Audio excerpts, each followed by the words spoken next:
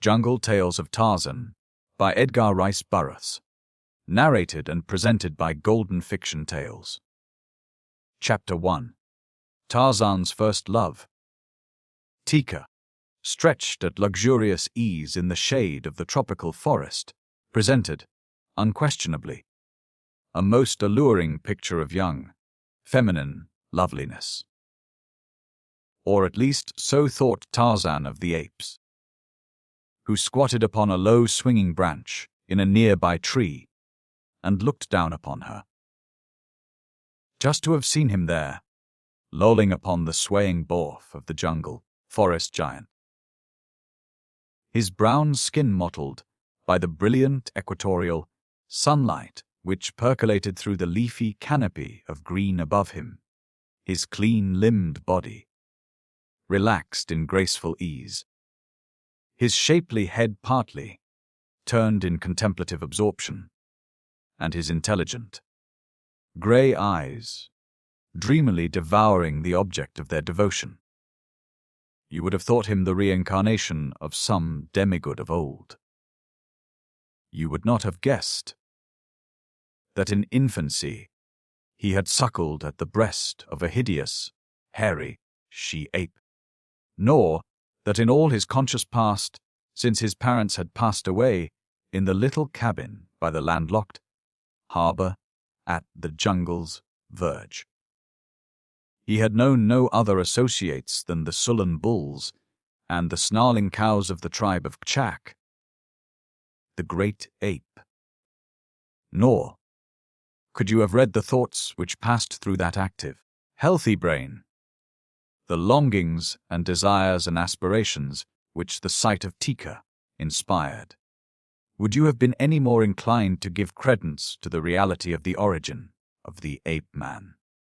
For, from his thoughts alone, you could never have gleaned the truth that he had been born to a gentle English lady, or that his sire had been an English nobleman of time-honored lineage. Lost to Tarzan of the Apes was the truth of his origin, that he was John Clayton, Lord Greystoke, with a seat in the House of Lords. He did not know, nor, knowing, would have understood. Yes, Teeka was indeed beautiful. Of course Kala had been beautiful. One's mother is always that. But Teeka was beautiful in a way all her own. An indescribable sort of way which Tarzan was just beginning to sense in a rather vague and hazy manner. For years had Tarzan and Teeka been playfellows, and Teeka still continued to be playful, while the young bulls of her own age were rapidly becoming surly and morose. Tarzan, if he gave the matter much thought at all, probably reasoned that his growing attachment for the young female could be easily accounted for by the fact that of the former playmates she, and he alone, retained any desire to frolic as of old. But today, as he sat gazing upon her, he found himself noting the beauties of Teeka's form and features, something he never had done before, since none of them had aught to do with Teeka's ability to race nimbly through the lower terraces of the forest in the primitive games of tag and hide and go seek which Tarzan's fertile brain evolved. Tarzan scratched his head, running his fingers deep into the shock of black hair which framed his shapely, boyish face. He scratched his head and sighed. Teeka's new-found beauty became as suddenly his despair. He envied her the handsome coat of hair which covered her body. His own smooth, brown hide he hated with a hatred born of disgust and contempt. Years back he had harbored a hope that some day he, too, would be clothed in hair, as were all his brothers and sisters. But of late he had been forced to abandon the delectable dream. Then there were Teeka's great teeth, not so large as the male's, of course, but still mighty. Handsome things by comparison with Tarzan's feeble white ones. And her beetling brows, and broad, flat nose, and her mouth! Tarzan had often practiced making his mouth into a little round circle, and then puffing out his cheeks while he winked his eyes, rapidly. But he felt that he could never do it in the same cute and irresistible way in which Teeka did it. And as he watched her that afternoon, and wondered, a young bull ape who had been lazily foraging for food beneath the damp, matted carpet of decaying vegetation at the roots of a nearby tree lumbered awkwardly in Teeka's direction. The other apes of the tribe of Kerchak moved listlessly about, or lolled restfully in the midday heat of the equatorial jungle. From time to time one or another of them had passed close to Teeka, and Tarzan had been uninterested. Why was it then that his brows contracted and his muscles tensed as he saw Tog pause beside the young she and then squat down close to her? Tarzan always had liked Tog. Since childhood they had romped together. Side by side they had squatted near the water, their quick, strong fingers ready to leap forth and seize Pisa, the fish, should that wary denizen of the cool depths dart surfaceward to the lure of the insects. Tarzan tossed upon the face of the pool. Together they had baited Tublat and teased Numa, the lion.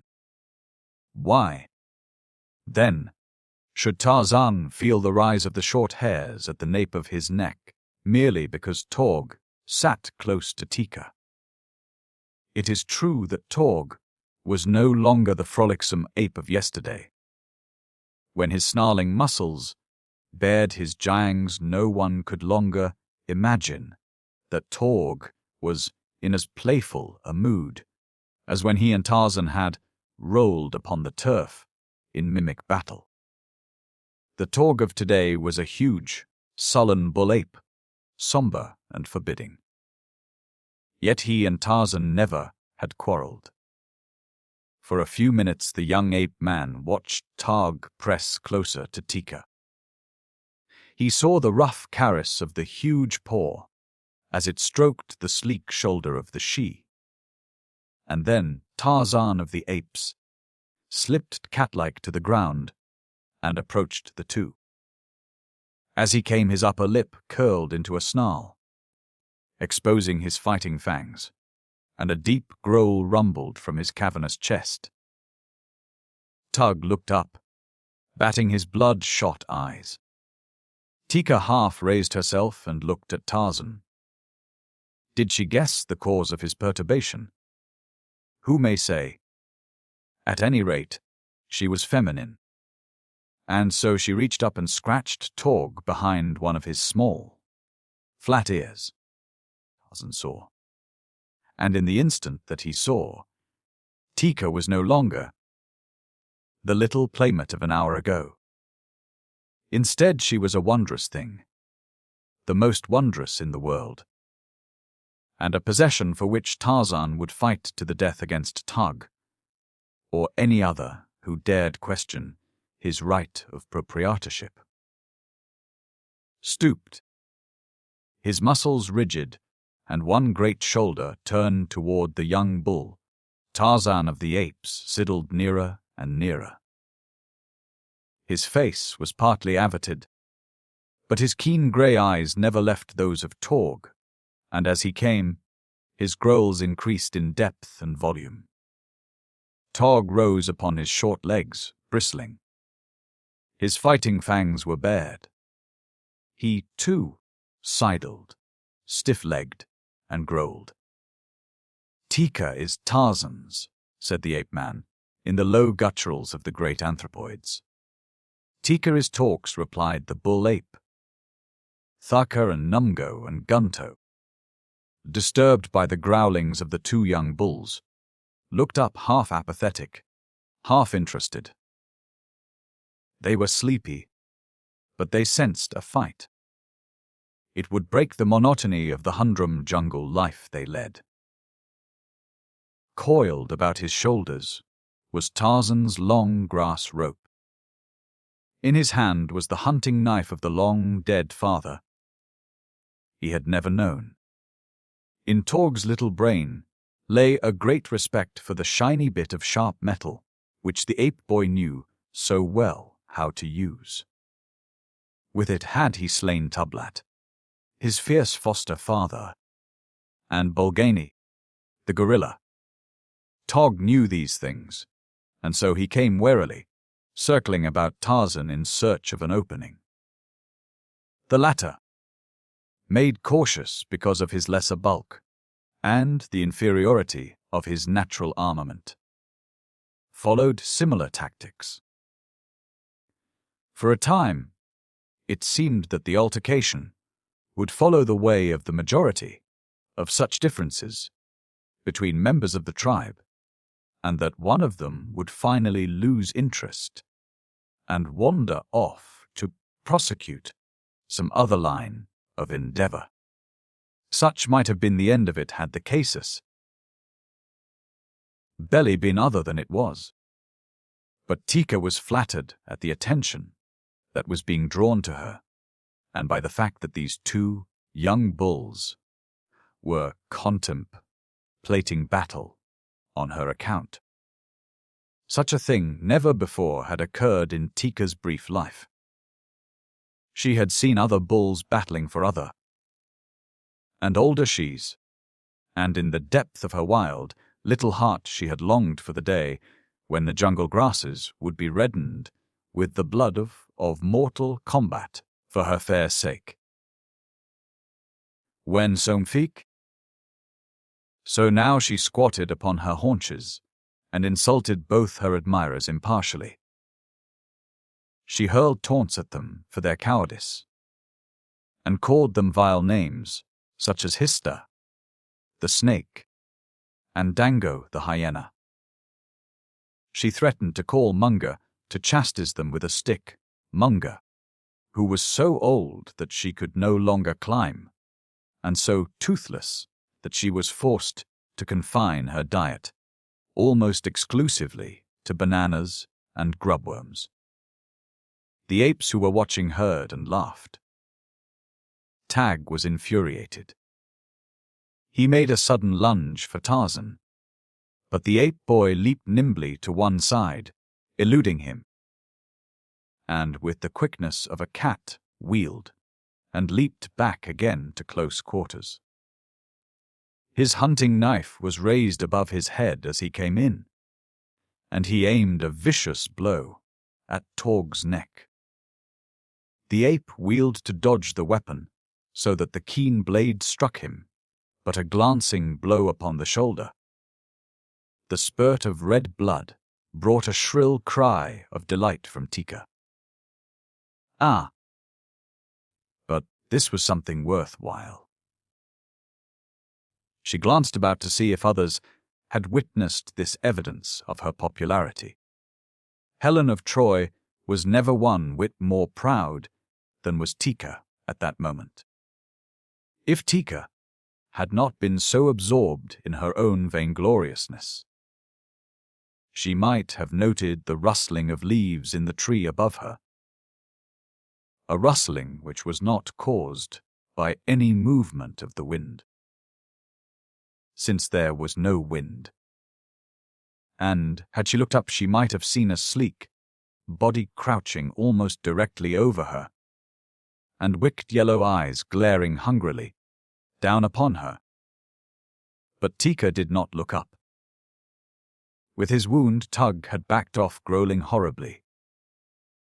Tarzan had followed him, screaming insults at him and menacing him with his brandishing blade. Teeka moved from beneath the tree in an effort to keep close to the duelists. The branch above. Teeka bent and swayed a trifle with the movement of the body of the watcher stretched along it. Tog had halted now, and was preparing to make a new stand. His lips were flecked with foam, and saliva drooled from his jowls. He stood with head lowered and arms outstretched, preparing for a sudden charge to close quarters. Could he but lay his mighty hands upon that soft, brown skin, the battle would be his. Tog considered Tarzan's manner of fighting unfair. He would not close. Instead, he leaped nimbly just beyond the reach of Tog's muscular fingers. The ape boy had as yet never come to a real trial of strength with a bull ape, other than in play, and so he was not at all sure that it would be safe to put his muscles to the test in a life and death struggle. Not that he was afraid, for Tarzan knew nothing of fear. The instinct of self-preservation gave him caution. That was all. He took risks only when it seemed necessary. And then he would hesitate at nothing. His own method of fighting seemed best fitted to his build and to his armament.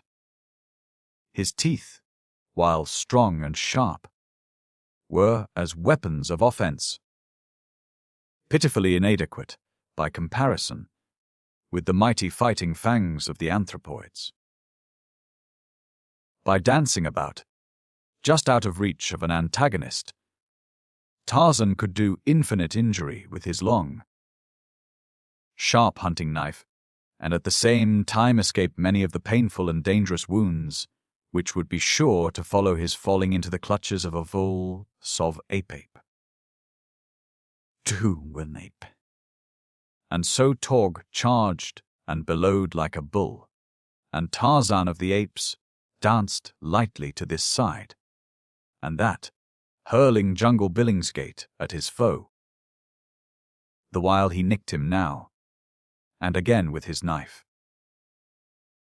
There were lulls in the fighting when the two would stand panting for breath, facing each other, mustering their wits and their forces for a new onslaught. It was during a pause, such as this, that Tog chanced to let his eyes rove beyond his foeman. Instantly the entire aspect of the ape altered. Rage left his countenance to be supplanted by an expression of fear. With a cry that every ape there recognized, Tog turned and fled. No need to question him. His warning proclaimed the near presence of their ancient enemy. Tarzan started to seek safety, as did the other members of the tribe, and as he did so he heard a panther's scream mingled with the frightened cry of a she-ape. Tug heard, too, but he did not pause in his flight. With the ape boy, however, it was different. He looked back to see if any member of the tribe, close pressed by the beast of prey. And the sight that met his eyes filled them with an expression of horror. Teeka, it was who cried out in terror, as she fled across a little clearing toward the trees upon the opposite side. For after her leaped Sheeta, the panther, in easy, graceful bounds. Sheeta appeared to be in no hurry. His meat was assured, since, even though the ape reached the trees ahead of him, she could not climb beyond his clutches before he could be upon her. And Tarzan saw that Teeka must die. He cried to Tag and the other bulls to hasten to Teeka's assistance, and at the same time he ran toward the pursuing beast, taking down his rope as he came. Tarzan knew that once the great bulls were aroused, none of the jungle, not even Numa, the lion, was anxious to measure fangs with them. and that if all those of the tribe who chanced to be present today would charge, Sheeta, the great cat, would doubtless turn tail and run for his life. Tug heard, as did the others. But no one came to Tarzan's assistance or Teeka's rescue, and Sheeta was rapidly closing up the distance between himself and his prey. The ape boy, leaping after the panther, cried aloud to the beast in an effort to turn it from Teeka, or otherwise distract its attention, until the she-ape could gain the safety of the higher branches where Sheeta dare not go. He called the panther every opprobrious name that fell to his tongue. He dared him to stop and do battle with him, but Sheeta only loped on after the luscious Tibbet now, almost within his reach. Tarzan was not far behind, and he was gaining, but the distance was so short that he scarce hoped to overhaul the carnivore before it had felled Teeka. In his right hand the boy swung his grass rope above his head as he ran. He hated to chance a miss, for the distance was much greater than he ever had cast before except in practice. It was the full length of his grass rope which separated him from Sheeta, and yet there was no other thing to do. He could not reach the brute's side before it overhauled Teeka. He must chance a throw, and just as Teeka sprang for the lower limb of a great tree, and Sheeta rose behind her in a long, sinuous leap, the coils of the ape boy's grass rope shot swiftly through the air, straightening into a long thin line as the open noose hovered for an instant above the savage head and the snarling jaws. Then it settled, clean and true about the tawny neck. It settled, and Tarzan, with a quick twist of his rope hand, the noose taut, bracing himself for the shock when Sheeta should have taken up the slack.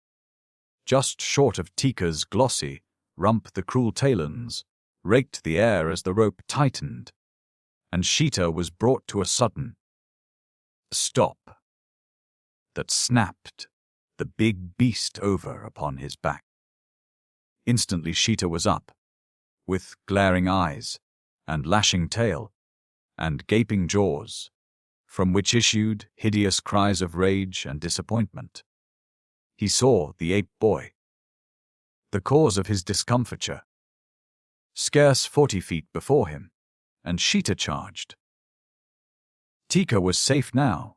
Tarzan saw to that by a quick glance into the tree, whose safety she had gained not an instant too soon, and Sheeta was charging. It were useless to risk his life in idle and unequal combat from which no good could come. But could he escape a battle with the enraged cat? And if he was forced to fight, what chance had he to survive? Tarzan was constrained to admit that his position was aught but a desirable one. The trees were too far to hope to reach in time to elude the cat. Tarzan could but stand facing that hideous charge.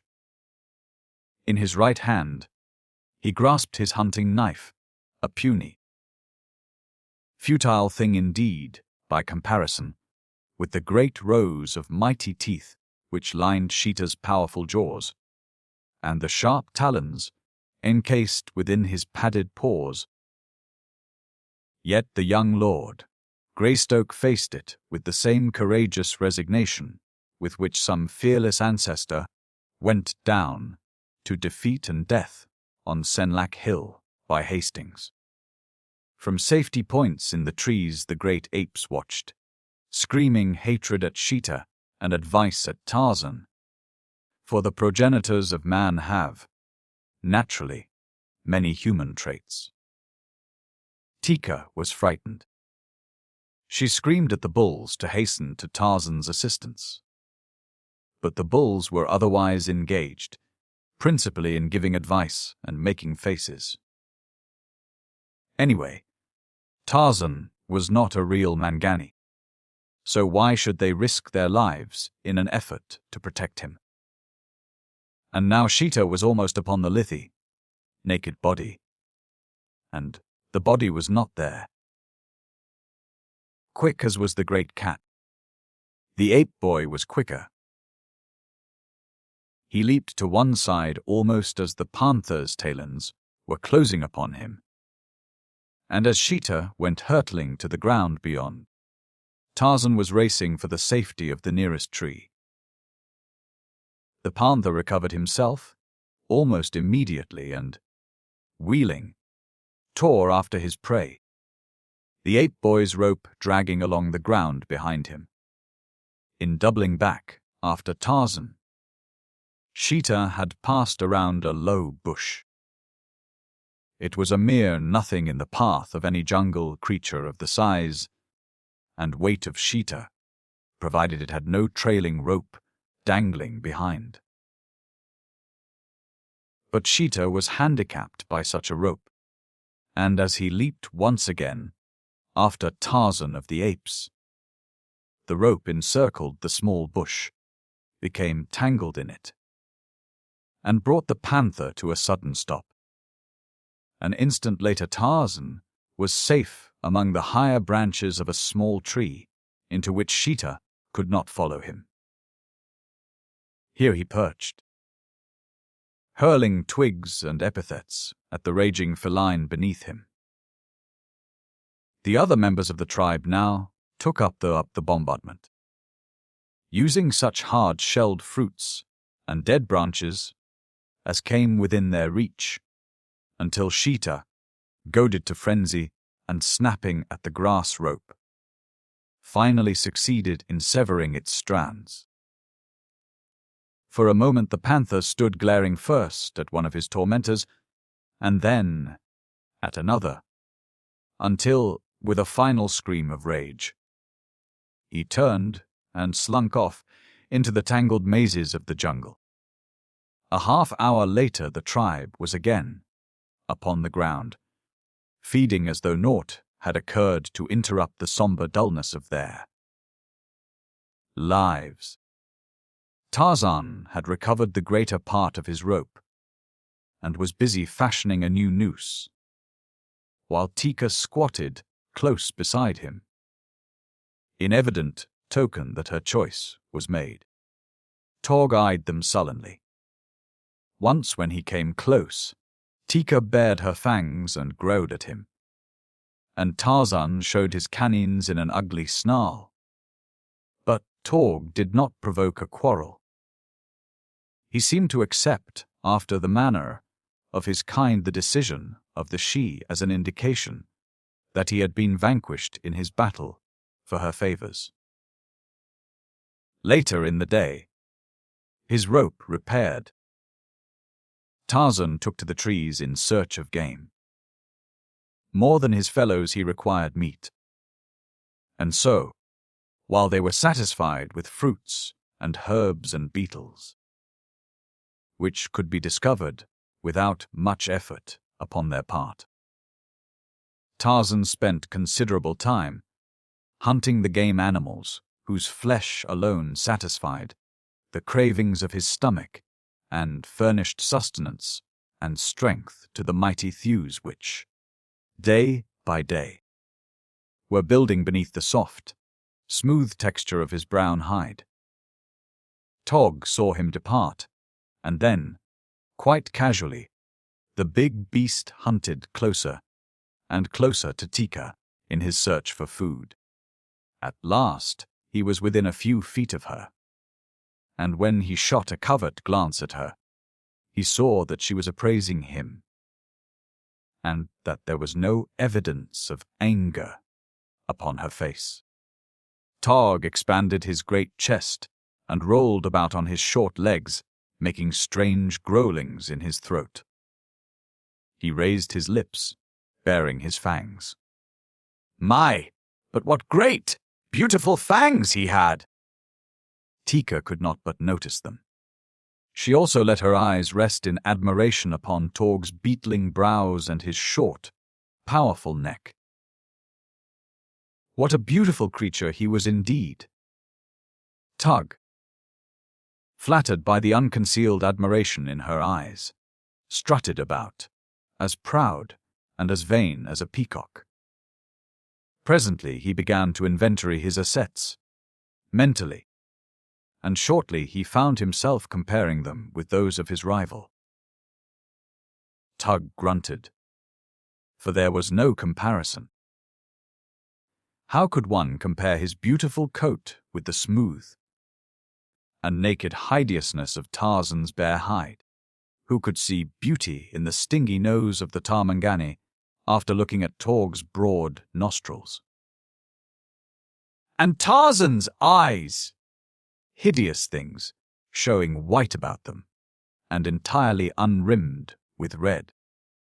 Tog knew that his own bloodshot eyes were beautiful, for he had seen them reflected in the glassy surface of many a drinking pool. The bull drew nearer to Teeka, finally squatting close against her. When Tarzan returned from his hunting a short time later, it was to see Teeka contentedly scratching the back of his rival. Tarzan was disgusted. Neither Torg nor Teeka saw him as he swung through the trees into the glade. He paused a moment, looking at them. Then, with a sorrowful grimace, he turned and faded away into the labyrinth of leafy boughs and festooned moss out of which he had come. Tarzan wished to be as far away from the cause of his heartache as he could. He was suffering the first pangs of blighted love, and he didn't quite know what was the matter with him. He thought that he was angry with Tog, and so he couldn't understand why it was that he had run away instead of rushing into mortal combat with the destroyer of his happiness. He also thought that he was angry with Teeka. Yet a vision of her many beauties persisted in haunting him, so that he could only see her in the light of love as the most desirable thing in the world. The ape boy craved affection. From babyhood until the time of her death, when the poisoned arrow of Kalonga had pierced her savage heart, Kala had represented to the English boy the sole object of love which he had known. In her wild, fierce way, Kala had loved her adopted son, and Tarzan had returned that love, though the outward demonstrations of it were no greater than might have been expected from any other beast of the jungle. It was not until he was bereft of her that the boy realized how deep had been his attachment for his mother, for as such he looked upon her. In Teeka he had seen within the past few hours a substitute for Kala, someone to fight for and to hunt for, someone to caress, but now his dream was shattered. Something hurt within his breast. He placed his hand over his heart and wondered what had happened to him. Vaguely, he attributed his pain to Teeka. The more he thought of Teeka, as he had last seen her, caressing Tog, the more the thing within his breast hurt him. Tarzan shook his head and growled. Then, on and on through the jungle he swung, and the farther he travelled, and the more he thought upon his wrongs, the nearer he approached becoming an irreclaimable misogynist. 2 days later he was still hunting alone, very morose and very unhappy. But he was determined never to return to the tribe. He could not bear the thought of seeing Tug and Teeka always together. As he swung upon a great limb Numa, the lion, and Saber, the lioness, passed beneath him, side by side, and Saber leaned against the lion and bit playfully at his cheek. It was a half-caress. Tarzan sighed and hurled a nut at them. Later he came upon several of Mbonga's black warriors. He was upon the point of dropping his nous about the neck of one of them, who was a little distance from his companions, when he became interested in the thing which occupied the savages. The ages. They were building a cage in the trail and covering it with leafy branches. When they had completed their work, the structure was scarcely visible. Tarzan wondered what the purpose the thing might be, and why, when they had built it, they turned away and started back along the trail in the direction of their village. 14. It had been some time since Tarzan had visited the blacks and looked down from the shelter of the great trees, which overhung their palisade, upon the activities of his enemies, from among whom had come the slayer of Kola. Although he hated them, Tarzan derived considerable entertainment in watching them at their daily life within the village, and especially at their dances, when the fires glared against their naked bodies, as they leaped and turned and twisted in mimic warfare. It was rather in the hope of witnessing something of the kind that he now followed the warriors back toward their village. But in this he was disappointed, for there was no dance that night. Instead, from the safe concealment of his tree, Tarzan saw little groups seated about tiny fires, discussing the events of the day. And in the darker corners of the village he descried isolated couples talking and laughing together.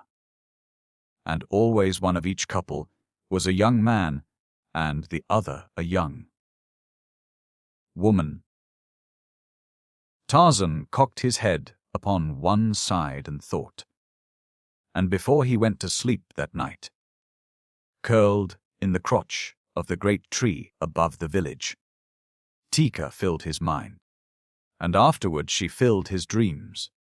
She and the young black men laughing and talking with the young black women. Torg, hunting alone, had wandered some distance from the balance of the tribe. He was making his way slowly along an elephant path when he discovered that it was blocked with undergrowth. Now Tag, come into maturity, was an evil-natured brute of an exceeding short temper. When something thwarted him, his sole idea was to overcome it by brute strength and ferocity. And so now, when he found his way blocked, he tore angrily into the leafy screen, and an instant later found himself within a strange lair, his progress effectually blocked, notwithstanding his most violent efforts to forge ahead. Biting and striking at the barrier, Torg finally worked himself into a frightful rage, but all to no avail. And at last he became convinced that he must turn back. But when he would have done so, what was his chagrin to discover that another barrier had dropped behind him while he fought to break down the one before him. Tog was trapped. Until exhaustion overcame him, he fought frantically for his freedom, but all for naught. In the morning, a party of blacks set out from the village of Bonga in the direction of the trap they had constructed the previous Demas day. This day, while among the branches of the trees above them hovered a naked young giant, filled with the curiosity of the wild things. Manu, the monkey, chattered and scolded as Tarzan passed. And though he was not afraid of the familiar figure of the ape boy, he hugged closer to him the little brown body of his life's companion. Tarzan laughed as he saw it, but the laugh was followed by a sudden clouding of his face and a deep sigh. A little farther on, a gaily feathered bird strutted about, before the admiring eyes of his somber-hued mate. It seemed to Tarzan that everything in the jungle was combining to remind him that he had lost Teeka. Yet every day of his life, he had seen these same things, and thought nothing of them. When the blacks reached the trap, Torg set up a great commotion.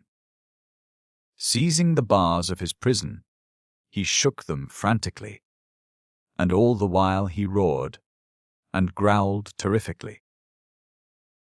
The blacks were elated, for while they had not built their trap for this hairy tree man, they were delighted with their catch.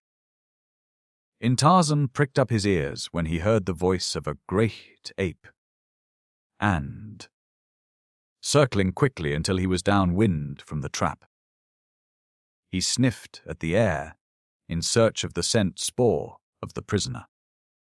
Nor was it long before there came to those delicate nostrils the familiar odor that told Tarzan the identity of the captive as unerringly as though he had looked upon Teg with his eyes.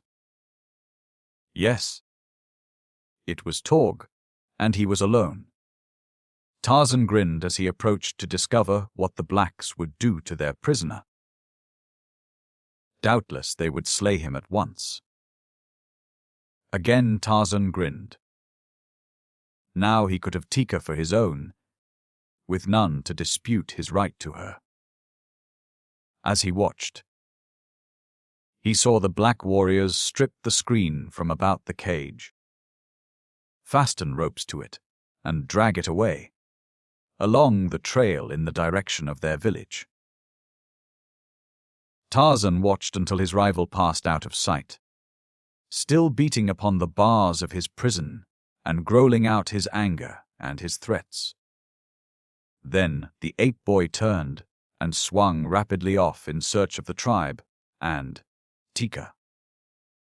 Once upon the journey, he surprised Sheeta and his family in a little overgrown clearing. The great cat lay stretched upon the ground, while his mate, one paw across her lord's savage face, licked at the soft white fur at his throat.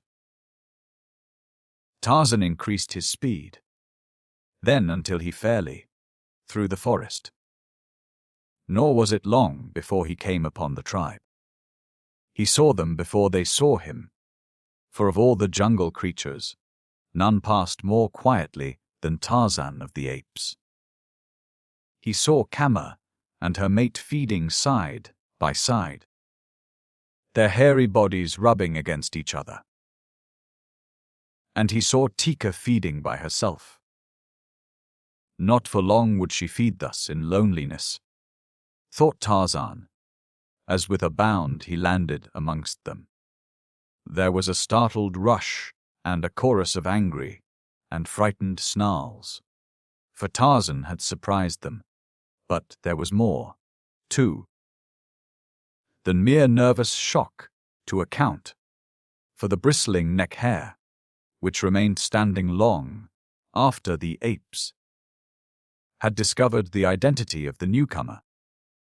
Tarzan noticed this, as he had noticed it many times in the past, that always his sudden coming among them left them nervous and unstrung for a considerable time, and that they one and all found it necessary to satisfy themselves that he was indeed Tarzan by smelling about him a half-dozen or more times before they calmed down. Pushing through them, he made his way toward Teeka, but as he approached her, the ape drew away. "Teeka," he said, "it is Tarzan. You belong to Tarzan. I have come for you." The ape drew closer, looking him over carefully. Finally, she sniffed at him, as though to make assurance doubly sure. "Where is Tug?" she asked. "The Gomangani have him," replied Tarzan. "They will kill him." In the eyes of the she, Tarzan saw a wistful expression and a troubled look of sorrow as he told her of Torg's fate. But she came quite close and snuggled against him. And Tarzan, Lord Greystoke, put his arm about her. As he did so, he noticed, with a start, the strange incongruity of that smooth, brown arm against the black and hairy coat of his lady love. He recalled the paw of Sheeta's mate across Sheeta's face. No incongruity there. He thought of little Manu hugging his she, and how the one seemed to belong to the other. Even the proud male bird, with his guy plumage, bore a close resemblance to his quieter spouse, while Numa, but for his shaggy mane, was almost a counterpart of Saber. The lioness. The males and the females differed, it was true, but not with such differences as existed between Tarzan and Teeka. Tarzan was puzzled. There was something wrong. His arm dropped from the shoulder of Teeka. Very slowly he drew away from her. She looked at him with her head cocked upon one side. Tarzan rose to his full height and beat upon his breast with his fists. He raised his head toward the heavens and opened his mouth. From the depths of his lungs rose the fierce, weird challenge of the victorious bull ape. The tribe turned curiously to eye him. He had killed nothing, nor was there any antagonist to be goaded to madness by the savage scream. No, there was no excuse for it, and they turned back to their feeding, but with an eye upon the ape-man, lest he be preparing to suddenly run amok. As they watched him, they saw him swing into a nearby tree and disappear from sight. Then they forgot him, even Teeka. Mbonga's black warriors, sweating beneath their strenuous task, and resting often, made slow progress toward their village. Always the savage beast in the primitive cage growled and roared when they moved him. He beat upon the bars and slavered at the mouth. His noise was hideous. They had almost completed their journey and were making their final rest before forging ahead to gain the clearing in which lay their village. A few more minutes would have taken them out of the forest, and then, doubtless, the thing would not have happened which did happen. A silent figure moved through the trees above them. Keen eyes inspected the cage and counted the number of warriors. An alert and daring brain figured upon the chances of success when a certain plan should be put to the test. Tarzan watched the blacks lolling in the shade. They were exhausted. Already several of them slept. He crept closer, pausing just above them. Not a leaf rustled before his stealthy advance. He waited in the infinite patience of the beast of prey. Presently, but two of the warriors remained awake, and one of these was dozing. Tarzan of the Apes gathered himself, and as he did so the black, who did not sleep, arose and passed around to the rear of the cage. The ape boy followed just above his head. Tug was eyeing the warrior and emitting low growls. Tarzan feared that the anthropoid would awaken the sleepers. In a whisper which was inaudible to the ears of the Negro, Tarzan whispered Torg's name, cautioning the ape to silence. And Torg's growling ceased. The black approached the rear of the cage and examined the fastenings of the door.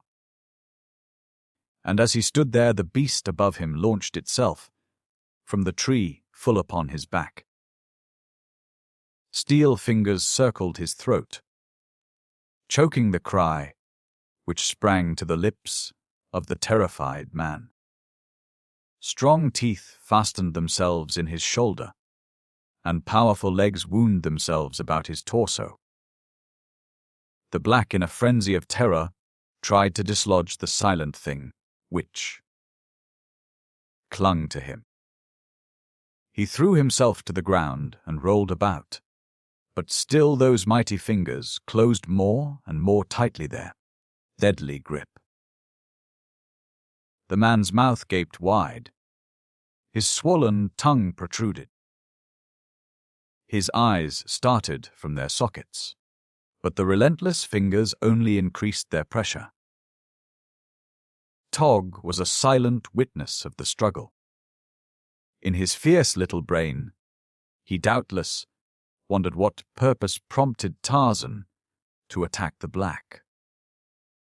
Tog had not forgotten his recent battle with the ape boy, nor the cause of it. Now he saw the form of the Gomangani suddenly go limp. There was a convulsive shiver, and the man lay still. Tarzan sprang from his prey and ran to the door of the cage. With nimble fingers, he worked rapidly at the thongs which held the door in place. Tug could only watch. He could not help. Presently Tarzan pushed the thing up a couple of feet, and Tog crawled out. The ape would have turned upon the sleeping blacks, that he might wreak his pent vengeance, but Tarzan would not permit it. Instead, the ape boy dragged the body of the black within the cage and propped it against the side bars. Then he lowered the door and made fast the thongs as they had been before. A happy smile lighted his features as he worked, for one of his principal diversions was the baiting of the blacks of Mbonga's village.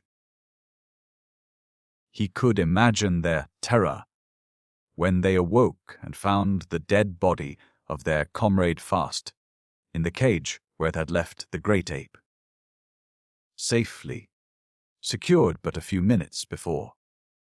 Tarzan and Tog took to the trees together, the shaggy coat of the fierce ape brushing the sleek skin of the English lordling as they passed through the primeval jungle side by side. "Go back, Teeka," said Tarzan. "She is yours." "Tarzan does not want her." "Tarzan has found another she?" asked Tug. The ape boy shrugged. "For the Gomangani there is another Gomangani," he said. "For Numa, the lion, there is Saber, the lioness. For Sheeta, there is a she of his own kind. For Bara, the deer. For Manu, the monkey. For all the beasts and the birds of the jungle is there a mate. Only for Tarzan of the apes is there none. Tug is an ape. Teeka is an ape. Go back to Teeka. Tarzan is a man. He will go alone." Chapter 2. The Capture of Tarzan. The black warriors labored in the humid heat of the jungle's stifling shade. With war spears they loosened the thick, black loam and the deep layers of rotting vegetation. With heavy nailed fingers, they scooped away the disintegrated earth from the center of the age-old game trail. The Jean. Often they ceased their labors to squat, resting and gossiping, with much laughter, at the edge of the pit they were digging. against the boles of nearby trees, leaned their long, oval shields of thick buffalo hide, and the spears of those who were doing the scooping. Sweat glistened upon their smooth, even skins, beneath which rolled rounded muscles, supple in the perfection of nature's uncontaminated health. A reed buck, stepping warily along the trail toward water, halted as a burst of laughter broke upon his startled ears. For a moment he stood statuesque, but for his sensitively dilating nostrils. Then he wheeled and fled noiselessly from the terrifying presence of man. 100 yards away, deep in the tangle of impenetrable jungle, Numa, the lion, raised his massive head. Numa had dined well until almost daybreak, and it had required much noise to awaken him. Now he lifted his muzzle and sniffed the air, caught the acrid scent spore of the reed buck and the heavy scent of man. But Numa was well filled. With a low, disgusted grunt, he rose and slunk away. Brilliantly plumaged birds with raucous voices darted from tree to tree. Little monkeys, chattering and scolding, swung through the swaying limbs above the black warriors. Yet they were alone, for the teeming jungle with all its myriad life, like the swarming streets of a great metropolis, is one of the loneliest spots in God's great universe. But were they alone? Above them, lightly balanced upon a leafy tree limb, a grey-eyed youth watched with eager intentness their every move. The fire of hate, restrained, smouldered beneath the lad's evident desire to know the purpose of the black men's labors. Such a one as these it was who had slain his beloved Kala. For them, there could be naught but enmity. Yet, he liked well to watch them, avid as he was, for greater knowledge of the ways of man. He saw the pit grow in depth, until a great hole yawned the width of the trail, a hole which was amply large enough to hold at one time all of the 6 excavators. Tarzan could not guess the purpose of so great a labor. And when they cut long stakes, sharpened at their upper ends, and set them at intervals upright in the bottom of the pit, his wonderment but increased, nor was it satisfied with the placing of the light cross poles over the pit, or the careful arrangement of leaves and earth which completely hid from view the work the black men had performed. When they were done, they surveyed their handiwork with evident satisfaction, and Tarzan surveyed it, too. Even to his practiced eye, there remained scarce a vestige of evidence that the ancient game trail had been tampered with in any way. So, absorbed was the ape-man in speculation as to the purpose of the covered pit that he permitted the blacks to depart in the direction of their village without the usual baiting which had rendered him the terror of Mbonga's people and had afforded Tarzan both a vehicle of revenge and a source of inexhaustible delight. Puzzle as he would, however, he could not solve the mystery of the concealed pit, for the ways of the blacks were still strange ways to Tarzan. They had entered his jungle but a short time before, the first of their kind to encroach upon the age-old supremacy of the beasts which laired there. To Numa, the lion to Tanta, the elephant to the great apes and the lesser apes, to each and all of the myriad creatures of this savage wild, The ways of man were new.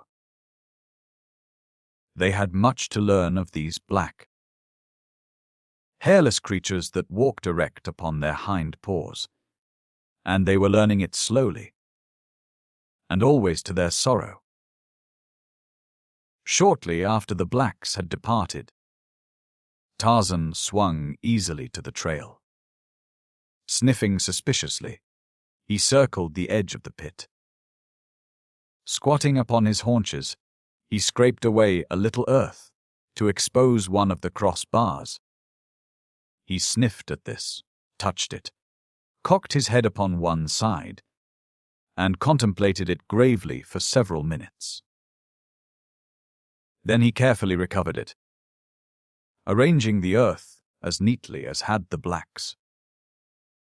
This done, he swung himself back among the branches of the trees and moved off in search of his hairy fellows, the great apes of the tribe of Kerchak. Once he crossed the trail of Numa, the lion, pausing for a moment to hurl a soft fruit at the snarling face of his enemy, and to taunt and insult him, he calling him eater of carrion and brother of Dango, the hyena. Numa, his yellow-green eyes round and burning with concentrated hate, glared up at the dancing figure above him. Low growls vibrated his heavy jowls, and his great rage transmitted to his sinuous tail a sharp, whip-like motion. But realizing from past experience the futility of long-distance argument with the ape-man, he turned presently and struck off into the tangled vegetation which hid him from the view of his tormentor. His Simemble, with a final scream of jungle invective and an ape-like grimace at his departing foe, Tarzan continued along his way. Another mile, and a shifting wind brought to his keen nostrils a familiar, pungent odor close at hand, and a moment later there loomed beneath him a huge, grey-black bulk forging steadily along the jungle trail. Tarzan seized and broke a small tree limb, and at the sudden cracking sound the ponderous figure halted. Great ears were thrown forward, and a long, supple trunk rose quickly to wave to and fro in search of the scent of an enemy, while two weak, little eyes peered suspiciously and futilely about in quest of the author of the noise, which had disturbed his peaceful way. Tarzan laughed aloud and came closer above the head of the pachyderm. "Tantor! Tantor!" he cried. "Bara, the deer is less fearful than you Tantor, the elephant. Greatest of the jungle folk, with the strength as many Numas, as I have toes upon my feet and fingers upon my hands. Tantor, who can uproot great trees, trembles with fear at the sound of a broken twig. A rumbling noise, which might have been either a sign of contempt or a sight of relief, was Tantor's only reply as the uplifted trunk and ears came down, and the beast's tail dropped to normal, but his eyes still roved about in search of Tarzan. He was not long kept in suspense, however, as to the whereabouts of the ape-man, for a second later, the youth dropped lightly to the broad head of his old friend. Then, stretching himself at full length, he drummed with his bare toes upon the thick hide, and as his fingers scratched the more tender surfaces beneath the great ears, he talked to Tantor of the gossip of the jungle as though the great beast understood. Every word that he said, much there was which Tarzan could make Tantor understand, and though the small talk of the wild was beyond the great, grey dreadnought of the jungle, He stood with blinking eyes and gently swaying trunk, as though drinking in every word of it with keenest appreciation. As a matter of fact, it was the pleasant, friendly voice and caressing hands behind his ears which he enjoyed, and the close proximity of him, whom he had often borne upon his back since Tarzan, as a little child, had once fearlessly approached the great bull, assuming upon the part of the pachyderm the same friendliness which filled his own heart. Barkins. In the years of their association, Tarzan had discovered that he possessed an inexplicable power to govern and direct his mighty friend. At his bidding, Tantor would come from a great distance, as far as his keen ears could detect the shrill and piercing summons of the ape-man, and when Tarzan was squatted upon his head, Tantor would lumber through the jungle in any direction which his rider bade him go. It was the power of the man-mind over that of the brute, and it was just as effective, as though both fully understood its origin, though neither did. For half an hour Tarzan sprawled there upon Tantor's back. Time had no meaning for either of them. Life, as they saw it, consisted principally in keeping their stomachs filled. To Tarzan this was a less arduous labor than to Tantor, for Tarzan's stomach was smaller, and being omnivorous, food was less difficult to obtain. If one sort did not come readily to hand, there were always many others to satisfy his hunger. He was less particular as to his diet than Tantor, who would eat only the bark of certain trees, and the wood of others, while a third appealed to him only through its leaves, and these, perhaps, just at certain seasons of the year. Tantor must needs spend the better part of his life in filling his immense stomach against the needs of his mighty thews. It is thus with all the lower orders. Their lives are so occupied either with searching for food or with the processes of digestion that they have little time for other considerations. Correlate occasions. Doubtless, it is this handicap which has kept them from advancing as rapidly as man, who has more time to give to thought upon other matters. However, these questions troubled Tarzan but little, and Tantor not at all. What the former knew was that he was happy in the companionship of the elephant. He did not know why. He did not know that because he was a human being, a normal, healthy human being. He craved some living thing upon which to lavish his affection. His childhood playmates among the apes of Kerchak were now great, sullen brutes. They felt nor inspired but little affection. The younger apes Tarzan still played with occasionally.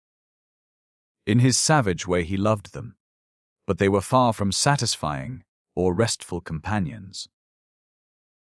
Tantor was a great mountain of calm, of poise, of stability. It was restful and satisfying to sprawl upon his rough pate and pour one's vague hopes and aspirations into the great ears which flapped ponderously to and fro in apparent understanding. Of all the jungle folk, Tantor commanded Tarzan's greatest love since Kala had been taken from him. Sometimes Tarzan wondered if Tantor reciprocated his affection. It was difficult to know. It was the call of the stomach, the most compelling and insistent call which the jungle knows, that took Tarzan finally back to the trees and off in search of food. while Tanta continued his interrupted journey in the opposite direction. For an hour the ape-man foraged. A lofty nest yielded its fresh, warm harvest. Fruits, berries, and tender plantain found a place upon his menu in the order that he happened upon them, for he did not seek such foods. Meat. Meat. It was always meat that Tarzan of the Apes hunted. But sometimes meat eluded him, as today. And as he roamed the jungle, his active mind busied itself, not alone with his hunting, but with many other subjects. He had a habit of recalling often the events of the preceding days and hours. He lived over his visit with Tanta. He cogitated upon the digging blacks and the strange, covered pit they had left behind them. He wondered again and again what its purpose might be. He compared perceptions and arrived at judgments. He compared judgments, reaching conclusions. Not always correct ones. It is true, but at least he used his brain for the purpose God intended it. Which was the less difficult? Because he was not handicapped by the second hand, and usually erroneous, judgments of others.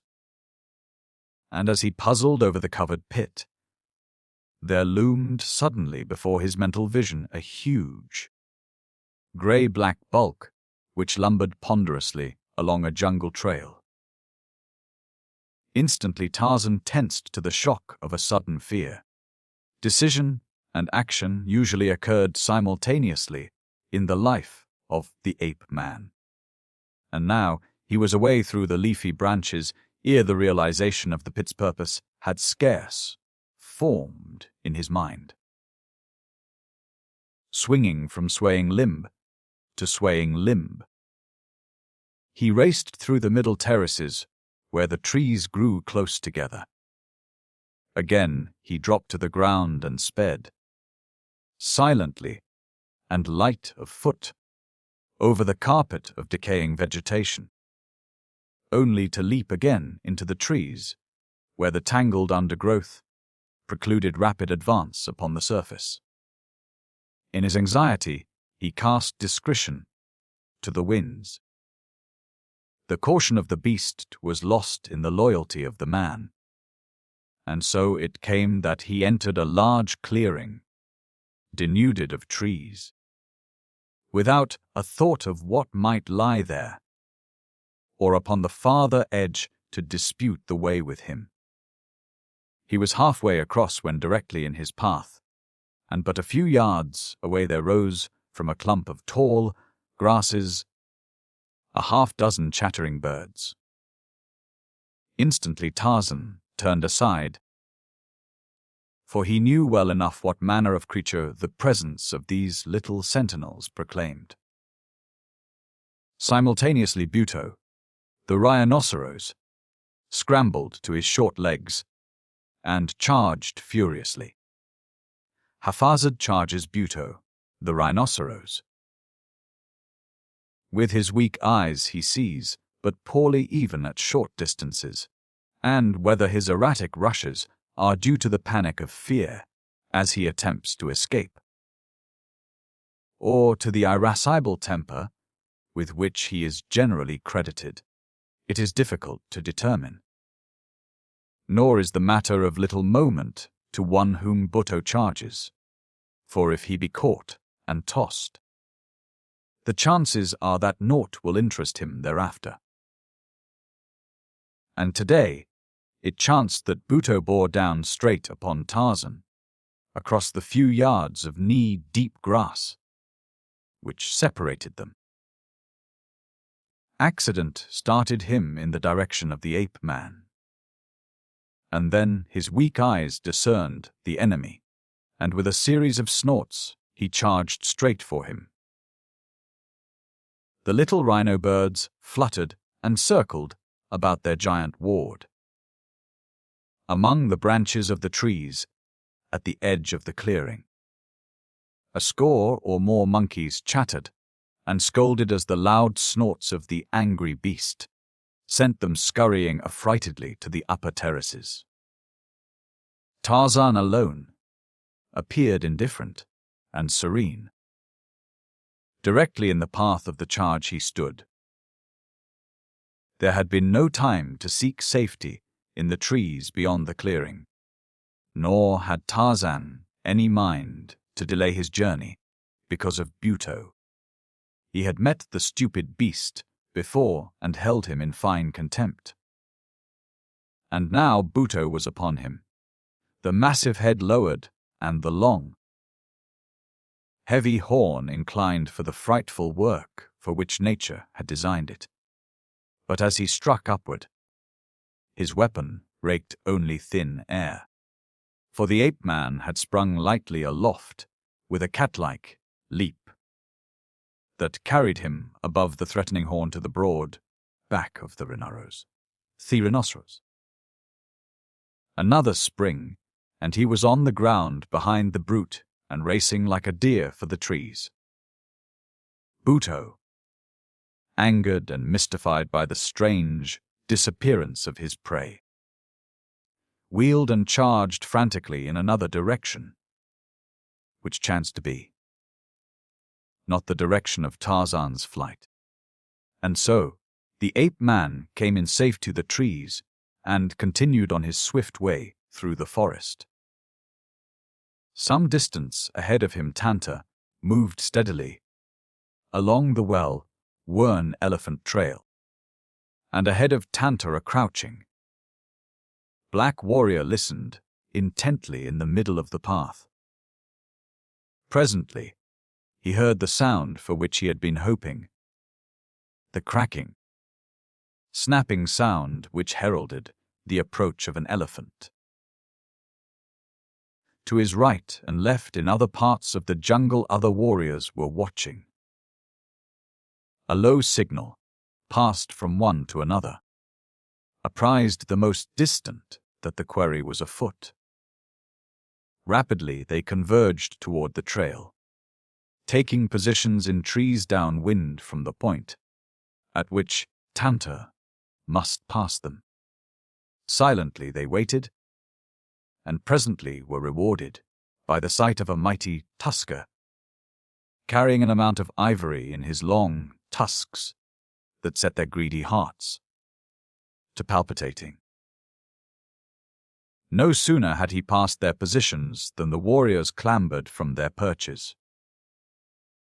No longer were they silent, but instead clapped their hands and shouted as they reached the ground.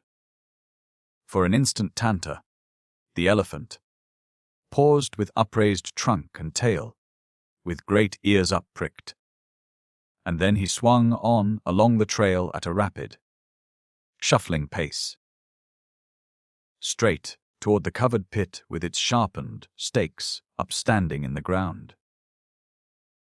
Behind him came the yelling warriors, urging him on in the rapid flight, which would not permit a careful examination of the ground before him. Tantor, the elephant, who could have turned and scattered his adversaries with a single charge, fled like a frightened deer, fled toward a hideous, torturing death. And behind them all came Tarzan of the apes, racing through the jungle forest with the speed and agility of a squirrel, for he had heard the shouts of the warriors and had interpreted them correctly. Once he uttered a piercing call that reverberated through the jungle, but Tanta, in the panic of terror, either failed to hear, or, hearing, dared not pause to heed. Now the giant Pachidam was a few yards from the hidden death, lurking in his path, and the blacks, certain of success, were screaming and dancing in his wake, waving their war spears and celebrating in advance the acquisition of the splendid ivory carried by the prey and the surfeit of elephant meat which would be theirs. This night, so intent were they upon their gratulations that they entirely failed to note the silent passage of the man-beast above their heads, nor did Tanta either see or hear him, even though Tarzan called to him to stop. A few more steps would precipitate Tanta upon the sharpened stakes. Tarzan fairly flew through the trees until he had come abreast of the fleeing animal, and then had passed. At the pit's hem verged the ape-man, dropped to the ground in the center of the trail. Tanta was almost upon him before his weak eyes permitted him to recognize his old friend. "Stop!" cried Tarzan, and the great beast halted to the upraised hand. Tarzan turned and kicked aside some of the brush which hid the pit. Instantly Tanta saw and understood. "Fight," growled Tarzan. "They are coming behind you." But Tanta, the elephant, is a huge bunch of nerves, and now he was half panic-stricken by terror. Before him yawned the pit. How far he did not know, but to right and left lay the primeval jungle untouched by man. With a squeal the great beast turned suddenly at right angles and burst his noisy way through the solid wall of matted vegetation that would have stopped any but him. Tarzan, standing upon the edge of the pit, smiled as he watched Tanta's undignified flight. Soon the blacks would come. It were best that Tarzan of the Apes faded from the scene. He essayed a step from the pit's edge, and as he threw the weight of his body upon his left foot, the earth crumbled away. Tarzan made a single Herculean effort to throw himself forward, but it was too late. Backward and downward, he went toward the sharpened stakes in the bottom of the pit. When, a moment later, the blacks came, they saw even from a distance that Tanta had eluded them, for the size of the hole in the pit covering was too small to have accommodated the huge bulk of an elephant. Pooh, elephant! At first they thought that their prey had put one great foot through the top and then, warned, drawn back. But when they had come to the pit's verge and peered over, their eyes went wide in astonishment, for, quiet and still, at the bottom lay the naked figure of a white giant. Some of them there had glimpsed this forest god before, and they drew back in terror, awed by the presence which they had, for some time believed to possess the miraculous powers of a demon. But others there were who pushed forward, thinking only of the capture of an enemy, and these leaped into the pit and lifted Tarzan out. There was no scar upon his body. None of the sharpened stakes had pierced him. Only a swollen spot at the base of the brain indicated the nature of his injury. Then, in falling backward, his head had struck upon the side of one of the stakes, rendering him unconscious. The blacks were quick to discover this, and equally quick to bind their prisoner's arms and legs before he should regain consciousness. For they had learned to harbor a wholesome respect for this strange man-beast that consorted with the hairy tree folk. They had carried him but a short distance toward their village, when the ape-man's eyelids quivered and raised. He looked about him wonderingly for a moment, and then full consciousness returned, and he realized the seriousness of his predicament. accustomed almost from birth to relying solely upon his own resources. He did not cast about for outside aid now, but devoted his mind to a consideration of the possibilities for escape which lay within himself and his own powers. He did not dare test the strength of his bonds while the blacks were carrying him, for fear they would become apprehensive and add to them. Presently his captors discovered that he was conscious, and as they had little stomach for carrying a heavy man through the jungle heat, they set him upon his feet and forced him forward among them, pricking him now and then with their spears, yet with every manifestation of the superstitious awe in which they held him. When they discovered that their prodding brought no outward evidence of suffering, their awe increased, so that they soon desisted, half believing that this strange white giant was a supernatural being, and so was immune from pain. As they approached their village, they shouted aloud the victorious cries of successful warriors, so that, by the time they reached the gate, dancing and waving their spears, a great crowd of men, women, and children were gathered there to greet them and hear the story of their adventure. As the eyes of the villagers fell upon the prisoner, they went wild, and heavy jaws fell open in astonishment and incredulity. For months they had lived in perpetual terror of a weird, white demon whom but few had ever glimpsed and lived to describe. Warriors had disappeared from the paths almost within sight of the village, and from the midst of their companions as mysteriously and completely as though they had been swallowed by the earth. And later, at night, their dead bodies had fallen, as from the heavens, into the village street. This fearsome creature had appeared by night in the huts of the village, killed, and disappeared, leaving behind him in the huts with his dead strange and terrifying evidences of an uncanny sense of humor. But now he was in their power.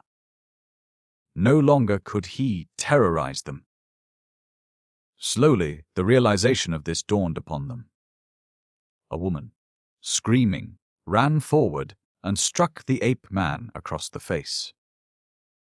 Another and another followed her example, until Tarzan of the Apes was surrounded by a fighting, clawing, yelling mob of natives. And then Bonga, the chief, came, and laying his spear heavily across the shoulders of his people, drove them from their prey. "We will save him until night," he said. Far out in the jungle, Tanta, the elephant, his first panic of fear allayed, stood with up-pricked ears and undulating trunk. What was passing through the convolutions of his savage brain? Could he be searching for Tarzan? Could he recall and measure the service the ape-man had performed for him? Of that there can be no doubt. But did he feel gratitude? Would he have risked his own life to have saved Tarzan? Could he have known of the danger which confronted his friend? You will doubt it.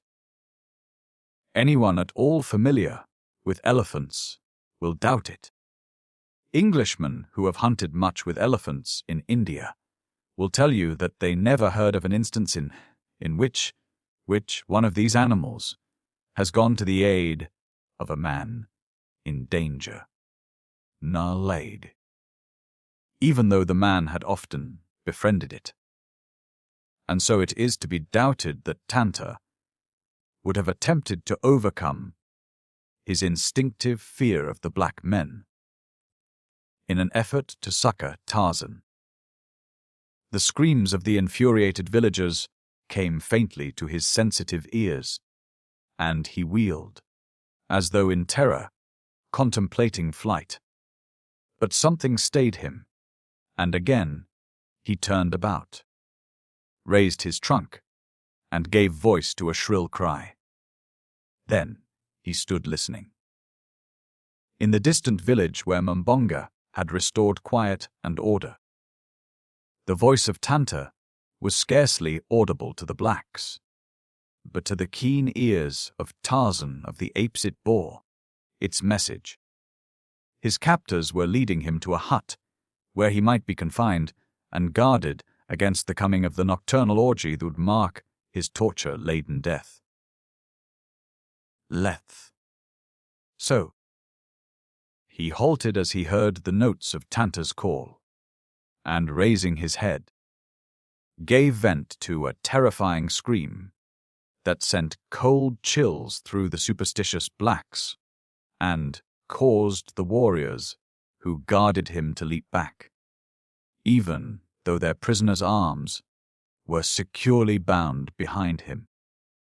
With raised spears they encircled him, as for a moment longer he stood listening.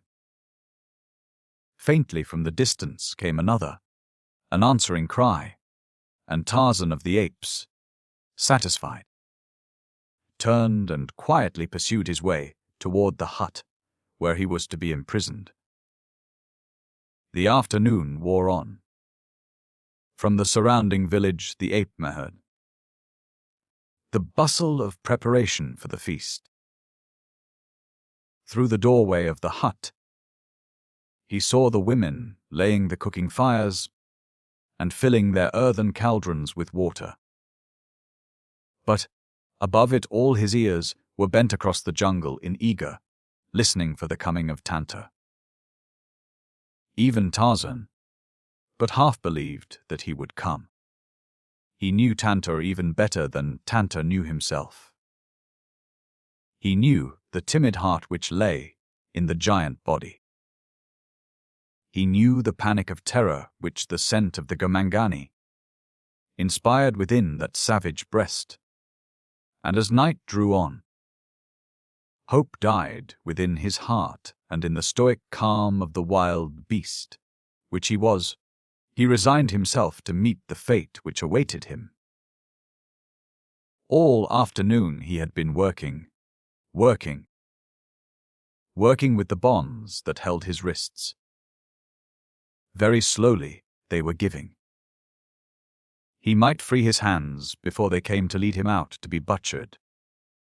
And if he did, Tarzan licked his lips in anticipation and smiled a cold, grim smile. He could imagine the feel of soft flesh beneath his fingers and the sinking of his white teeth into the throats of his foemen. He would let them taste his wrath before they overpowered him. At last they came, painted, befeathered warriors, even more hideous than nature had intended them. They came and pushed him into the open, where his appearance was greeted by wild shouts from the assembled villagers. To the stake they led him, and as they pushed him roughly against it preparatory to binding him there securely for dance of death that would presently encircle him, Tarzan tensed his mighty thews, and, with a single, powerful wrench parted the loosened thongs which had secured his hands. Like thought, for quickness, he leaped forward among the warriors nearest him. A blow sent one to earth. As, growling and snarling, the beast man leaped upon the breast of another. His fangs were buried instantly in the jugular of his adversary. And then 100 black men had leaped upon him and borne him to earth. Striking, clawing, and snapping, the ape man fought as his foster people had taught him to fight, fought like a wild beast cornered. His strength, his agility, his courage, and his intelligence rendered him easily a match for half a dozen black men in a hand-to-hand struggle. But not even Tarzan of the Apes could hope to successfully cope with 100.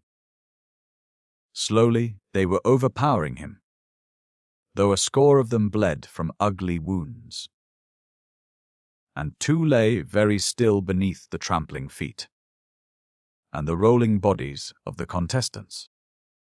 Overpower him they might, but could they keep him overpowered while they bound him?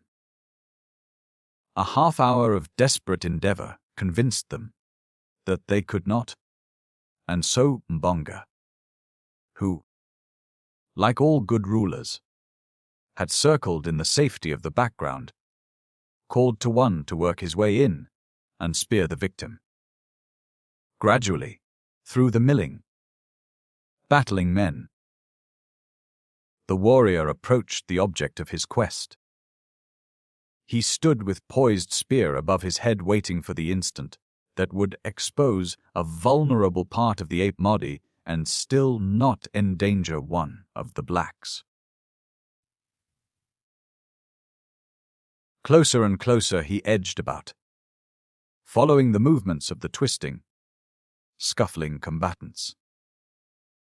The growls of the ape-man sent cold chills up the warrior's spine, causing him to go carefully, lest he miss at the first cast, and lay himself open to an attack from those merciless teeth and mighty hands. At last he found an opening. Higher he raised his spear, tensing his muscles, rolling beneath his glistening, ebon hide, and then from the jungle, just beyond the palisade, came a thunderous crashing. The spear hand paused.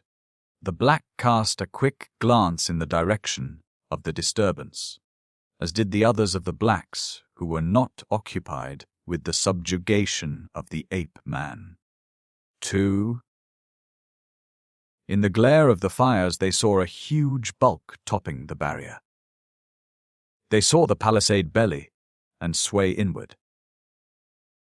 They saw it burst as though built of straws, and an instant later Tanta, the elephant, thundered down upon them. To right and left the blacks fled, screaming in terror. Some who hovered upon the verge of the strife with Tarzan heard and made good their escape. But a half-dozen there were so wrapped in the blood madness of battle that they failed to note the approach of the giant tusker. Upon these Tanta charged, trumpeting furiously. Above them he stopped, his sensitive trunk weaving among them, and there, at the bottom, he found Tarzan, bloody, but still battling. A warrior turned his eyes upward from the melee.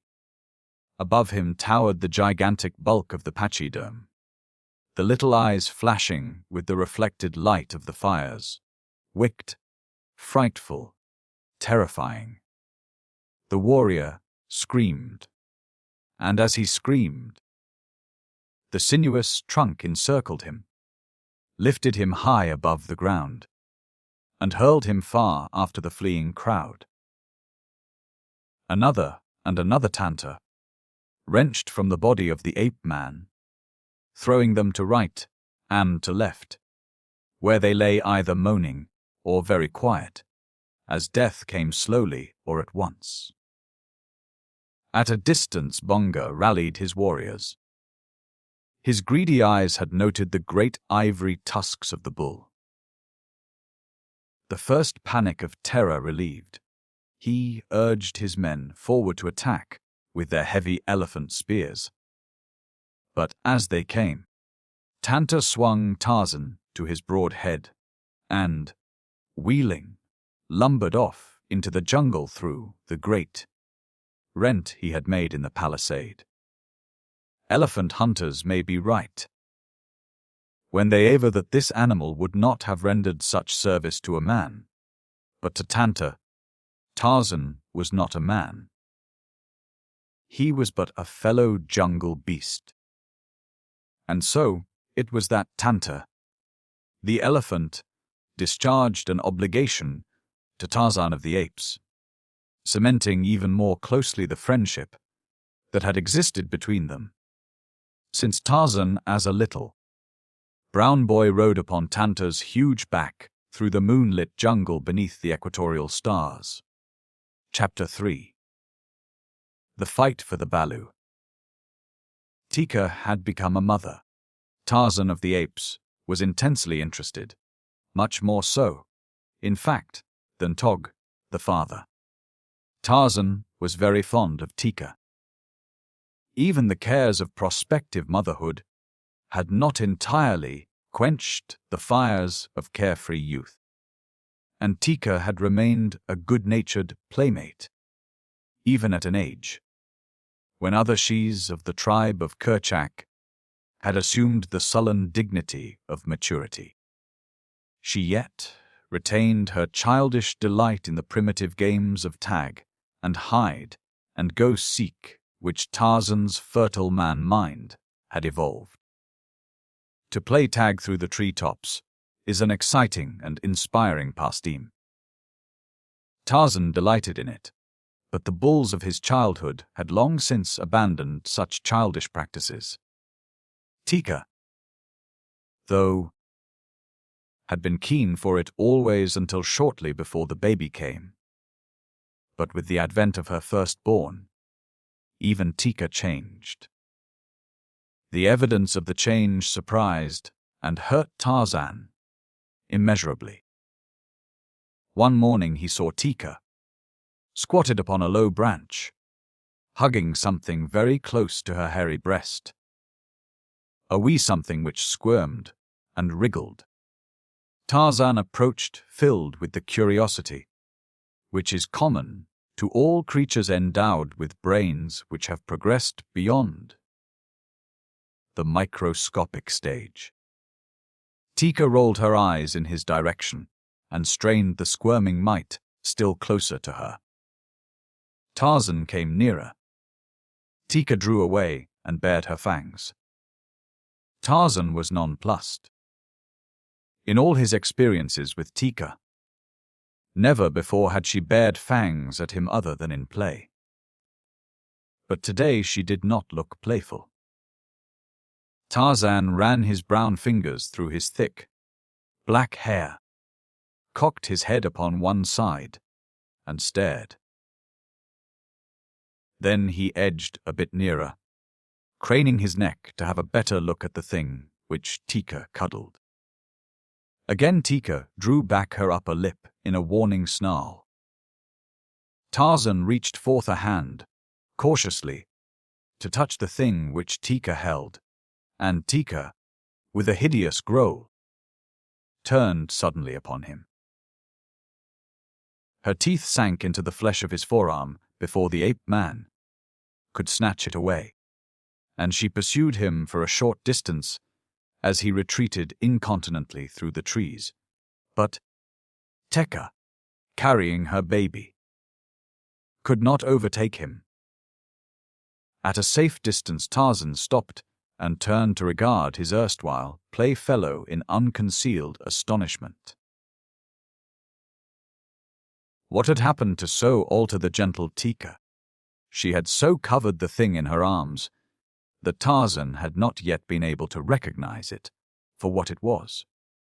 But now, as she turned from the pursuit of him, he saw it. Through his pain and chagrin he smiled, for Tarzan had seen young ape mothers before. In a few days she would be less suspicious. Still Tarzan was hurt. It was not right that Teeka, of all others, should fear him. Why? Not for the world would he harm her, or her Balu, which is the ape word for baby. And now, above the pain of his injured arm and the hurt to his pride, rose a still stronger desire to come close and inspect the newborn son of Tog. Possibly you will wonder that Tarzan of the Apes, mighty fighter that he was, should have fled before the irritable attack of a she, or that he should hesitate to return for the satisfaction of his curiosity when with ease he might have vanquished the weakened mother of the newborn cub. But you need not wonder. Were you an ape, you would know that only a bull in the throes of madness will turn upon a female, other than to gently chastise her, with the occasional exception of the individual whom we find exemplified among our own kind, and who delights in beating up his better half, because she happens to be smaller and weaker than he. Tarzan again came toward the young mother, warily and with his line of retreat safely open. Again Teeka growled ferociously. Tarzan expostulated. Tarzan of the Apes will not harm Teeka's Balu, he said.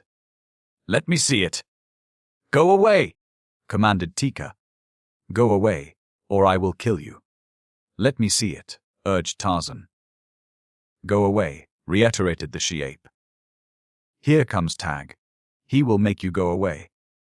Tog will kill you. This is Tog's Balu. A savage growl close.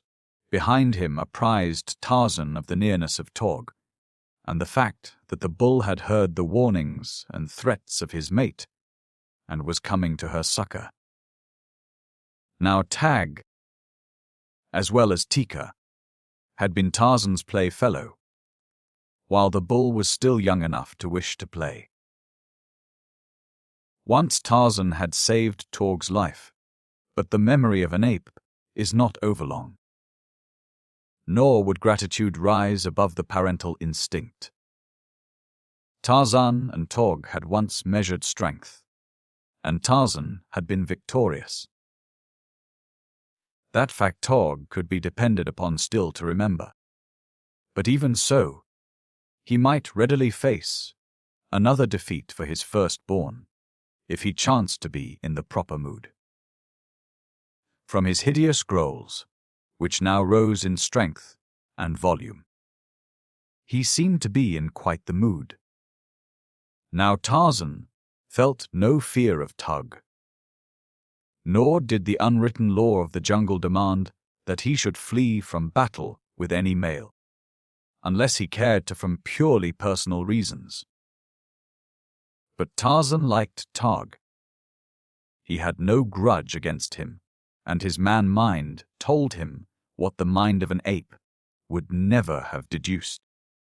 That Tog's attitude in no sense indicated hatred.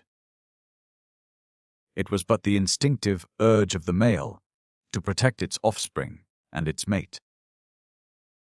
Tarzan had no desire to battle with Tog, nor did the blood of his English ancestors relish the thought of flight. Yet, when the bull charged, Tarzan leaped nimbly to one side, and, thus encouraged, Tog wheeled and rushed again madly to the attack. Perhaps the memory of a past defeat at Tarzan's hands goaded him. Perhaps the fact that Teeka sat there watching him aroused a desire to vanquish the ape-man before her eyes. For in the breast of every jungle male lurks a vast egotism which finds expression in the performance of deeds of daring-do before an audience of the opposite sex. At the ape-man's side swung his long grass rope, the plaything of yesterday, the weapon of today. And as Tug charged the second time, Tarzan slipped the coils over his head and deftly shook out the sliding noose as he again nimbly eluded the ungainly beast. Before the ape could turn again, Tarzan had fled far aloft among the branches of the upper terrace. Tog, now wrought to a frenzy of real rage, followed him. Teeka peered upward at them. It was difficult to say whether she was interested. Tug could not climb as rapidly as Tarzan. So, the latter reached the high levels to which the heavy ape dared not follow, before the former overtook him. There he halted, and looked down upon his pursuer, making faces at him and calling him such choice names as occurred to the fertile man brain. Then, when he had worked Torg to such a pitch of foaming rage that the great bull fairly danced upon the bending limb, beneath him, Tarzan's hand shot suddenly outward. A widening noose dropped swiftly through the air. There was a quick jerk as it settled about Tug, falling to his knees. A jerk that tightened it securely about the hairy legs of the anthropoid. Tog, slow of wit, realized too late the intention of his tormentor. He scrambled to escape, but the ape-man gave the rope a tremendous jerk that pulled Tog from his perch, and a moment later, growling hideously, the ape hung head downward 30 feet above the ground. Tarzan secured the rope to a stout limb and descended to a point close to Tog. "Tog," he said, "you are as stupid as Buto, the rhinoceros. Now you may hang here until you get a little sense in your thick head. You may hang here and watch while I go and talk with Teeka." Tug blustered and threatened, but Tarzan only grinned at him as he dropped lightly to the lower levels. Here he again approached Teeka, only to be again greeted with bared fangs and menacing growls. He sought to placate her. He urged his friendly intentions, and craned his neck to have a look at Teeka's Balu. But the she-ape was not to be persuaded that he meant other than harm to her little one. Her motherhood was still so new that reason was yet subservient to instinct. Realizing the futility of attempting to catch and chastise Tarzan, Teeka sought to escape him. She dropped to the ground and lumbered across the little clearing about which the apes of the tribe were disposed in rest or in the search of food. And presently Tarzan abandoned his attempts to persuade her to permit a close examination of the Balu. The ape-man would have liked to handle the tiny thing. The very sight of it awakened in his breast a strange yearning. He wished to cuddle and fondle the grotesque little ape thing. It was Teeka's Balu, and Tarzan had once lavished his young affections upon Teeka. But now his attention was diverted by the voice of Tug. The threats that had filled the ape's mouth had turned to pleas. The tightening noose was stopping the circulation of the blood in his legs. He was beginning to suffer. Several apes sat near him, highly interested in his predicament. They made uncomplimentary remarks about him, for each of them had felt the weight of Tug's mighty hands and the strength of his great jaws. They were enjoying revenge. Teeka, seeing that Tarzan had turned back toward the trees, had halted in the center of the clearing, and there she sat hugging her Balu and casting suspicious glances here and there. With the coming of the Balu, Teeka's carefree world had suddenly become peopled with innumerable enemies. She saw an implacable for in Tarzan, always heretofore her best friend. Even poor old Mumga, half-blind and almost entirely toothless, searching patiently for grubworms beneath a fallen log, represented to her a malignant spirit thirsting for the blood of little Balus. And while Teeka guarded suspiciously against harm, where there was no harm, she failed to note two baleful, yellow-green eyes staring fixedly at her from behind a clump of bushes at the opposite side of the clearing. Hollow from hunger, Sheeta, the panther, glared greedily at the tempting meat so close at hand, but the sight of the great bulls gave him pause. Ah! If the she-ape with her Balu would come just a trifle nearer! A quick spring, and he would be upon them, and away again with his meat, before the bulls could prevent. The tip of his tawny tail moved in spasmodic little jerks. His lower jaw hung low, exposing a red tongue and yellow fangs. But all this Teeka did not see, nor did any other of the apes who were feeding or resting about her. Nor did Tarzan or the apes in the trees. Hearing the abuse which the bulls were pouring upon the helpless Tog, Tarzan clambered quickly among them.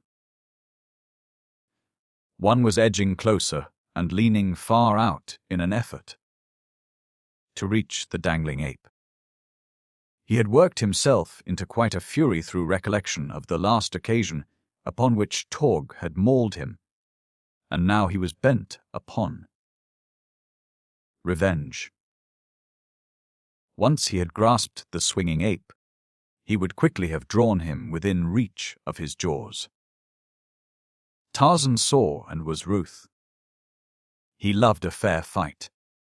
But the thing which this ape contemplated revolted him. Already a hairy hand had clutched the helpless tug, when, with an angry growl of protest, Tarzan leaped to the branch at the attacking ape's side, and with a single mighty cuff, swept him from his perch. Surprised and enraged, the bull clutched madly for support as he toppled sidewise, and then, with an agile movement, succeeded in projecting himself toward another limb, a few feet below. Here he found a hand-hold, quickly righted himself, and as quickly clambered upward, to be revenged upon Tarzan. But the ape-man was otherwise engaged, and did not wish to be interrupted. He was explaining again to Tug the depths of the latter's abysmal ignorance, and pointing out how much and greater was Tarzan of the apes than Miny Ugg, or Tug, or any other ape. The Timudao Ein. In the end, he would release Tug, but not until Tog was fully acquainted with his own inferiority. And then the maddened bull came from beneath, and instantly Tarzan was transformed from a good-natured, teasing youth into a snarling, savage beast. Along his scalp the hair bristled. His upper lip drew back that his fighting fangs might be uncovered and ready.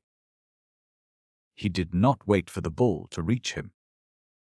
For something in the appearance or the voice of the attacker aroused within the ape-man a feeling of belligerent antagonism that would not be denied. With a scream that carried no human note, Tarzan leaped straight at the throat of the attacker. The impetuosity of this act and the weight and momentum of his body carried the bull backward, clutching and clawing for support. Down through the leafy branches of the tree. For 15 feet the two fell, Tarzan's teeth buried in the jugular of his opponent, when a stout branch stopped their descent. The bull struck full upon the small of his back across the limb, hung there for a moment with the ape-man still upon his breast, and then toppled over toward the ground. Tarzan had felt the instantaneous relaxation of the body beneath him after the heavy impact with the tree limb. And as the other turner completely over and started again upon its fall toward the ground, he reached forth a hand and caught the branch, in time to stay his own descent, while the ape dropped like a plummet to the foot of the tree. Tarzan looked downward for a moment upon the still form of his late antagonist. Then he rose to his full height, swelled his deep chest, smote upon it with his clenched fist, and roared out the uncanny challenge of the victorious bull-ape. Even Sheeta, the panther, crouched for a spring at the edge of the little clearing, moved uneasily as the mighty voice sent its weird cry reverberating through the jungle. To right and left, nervously, glanced Sheeta, as though assuring himself that the way of escape lay ready at hand. "I am Tarzan of the apes," boasted the ape-man, mighty hunter, mighty fighter. None in all the jungle so great as Tarzan. Then he made his way back in the direction of Tug. Teeka had watched the happenings in the tree. She had even placed her precious Balu upon the soft grasses and come a little nearer, that she might better witness all that was passing in the branches above her. In her heart of hearts, did she still esteem the smooth-skinned Tarzan? Did her savage breast swell with pride as she witnessed his victory over the ape? You will have to ask Teeka. And Sheeta, the panther, saw that the she-ape had left her cub alone among the grasses. He moved his tail again, as though this closest approximation of lashing in which he dared indulge might stimulate his momentarily waned courage. The cry of the victorious ape-man still held his nerves beneath its spell. It would be several minutes before he again could bring himself to the point of charging into view of the giant anthropoids.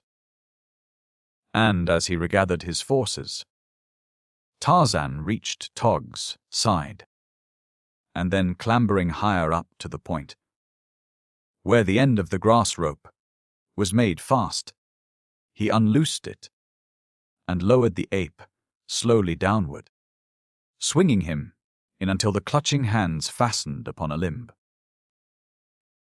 Quickly Tog drew himself to a position of safety and shook off the noose. In his rage-maddened heart was no room for gratitude to the ape-man. He recalled only the fact that Tarzan had laid this painful indignity upon him. He would be revenged. But just at present his legs were so numb and his head so dizzy that he must postpone the gratification of his vengeance. Tarzan was coiling his rope, the while he lectured Tag on the futility of pitting his poor powers, physical and intellectual, against those of his betters. Teeka had come close beneath the tree and was peering upward. Sheeta was worming his way stealthily forward, his belly close to the ground. In another moment he would be clear of the underbrush and ready for the rapid charge and the quick retreat that would end the brief existence of Teeka's Balu. Then Tarzan chanced to look up and across the clearing. Instantly his attitude of good-natured bantering and pompous boastfulness dropped from him. Silently and swiftly he shot downward toward the ground. Teeka, seeing him coming, and thinking that he was after her or her Balu, bristled and prepared to fight. But Tarzan sped by her, and as he went, her eyes followed him and she saw the cause of his sudden descent and his rapid charge across the clearing. There in full sight now was Sheeta, the panther, stalking slowly toward the tiny, wriggling Balu which lay among the grasses many yards away. Teeka gave voice to a shrill scream of terror and of warning as she dashed after the ape-man. Sheeta saw Tarzan coming. He saw the she-ape's cub before him, and he thought that this other was bent upon robbing him of his prey. With an angry growl, he charged. Tog, warned by Teeka's cry, came lumbering down to her assistance.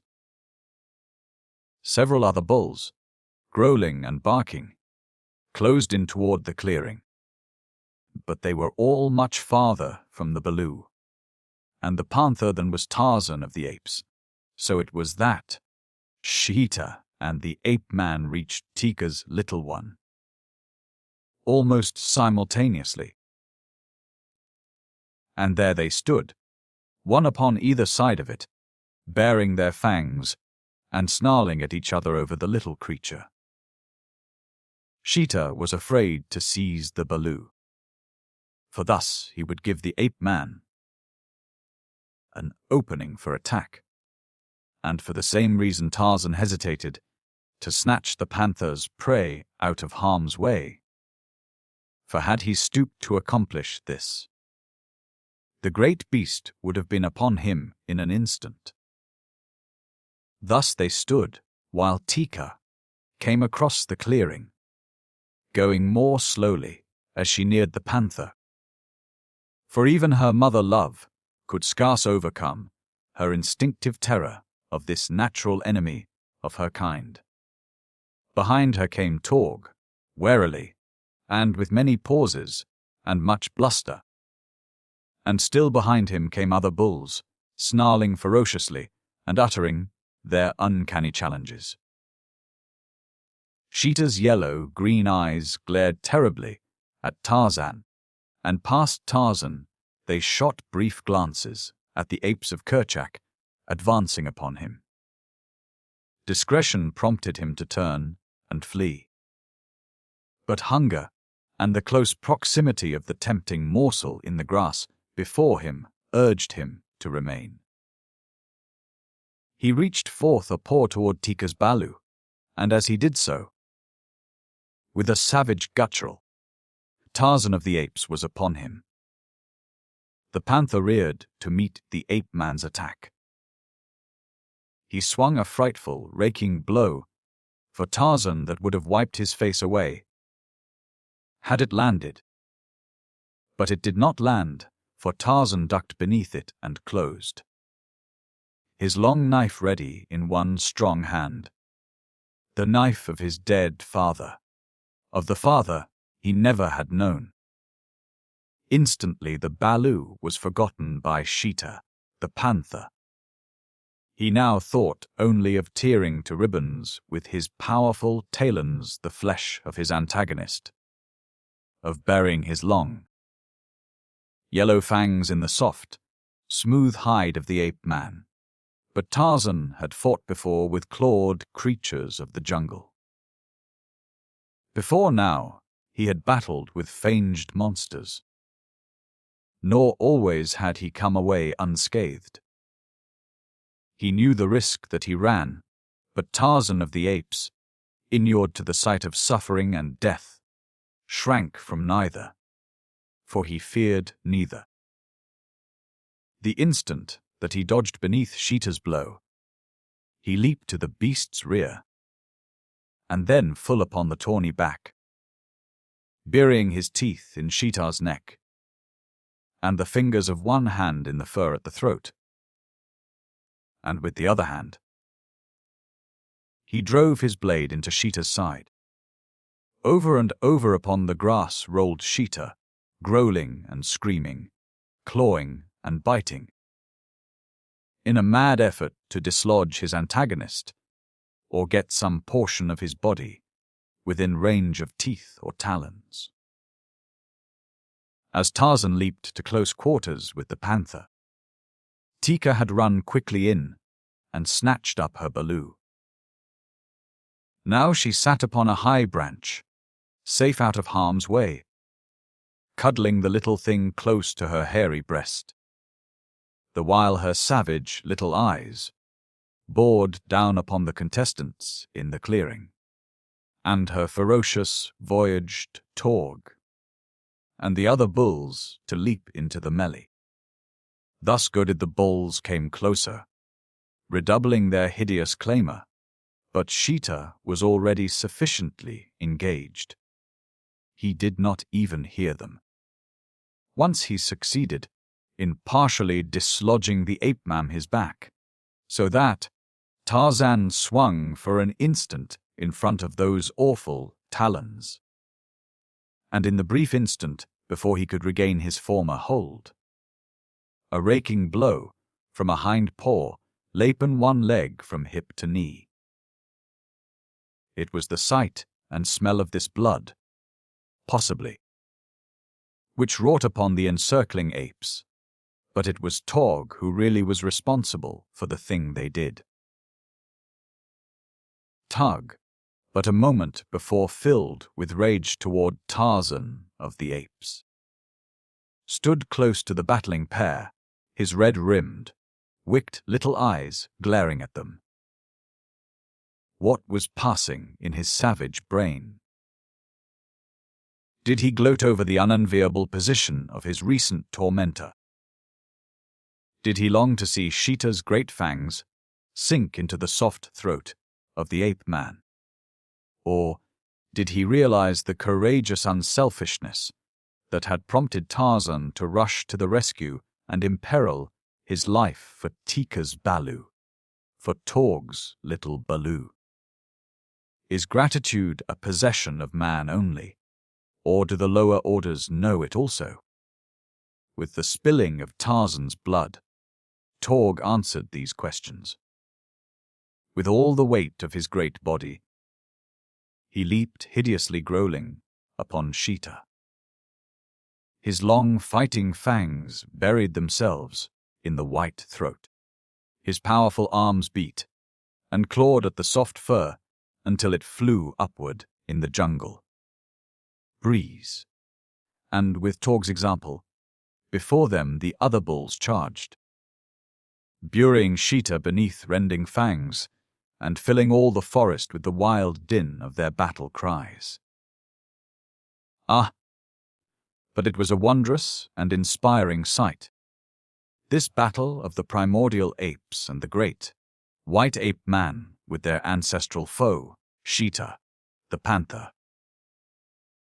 In frenzied excitement, Teeka fairly danced upon the limb, which swayed beneath her great weight as she urged on the males of her people, and Thaka, and Mumga, and Kama, with the other shes of the tribe of Kerchak, added their shrill cries or fierce barkings to the pandemonium, which now reigned within the jungle.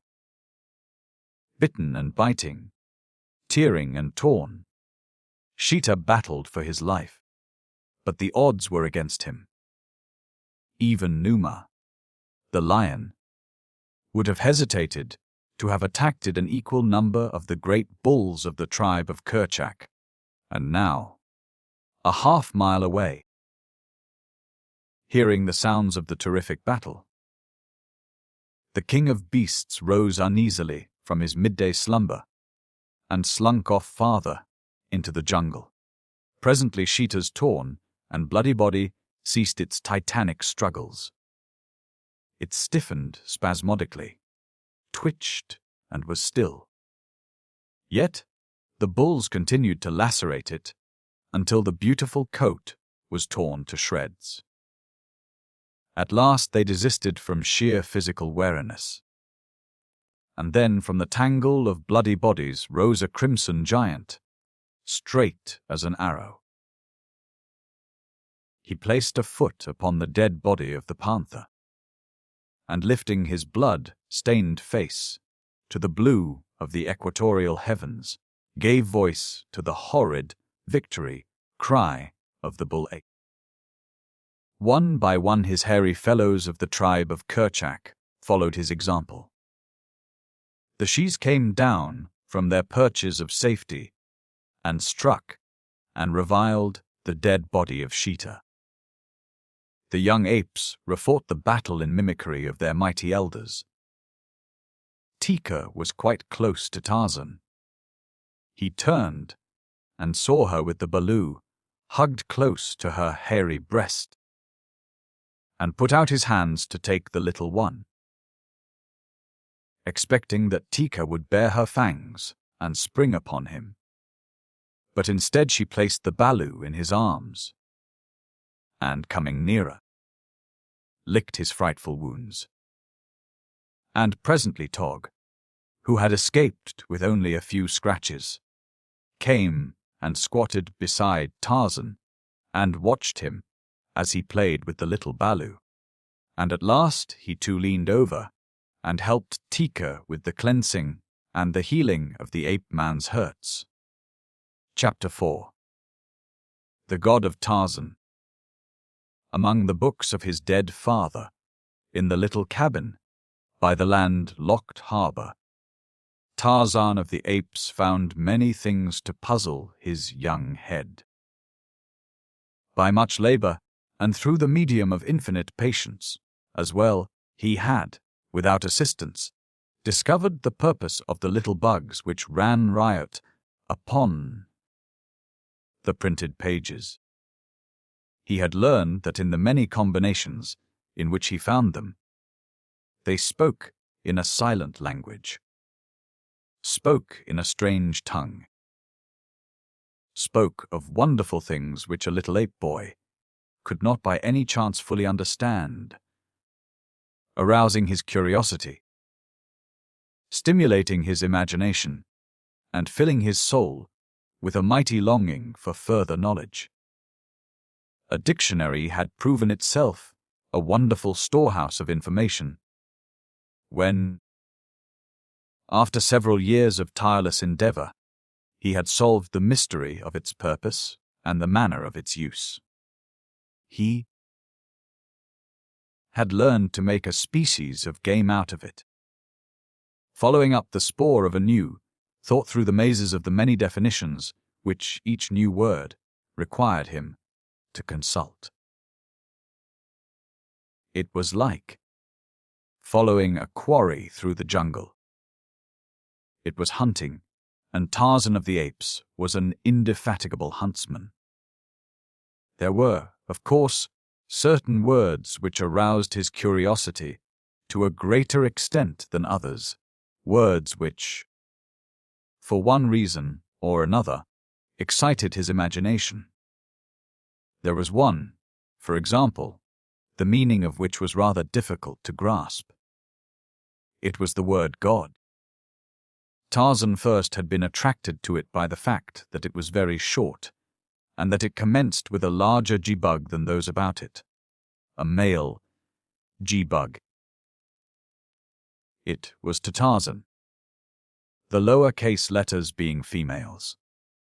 Another fact which attracted him to this word was the number of he-bugs which figured in its definition. Supreme deity, creator or upholder of the universe. This must be a very important word indeed. He would have to look into it. And he did, though it still baffled him after many months of thought and study. However, Tarzan counted no time wasted which he devoted to these strange hunting expeditions into the game preserves of knowledge. For each word and each definition led on, and on into strange places, into new worlds where, with increasing frequency, he met old, familiar faces. And always he added to his store of knowledge. But of the meaning of God he was yet in doubt. Once he thought he had grasped it, that God was a mighty chieftain, king of all the Mangani. He was not quite sure, however, since that would mean that God was mightier than Tarzan.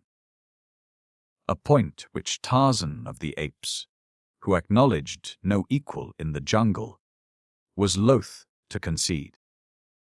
But in all the books he had there was no picture of God, though he found much to confirm his belief that God was a great, an all-powerful individual.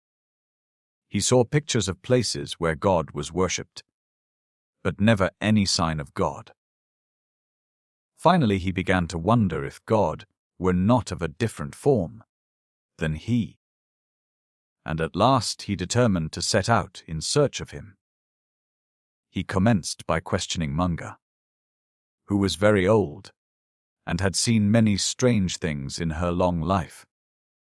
But Munga, being an ape, had a faculty for recalling the trivial. That time, when Gunter mistook a sting bug for an edible beetle, had made more impression upon Munga than all the innumerable manifestations of the greatness of God which she had witnessed, and which, of course, she had not understood.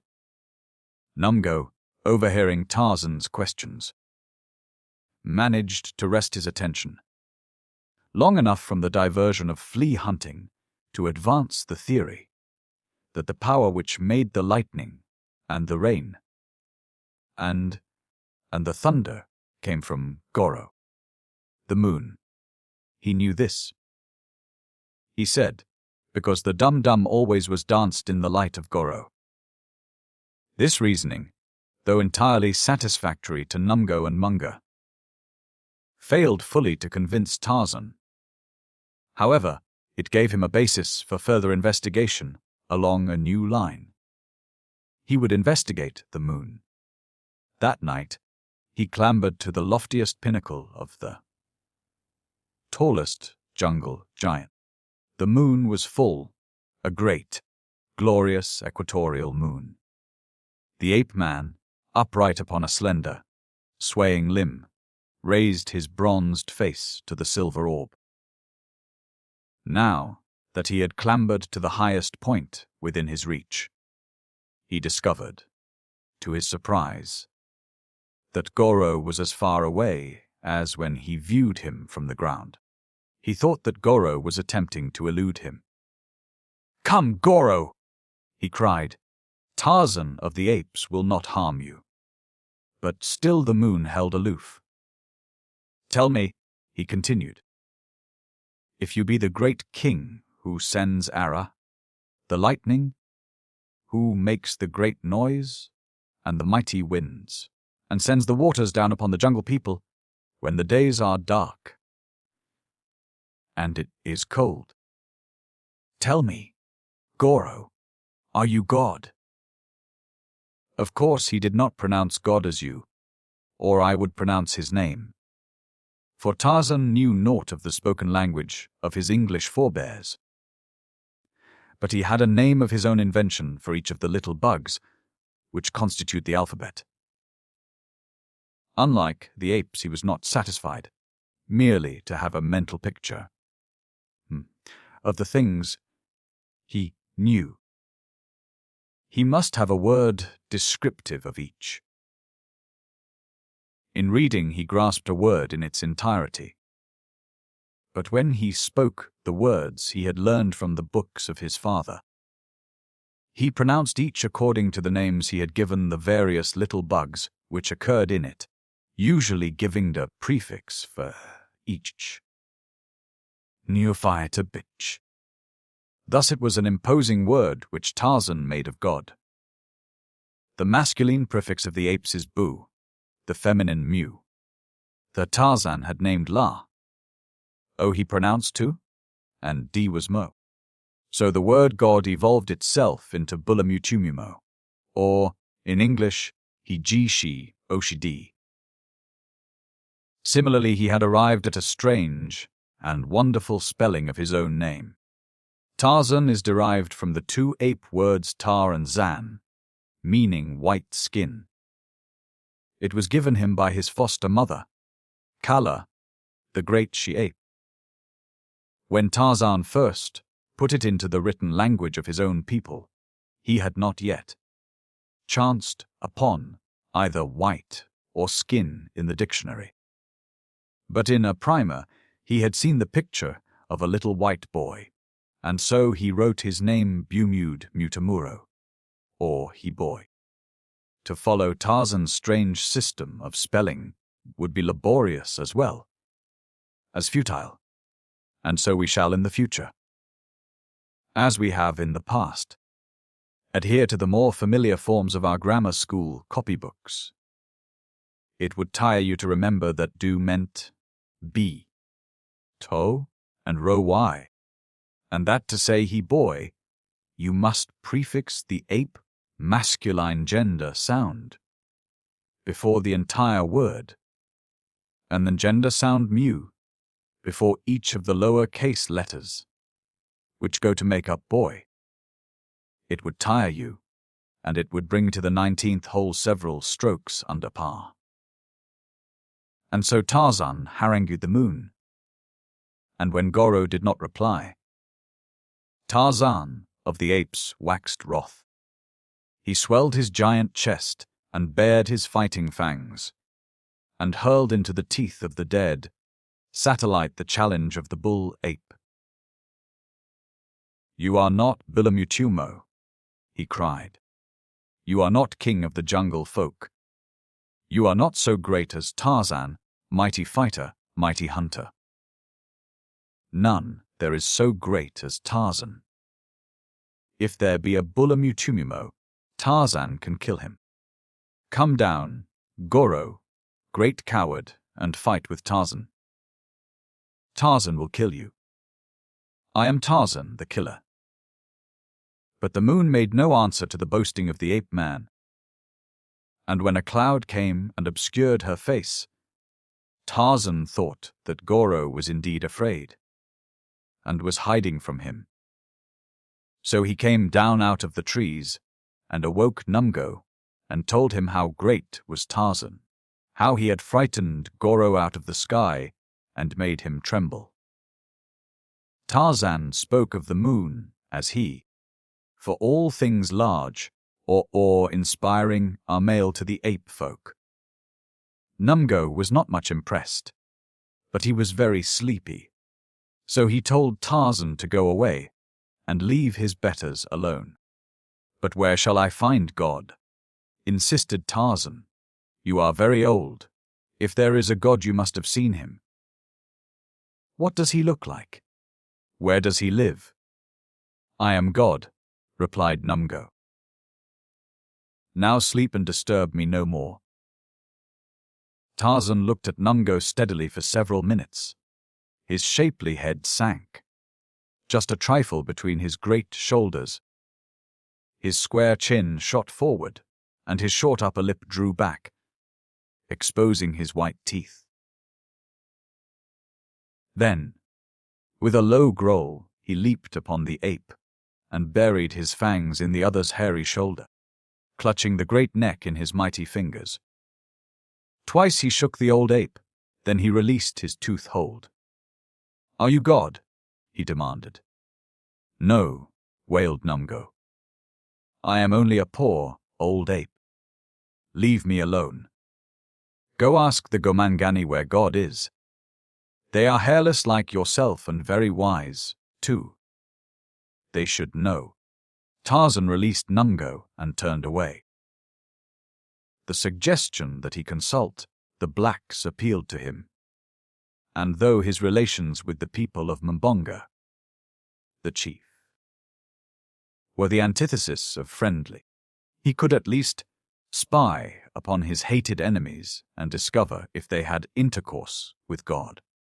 So it was that Tarzan set forth through the trees toward the village of the blacks, all excitement at the prospect of discovering the Supreme Being, the creator of all things. As he traveled, he reviewed, mentally, his armament, the condition of his hunting knife, the number of his arrows, the newness of the gut which strung his bow. He hefted the war spear, which had once been the pride of some black warrior of Mbonga's tribe. If he met God, Tarzan would be prepared. One could never tell whether a grass rope, a war spear, or a poisoned arrow would be most efficacious against an unfamiliar foe. Tarzan of the Apes was quite content. If God wished to fight, the ape-man had no doubt as to the outcome of the struggle. There were many questions Tarzan wished to put to the creator of the universe, and so he hoped that God would not prove a belligerent God, but his experience of life and the ways of living things had taught him that any creature with the means for offense and defense was quite likely to provoke attack, if in the proper mood. It was dark when Tarzan came to the village of Mbonga. As silently as the silent shadows of the night he sought his accustomed place, among the branches of the great tree which overhung the palisade. Below him, in the village street, he saw men and women. The men were hideously painted, more hideously than usual. Among them moved a weird and grotesque figure. A tall figure that went upon the 2 legs of a man and yet had the head of a buffalo.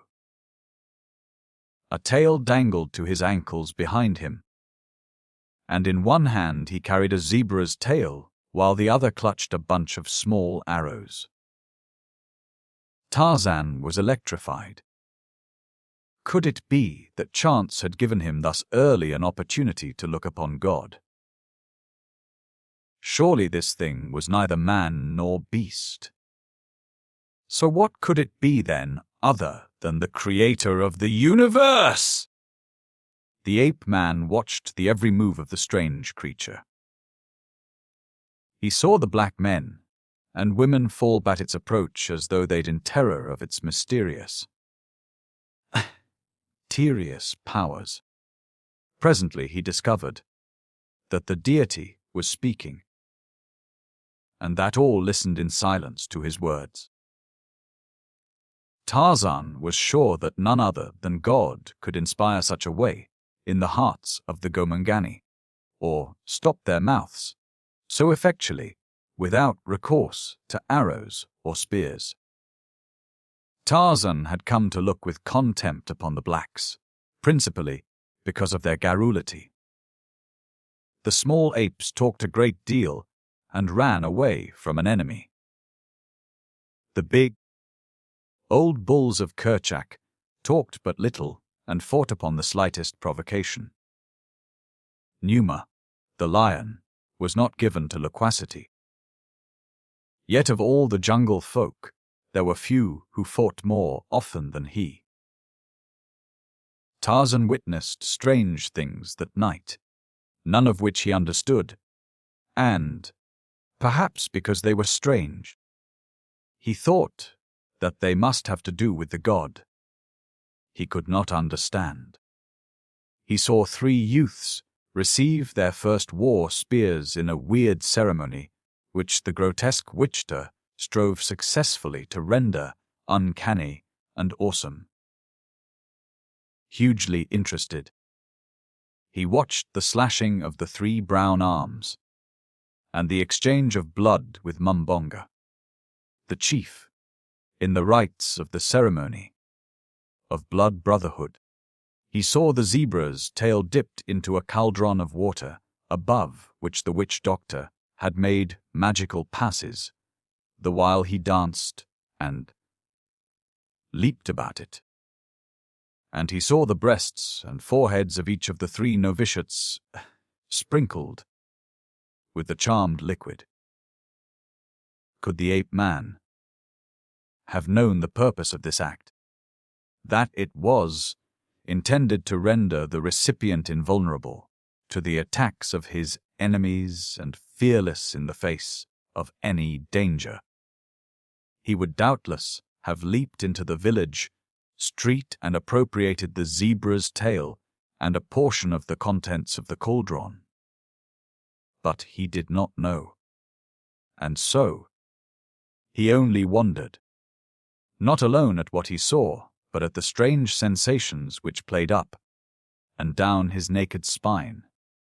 Sensations induced, doubtless, by the same hypnotic influence which held the black spectators, intense or upon the verge of a hysteric upheaval. The longer Tarzan watched, the more convinced he became that his eyes were upon God, and with the conviction came determination to have word with the deity. With Tarzan of the Apes, to think was to act. The people of Mbonga were keyed to the highest pitch of hysterical excitement. They needed little to release the accumulated pressure of static nerve force, which the terrorizing mummery of the witch doctor had induced. A lion roared, suddenly and loud, close without the palisade. The blacks started nervously, dropping into utter silence as they listened for a repetition of that all too familiar and always terrorizing voice. Even the witch doctor paused in the midst of an intricate step, remaining momentarily rigid and statuesque as he plumbed his cunning mind for a suggestion as how best he might take advantage of the condition of his audience and the timely interruption. Already the evening had been vastly profitable to him. There would be 3 goats for the initiation of the 3 youths into full-fledged warriorship, and besides these he had received several gifts of grain and beads, together with a piece of copper wire from admiring and terrified members of his audience. Numa's roar still reverberated along taut nerves when a woman's laugh, shrill and piercing, shattered the silence of the village. It was this moment that Tarzan chose to drop lightly from his tree into the village street. Fearless among his blood enemies, he stood, taller by a full head than many of Mbonga's warriors, straight as their straightest arrow, muscled like Numa, the lion. For a moment Tarzan stood looking straight at the witch doctor. Every eye was upon him, yet no one had moved. A paralysis of terror held them, to be broken a moment later as the ape-man, with a toss of head, stepped straight toward the hideous figure beneath, the buffalo head. Then the nerves of the blacks could stand no more. For months the terror of the strange, white, jungle god had been upon them. Their arrows had been stolen from the very center of the village. Their warriors had been silently slain upon the jungle trails, and their dead bodies dropped mysteriously, and by night into the village street, as from the heavens above. 1 or 2 there were who had glimpsed the strange figure of the new demon, and it was from their oft-repeated descriptions that the entire village now recognized Tarzan as the author of many of their ills. Upon another occasion, and by daylight, the warriors would doubtless have leaped to attack him, but at night, and this night of all others, when they were wrought to such a pitch of nervous dread by the uncanny artistry of their witch doctor, they were helpless with terror. As one man they turned and fled, scattering for their huts as Tarzan advanced. For a moment one and one only held his ground. It was the witch doctor, more than half self-hypnotized into a belief in his own charlatanry. He faced this new demon, who threatened to undermine his ancient and lucrative profession. "Are you God?" asked Tarzan. The witch doctor, having no idea of the meaning of the other's words, danced a few strange steps, leaped high in the air, turning completely around and alighting in a stooping posture with feet far outspread and head thrust out toward the ape man. Thus he remained for an instant, before he uttered a loud boo, which was evidently intended to frighten Tarzan away, but in reality had no such effect. Tarzan did not pause. He had set out to approach and examine God, and nothing upon earth might now stay his feet. Seeing that his antics had no potency with the visitor, the witch doctor tried some new medicine. Spitting upon the zebra's tail, which he still clutched in one hand, he made circles above it with the arrows in the other hand. Meanwhile backing cautiously away from Tarzan and speaking confidentially to the bushy end of the tail. This medicine must be short medicine, however, for the creature, god, or demon, was steadily closing up the distance which had separated them. The circles, therefore, were few and rapid, and when they were completed, the witch doctor struck an attitude which was intended to be awe-inspiring, and waving the zebra's tail before him, drew an imaginary line between himself and Tarzan. "Beyond this line you cannot pass, for my medicine is strong medicine," he cried. "Stop, or you will fall dead as your foot touches this spot. My mother was a voodoo. My father was a snake. I live upon lions' hearts and the entrails of the panther. I eat young babies for breakfast, and the demons of the jungle are my slaves. I am the most powerful witch doctor in the world. I fear nothing, for I cannot die." But he got no further. Instead he turned and fled as Tarzan of the Apes crossed the magical deadline and still lived. As the witch doctor ran, Tarzan almost lost his temper. This was no way for God to act, at least not in accordance with the conception Tarzan had come to have of God. "Come back," he cried.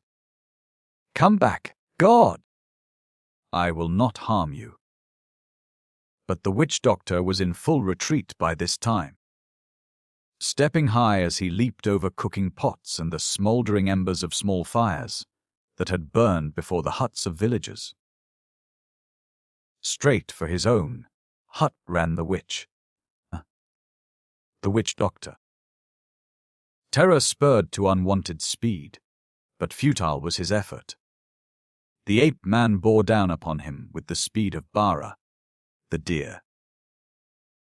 Just at the entrance to his hut, the witch doctor was overhauled. A heavy hand fell upon his shoulder to drag him back. It seized upon a portion of the buffalo hide, dragging the disguise from him. It was a naked black man that Tarzan saw dodge into the darkness of the hut's interior. So this was what he had thought was God. Tarzan's lip curled in an angry snarl as he leaped into the hut after the terror-stricken witch doctor. In the blackness within he found the man huddled at the far side and dragged him forth into the comparative lightness of the moonlit night. Noth in this afade. The witch doctor bit and scratched in an attempt to escape, but a few cuffs across the head brought him to a better realization of the futility of resistance. Beneath the moon, Tarzan held the cringing figure upon its shaking feet. "So you are God," he cried. "If you be God, then Tarzan is greater than God," and so the ape man thought. "I am Tarzan, he shouted into the ear of the black. In all the jungle, or above it, or upon the running waters, or the sleeping waters, or upon the big water, or the little water, there is none so great as Tarzan. Tarzan is greater than the Mangani. He is greater than the Gomangani. With his own hands he has slain Numa, the lion, and Sheeta, the panther. There is none so great as Tarzan. Tarzan is greater than God. See! And with a sudden wrench, he twisted the black's neck until the fellow shrieked in pain, and then slumped to the earth in a swoon. Placing his foot upon the neck of the fallen witch-doctor, the ape-man raised his face to the moon and uttered the long, shrill scream of the victorious bull-ape. Then he stooped and snatched the tail from the nerveless fingers of the unconscious man, and without a backward glance retraced his footsteps across the village. From several hut doorways frightened eyes watched him. Mbonga, the chief, was one of those who had seen what passed before the hut of the witch-doctor. Mbonga was greatly concerned. Wise old patriarch that he was, he never had more than half believed in witch-doctors. At least, not since greater wisdom had come with age. But, as a chief, he was well convinced of the power of the witch-doctor as an arm of government. And often, it was that Mbonga used the superstitions fears of his people to his own ends, through the medium of the medicine man. Mbonga and the witch-doctor had worked together and divided the spoils. And now the face of the witch-doctor would be lost forever if any saw what Mbonga had seen. Nor would this generation again have as much faith in any future. Witch-doctor. Mbonga must do something to counteract the evil influence of the forest demon's victory over the witch-doctor. He raised his heavy spear and crept silently from his hut in the wake of the retreating ape-man. Down the village street walked Tarzan, as unconcerned and as deliberate as though only the friendly apes of Kerchak surrounded him instead of a village full of armed enemies. Seeming only was the indifference of Tarzan, for alert and watchful was every well-trained sense. Mbonga, wily stalker of keen-eared jungle creatures, moved now in utter silence. Not even Bara, the deer, with his great ears, could have guessed from any sound that Mbonga was near. But the black was not stalking Bara, he was stalking man. And so he sought only to avoid noise. Closer and closer to the slowly moving ape-man he came. Now he raised his war spear, throwing his spear hand far back above his right shoulder. Once and for all would Mbonga, the chief, rid himself and his people of the menace of this terrifying enemy. He would make no poor cast. He would take pains. And he would hurl his weapon with such great force as would finish the demon forever. But Mbonga, sure as he thought himself, erred in his calculations. He might believe that he was stalking a man. He did not know, however, that it was a man with the delicate sense perception of the lower orders. Tarzan, when he had turned his back upon his enemies, had noted what Mbonga never would have thought of considering in the hunting man of Min. The wind. It was blowing in the same direction that Tarzan was proceeding, carrying to his delicate nostrils the odors which arose behind him. Thus, it was that Tarzan knew that he was being followed. For even among the many stenches of an African village, the ape-man's uncanny faculty was equal to the task of differentiating one stench from another and locating with remarkable precision the source from whence it came. He knew that a man was following him and coming closer, and his judgment warned him of the purpose of the stalker. When Bonga, therefore, came within spear range of the ape-man, the latter suddenly wheeled upon him, so suddenly that the poised spear was shot a fraction of a second before Mbonga had intended. It went a trifle high, and Tarzan stooped to let it pass over his head. Then he sprang toward the chief. But Bonga did not wait to receive him. Instead, he turned and fled for the dark doorway of the nearest hut, calling as he went for his warriors to fall upon the stranger and slay him. Well indeed might Mbonga scream for help. For Tarzan, young and fleet-footed, covered the distance between them in great leaps, at the speed of a charging lion. He was growling, too, not at all unlike Numa himself. Mbonga heard, and his blood ran cold. He could feel the wool stiffen upon his pate, and a prickly chill run up his spine, as though death had come and run his cold finger along Bonga's back. Others heard, too, and saw, from the darkness of their huts, bold warriors, hideously painted, grasping heavy war spears in nerveless fingers. Against Numa, the lion, they would have charged fearlessly. Against many times their own number of black warriors would they have raced to the protection of their chief. Neither chief. But this weird jungle demon filled them with terror. There was nothing human in the bestial growls that rumbled up from his deep chest. There was nothing human in the bared fangs or the cat-like leaps. Mbonga's warriors were terrified. Too terrified to leave the seeming security of their huts. While they watched the beast man spring full upon the back of their old chieftain, Mbonga went down with a scream of terror. He was too frightened even to attempt to defend himself. He just lay beneath his antagonist in a paralysis of fear.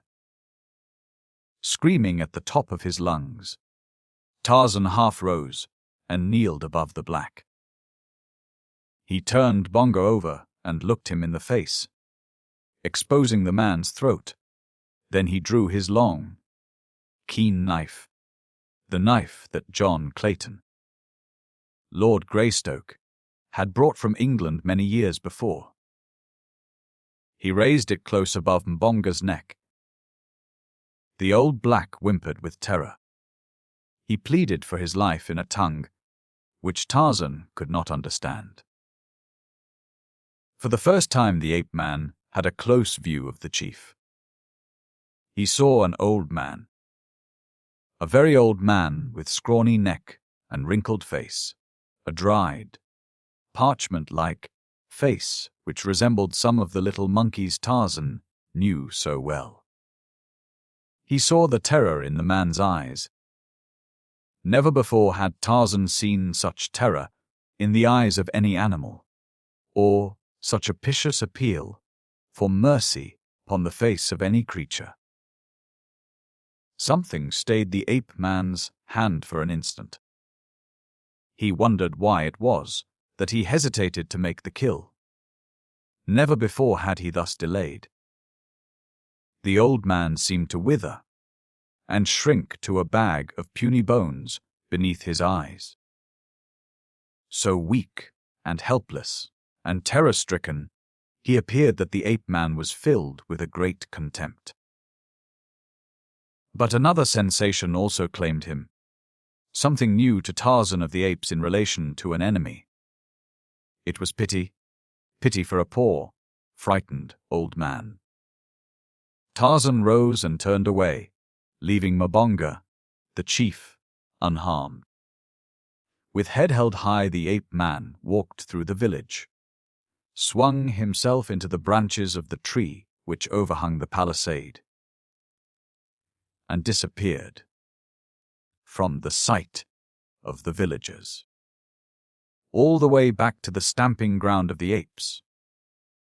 Tarzan sought for an explanation of the strange power which had stayed his hand and prevented him from slaying Mbonga. It was as though someone greater than he had commanded him to spare the life of the old man. Tarzan could not understand, for he could conceive of nothing, or no one, with the authority to dictate to him what he should do, or what he should refrain from doing. It was late when Tarzan sought a swaying couch among the trees beneath, which slept the apes of Kerchak, and he was still absorbed in the solution of his strange problem when he fell asleep.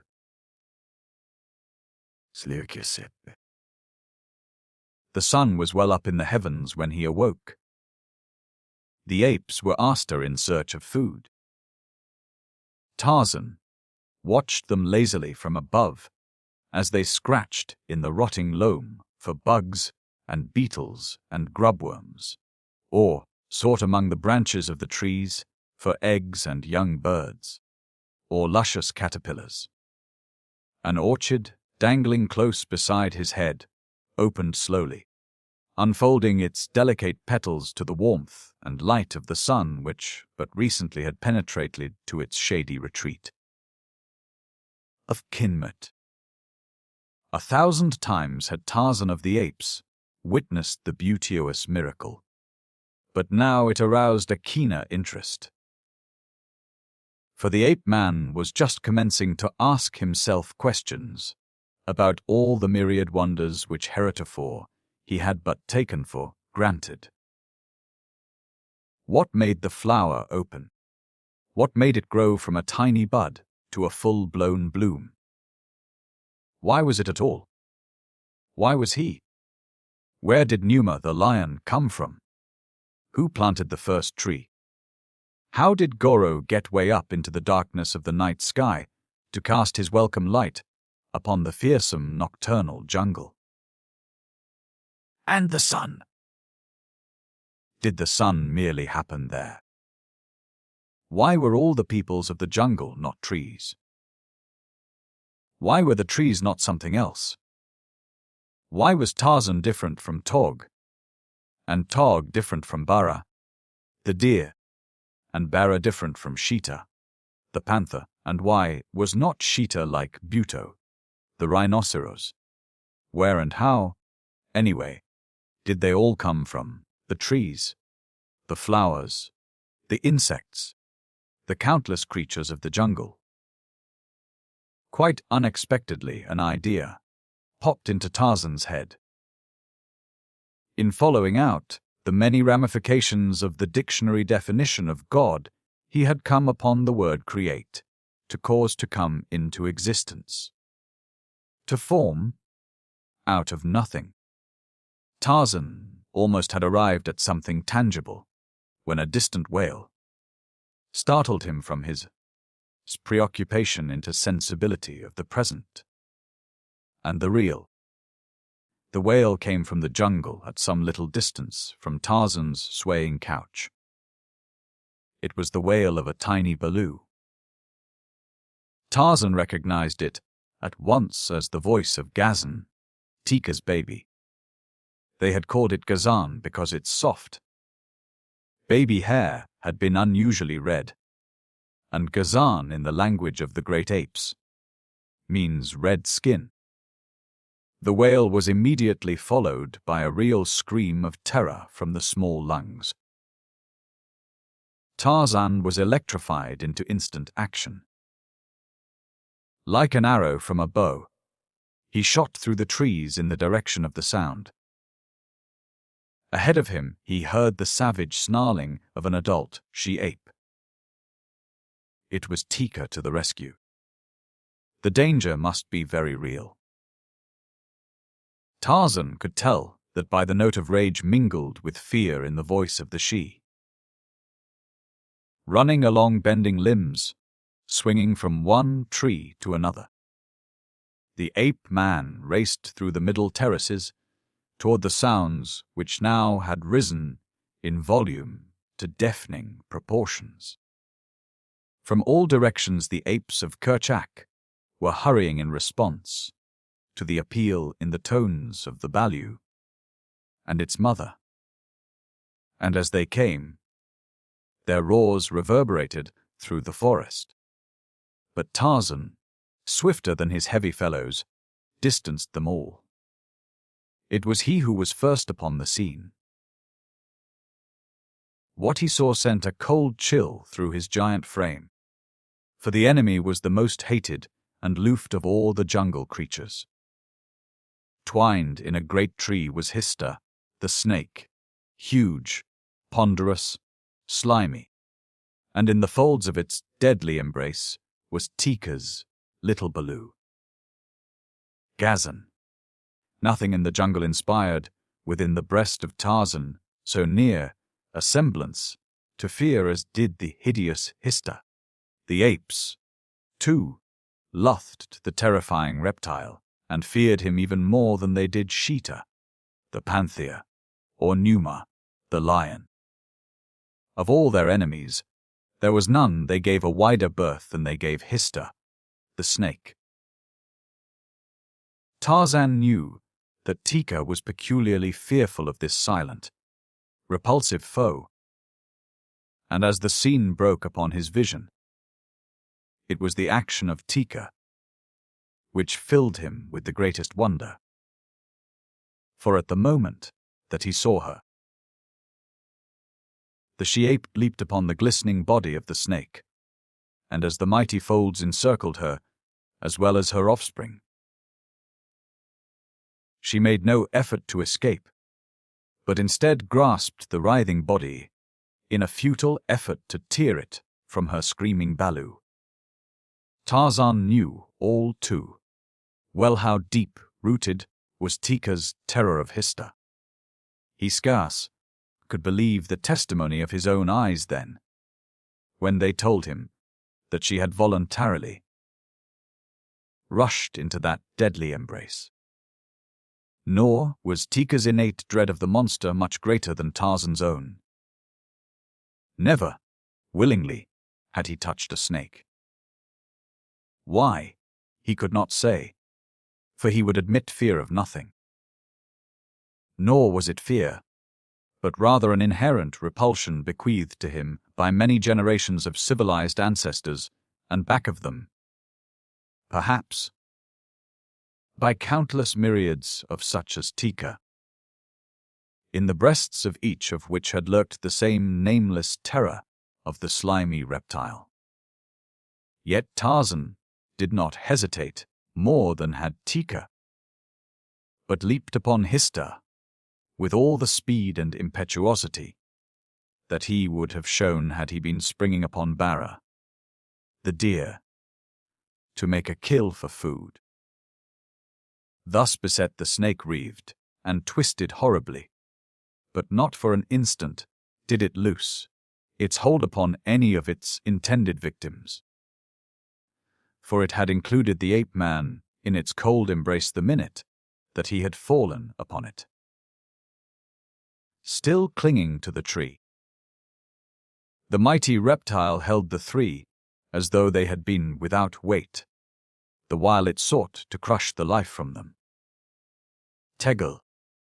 Tarzan had drawn his knife, and this he now plunged rapidly into the body of the enemy. But the encircling folds promised to sap his life before he had inflicted a death wound upon the snake. Yet on he fought, nor once did he seek to escape the horrid death that confronted him.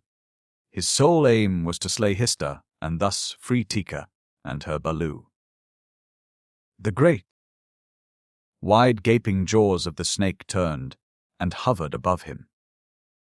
The elastic maw, which could accommodate a rabbit or a horned buck with equal facility, yawned for him. But Hista, in turning his attention upon the ape-man, brought his head within reach of Tarzan's blade. Instantly, a brown hand leaped forth and seized the mottled neck, and another drove the heavy hunting knife to the hilt into the little brain. Convulsively, Hista shuddered and relaxed, tensed and relaxed again, whipping and striking with his great body, but no longer sentient or sensible. Hista was dead, but in his death throes he might easily dispatch a dozen apes or men. Quickly Tarzan seized Teeka and dragged her from the loosened embrace, dropping her to the ground beneath. Then he extricated the Balu and tossed it to its mother. Still Hista whipped about, clinging to the ape-man, but after a dozen efforts Tarzan succeeded in wriggling free and leaping to the ground out of range of the mighty battering of the dying snake. When Watachan. A circle of apes surrounded the scene of the battle, but the moment that Tarzan broke safely from the enemy, they turned silently away to resume their interrupted feeding. And Teeka turned with them, apparently forgetful of all but her Balu, and the fact that when the interruption had occurred she just had discovered an ingeniously hidden nest containing 3 perfectly good eggs.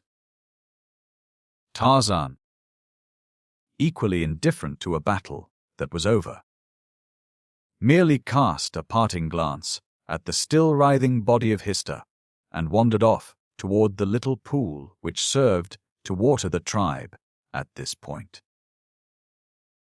Strangely, he did not give the victory cry over the vanquished Hista. Why? He could not have told you, other than that to him Hista was not an animal. He differed in some peculiar way from the other denizens of the jungle. Tarzan only knew that he hated him. At the pool Tarzan drank his fill, and lay stretched upon the soft grass beneath the shade of a tree. His mind reverted to the battle with Hista, the snake. It seemed strange to him that Teeka should have placed herself within the folds of the horrid monster. Why had she done it? Why, indeed, had he? Teeka did not belong to him, nor did Teeka's Balu. They were both Torgs. Why then had he done this thing? Hista was not food for him when he was dead. There seemed to Tarzan, now that he gave the matter thought, no reason in the world why he should have done the thing he did. And presently it occurred to him that he had acted almost involuntarily, just as he had acted when he had released the old Gomangani the previous evening. What made him do such things? Somebody more powerful than he must force him to act at times. All-powerful, thought Tarzan. The little bugs say that God is all-powerful. It must be that God made me do these things, for I never did them by myself. It was God made Teeka rush upon Hista. Teeka would never go near Hista of her own volition. It was God who held my knife from the throat of the old Gomangani. God accomplishes strange things, for he is all-powerful. I cannot see him, but I know that it must be God who does these things. No Mangani, no Gomangani, no Tarmangani could do them. And the flowers, who made them grow? Ah, now it was all explained. The flowers, the trees, the moon, the sun himself. every living creature in the jungle. They were all made by God out of nothing. And what was God? What did God look like? Of that he had no conception. But he was sure that everything that was good came from God. His good act in refraining from slaying the poor. Defenseless, old Gomangani. Teeka's love that had hurled her into the embrace of death. With his own loyalty to Teeka, which had jeopardized his life, that she might live. The flowers and the trees were good and beautiful. God had made them. He made the other creatures, too, that each might have food upon which to live. He had made Sheeta, the panther, with his beautiful coat, and Numa, the lion, with his noble head and his shaggy mane. He had made Bara, the deer, lovely and graceful. Yes, Tarzan had found God, and he spent the whole day in attributing to him all of the good and beautiful things of nature. But there was one thing which troubled him. He could not quite reconcile it to his conception of his new-found God. Who made Hista, the snake? Chapter 5. Tarzan and the Black Boy. Tarzan of the Apes sat at the foot of a great tree, braiding a new grass rope. Beside him lay the frayed remnants of the old one, torn and severed by the fangs and talons of Sheeta, the panther. Only half the original rope was there, the balance having been carried off by the angry cat as he bounded away through the jungle with the noose his savage neck, and the loose end dragging among the underbrush. Dijon lever kirsch. Tarzan smiled as he recalled Sheeta's great rage, his frantic efforts to free himself from the entangling strands, his uncanny screams that were part hate, part anger, part terror.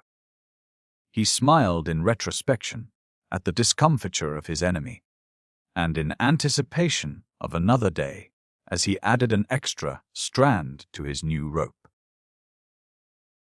This would be the strongest, the heaviest rope that Tarzan of the Apes ever had fashioned. Visions of Numa, the lion, straining futilely in its embrace thrilled the ape-man. He was quite content, for his hands and his brain were busy. Content, too, were his fellows of the tribe of Kerchak, searching for food in the clearing, and the surrounding trees about him. No perplexing thoughts of the future burdened their minds, and only occasionally dimly arose recollections of the near past. They were stimulated to a species of brutal content by the delectable business of filling their bellies. Afterward they would sleep. It was their life. And they enjoyed it as we enjoy ours. You and I, as Tarzan enjoyed his. Possibly they enjoyed theirs more than we enjoy ours. For who shall say that the beasts of the jungle do not better fulfill the purposes for which they are created than does man, with his many excursions into strange fields, and his contraventions of the laws of nature? And what gives greater content and greater happiness than the fulfilling of a destiny? As Tarzan worked, Gazan, Teeka's little Balu, played about him while Teeka sought food upon the opposite side of the clearing. No more did Teeka, the mother, or Tog, the sullen sire, harbor suspicions of Tarzan's intentions toward their firstborn. Had he not courted death to save their Gazan from the fangs and talons of Sheeta? Did he not fondle and cuddle the little one with even as great a show of affection as Teeka herself displayed? Dagon, Their fears were allayed, and Tarzan now found himself often in the role of nursemaid to a tiny anthropoid, an avocation which he found by no means irksome, since Gazan was a never-failing fount of surprises and entertainment. Just now the apeling was developing those arboreal tendencies which were to stand him in such good stead during the years of youth. Ought the visions his and Narcissus, when rapid flight into the upper terraces was of far more importance and value than his undeveloped muscles and untried fighting fangs. Backing off 15 or 20 feet from the bole of the tree, beneath the branches of which Tarzan worked upon his rope, Gazan scampered quickly forward, scrambling nimbly upward to the lower limbs. Here he would squat for a moment or two, quite proud of his achievement, then clamber to the ground again and repeat. Sometimes, quite often in fact, for he was an ape, his attention was distracted by other things: a beetle, a caterpillar, a tiny field mouse, and off he would go in pursuit. The caterpillars he always caught, and sometimes the beetles, but the field mice never. Now he discovered the tail of the rope upon which Tarzan was working. Grasping it in one small hand, he bounced away, for all the world like an animated rubber ball, snatching it from the ape-man's hand and running off across the clearing. Tarzan leaped to his feet and was in pursuit in an instant, no trace of anger on his face or in his voice as he called to the roguish little Balu to drop his rope.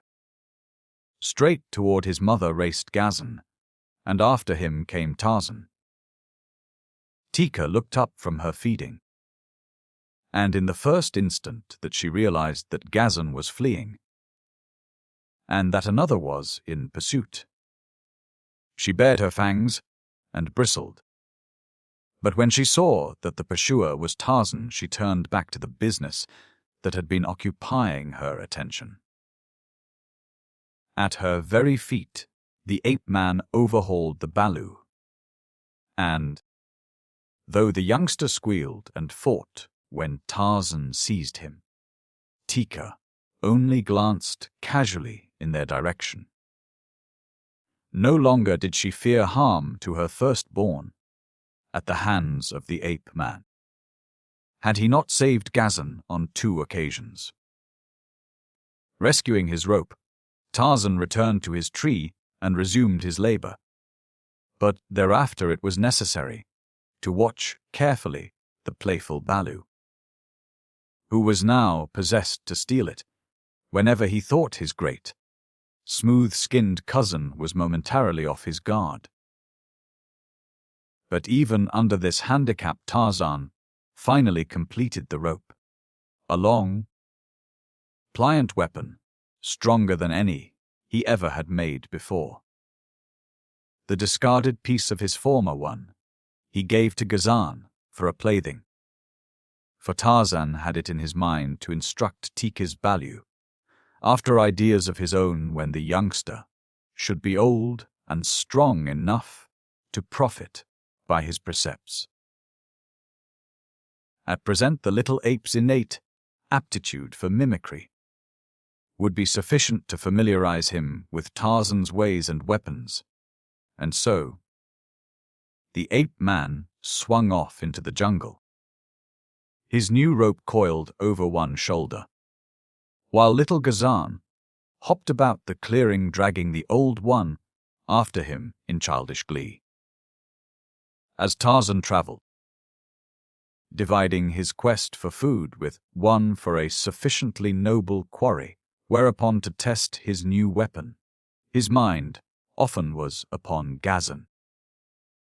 The ape-man had realized a deep affection for Teeka's Balu almost from the first, partly because the child belonged to Teeka, his first love, and partly for the little ape's own sake, and Tarzan's human longing for some sentient creature upon which to expend those natural affections of the soul which are inherent to all normal members of the genus Homo.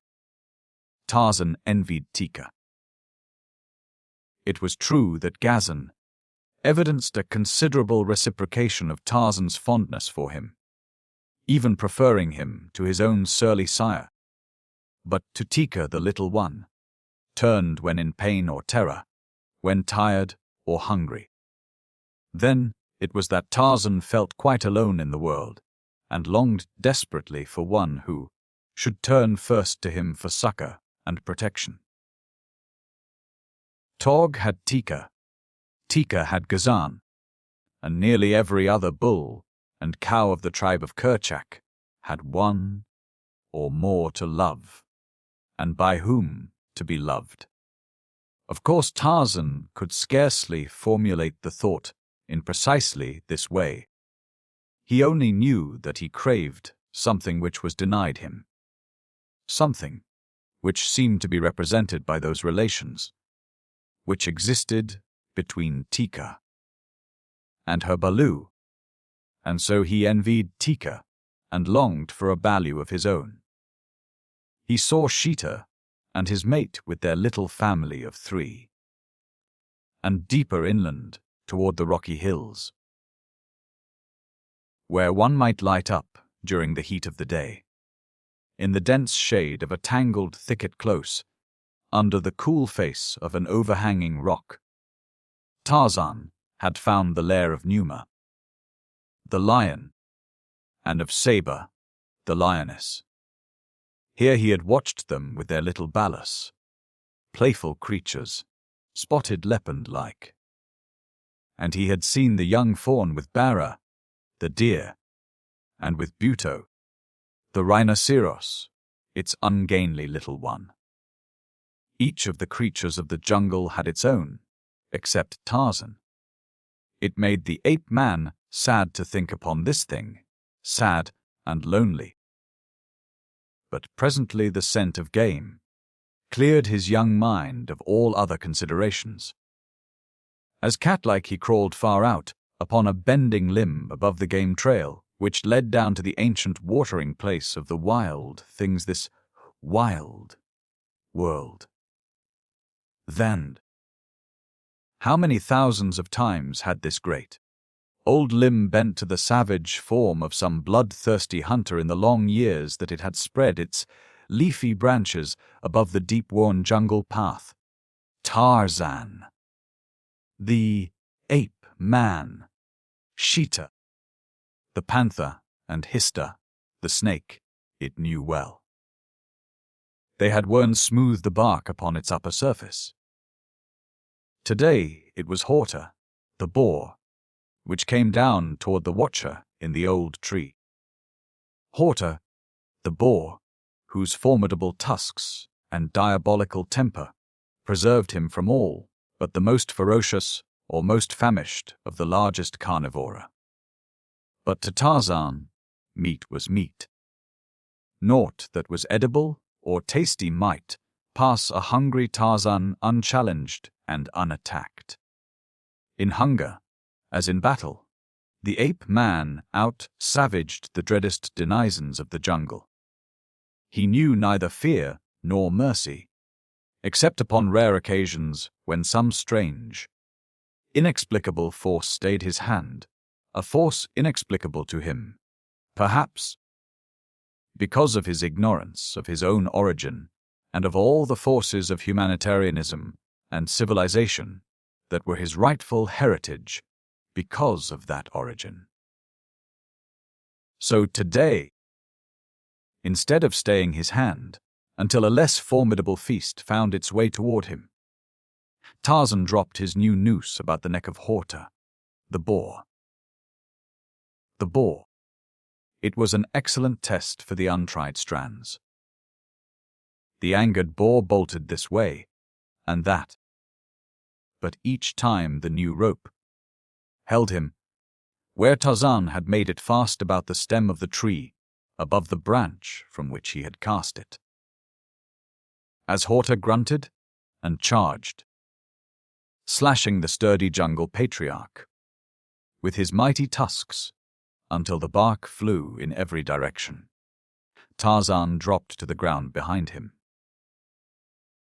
In the ape-man's hand was the long, keen blade that had been his constant companion since that distant day upon which chance had directed its point into the body of Bolgani, the gorilla, and saved the torn and bleeding man-child from what else had been certain death. Tarzan walked in toward Horta, who swung now to face his enemy.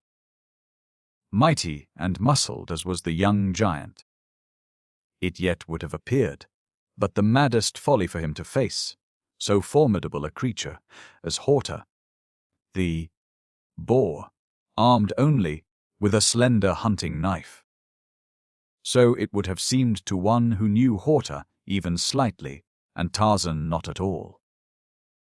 For a moment Horta stood motionless facing the ape-man. His wicked, deep-set eyes flashed angrily. He shook his lowered head. "Mud-eater!" jeered the ape-man. "Wallower in filth. Even your meat stinks, but it is juicy and makes Tarzan strong. Today I shall eat your heart, O Lord of the great tusks, that it shall keep savage that which pounds against my own ribs." Horta, understanding nothing of what Tarzan said, was none the less enraged because of that. He saw only a naked man-thing, hairless and futile, pitting his puny fangs and soft muscles against his own indomitable savagery, and he charged. Tarzan of the Apes waited until the upcut of a wicked tusk would have laid open his thigh.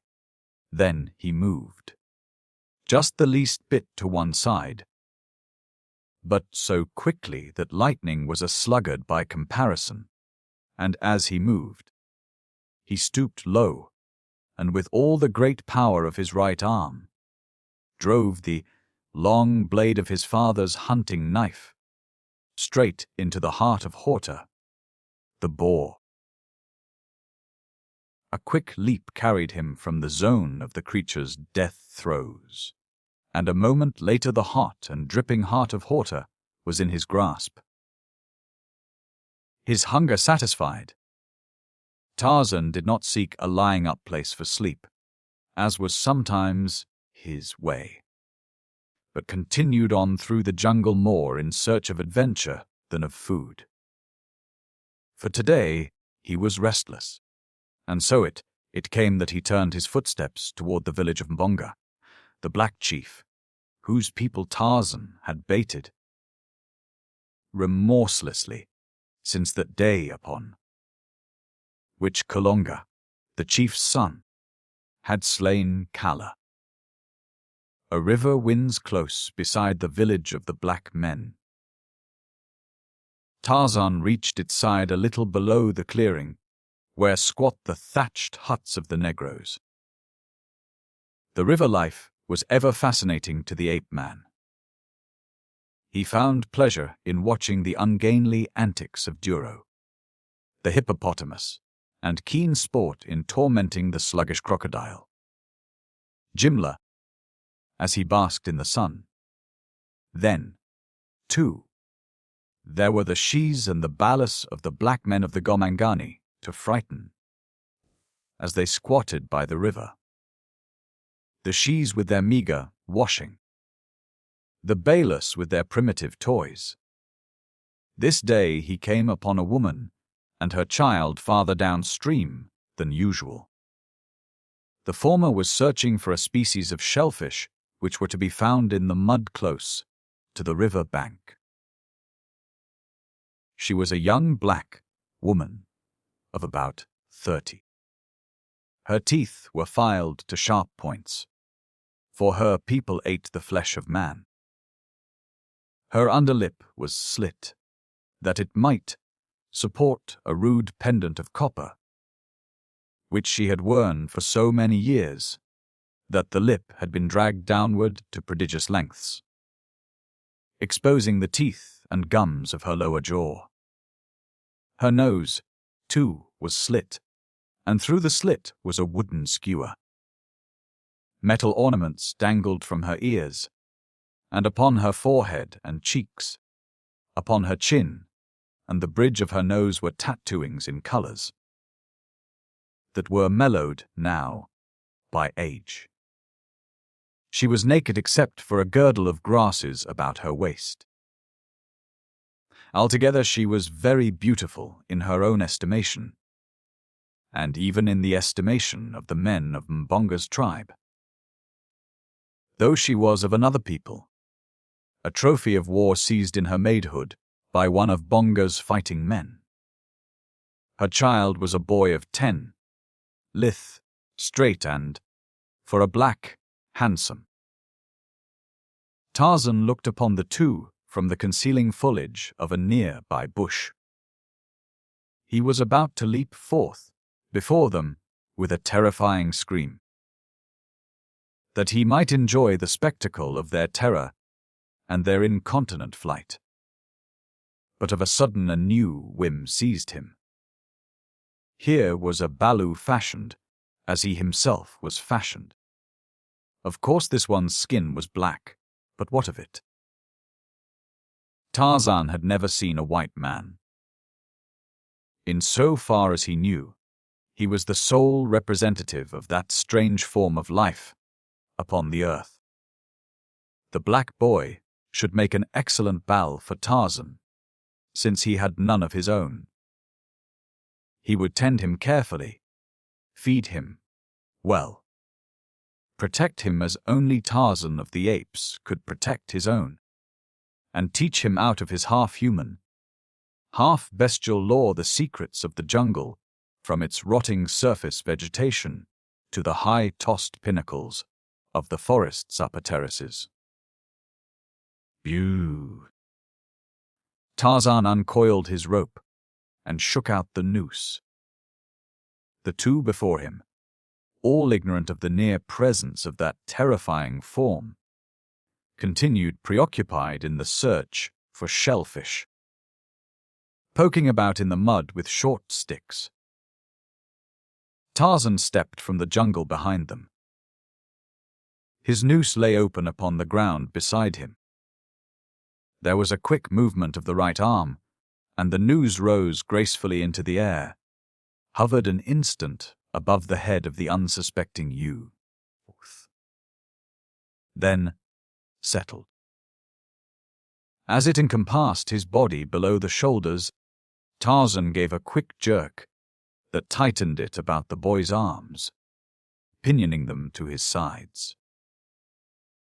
A scream of terror broke from the lad's lips, and as his mother turned, affrighted at his cry, she saw him being dragged quickly toward a great white giant who stood just beneath the shade of a nearby tree, scarcely a dozen long paces from her. With a savage cry of terror and rage, the woman leaped fearlessly toward the ape-man. In her mien Tarzan saw determination and courage which would shrink not even from death itself. She was very hideous and frightful even when her face was in repose, but convulsed by passion. Her expression became terrifyingly fiendish. Even the ape-man drew back, but more in revulsion than fear. Fear he knew not. Biting and kicking was the black she's Balu as Tarzan, tucked him beneath his arm and vanished into the branches, hanging low above him, just as the infuriated mother dashed forward to seize and do battle with him. And, as he melted away into the depth of the jungle, with his still struggling prize, he meditated upon the possibilities which might lie in the prowess of the Gomangani, were the he's as formidable as the she's. once at a safe distance from the despoiled mother, and out of earshot of her screams and menaces. Tarzan paused to inspect his prize. Now, so thoroughly terrorized that he had ceased his struggles and his outcries. The frightened child rolled his eyes fearfully toward his captor, until the whites showed gleaming all about the irises. "I am Tarzan," said the ape-man, in the vernacular of the anthropoids. "I will not harm you. You are to be Tarzan's Balu. Tarzan will protect you. He will feed you. The best in the jungle shall be for Tarzan's Balu, for Tarzan is a mighty hunter. None need you fear, not even Numa, the lion, for Tarzan is a mighty fighter. None so great as Tarzan, son of Kala. Do not fear." But the child only whimpered and trembled, for he did not understand the tongue of the great apes, and the voice of Tarzan sounded to him like the barking and growling of a beast. Then, too, he had heard stories of this bad, white forest god. It was he who had slain Kolonga, and others of the warriors of Mbonga, the chief. It was he who entered the village stealthily, by magic, in the darkness of the night, to steal arrows and poison, and frighten the women and the children, and even the great warriors. Doubtless this wicked god fed upon little boys. Had his mother not said as much when he was naughty, and she threatened to give him to the white god of the jungle if he were not good? Little Black Tibo shook, as with a gig. "Are you cold?" "Go boo Balu?" asked Tarzan, using the simian equivalent of Blackie Baby in lieu of a better name. "The sun is hot. Why do you shiver?" Tibo could not understand, but he cried for his mama and begged the great white god to let him go, promising always to be a good boy thereafter, if his plea were granted. Tarzan shook his head. Not a word could he understand. This would never do. He must teach Go Balu a language which sounded like talk. It was quite certain to Tarzan that Go Boo Balu's speech was not talk at all. It sounded quite as senseless as the chattering of the silly birds. It would be best, thought the ape-man, quickly to get him among the tribe of Kerchak, where he would hear the Mangani talking among themselves. Thus he would soon learn an intelligible form of speech. Tarzan rose to his feet upon the swaying branch where he had halted far above the ground, and motioned to the child to follow him. But Tibo only clung tightly to the bole of the tree and wept. Being a boy and a native African, he had, of course, climbed into trees many times before this. But the idea of racing off through the forest, leaping from one branch to another, as his captor, to his horror, had done when he had carried Tibo away from his mother, filled his childish heart with terror. Tarzan sighed. His newly acquired Balu had much indeed to learn. It was pitiful that a Balu of his size and strength should be so backward. He tried to coax Tibo to follow him, but the child dared not, so Tarzan picked him up and carried him upon his back. Tibo no longer scratched or bit. Escape seemed impossible. Even now, were he set upon the ground, the chance was remote, he knew, that he could find his way back to the village of Monga, the chief. Even if he could.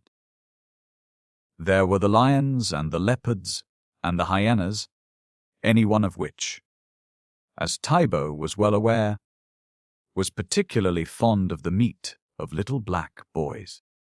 So far the terrible white god of the jungle had offered him no harm. He could not expect even this much consideration from the frightful, green-eyed man-eaters. It would be the lesser of two evils, then, to let the white god carry him away without scratching and biting, as he had done at first. As Tarzan swung rapidly through the trees, little Tibo closed his eyes in terror rather than look longer down into the frightful abysses beneath. Never before in all his life had Tibo been so frightened. Yet as the white giant sped on with him through the forest there stole over the child an inexplicable sensation of security, as he saw how true were the leaps of the ape-man, how unerring his grasp upon the swaying limbs which gave him hand-hold. And then, too, there was safety in the middle terraces of the forest, far above the reach of the dreaded lions. And so Tarzan came to the clearing where the tribe fed, dropping among them with his new Balu clinging tightly to his shoulders. He was fairly in the midst of them before Tibo spied a single one of the great hairy forms, or before the apes realized that Tarzan was not alone. When they saw the little Gomangani, perched on his back, some of them came forward in curiosity with upcurled lips and snarling mien. An hour before little Tibo would have said that he knew the uttermost depths of fear. But now, as he saw these fearsome beasts surrounding him, he realized that all that had gone before was as nothing by comparison. Why did the great white giant stand there so unconcernedly? Why did he not flee before these horrid, hairy tree men fell upon them both and tore them to pieces? And then there came to Tibo a numbing recollection. It was none other than the story he had heard passed from mouth to mouth, fearfully, by the people of Mbonga, the chief, that this great white demon of the jungle was not other than a hairless ape, for had not he been seen in company with these? And Tibo could only stare in wide-eyed horror at the approaching apes. He saw their beetling brows, their great fangs, their wicked eyes. He noted their mighty muscles rolling beneath their shaggy hides. Their every attitude and expression was a menace. Tarzan saw this too. He drew Tibo around in front of him. "This is Tarzan's go Balu," he said. "Do not harm him, or Tarzan will kill you." And he bared his own fangs in the teeth of the nearest ape. "It is a Gomangani," replied the ape. "Let me kill it. It is a Gomangani. The Gomangani are our enemies. Let me kill it." "Go away," snarled Tarzan. "I tell you, Gunto, it is Tarzan's Balu. Go away or Tarzan will kill you." And the ape-man took a step toward the advancing ape. The latter sidled off, quite stiff and haughty, after the manner of a dog which meets another, and is too proud to fight and too fearful to turn his back and run. Next came Teeka, prompted by curiosity. At her side skipped little Gazan. They were filled with wonder like the others, but Teeka did not bare her fangs. Tarzan saw this and motioned that she approach. "Tarzan has a Balu now," he said. "He and Teeka's Balu can play together." "It is a Gomangani," replied Teeka. "It will kill my Balu. Take it away, Tarzan." Tarzan laughed. "It could not harm Pamba, the rat," he said. "It is but a little Balu, and very frightened. Let Gazan play with it. Teeka still was fearful, for with all their mighty ferocity the great anthropoids are timid. But at last, assured by her great confidence in Tarzan, she pushed Gazan forward toward the little black boy. The small ape, guided by instinct, drew back toward its mother, baring its small fangs and screaming in mingled fear and rage. Tibo, too, showed no signs of desiring a closer acquaintance with Gazan, so Tarzan gave up his efforts for the time. During the week which followed, Tarzan found his time much occupied. His Balu was a greater responsibility than he had counted upon. Not for a moment did he dare leave it, since, of all the tribe, Teeka alone could have been depended upon to refrain from slaying the hapless black, had it not been for Tarzan's constant watchfulness. When the ape-man hunted, he must carry Balu about with him. It was irksome, and then the little black seemed so stupid and fearful to Tarzan. It was quite helpless against even the lesser of the jungle creatures. Tarzan wondered how it had survived at all. He tried to teach it, and found a ray of hope in the fact that Balu had mastered a few words of the language of the anthropoids, and that he could now cling to a high-tossed branch without screaming in fear. But there was something about the child which worried Tarzan. He often had watched the blacks within their village. He had seen the children playing, and always there had been much laughter, but little Balu never laughed. It was true that Tarzan himself never laughed. Upon occasion he smiled, grimly, but to laughter he was a stranger. The black, however, should have laughed, reasoned the ape-man. It was the way of the Gomangani. Also, he saw that the little fellow often refused food, and was growing thinner day by day. At times he surprised the boy sobbing softly to himself. Tarzan tried to comfort him, even as fierce Kala had comforted Tarzan when the ape-man was a Balu. But all to no avail. Balu merely no longer feared Tarzan. That was all. He feared every other living thing within the jungle. He feared the jungle days with their long excursions through the dizzy tree tops.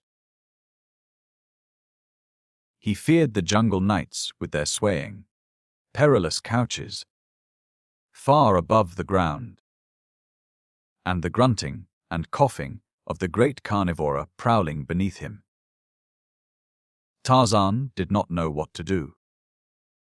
His heritage of English blood rendered it a difficult thing even to consider a surrender of his project, though he was forced to admit to himself that his Balu was not all that he had hoped. But, though he was faithful to his self-imposed task, and even found that he had grown to like Balu, he could not deceive himself into believing that he felt for it that fierce heat of passionate affection which Teeka revealed for Gazan, and which the black mother had shown for Balu. The little black boy from Kringing Terror at the sight of Tarzan passed, by degrees, into trustfulness and admiration. Only kindness had he ever received at the hands of the great white devil god. Yet he had seen with what ferocity his kindly captor could deal with others. He had seen him leap upon a certain he-ape, which persisted in attempting to seize and slay Balu. He had seen the strong, white teeth of the ape-man fastened in the neck of his adversary, and the mighty muscles tensed in battle. He had heard the savage, bestial snarls and roars of combat, and he had realized with a shudder that he could not differentiate between those of his guardian and those of the hairy ape. He had seen Tarzan bring down a buck, just as Numa, the lion, might have done, leaping upon its back and fastening his fangs in the creature's neck. Tibo had shuddered at the sight, but he had thrilled, too, and for the first time there entered his dull, negroid mind a vague desire to emulate his savage foster parent. But Tibo, the little black boy, lacked the divine spark which had permitted Tarzan, the white boy, to benefit by his training in the ways of the fierce jungle. In imagination he was wanting, and imagination is but another name for super-intelligence. Imagination it is which builds bridges and cities and empires. The beasts know it not, the blacks only a little, while to 1 in 100,000 of Earth's dominant race it is given as a gift from heaven, that man may not perish from the earth. While Tarzan pondered his problem concerning the future of his Balu, fate was arranging to take the matter out of his hands. Momaya, Tibo's mother, grief-stricken at the loss of her boy, had consulted the tribal witch doctor, but to no avail. The medicine he made was not good medicine, for though Momaya paid him 2 goats for it, it did not bring back Tibo, nor even indicate where she might search for him, with reasonable assurance of finding him. Momaya, being of a short temper, and of another people, had little respect for the witch doctor of her husband's tribe, and so, when he suggested that a further payment of 2 more fat goats would doubtless enable him to make stronger medicine, she promptly loosed her shrewish tongue upon him, and with such good effect that he was glad to take himself off with his zebra's tail and his pot of magic. When he had gone and Momaya had succeeded in partially subduing her anger, she gave herself over to thought, as she so often had done since the abduction of her Tibo, in the hope that she finally might discover some feasible means of locating him, or at least assuring herself as to whether he were alive or dead. It was known to the blacks that Tarzan did not eat the flesh of man, for he had slain more than one of their number, yet never tasted the flesh of any. 2. The bodies always had been found, sometimes dropping as though from the clouds to alight in the center of the village. As Tibo's body had not been found, Momaya argued that he still lived. But where? Then, it was that there came to her mind a recollection of Bukawai, the unclear, who dwelt in a cave in the hillside to the north, and who it was well known entertained devils in his evil lair. Few, if any, had the temerity to visit old Bukawai. Firstly, because of fear of his black magic, and the 2 hyenas who dwelt with him, and were commonly known to be devils masquerading, and secondly, because of the loathsome disease which had caused Bukawai to be an outcast, a disease which was slowly eating away his face.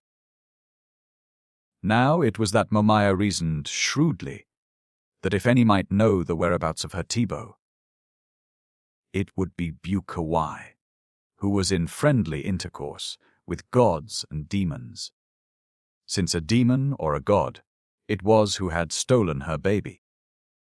But even her great mother love was sorely taxed to find the courage to send her forth into the black jungle toward the distant hills and the uncanny abode of Bukawai, the unclean, and his devils.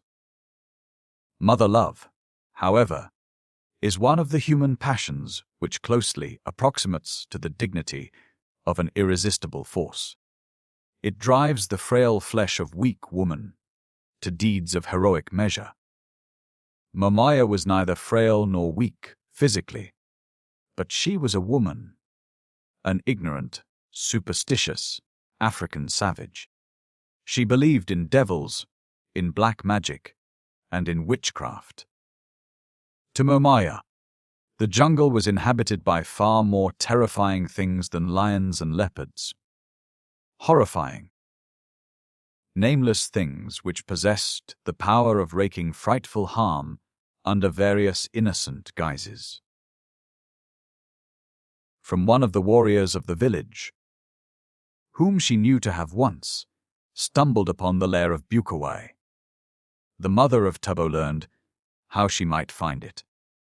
Near a spring of water, which rose in a small rocky cay, between two hills, the easternmost of which was easily recognizable, because of a huge granite boulder which rested upon its summit. The westerly hill was lower than its companion, and was quite bare of vegetation, except for a single mimosa tree which grew just a little below its summit.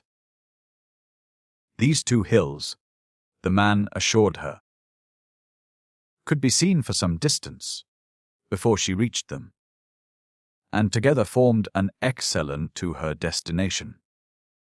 He warned her, however, to abandon so foolish and dangerous an adventure, emphasizing what she already quite well knew, that if she escaped harm at the hands of Bukawai and his demons, the chances were that she would not be so fortunate with the great carnivora of the jungle through which she must pass going and returning. The warrior even went to Momaya's husband, who, in turn, having little authority over the vixenish lady of his choice, went to Mbonga, the chief. The latter summoned Momaya, threatening her with the direst punishment should she venture forth upon so unholy an excursion. The old chief's interest in the matter was due solely to that age-old alliance which exists between church and state. The local witch doctor, knowing his own medicine better than any other knew it, was jealous of all other pretenders to accomplishments in the black art. He long had heard of the power of Bukawai, and feared lest, should he succeed in recovering Momaya's lost child, much of the tribal patronage and consequent fees would be diverted to the unclean one.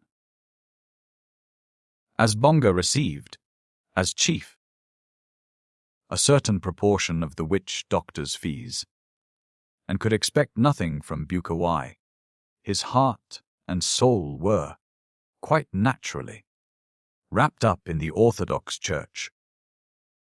But if Momaya could view with intrepid heart an excursion into the jungle and a visit to the fear-haunted abode of Bukawai, she was not likely to be deterred by threats of future punishment at the hands of old Mbonga, whom she secretly despised.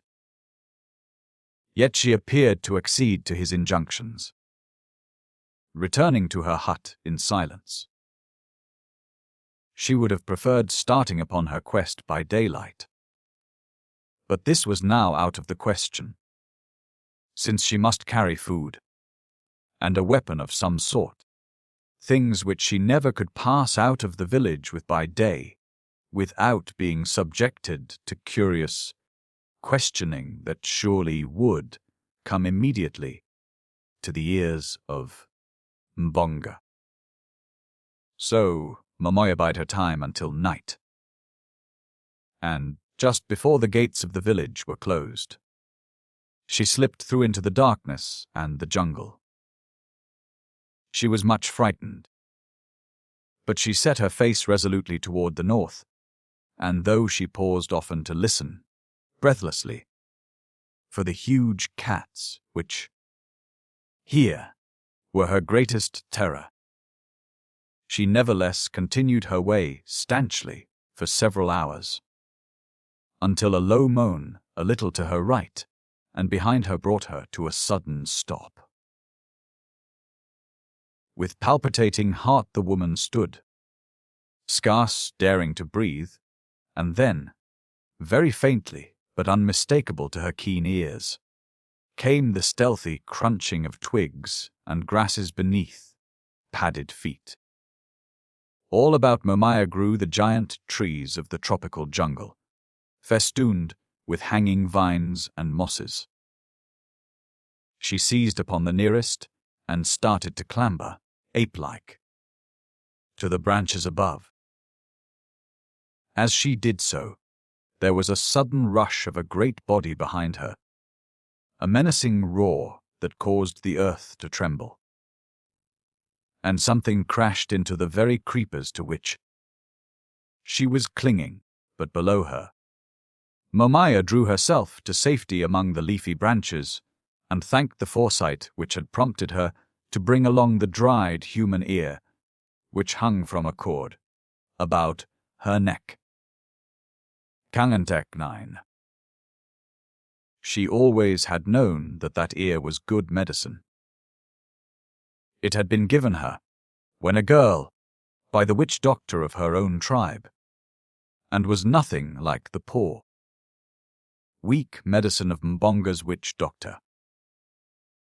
All night Momoya clung to her perch, for although the lion sought other prey after a short time, she dared not descend into the darkness again, for fear she might encounter him or another of his kind. But at daylight she clambered down and resumed her way. Tarzan of the Apes, finding that his Balu never ceased to give evidence of terror in the presence of the apes of the tribe, and also that most of the adult apes were a constant menace to Gobu, Balu's life, so that Tarzan dared not leave him alone with them, took to hunting with the little black boy farther and farther from the stamping grounds of the anthropoids. Little by little his absences from the tribe grew in length, as he wandered farther away from them, until finally he found himself a greater distance to the north than he ever before had hunted, and, with water and ample game and fruit, he felt not at all inclined to return to the tribe. Little Gobo Balu gave evidences of a greater interest in life, an interest which varied in direct proportion to the distance. He was from the apes of Kerchak. He now trotted along behind Tarzan when the ape-man went upon the ground, and in the trees he even did his best to follow his mighty foster parent. The boy was still sad and lonely. His thin, little body had grown steadily thinner since he had come among the apes, for, while, as a young cannibal, he was not overness in the matter of diet, he found it not always to his taste to stomach the weird things which tickled the palates of epicures among the apes. His large eyes were very large indeed, now, his cheeks sunken, and every rib of his emaciated body plainly discernible to whomsoever should care to count them. Constant terror, perhaps, had had as much to do with his physical condition as had improper food. Tarzan noticed the change and was worried. He had hoped to see his Balu wax, sturdy and strong. His disappointment was great. In only one respect did Go Bu Ball seem to progress. He readily was mastering the language of the apes. Even now he and Tarzan could converse in a fairly satisfactory manner, by supplementing the meager ape speech with signs. But for the most part, Go Bu Balu was silent other than to answer questions put to him. His great sorrow was yet too new and too poignant to be laid aside even momentarily. Always he pined for Momaya, shrewish, hideous, repulsive. Perhaps she would have been to you or me, but to Taibo she was Mama, the personification of that one great love which knows no selfishness, and which does not consume itself in its own fires. As the two hunted, or rather as Tarzan hunted, and Go Bu Balu tagged along in his wake, the ape-man noticed many things and thought much. Once they came upon Saber moining in the tall grasses. About her romped and played two little balls of fur, but her eyes were for one which lay between her great forepaws and did not romp. One who never would romp again. Tarzan read aright the anguish and the suffering of the huge mother cat. He had been minded to bait her. It was to do this that he had sneaked silently through the trees until he had come almost above her. But something held the ape-man as he saw the lioness grieving over her dead cub. With the acquisition of Go Balu, Tarzan had come to realize the responsibilities and sorrows of parentage without its joys. His heart went out to Saber as it might not have done a few weeks before. As he watched her, there rose quite unbidden before him a vision of Momaya. The skewer through the septum of her nose, her pendulous under lip, sagging beneath the weight which dragged it down. Tarzan saw not her unloveliness. He saw only the same anguish that was Saber's, and he winced. That strange functioning of the mind, which sometimes is called association of ideas, snapped Teeka and Gazan before the ape-man's mental vision. What if one should come and take Gazan from Teeka? Tarzan uttered a low and ominous growl as though Gazan were his own. Go Bu Balu glanced here and there apprehensively, thinking that Tarzan had espied an enemy. Saber sprang suddenly to her feet, her yellow-green eyes blazing, her tail lashing as she cocked her ears, and raising her muzzle, sniffed the air for possible danger. The two little cubs, which had been playing, scampered quickly to her, and standing beneath her, peered out from between her forelegs, their big ears upstanding, their little heads cocked first upon one side and then upon the other. With a shake of his black shock, Tarzan turned away and resumed his hunting in another direction, but all day there rose one after another, above the threshold of his objective mind, memory portraits of Saber, of Momaya, and of Teeka, a lioness, a cannibal, and a she-ape. Yet to the ape-man, they were identical through motherhood. It was noon of the third day when Momaya came within sight of the cave of Bukawai. The unclean.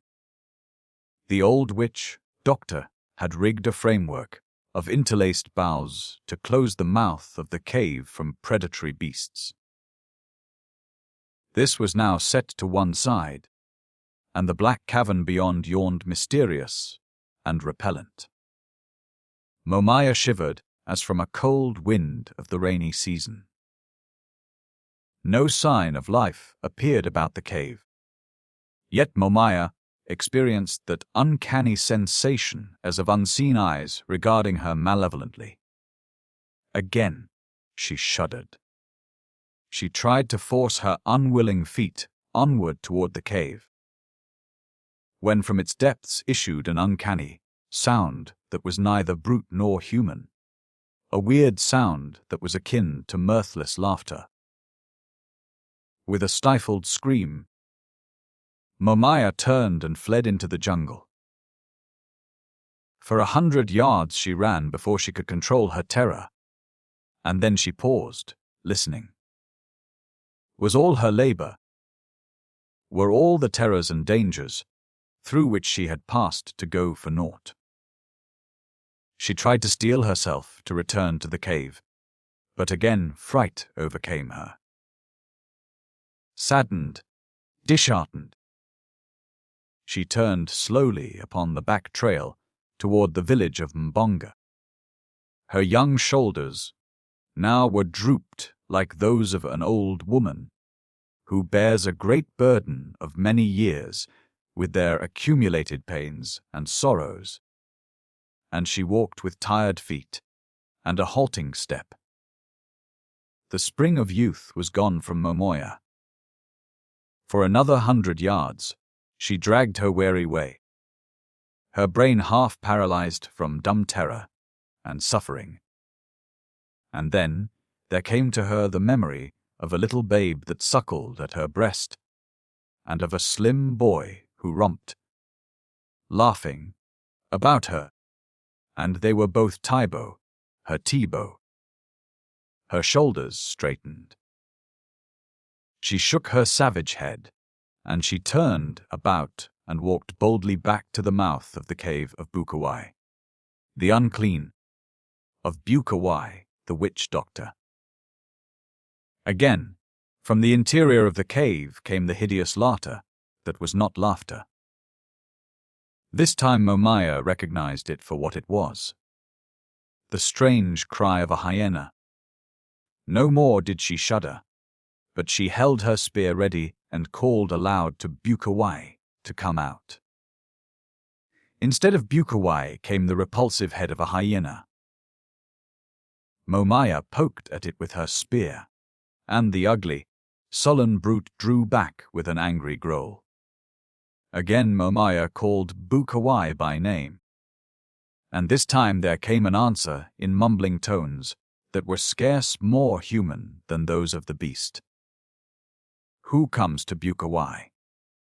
queried the voice. "It is Momaya," replied the woman. "Momaya from the village of Mbonga, the chief. What do you want?"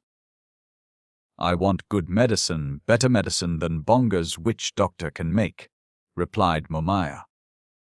"The great, white, jungle god has stolen my Taibo, and I want medicine to bring him back, or to find where he is hidden that I may go and get him." "Who is Tibo?" asked Bukawai. Momaya told him.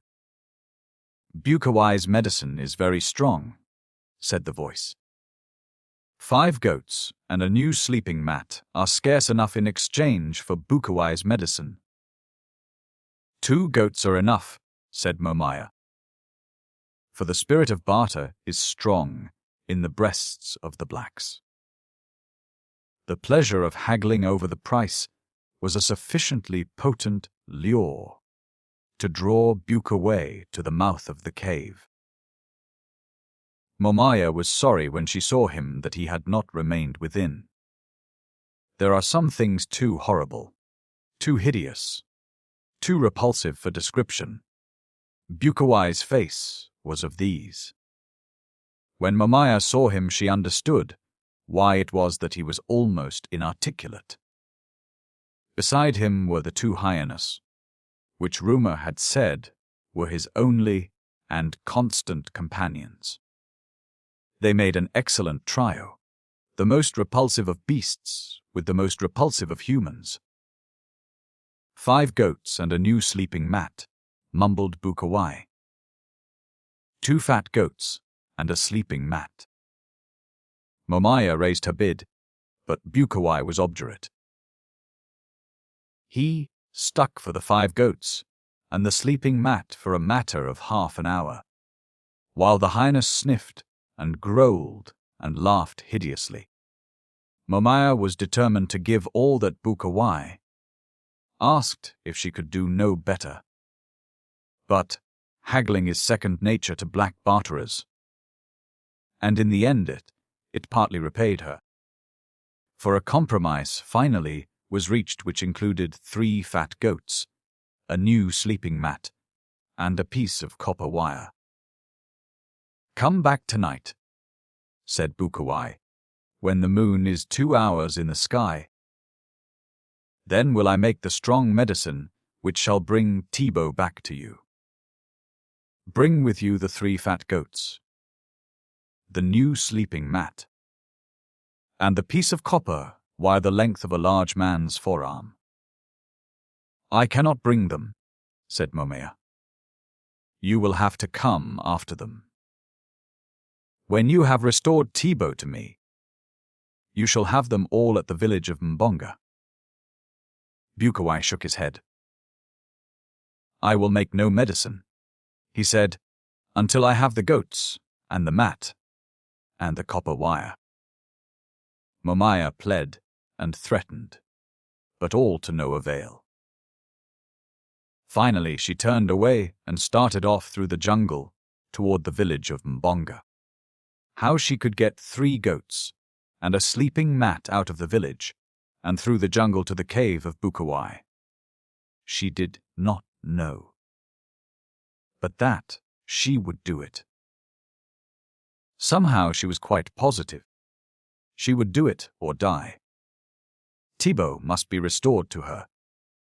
Tarzan, coming lazily through the jungle with little Balu, caught the scent of Bara, the deer.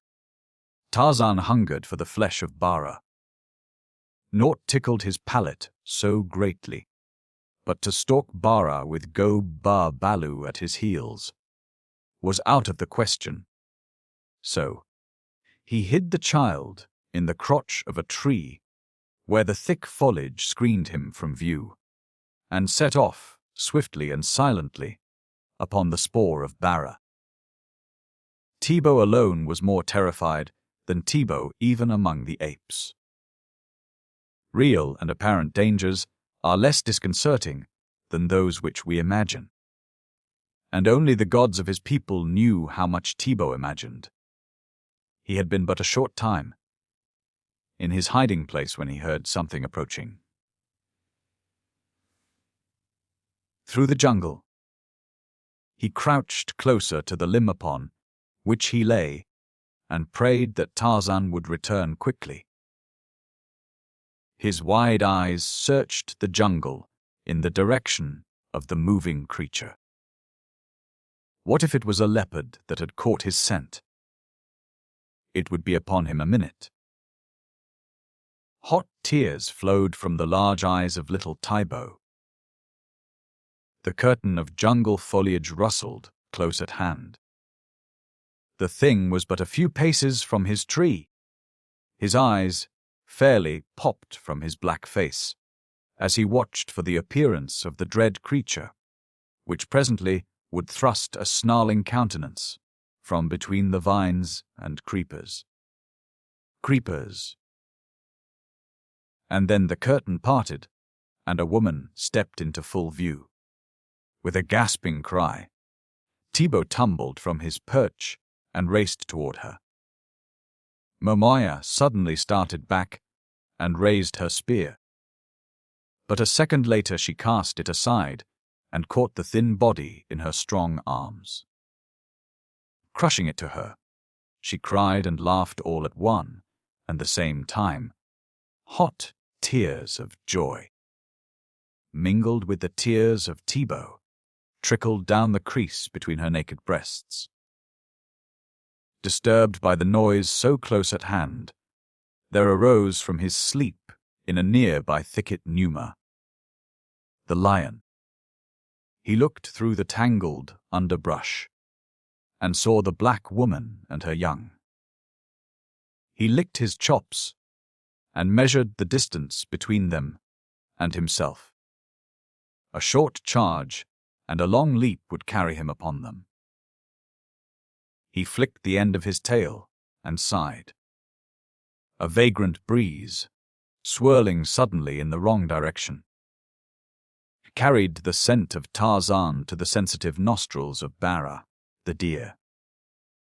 There was a startled tensing of muscles and cocking of ears, a sudden dash, and Tarzan's meat was gone.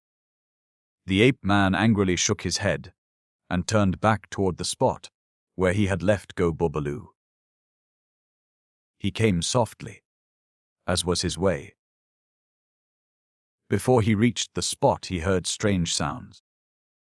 The sound of a woman laughing and of a woman weeping, and the two, which seemed to come from one throat, were mingled with the convulsive sobbing of a child. Tarzan hastened, and when Tarzan hastened, only the birds and the wind went faster. And as Tarzan approached the sounds, he heard another, a deep sigh. Momaya did not hear it, nor did Tibo. But the ears of Tarzan were as the ears of Bara, the deer. He heard the sigh, and he knew. So he unloosed the heavy spear which dangled at his back.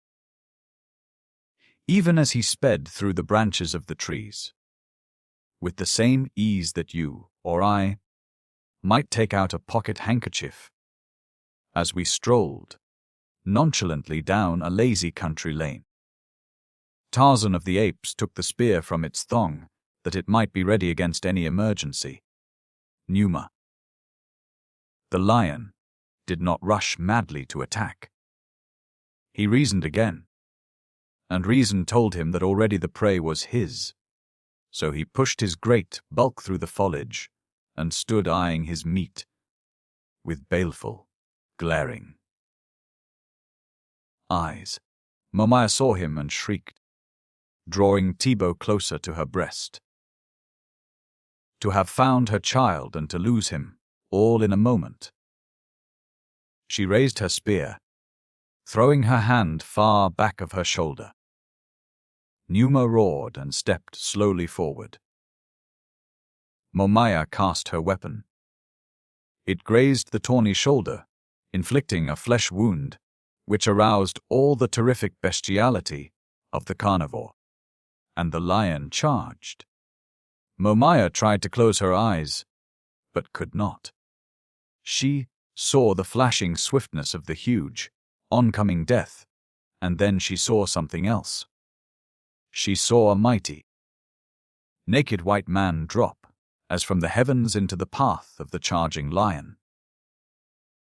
She saw the muscles of a great arm flash in the light of the equatorial sun as it filtered, dappling, through the foliage above. She saw a heavy hunting spear hurtle through the air to meet the lion in mid-leap. Numa brought up upon his haunches, roaring terribly and striking at the spear which protruded from his breast. His great blows bent and twisted the weapon. Tarzan, crutching and with hunting knife in hand, circled warily about the frenzied cat. Momaya, wide-eyed, stood rooted to the spot, watching, fascinated. In sudden fury, Numa hurled himself toward the ape-man. But the wiry creature eluded the blundering charge, sidestepping quickly only to rush in upon his foe. Twice the hunting blade flashed in the air. Twice it fell upon the back of Numa, already weakening from the spear point, so near his heart. The second stroke of the blade pierced fair into the beast's spine, and with a last convulsive sweep of the forepaws, in a vain attempt to reach his tormentor, Numa sprawled upon the ground, paralyzed and dying. Bukawai, fearful lest he should lose any recompense, followed Momaya with the intention of persuading her to part with her ornaments of copper and iron against her return, with the price of the medicine, to pay, as it were, for an option on his services, as one pays a retaining fee to an attorney for. Like an attorney, Bukawai knew the value of his medicine and that it was well to collect as much as possible in advance. The witch doctor came upon the scene as Tarzan leaped to meet the lion's charge. He saw it all and marveled, guessing immediately that this must be the strange white demon concerning whom he had heard vague rumors before Momaya came to him. Momaya, now that the lion was past harming her or hers, gazed with new terror upon Tarzan. It was he who had stolen her Tibo. Doubtless he would attempt to steal him again. Momaya hugged the boy close to her. She was determined to die this time rather than suffer Tibo to be taken from her again. Tarzan eyed them in silence. The sight of the boy clinging, sobbing, to his mother aroused within his savage breast a melancholy loneliness. There was none thus to cling to Tarzan, who yearned so for the love of someone, of something. At last Tibo looked up, because of the quiet that had fallen upon the jungle, and saw Tarzan. He did not shrink. "Tarzan," he said, in the speech of the great apes of the tribe of Kerchak, "do not take me from Momaya, my mother. Do not take me again to the lair of the hairy tree men, for I fear Tog and Gunto and the others. Let me stay with Momaya, O Tarzan, god of the jungle. Let me stay with Momaya, my mother, and to the end of our days we will bless you and put food before the gates of the village of Mbonga, that you may never hunger." Tarzan sighed. "Go," he said. "Back to the village of Mbonga, and Tarzan will follow to see that no harm befalls you." Tibo translated the words to his mother, and the two turned their backs upon the ape-man and started off toward home. In the heart of Momaya was a great fear and a great exultation, for never before had she walked with God, and never had she been so happy. She strained little Tibo to her, stroking his thin cheek. Tarzan saw and sighed again. "For Teeka there is Teeka's Balu," he soliloquized. "For Saber there are Balus, and for the she-Gomangani, and for Bara, and for Manu, and even for Pamba, the rat. But for Tarzan there can be none, neither a she nor a Balu. Tarzan of the apes is a man, and it must be that man walks alone."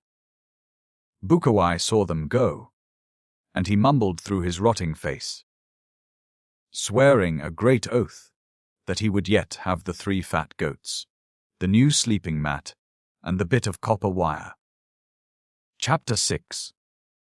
The Witch Doctor Seeks Vengeance. Lord Greystoke was hunting. Or, to be more accurate, he was shooting pheasants at Champston Heading. Lord Greystoke was immaculately and appropriately garbed. To the minutest detail he was vogue. To be sure, he was among the forward guns, not being considered a sporting shot. But what he lacked in skill, he more than made up in appearance. At the end of the day, he would, doubtless, have many birds to his credit, since he had 2 guns and a smart loader. Many more birds than he could eat in a year, even had he been hungry, which he was not. Having but just arisen from the breakfast table, the beaters, there were 23 of them, in white smocks, had but just driven the birds into a patch of gorse, and were now circling to the opposite side that they might down toward the guns. Lord Greystoke was quite as excited as he ever permitted himself to become. There was an exhilaration in the sport that would not be denied.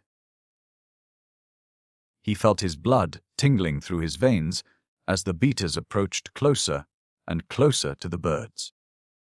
In a vague and stupid sort of way, Lord Greystoke felt, as he always felt upon such occasions, that he was experiencing a sensation somewhat akin to a reversion to a prehistoric type. That the blood of an ancient forebear was coursing hot through him, a hairy, half-naked forebear who had lived by the hunt. And far away in a matted equatorial jungle, another Lord Greystoke, the real Lord Greystoke, hunted. By the standards which he knew, he too was vogue, utterly vogue, as was the primal ancestor before the first eviction. The day being sultry. The leopard's skin had been left behind. The real Lord Greystoke had not 2 guns, to be sure, nor even one, neither did he have a smart loader. But he possessed something infinitely more efficacious than guns, or loaders, or even 23 beaters in white smocks. He possessed an appetite, an uncanny woodcraft, and muscles that were as steel springs. Later that day, in England, a Lord Greystoke ate bountifully of things he had not killed, and he drank other things which were uncorked to the accompaniment of much noise. He patted his lips with snowy linen to remove the faint traces of his repast, quite ignorant of the fact that he was an impostor and that the rightful owner of his noble title was even then finishing his own dinner in far-off Africa. He was not using snowy linen, though. Instead, he drew the back of a brown forearm and hand across his mouth and wiped his bloody fingers upon his thighs. Then he moved slowly through the jungle to the drinking place, where, upon all fours, he drank as drank his fellows, the other beasts of the jungle. As he quenched his thirst, another denizen of the gloomy forest approached the stream along the path behind him. It was Numa, the lion, tawny of body and black of mane, scowling and sinister, rumbling out low, coughing roars. Tarzan of the Apes heard him long before he came within sight, but the ape-man went on with his drinking until he had had his fill. Then he arose, slowly, with the easy grace of a creature of the wilds, and all the quiet dignity that was his birthright. Numa halted as he saw the man standing at the very spot where the king would drink. His jaws were parted, and his cruel eyes gleamed. He growled and advanced slowly. The man growled, too, backing slowly to one side, and watching, not the lion's face, but its tail. Should that commence to move from side to side in quick, nervous jerks, it would be well to be upon the alert. And should it rise suddenly erect, straight and stiff, then one might prepare to fight or flee, but it did neither. So Tarzan merely backed away, and the lion came down and drank scarce 50 feet from where the man stood.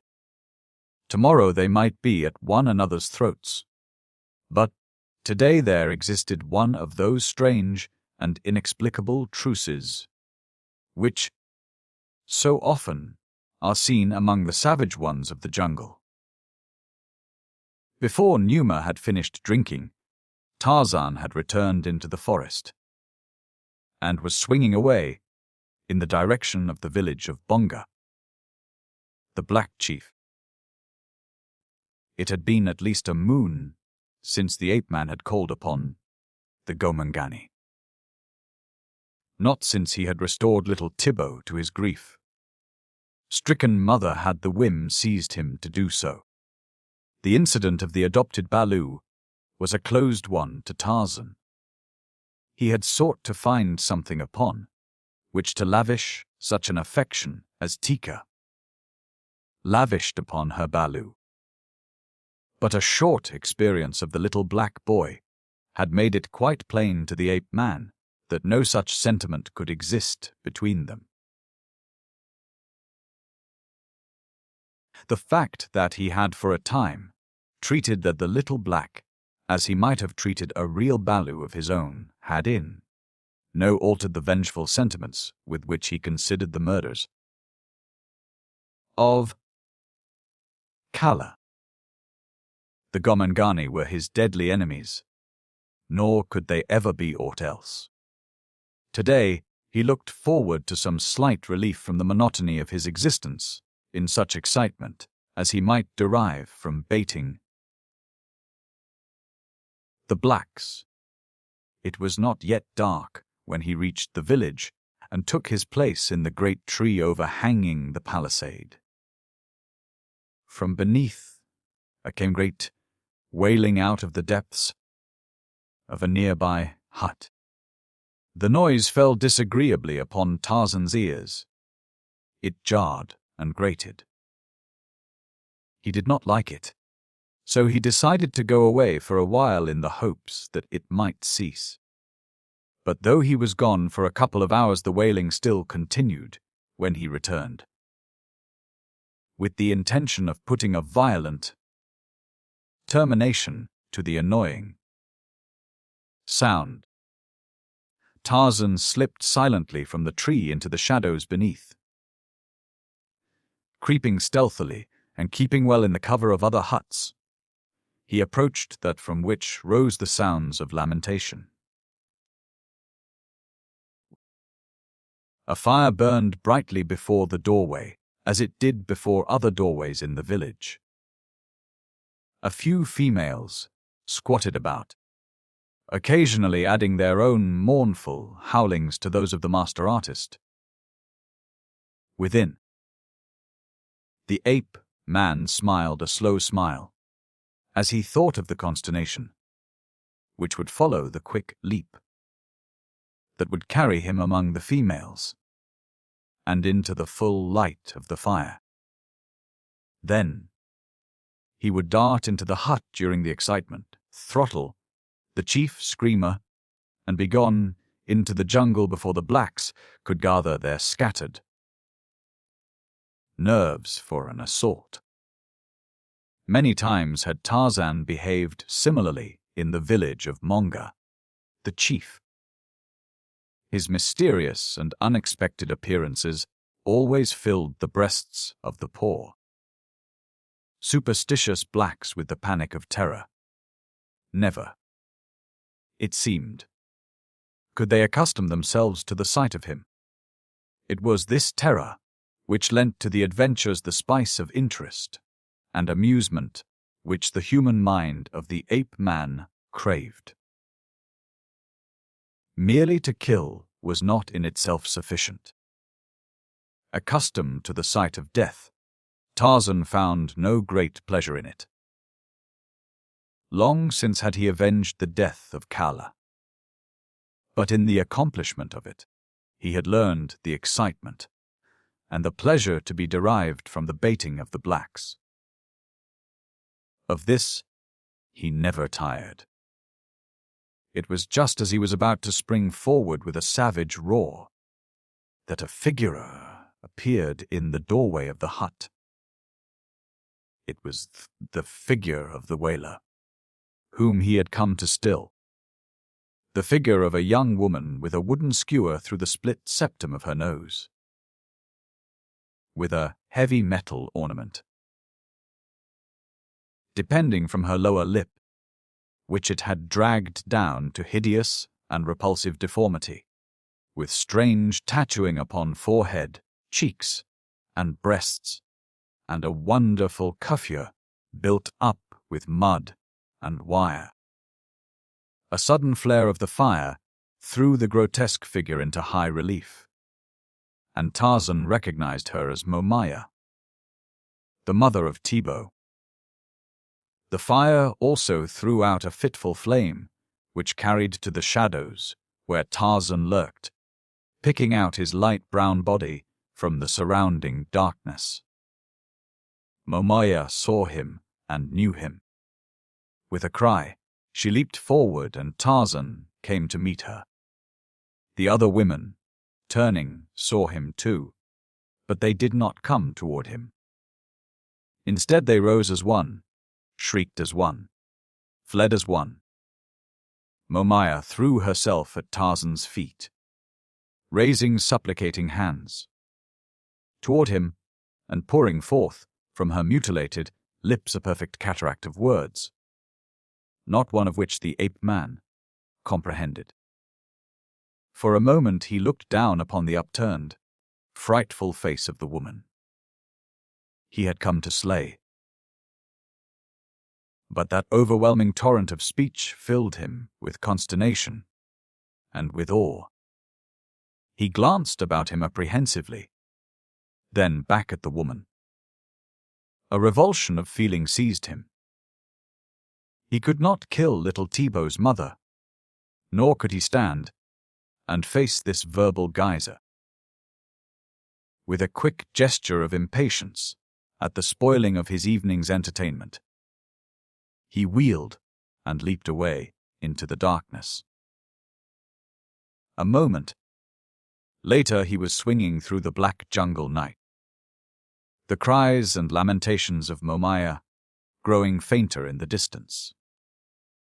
It was with a sigh of relief that he finally reached a point from which he could no longer hear them, and finding a comfortable crotch high among the trees, composed himself for a night of dreamless slumber,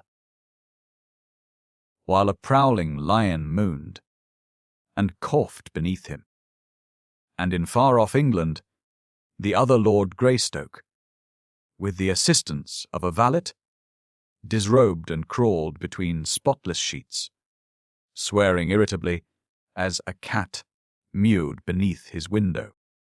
As Tarzan followed the fresh spoor of Horta, the boar, the following morning, he came upon the tracks of two Gomangani, a large one and a small one.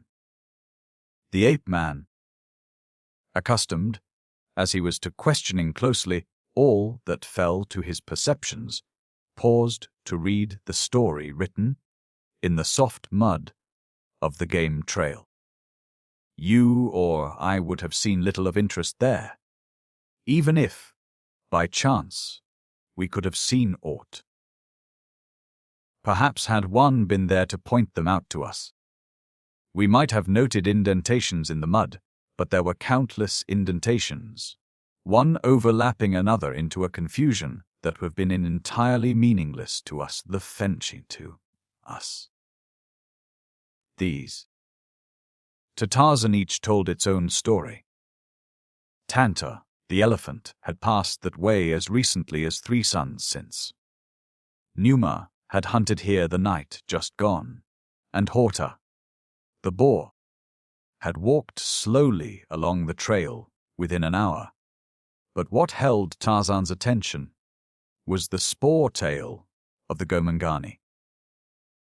It told him that the day before an old man had gone toward the north in company with a little boy, and that with them had been 2 hyenas.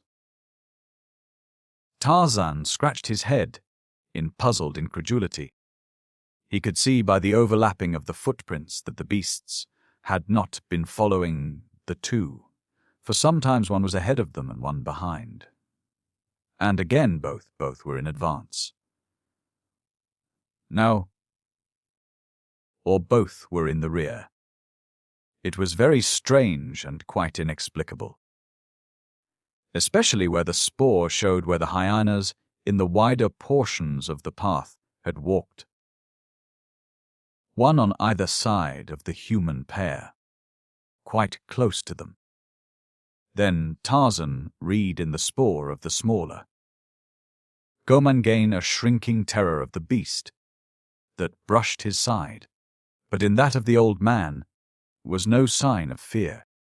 At first Tarzan had been solely occupied by the remarkable juxtaposition of the spoor of Dango and Gomangani. But now his keen eyes caught something in the spoor of the little Gomangani, which brought him to a sudden stop. It was as though, finding a letter in the road, you suddenly had discovered in it the familiar handwriting of a friend. "Go Balu?" exclaimed the ape-man. And at once memory flashed upon the screen of recollection the supplicating attitude of Momaya as she had hurled herself before him in the village of Mbonga the night before. Instantly, all was explained. The wailing and lamentation, the pleading of the black mother, the sympathetic howling of the shes about the fire. Little Balu had been stolen again, and this time by another than Tarzan. Doubtless the mother had thought that he was again in the power of Tarzan of the Apes, and she had been beseeching him to return her Balu to her. Yes, it was all quite plain now, but who could have stolen Balu this time? Tarzan wondered, and he wondered, too, about the presence of Dango. He would investigate. The spoor was a day old, and it ran toward the north. Tarzan set out to follow it. In places it was totally obliterated by the passage of many beasts, and where the way was rocky. Even Tarzan of the Apes was almost baffled, but there was still the faint effluvium which clung to the human spoor, appreciable only to such highly trained perceptive powers as were Tarzan's. It had all happened to little Tibo very suddenly and unexpectedly within the brief span of 2 suns. First had come Bukawai, the witch doctor, Bukawai, the unclean, with the ragged bit of flesh which still clung to his rotting face. He had come alone and by day to the place, at the river, where Momaya went daily to wash her body, and that of Tibo, her little boy. He had stepped out from behind a great bush quite close to Momaya, frightening little Tibo, so that he ran screaming to his mother's protecting arms. But Momaya, though startled, had wheeled to face the fearsome thing, with all the savage ferocity of a she-tiger at bay. When she saw who it was, she breathed a sigh of partial relief, though she still clung tightly to Tibo. "I have come," said Bukawai, without preliminary, "for the 3 fat goats, the new sleeping mat, and the bit of copper wire as long as a tall man's arm." "I have no goats for you," snapped Momaya, "nor a sleeping mat, nor any wire. Your medicine was never made. The white jungle god gave me back my Tibo. You had nothing to do with it." "But I did," mumbled Bukawai through his fleshless jaws. "It was I who commanded the white jungle god to give back your Tibo." Momaya laughed in his face. "Speaker of lies," she cried. "Go back to your foal den and your hyenas. Go back and hide your stinking face in the belly of the mountain, lest the sun, seeing it, cover his face with a black cloud." "I have come," reiterated Bukawai, "for the 3 fat goats, the new sleeping mat, and the bit of copper wire the length of a tall man's arm, which you were to pay me for the return of your Tibo, Atimi. Arkentu. It was to be the length of a man's forearm. Corrected Momaya. But you shall have nothing, old thief. You would not make medicine until I had brought the payment in advance. And when I was returning to my village the great white jungle god gave me back my Taibo, gave him to me out of the jaws of Numa. His medicine is true medicine. Yours is the weak medicine of an old man with a hole in his face. I have come, repeated Bukawai patiently, for the 3 fat. But Momaya had not waited to hear more of what she already knew by heart. Clasping Tibo close to her side, she was hurrying away toward the palisaded village of Bonga, the chief. And the next day, when Momaya was working in the plantain field with others of the women of the tribe, and little Tibo had been playing at the edge of the jungle, casting a small spear in anticipation of the distant day when he should be a full-fledged warrior, Bukawai had come again. Tibo had seen a squirrel scampering up the bole of a great tree. His childish mind had transformed it into the menacing figure of a hostile warrior. Little Tibo had raised his tiny spear, his heart filled with the savage blood, lust of his race, as he pictured the night's orgy, when he should dance about the corpse of his human kill, as the women of his tribe prepared the meat for the feast to follow. But when he cast the spear, he missed both squirrel and tree, losing his missile far among the tangled undergrowth of the jungle. However, it could be but a few steps within the forbidden labyrinth. The women were all about in the field. There were warriors on guard within easy hail, and so little Tibo boldly ventured into the dark place. Just behind the screen of creepers and matted foliage lurked 3 horrid figures. An old man, black as the pit, with a face half eaten away by leprosy.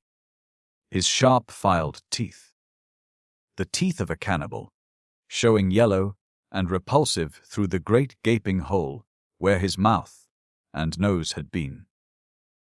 And beside him, equally hideous, stood 2 powerful hyenas, carrion eaters consorting with carrion. Tibo did not see them until, head down, he had forced his way through the thickly growing vines in search of his little spear. And then it was too late. As he looked up into the face of Bukawai, the old witch doctor seized him, muffling his screams with a palm across his mouth. Tibo struggled futilely. A moment later he was being hustled away through the dark and terrible jungle, the frightful old man still muffling his screams, and the 2 hideous hyenas pacing now. On either side, now before, now behind, always prowling, always growling, snapping, snarling, or, worst of all, laughing hideously. To little Tibo, who within his brief existence had passed through such experiences as are given to few to pass through in a lifetime, the northward journey was a nightmare of terror. He thought now of the time that he had been with the great white jungle god, and he prayed with all his little soul that he might be back again with the white-skinned giant who consorted with the hairy tree men. Terror-stricken, he had been then, but his surroundings had been nothing by comparison with those which he now endured. The old man seldom addressed Tibo, though he kept up an almost continuous mumbling throughout the long day. Tibo caught repeated references to fat goats sleeping mats, and pieces of copper wire. 10 fat goats, 10 fat goats. The old negro would croon over and over again. By this little Tibo guessed that the price of his ransom had risen. 10 fat goats. Where would his mother get 10 fat goats? Or thin ones? Either, for that matter, to buy back just a poor little boy. Monga would never let her have them. And Tibo knew that his father never had owned more than 3 goats at the same time in all his life. 10 fat goats? Tibo sniffled. The putrid old man would kill him and eat him, for the goats would never be forthcoming. Bukawai would throw his bones to the hyenas. The little black boy shuddered and became so weak that he almost fell in his tracks. Bukawai cuffed him on an ear and jerked him along. After what seemed an eternity to Tibo, they arrived at the mouth of a cave between 2 rocky hills. The opening was low and narrow. A few saplings bound together with strips of rawhide closed it against stray beasts. Bukawai removed the primitive door and pushed Tibo within. The hyenas, snarling, rushed past him and were lost to view in the blackness of the interior. Bukawai replaced the saplings and, seizing Tibo roughly by the arm, dragged him along a narrow, rocky passage. The floor was comparatively smooth, for the dirt which lay thick upon it had been trodden and tramped by many feet until few inequalities remained. The passage was tortuous, and as it was very dark and the walls rough and rocky, Tibo was scratched and bruised from the many bumps he received. Bukawai walked as rapidly through the winding gallery as one would traverse a familiar lane by daylight. He knew every twist and turn as a mother knows the face of her child, and he seemed to be in a hurry.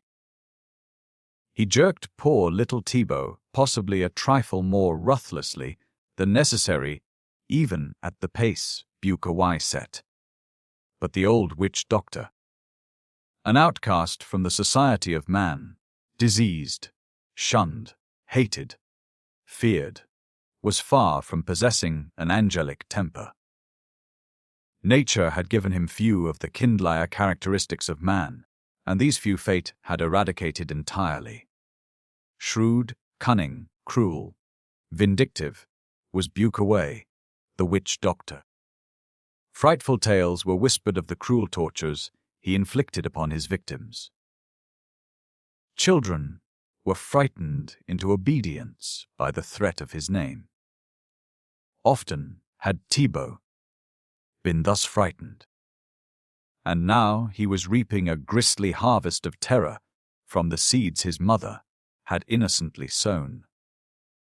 The darkness, the presence of the dreaded witch doctor, the pain of the contusions, with a haunting premonition of the future, and the fear of the hyenas combined to almost paralyze the child.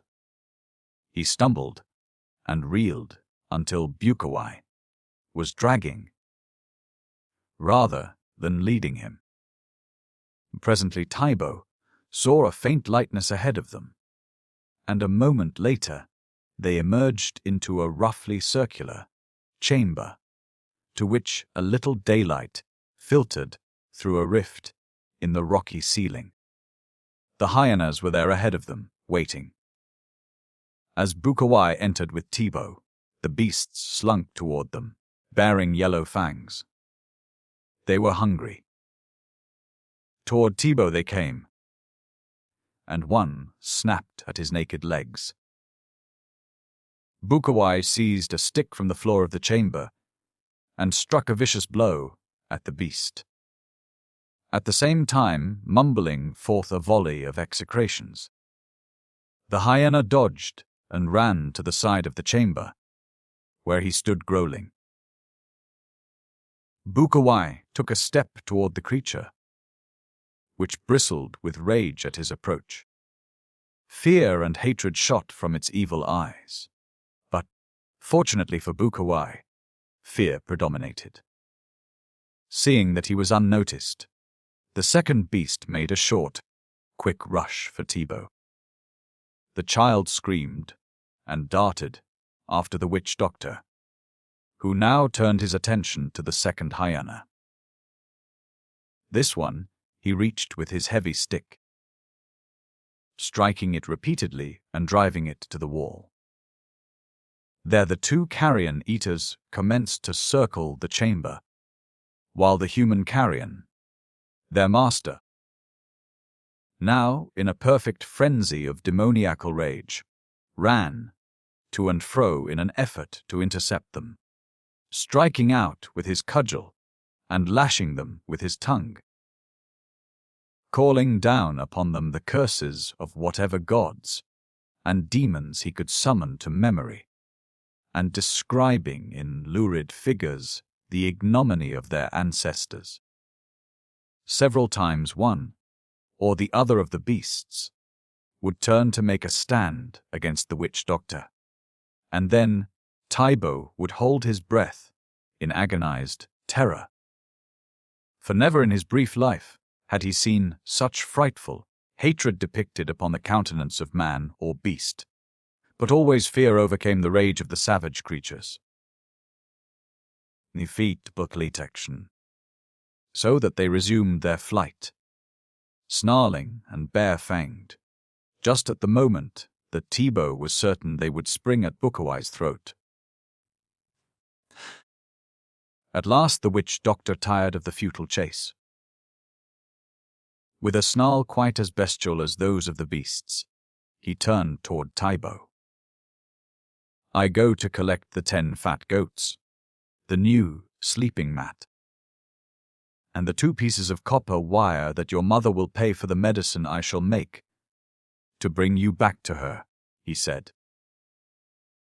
"You will stay here. There." And he pointed toward the passage which they had followed to the chamber. "I will leave the highness. If you try to escape, they will eat you." He cast aside the stick and called to the beasts. They came, snarling and slinking, their tails between their legs. Bukawai led them to the passage and drove them into it. Then he dragged a rude lattice into place before the opening after he, himself, had left the chamber.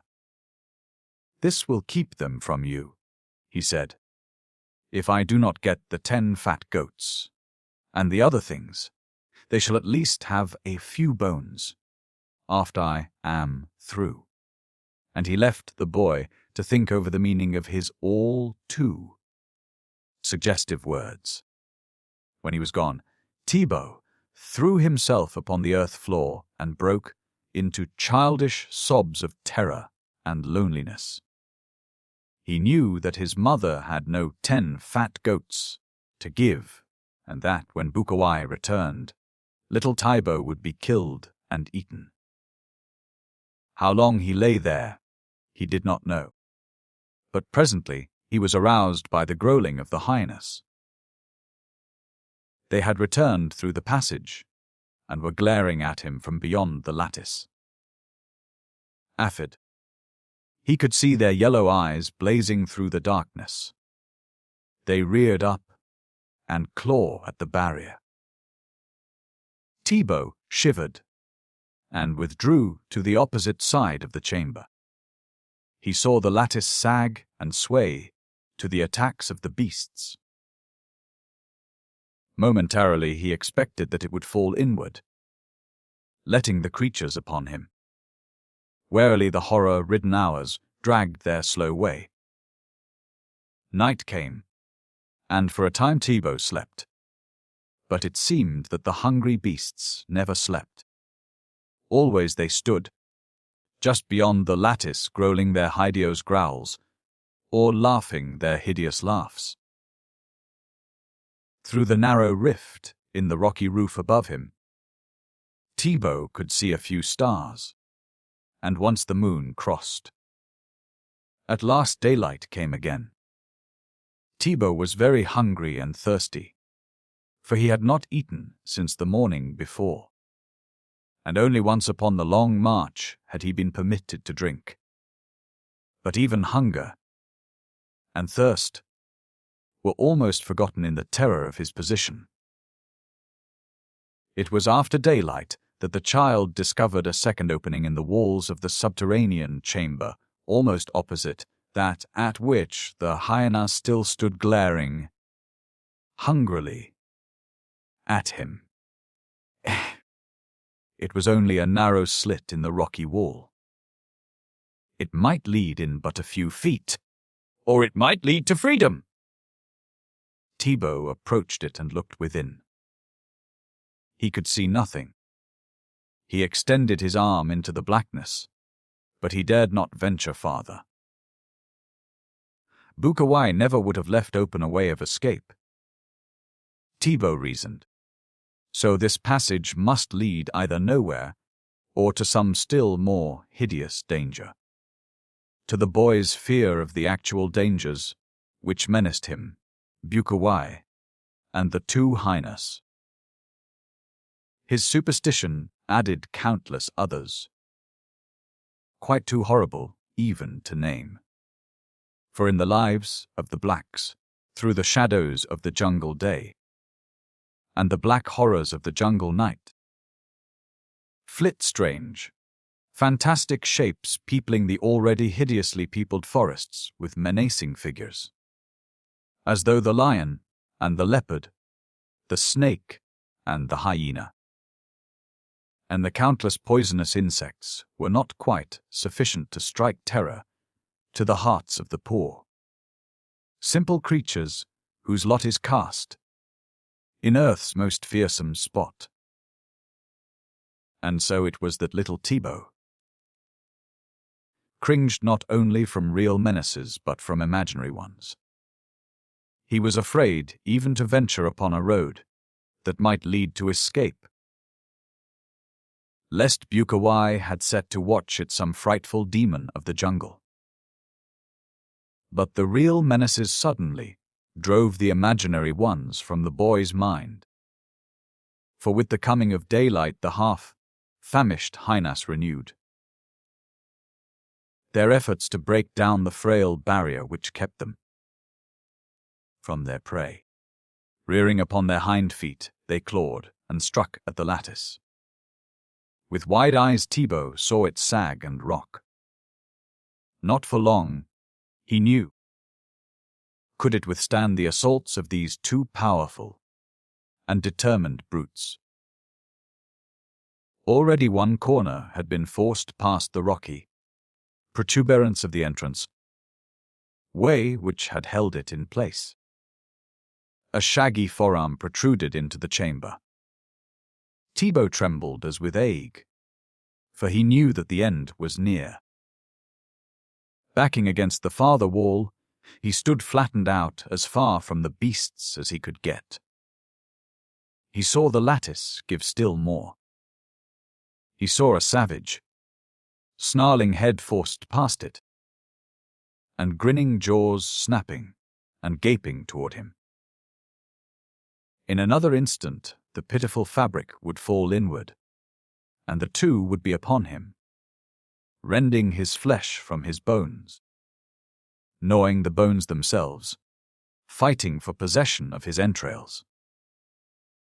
Bukawai came upon Momaya outside the palisade of Mbonga, the chief. At sight of him the woman drew back in revulsion. Then she flew at him, tooth and nail, but Bukawai, threatening her with a spear, held her at a safe distance. "Where is my baby?" she cried. "Where is my little Teeka?"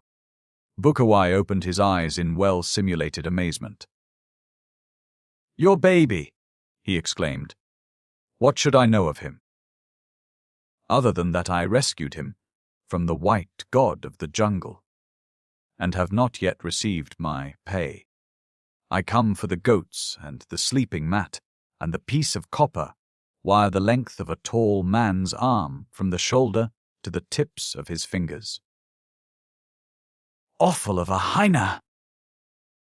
shrieked Momaya. "My child has been stolen, and you, rotting fragment of a man, have taken him. Return him to me, or I shall tear your eyes from your head and feed your heart to the wild hogs." Bukawai shrugged his shoulders. "What do I know about your child?" he asked. "I have not taken him. If he is stolen again, what should Bukawai know of the matter? Did Bukawai steal him before? No. The white jungle god stole him, and if he stole him once he would steal him again. It is nothing to me. I returned him to you before, and I have come for my pay. If he is gone and you would have him returned, Bukawai will return him for 10 fat goats, a new sleeping mat, and 2 pieces of copper wire, the length of a tall man's arm, from the shoulder to the tips of his fingers. And Bukawai will say nothing more about the goats and the sleeping mat and the copper wire which you were to pay for the first medicine." "10 fat goats!" screamed Momaya. "I could not pay you 10 fat goats in as many years." "10 fat goats, indeed!" "10 fat goats," repeated Bukawai. 10 fat goats, the new sleeping mat, and 2 pieces of copper wire the length of... Momaya stopped him with an impatient gesture. "Wait," she cried. "I have no goats. You waste your breath. Stay here while I go to my man. He has but 3 goats, yet something may be done." "Wait!" Bukawai sat down beneath a tree. He felt quite content, for he knew that he should have either payment or revenge. He did not fear harm at the hands of these people of another tribe, although he well knew that they must fear and hate him. His leprosy alone would prevent their laying hands upon him, while his reputation as a witch doctor rendered him doubly immune from attack.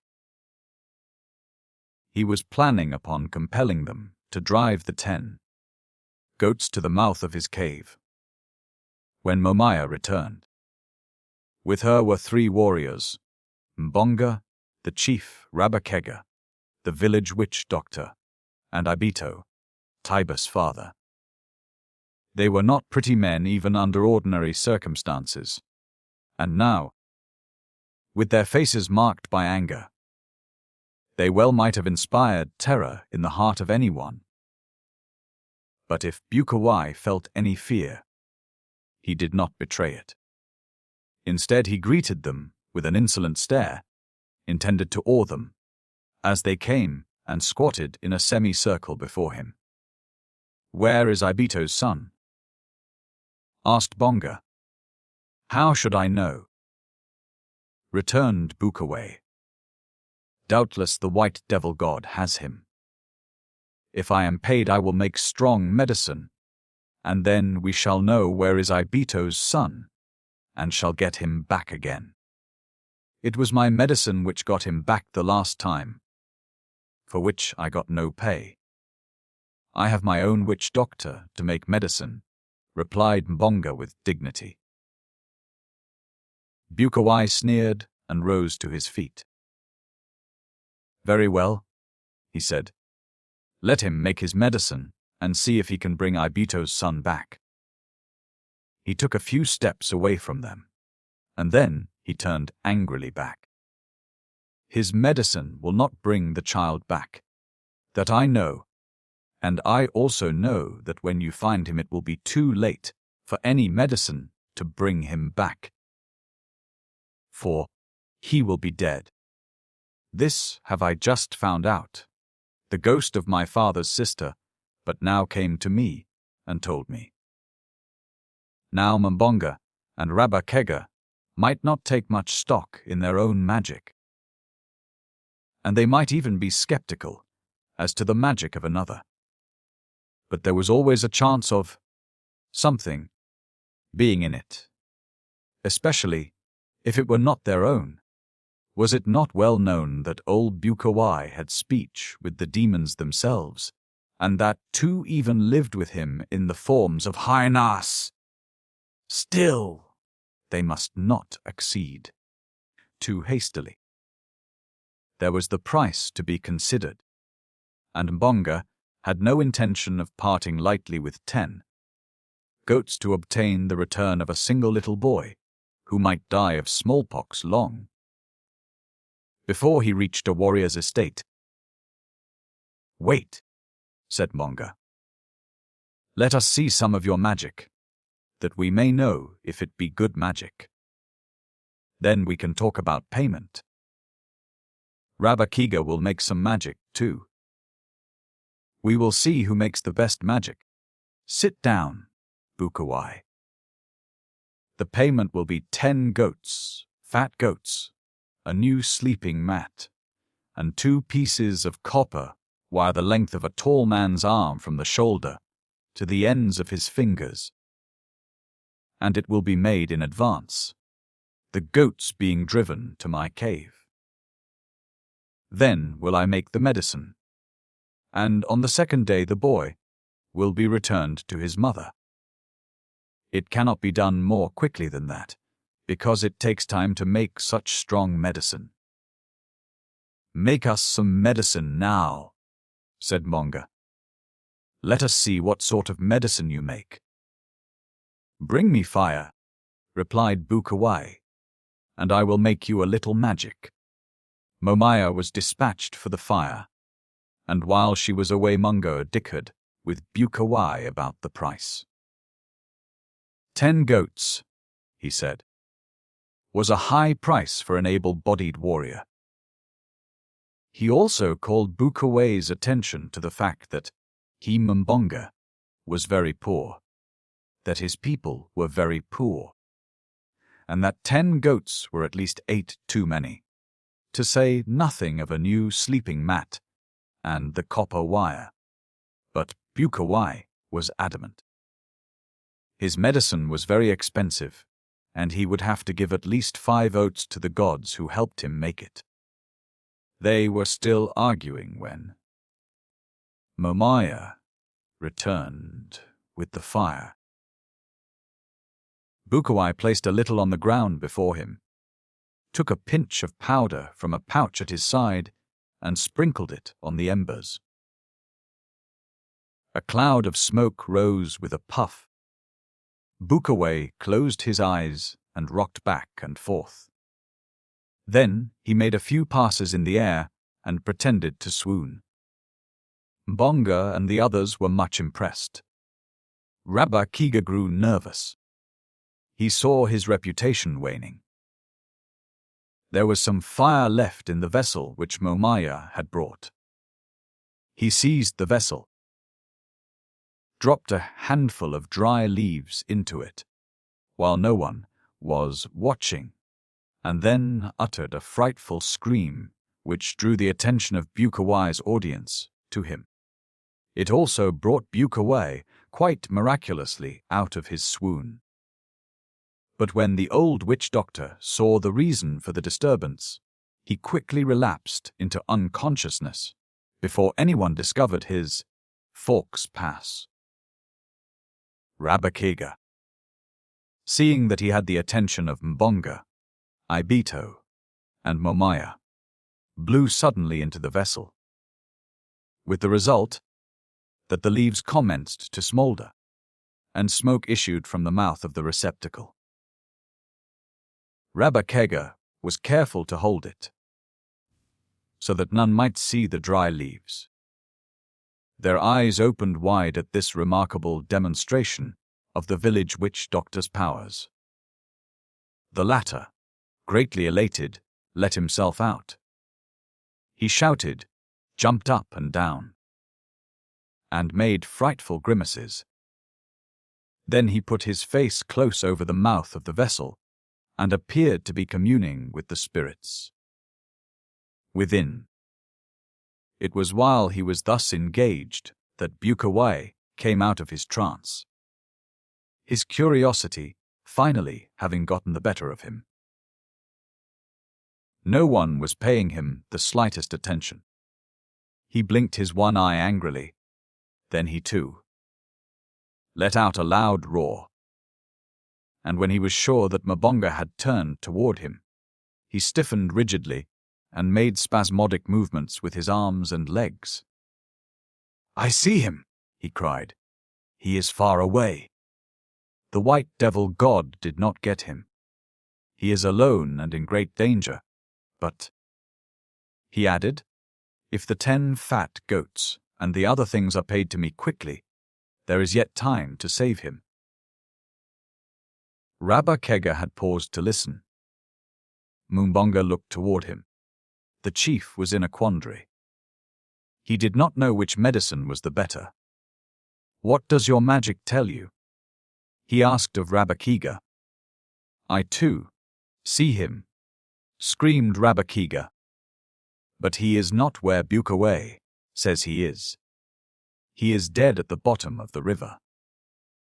At this Momaya commenced to howl loudly. Tarzan had followed the spoor of the old man, the 2 hyenas, and the little black boy to the mouth of the cave, in the rocky quay, on between the 2 hills. Here he paused a moment, before the sapling barrier, which Bukawai had set up, listening to the snarls and growls which came faintly from the far recesses of the cavern. Presently, mingled with the beastly cries, there came faintly to the keen ears of the ape-man the agonized moan of a child. No longer did Tarzan hesitate. Hurling the door aside, he sprang into the dark opening. Narrow and black was the corridor, but long use of his eyes, in the Stygian blackness of the jungle nights, had given to the ape-man something of the nocturnal visionary powers of the wild things with which he had consorted since babyhood. He moved rapidly and yet with caution, for the place was dark, unfamiliar, and winding. As he advanced, he heard more and more loudly the savage snarls of the 2 hyenas, mingled with the scraping and scratching of their paws upon wood. The moans of a child grew in volume, and Tarzan recognized in them the voice of the little black boy he once had sought to adopt as his Balu. There was no hysteria in the ape-man's advance. Too accustomed was he to the passing of life in the jungle to be greatly wrought, even by the death of one whom he knew. But the lust for battle spurred him on. He was only a wild beast at heart, and his wild beast's heart beat high in anticipation of conflict. In the rocky chamber of the hill's center, little Tibo crouched low against the wall as far from the hunger-crazed beasts as he could drag himself. He saw the lattice giving to the frantic clawing of the hyenas. He knew that in a few minutes his little life would flicker out horribly beneath the rending, yellow fangs of these loathsome creatures. Beneath the buffetings of the powerful bodies, the lattice sagged inward, until, with a crash it gave way, letting the carnivora in upon the boy. Tibo cast one affrighted glance toward them, then closed his eyes and buried his face in his arms, sobbing piteously.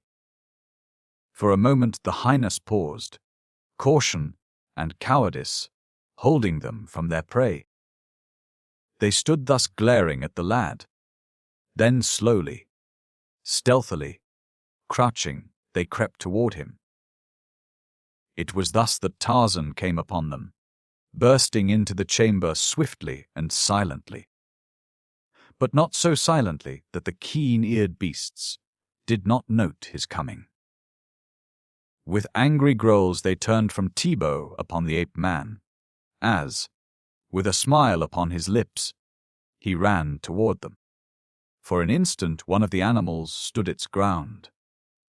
But the ape-man did not deign even to draw his hunting knife against despised Dango.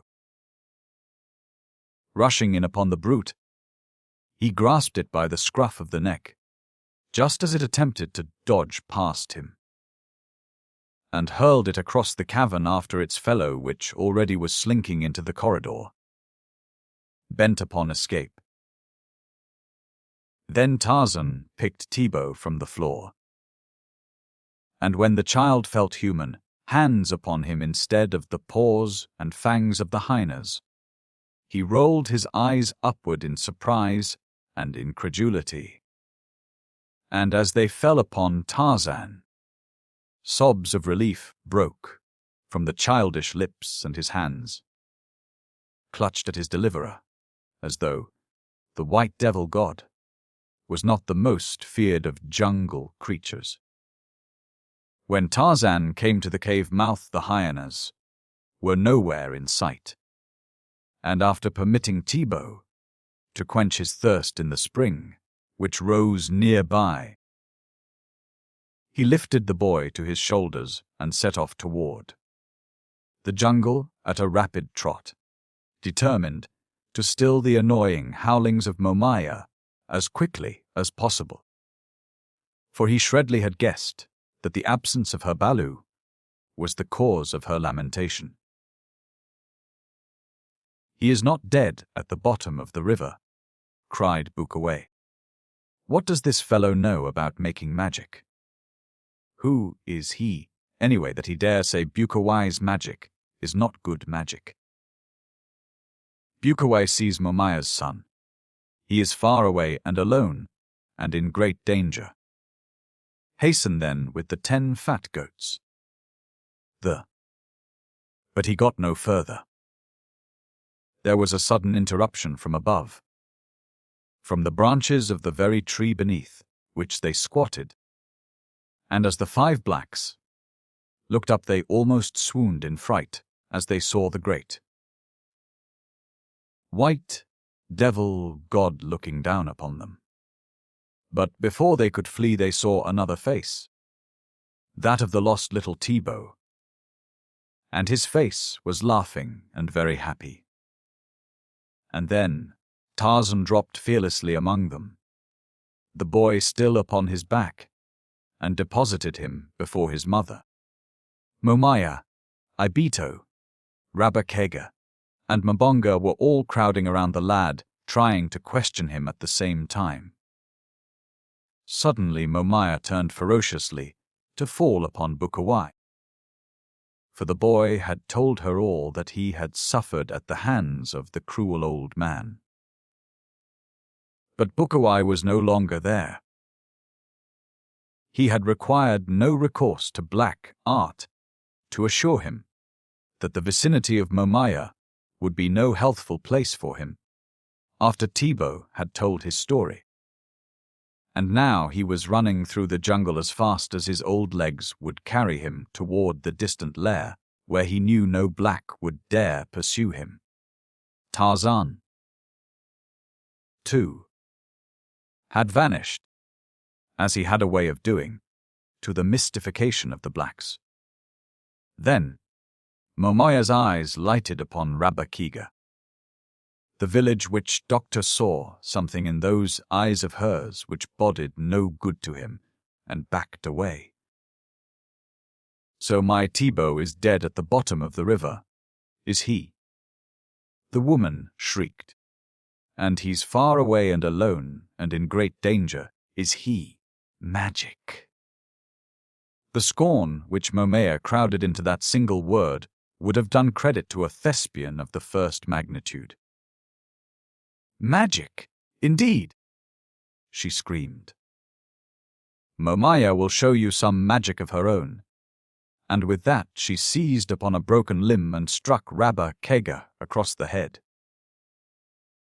With a howl of pain, the man turned and fled, Momaya pursuing him and beating him across the shoulders, through the gateway and up the length of the village street, to the intense amusement of the warriors, the women, and the children who were so fortunate as to witness the spectacle.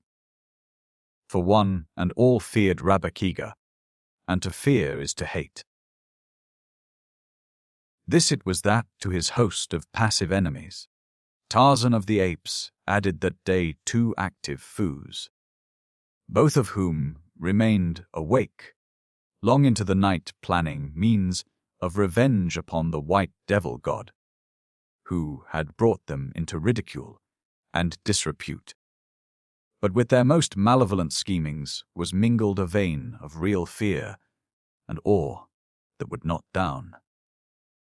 Young Lord Greystoke did not know that they planned against him, nor, knowing, would have cared. He slept as well that night as he did on any other night, and though there was no roof above him, and no doors to lock against intruders, he slept much better than his noble relative in England, who had eaten altogether too much lobster and drank too much wine at dinner that night. Chapter 7. The End of Bukawai.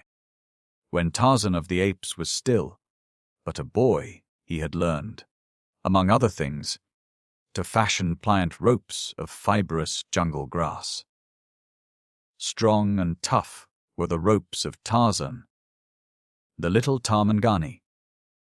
Tublat, his foster father, would have told you this much and more, had you tempted him with a handful of fat caterpillars.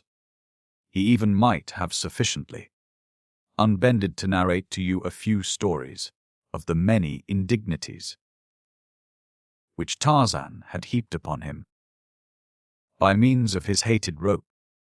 But then Tublat always worked himself into such a frightful rage when he devoted any considerable thought either to the rope or to Tarzan, that it might not have proved comfortable for you to have remained close enough to him to hear what he had to say. So often had that snake-like noose settled unexpectedly over Tublat's head.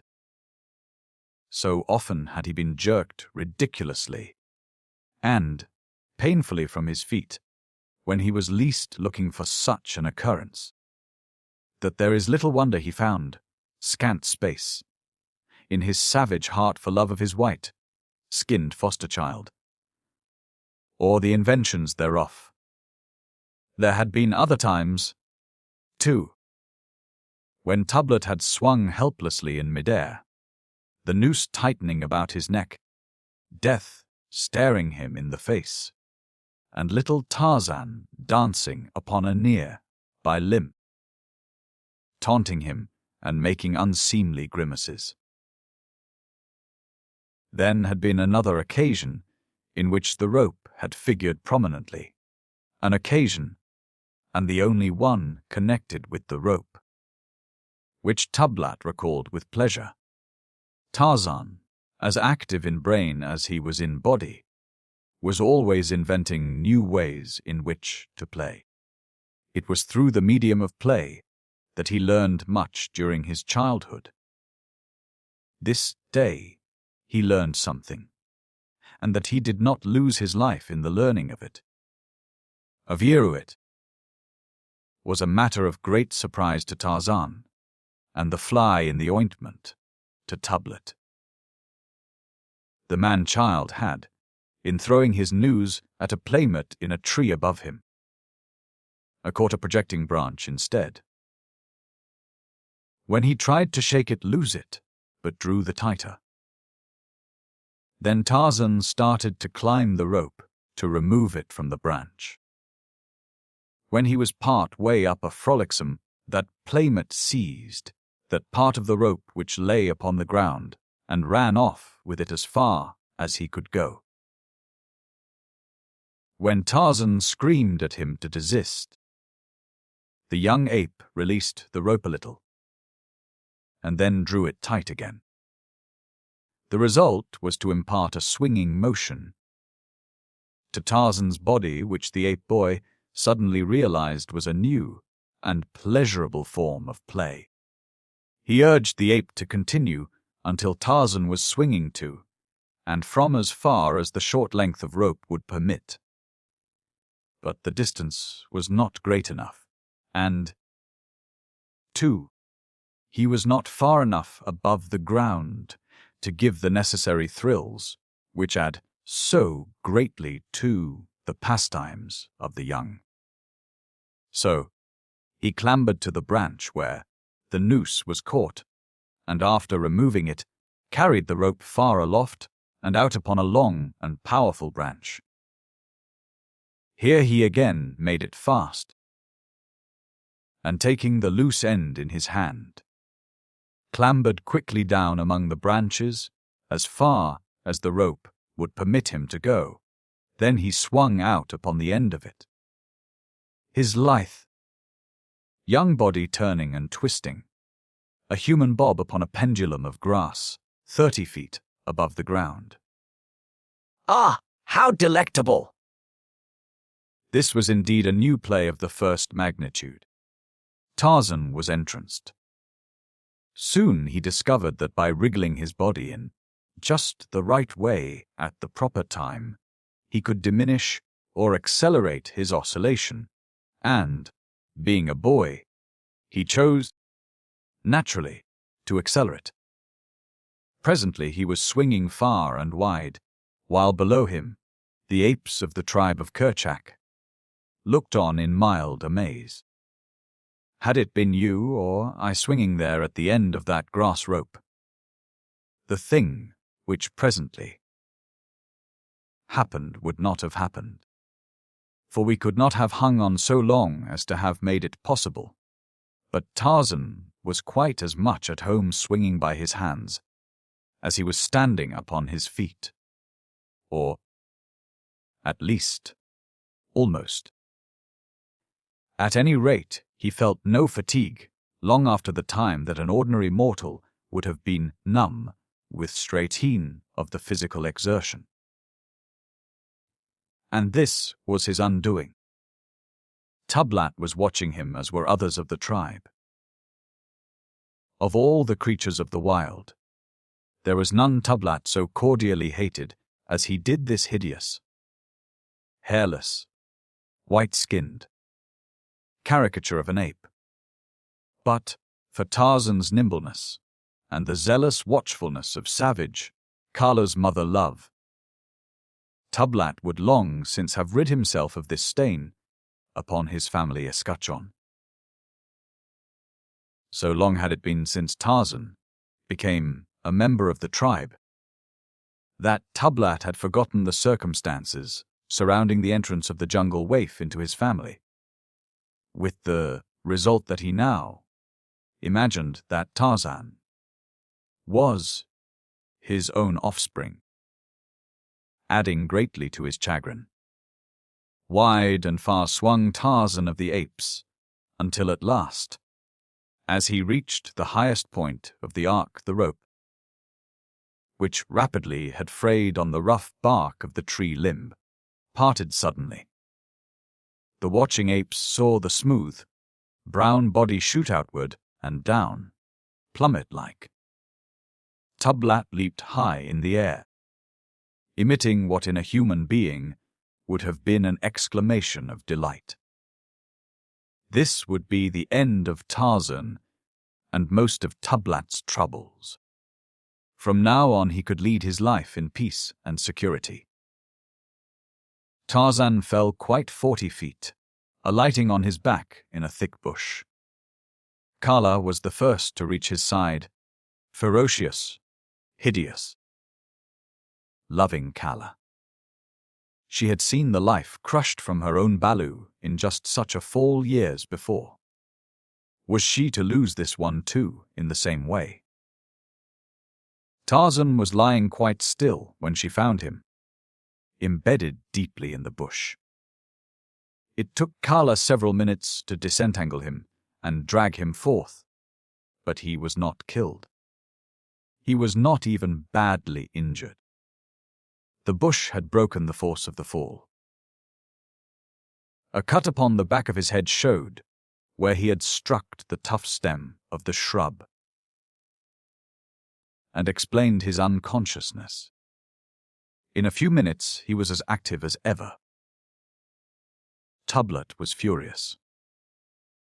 In his rage he snapped at a fellow ape without first discovering the identity of his victim, and was badly mauled for his ill temper, having chosen to vent his spite upon a husky and belligerent young bull in the full prime of his vigor. But Tarzan had learned something new.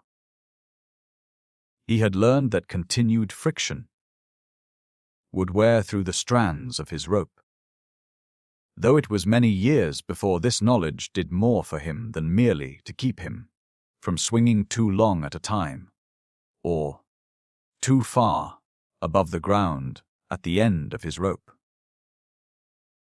The day came, however, when the very thing that had once all but killed him proved the means of saving his life. He was no longer a child, but a mighty jungle male. There was none now to watch over him solicitously, nor did he need such. Kala was dead. Dead, too, was Tublat, and though with Kala passed the one creature that ever really had loved him, there were still many who hated him after Tublat departed unto the arms of his fathers. It was not that he was more cruel or more savage than they hated him. They that hate him. For though he was both cruel and savage as were the beasts, his fellows, yet too was he often tender, which they never were. No. The thing which brought Tarzan most into disrepute with those who did not like him was the possession and practice of a characteristic which they had not and could not understand, the human sense of humor. In Tarzan it was a trifle broad, perhaps manifesting itself in rough and painful practical jokes upon his friends and cruel baiting of his enemies. But to neither of these did he owe the enmity of Bukawai, the witch doctor, who dwelt in the cave between the two hills far to the north of the village of Mbonga, the chief. Bukawai was jealous of Tarzan, and Bukawai it was who came near proving the undoing of the ape-man. For months Bukawai had nursed his hatred, while revenge seemed remote indeed. Since Tarzan of the Apes frequented another part of the jungle, miles away from the lair of Bukawai. Only once had the black witch doctor seen the devil god, as he was most often called among the blacks, and upon that occasion Tarzan had robbed him of a fat fee, at the same time putting the lie in the mouth of Bukawai, and making his medicine seem poor medicine. All this Bukawai never could forgive, though it seemed unlikely that the opportunity would come to be revenged. Yet it did come, and quite unexpectedly. Tarzan was hunting far to the north. He had wandered away from the tribe, as he did more and more often as he approached maturity, to hunt alone for a few days. As a child he had enjoyed romping and playing with the young apes, his companions, but now these playfellows of his had grown to surly, lowering bulls, or to touchy, suspicious mothers, jealously guarding helpless Balus. So Tarzan found in his own man mind a greater and a truer companionship than any or all of the apes of Kerchak could afford him. This day, as Tarzan hunted, the sky slowly became overcast. Torn clouds, whipped to ragged streamers, fled low above the tree tops. They reminded Tarzan of frightened antelope, fleeing the charge of a hungry lion. But though the light clouds raced so swiftly, the jungle was motionless. Not a leaf quivered, and the silence was a great, dead weight, insupportable. Even the insects seemed stilled by apprehension of some frightful thing impending, and the larger things were soundless. Such a forest, such a jungle might have stood there in the beginning of that, unthinkably far gone, age before God, peopled the world with life. When there were no sounds, because there were no ears to hear, and over all lay a sickly, pallid ochre light through which the scourged clouds raced. Tarzan had seen all these conditions many times before. Yet, he never could escape a strange feeling at each recurrence of them. He knew no fear, but in the face of nature's manifestations of her cruel, immeasurable powers, he felt very small and very lonely. Now he heard a low moaning, far away. The lions seek their prey, he murmured to himself, looking up once again at the swift flying clouds. The moaning rose to a great volume of sound.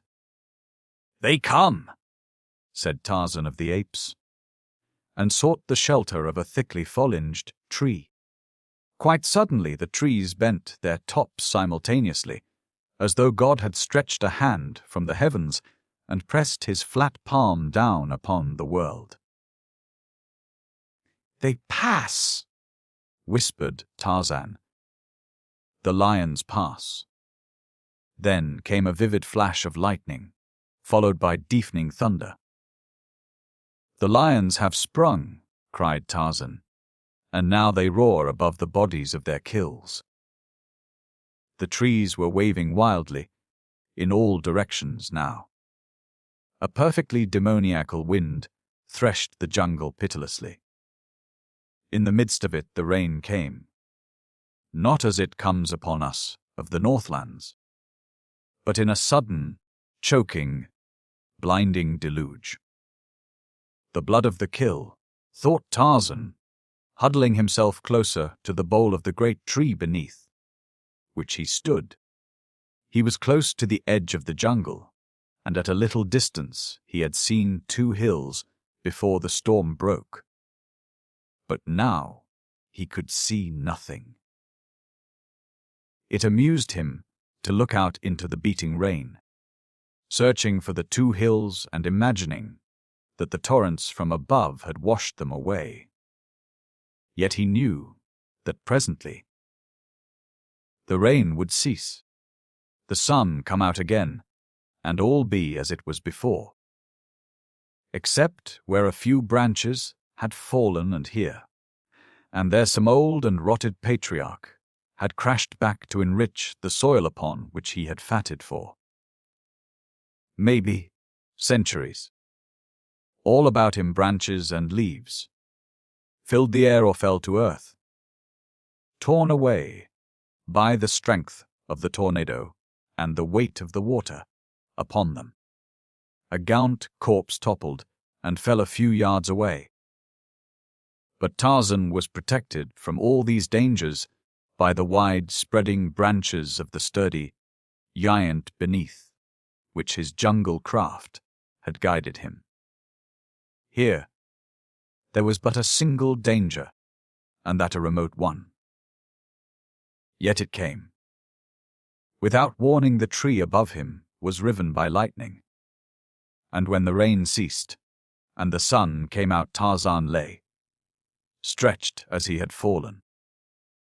Upon his face, amidst the wreckage of the jungle giant that should have shielded him, Bukawai came to the entrance of his cave after the rain and the storm had passed, and looked out upon the scene. From his one eye Bukawai could see.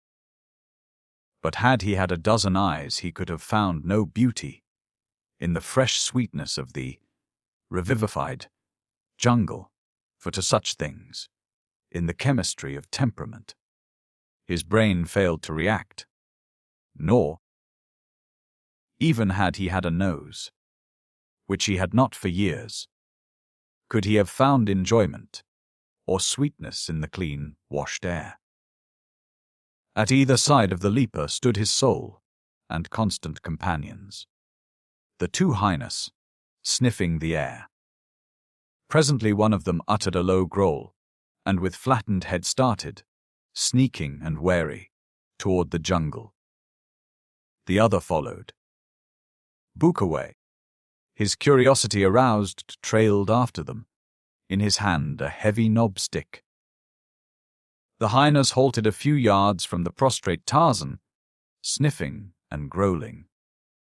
Then came Bukawai, and at first he could not believe the witness of his own eyes, but when he did, and saw that it was indeed the devil god, his rage knew no bounds, for he thought him dead and himself cheated of the revenge he had so long dreamed upon. The hyenas approached the ape-man with bared fangs. Bukawai, with an inarticulate scream, rushed upon them, striking cruel and heavy blows with his knob stick, for there might still be life in the apparently lifeless form. The beasts, snapping and snarling, half turned upon their master and their tormentor, but long fear still held them from his putrid throat. They slunk away a few yards and squatted upon their haunches, hatred and baffled hunger gleaming from their savage eyes. Bukawai stooped and placed his ear above the ape-man's heart. It still beat. As well as his sloughed features could register pleasure, they did so. But it was not a pretty sight. At the ape-man's side lay his long, grass rope. Quickly Bukawai bound the limp arms behind his prisoner's back. Then he raised him to one of his shoulders. For, though Bukawai was old and diseased, he was still a strong man. The hyenas fell in behind, as the witch doctor set off toward the cave, and through the long black corridors they followed as Bukawai bore his victim into the bowels of the hills. Through subterranean chambers, connected by winding passageways, Bukawai staggered with his load. At a sudden turning of the corridor, daylight flooded them, and Bukawai stepped out into a small, circular basin in the hill, apparently the crater of an ancient volcano, one of those which never reached the dignity of a mountain, and are little more than lava-rimmed pits, close to the earth's surface. Steep walls rimmed the cavity. The only exit was through the passageway by which Bukawai had entered. A few stunted trees grew upon the rocky floor. 100 feet above could be seen the ragged lips of this cold, dead mouth of hell. Bukawai propped Tarzan against a tree and bound him there with his own grass rope, leaving his hands free but securing the knots in such a way that the ape-man could not reach them. The hyenas slunk to and fro, growling. Bukawai hated them, and they hated him. He knew that they but waited for the time when he should be helpless, or when their hatred should rise to such a height as to submerge their cring fear of him. Fear of him. In his own heart was not a little fear of these repulsive creatures, and because of that fear, Bukawai always kept the beasts well-fed, often hunting for them when their own forages for food failed. But ever was he cruel to them with the cruelty of a little brain, diseased, bestial, primitive. He had had them since they were puppies. They had known no other life than that with him. And though they went abroad to hunt, always they returned. Of late Bukawai had come to believe that they writ not taught. So much from habit as from a findish patience which would submit to every indignity, and pain rather than farrago the final vengeance. And Bukawai needed but little imagination to picture what that vengeance would be. Today he would see for himself what his end would be. But another should impersonate Bukawai. When he had trussed Tarzan securely, Bukawai went back into the corridor, driving the hyenas ahead of him, and pulling across the opening a lattice of laced branches, which shut the pit from the cave during the night that Bukawai might sleep in security. For then the hyenas were penned in the crater that they might not sneak upon a sleeping Bukawai in the darkness. Bukawai returned to the outer cave mouth, filled a vessel with water at the spring, which rose in the little cag on close at hand, and returned toward the pit. The hyenas stood before the lattice, looking hungrily toward Tarzan. They had been fed in this manner before. With his water, the witch doctor approached Tarzan and threw a portion of the contents of the vessel in the ape-man's face. There was fluttering of the eyelids, and at the second application Tarzan opened his eyes and looked about. "Devil God," cried Bukawai, "I am the great witch doctor. My medicine is strong. Yours is weak. If it is not, why do you stay tied here like a goat that is bait for lions?" Tarzan understood nothing the witch doctor said, therefore he did not reply, but only stared straight at Bukawai with cold and level gaze. The hyenas crept up behind him. He heard them growl, but he did not even turn his head. He was a beast with a man's brain. The beast in him refused to show fear in the face of a death which the man-mind already admitted to be inevitable. Bukawai, not yet ready to give his victim to the beasts, rushed upon the hyenas with his knob stick. There was a short scrimmage, in which the brutes came off second best, as they always did. Tarzan watched it. He saw and realized the hatred which existed between the two animals and the hideous semblance of a man. With the highness subdued, Bukawai returned to the baiting of Tarzan, but finding that the ape-man understood nothing he said, the witch doctor finally desisted. Then he withdrew into the corridor and pulled the lattice-work barrier across the opening. He went back into the cave and got a sleeping mat, which he brought to the opening, that he might lie down and watch the spectacle of his revenge in comfort. The hyenas were sneaking furtively around the ape-man. Tarzan strained at his bonds for a moment, but soon realized that the rope he had braided to hold Numa, the lion, would hold him quite as successfully. He did not wish to die, but he could look death in the face, now as he had many times before, without a quiver. As he pulled upon the rope, he felt it rub against the small tree about which it was passed. Like a flash of the cinematograph upon the screen, a picture was flashed before his mind's eye from the storehouse of his memory. He saw a lithe, boyish figure swinging high above the ground at the end of a rope.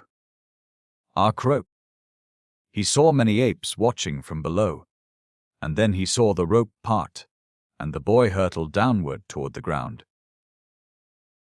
Tarzan smiled.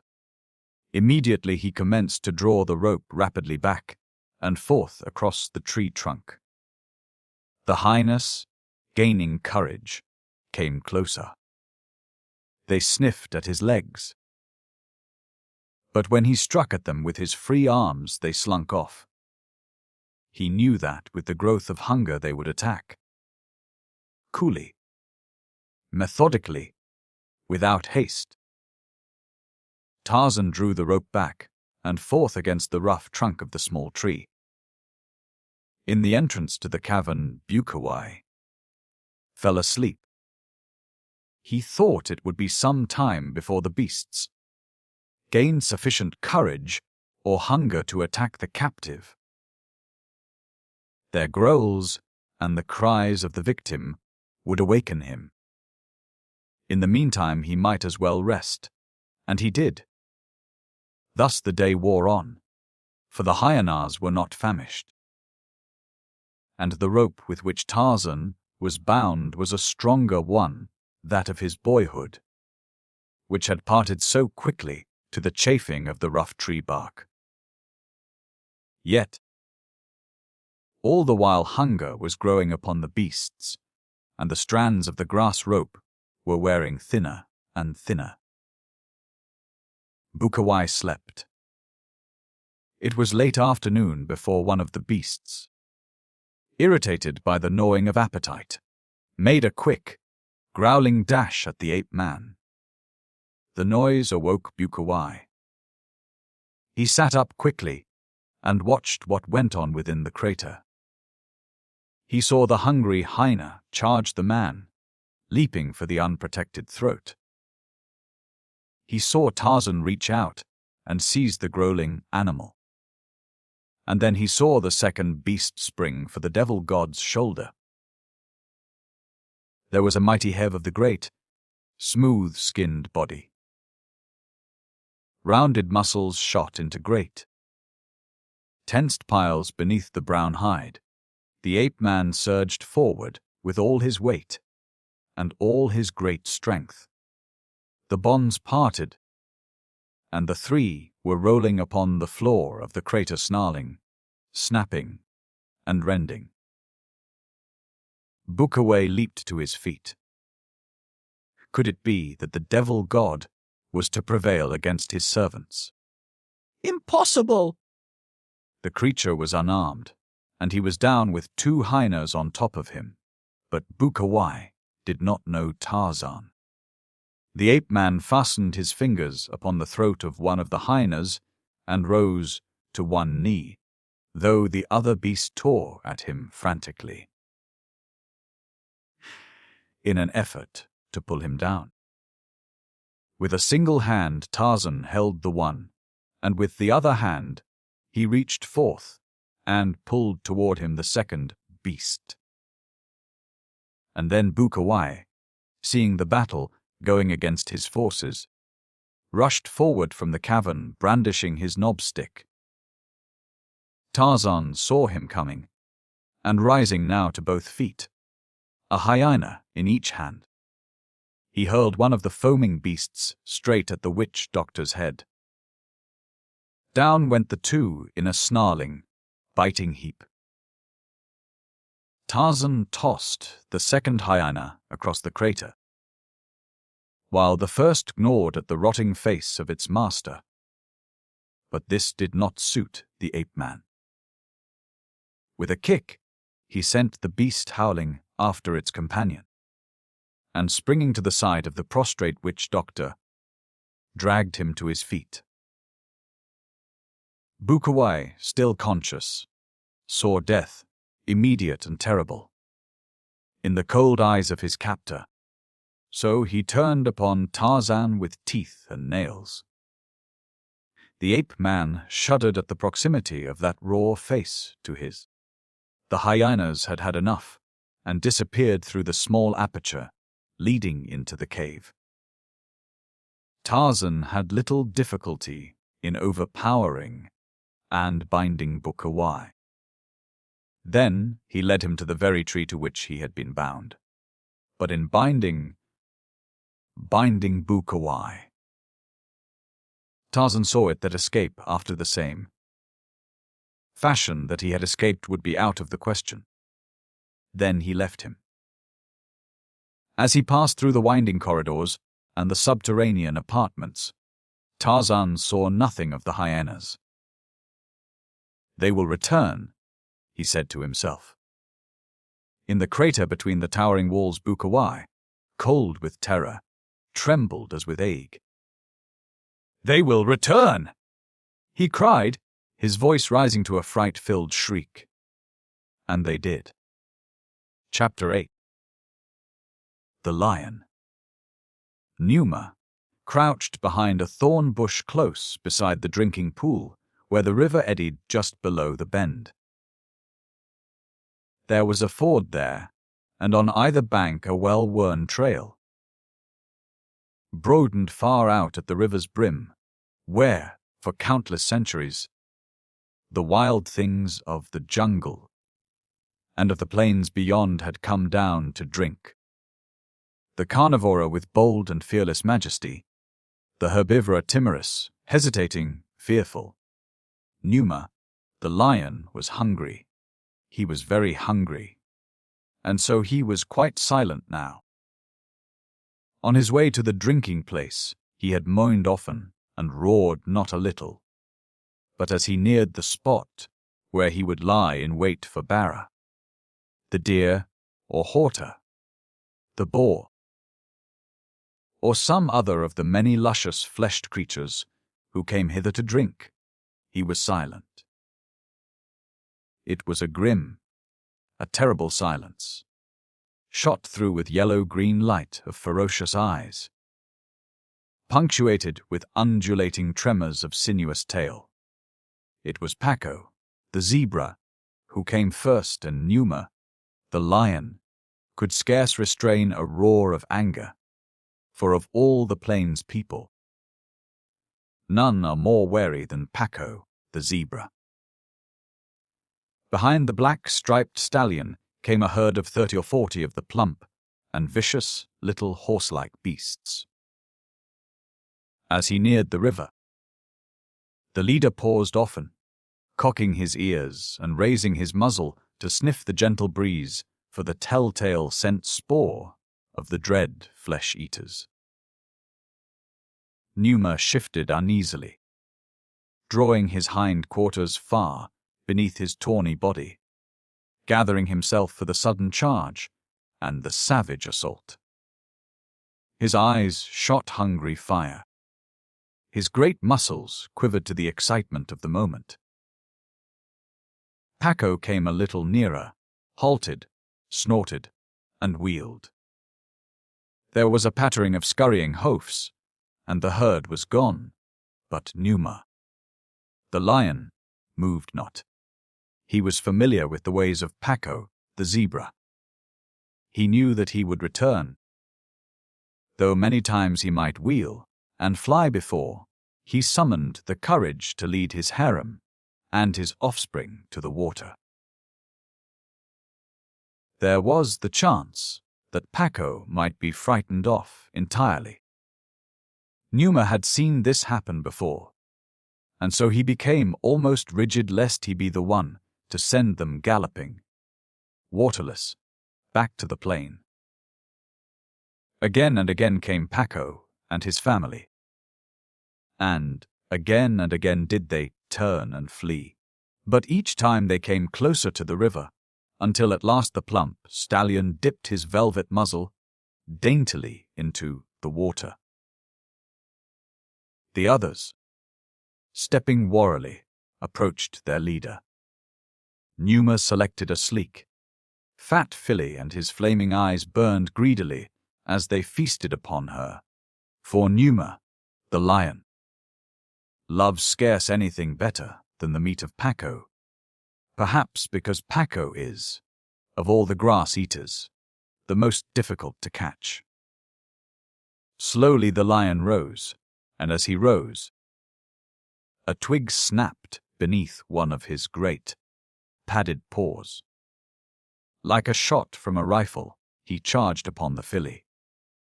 But the snapped twig had been enough to startle the timorous quarry, so that they were in instant flight simultaneously with Numa's charge.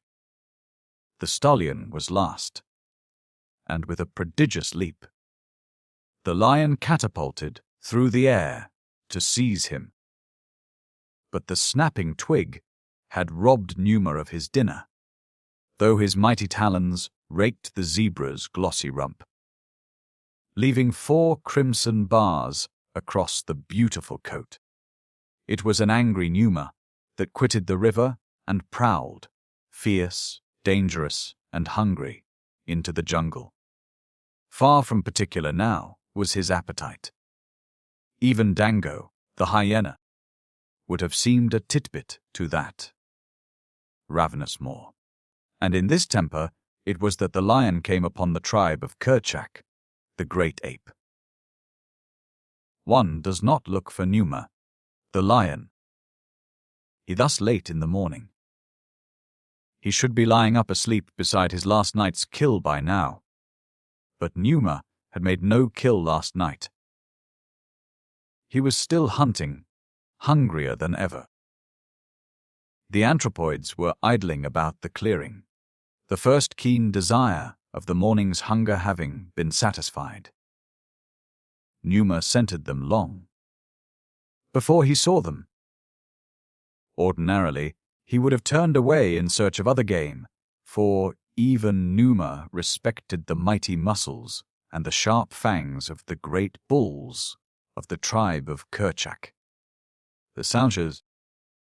But today he kept on steadily toward them, his bristled snout wrinkled into a savage snarl. Without an instant's hesitation, Numa charged the moment he reached a point from where the apes were visible to him. There were a dozen or more of the hairy, man-like creatures upon the ground in a little glade. In a tree at one side sat a brown-skinned youth. He saw Numa's swift charge. He saw the apes turn and flee, huge bulls trampling upon little Balus. Only a single she held her ground to meet the charge. A young she inspired by new motherhood to the great sacrifice that her Balu might escape. Tarzan leaped from his perch, screaming at the flying bulls beneath and at those who squatted in the safety of surrounding trees. Had the bulls stood their ground, Numa would not have carried through that charge unless goaded by great rage or the gnawing pangs of starvation. Even then he would not have come off unscathed. If the bulls heard, they were too slow in responding. For Numa had seized the mother ape and dragged her into the jungle before the males had sufficiently collected their wits and their courage to rally in defense of their fellow. Tarzan's angry voice aroused similar anger in the breasts of the apes. Snarling and barking, they followed Numa into the dense labyrinth of foliage, wherein he sought to hide himself from them. The ape-man was in the lead, moving rapidly and yet with caution, depending even more upon his ears and nose than upon his eyes for information of the lion's whereabouts. The spoor was easy to follow, for the dragged body of the victim left a plain trail, blood-spattered and scentful. Even such dull creatures as you, or I might easily have followed it. To Tarzan and the apes of Kerchak, it was as obvious as a cement sidewalk. Tarzan knew that they were nearing the great cat even before he heard an angry growl of warning just ahead, calling to the apes to follow his example. He swung into a tree, and a moment later Numa was surrounded by a ring of growling beasts, well out of reach of his fangs and talons, but within plain sight of him. The carnivore crouched with his forequarters upon the she-ape. Tarzan could see that the latter was already dead, but something within him made it seem quite necessary to rescue the useless body from the clutches of the enemy and to punish him. He shrieked taunts and insults at Numa, and tearing dead branches from the tree in which he danced, hurled them at the lion. The apes followed his example. Numa roared out in rage and vexation. He was hungry, but under such conditions he could not feed. The apes, if they had been left to themselves, would doubtless soon have left the lion to peaceful enjoyment of his feast. For was not the she dead? They could not restore her to life by throwing sticks at Numa, and they might even now be feeding in quiet themselves. But Tarzan was of a different mind. Numa must be punished and driven away. He must be taught that even though he killed a Mangani, he would not be permitted to feed upon his kill. The man-mind looked into the future, while the apes perceived only the immediate present. They would be content to escape today the menace of Numa, while Tarzan saw the necessity, and the means as well, of safeguarding the days to come. So, he urged the great anthropoids on until Numa was showered with missiles that kept his head dodging, and his voice pealing forth its savage protest. But still he clung desperately to his kill. The twigs and branches hurled at Numa, Tarzan soon realized, did not hurt him greatly even when they struck him, and did not injure him at all. So the ape-man looked about for more effective missiles, nor did he have to look long. An outcropping of decomposed granite not far from Numa suggested ammunition of a much more painful nature. Calling to the apes to watch him, Tarzan slipped to the ground and gathered a handful of small fragments. He knew that when once they had seen him carry out his idea, they would be much quicker to follow his lead than to obey his instructions, were he to command them to procure pieces of rock and hurl them at Numa. For Tarzan was not then king of the apes of the tribe of Kerchak. That came in later years. Now he was but a youth, though one who already had wrested for himself a place in the councils of the savage beasts among whom a strange fate had cast him.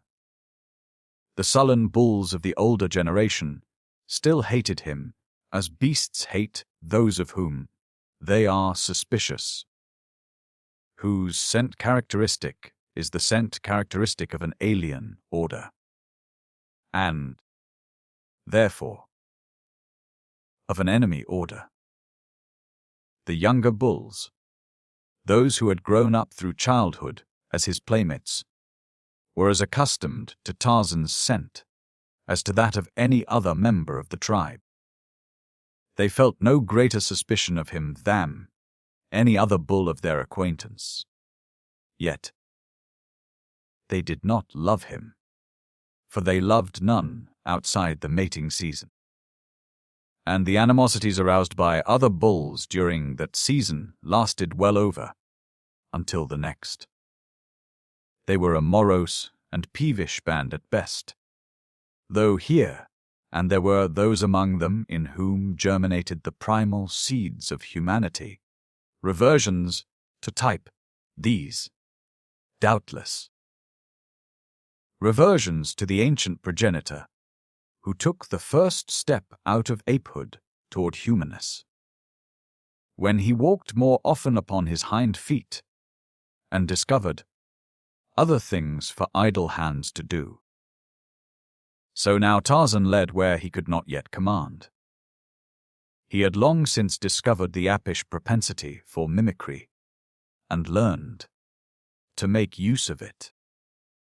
Having filled his arms with fragments of rotted granite, he clambered again into a tree, and it pleased him to see that the apes had followed his example.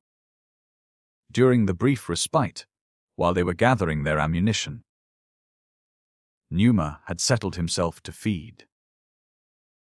But scarce had he arranged himself and his kill when a sharp piece of rock hurled by the practiced hand of the ape-man struck him upon the cheek.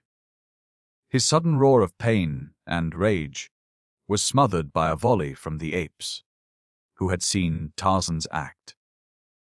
Numa shook his massive head and glared upward at his tormentors. For a half-hour they pursued him with rocks and broken branches, and though he dragged his kill into densest thickets, yet they always found a way to reach him with their missiles, giving him no opportunity to feed, and driving him on and on.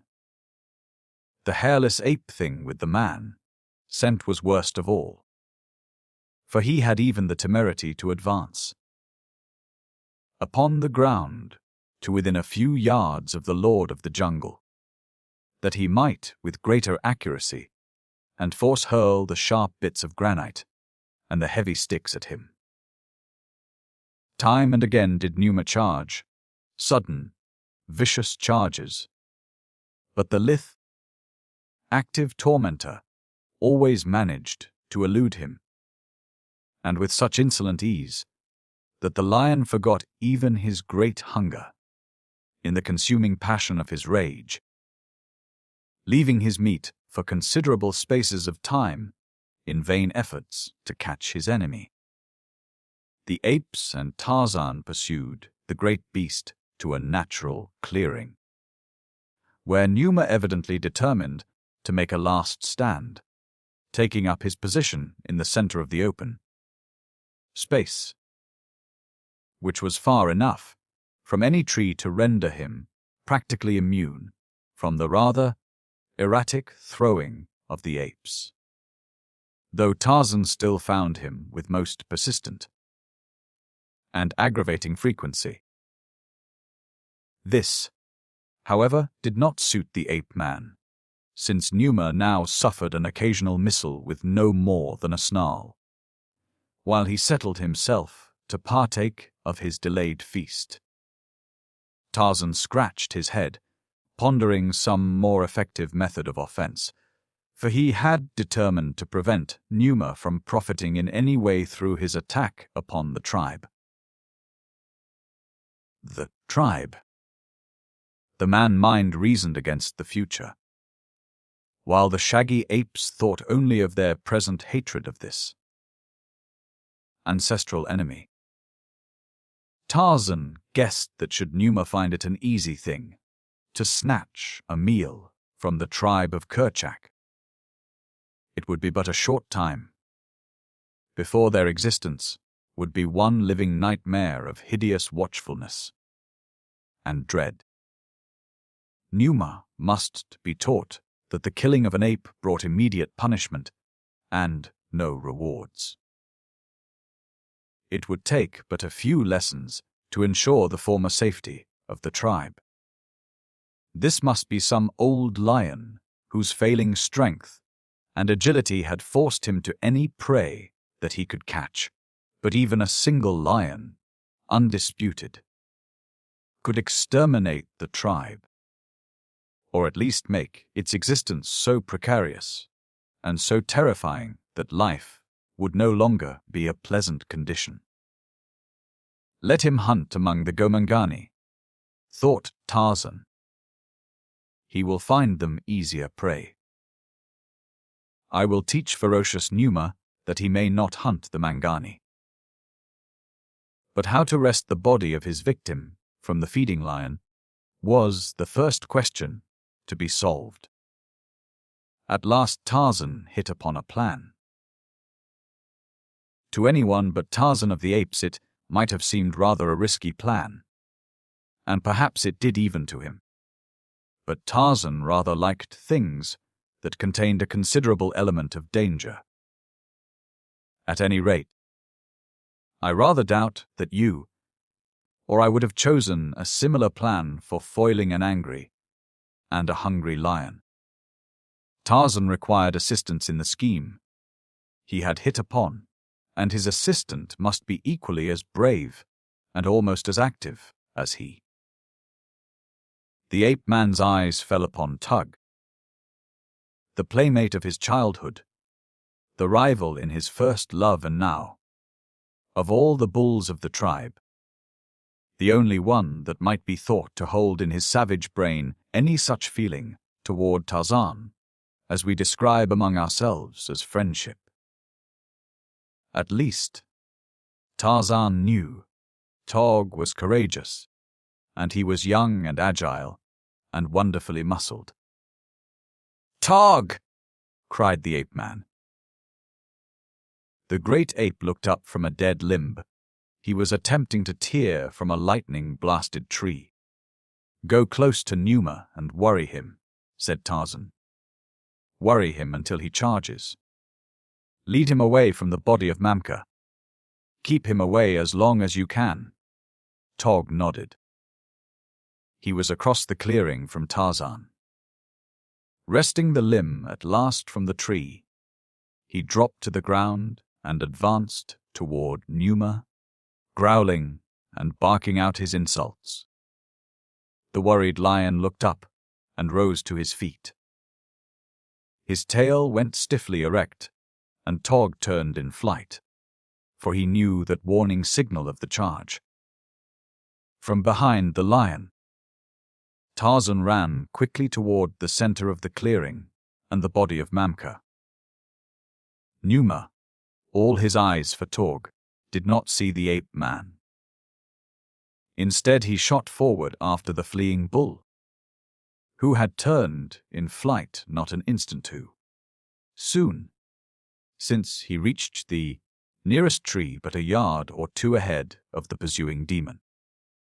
Like a cat, the heavy anthropoid scampered up the bole of his sanctuary, Numa's talons missing him by little more than inches. For a moment the lion paused beneath the tree, glaring at the ape and roaring until the earth trembled. Then he turned back again toward his kill, and as he did so, his tail shot once more to rigid erectness, and he charged back even more ferociously than he had come. For what he saw was the naked man thing running toward the farther trees with the bloody carcass of his prey across a giant shoulder. The apes, watching the grim race from the safety of the trees, screamed taunts at Numa and warnings to Tarzan. The high sun, hot and brilliant, fell like a spotlight upon the actors in the little clearing, portraying them in glaring relief to the audience in the leafy shadows of the surrounding trees. The light brown body of the naked youth, all but hidden by the shaggy carcass of the killed ape, the red blood streaking his smooth hide, his muscles rolling, velvety, beneath. Behind him the black-maned lion, head flattened, tail extended, racing a jungle thoroughbred across the sunlit clearing. "Ah, but this was life!" With death at his heels, Tarzan thrilled with the joy of such living as this. But would he reach the trees ahead of the rampant, death so close behind? Gunto swung from a limb in a tree before him, Gunto was screaming warnings and advice. "Catch me!" cried Tarzan, and with his heavy burden leaped straight for the big bull hanging there by his hind feet and one forepaw. And Gunto caught them, the big ape man and the dead weight of the slain she-ape, caught them with one great hairy paw and whirled them upward until Tarzan's fingers closed upon a nearby branch. Beneath, Numa leaped, but Gunto, heavy and awkward as he may have appeared, was as quick as Manu, the monkey, so that the lion's talons but barely grazed him, scratching a bloody streak beneath one hairy arm. Tarzan carried Mamka's corpse to a high crotch, where even Sheeta, the panther, could not get it. Numa paced angrily back and forth beneath the tree, roaring frightfully. He had been robbed of his kill and his revenge also. He was very savage indeed, but his despoilers were well out of his reach. And after hurling a few taunts and missiles at him, they swung away through the trees, fiercely reviling him. Tarzan thought much upon the little adventure of that day.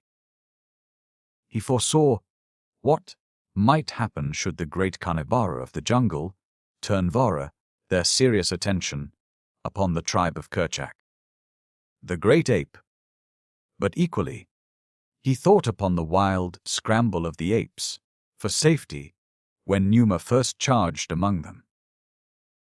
There is little humor in the jungle that is not grim and awful. The beasts have little or no conception of humor, but the young Englishman saw humor in many things, which presented no humorous angle to his associates. Since earliest childhood, he had been a searcher after fun, much to the sorrow of his fellow apes, and now he saw the humor of the frightened panic of the apes and the baffled rage of Numa, even in this grim jungle adventure which had robbed Mamka of life and jeopardized that of many members of the tribe. It was but a few weeks later that Sheeta, the panther, made a sudden rush among the tribe and snatched a little bala from a tree where it had been hidden while its mother sought food. Sheeta got away with his small prize unmolested. Tarzan was very wroth. He spoke to the bulls of the ease with which Numa and Sheeta, in a single moon, had slain 2 members of the tribe.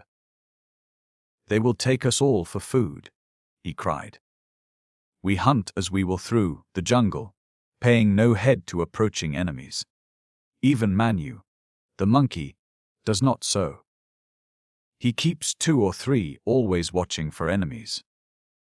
Paco, the zebra, and Wapi, the antelope, have those about the herd who keep watch while the others feed, while we, the great Mangani, let Numa and Saber and Sheeta come when they will and carry us off to feed their Balis."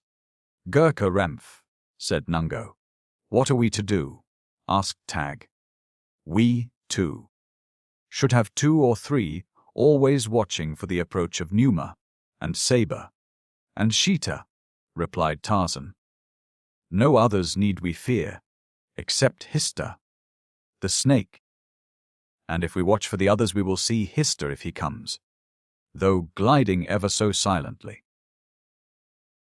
And so it was that the great apes of the tribe of Kerchak posted sentries thereafter, who watched upon 3 sides while the tribe hunted, scattered less than had been their wont. But Tarzan went abroad alone, for Tarzan was a man thing and sought amusement and adventure and such humor as the grim and terrible jungle offers to those who know it and do not fear it. a weird humor shot with blazing eyes and dappled with the crimson of lifeblood. While others sought only food and love, Tarzan of the Apes sought food and joy. One day, he hovered above the palisaded village of Mbonga, the chief, the jet cannibal of the jungle primeval. He saw, as he had seen many times before, the witch doctor, Rabakiga, decked out in the head and hide of Gorgo, the buffalo.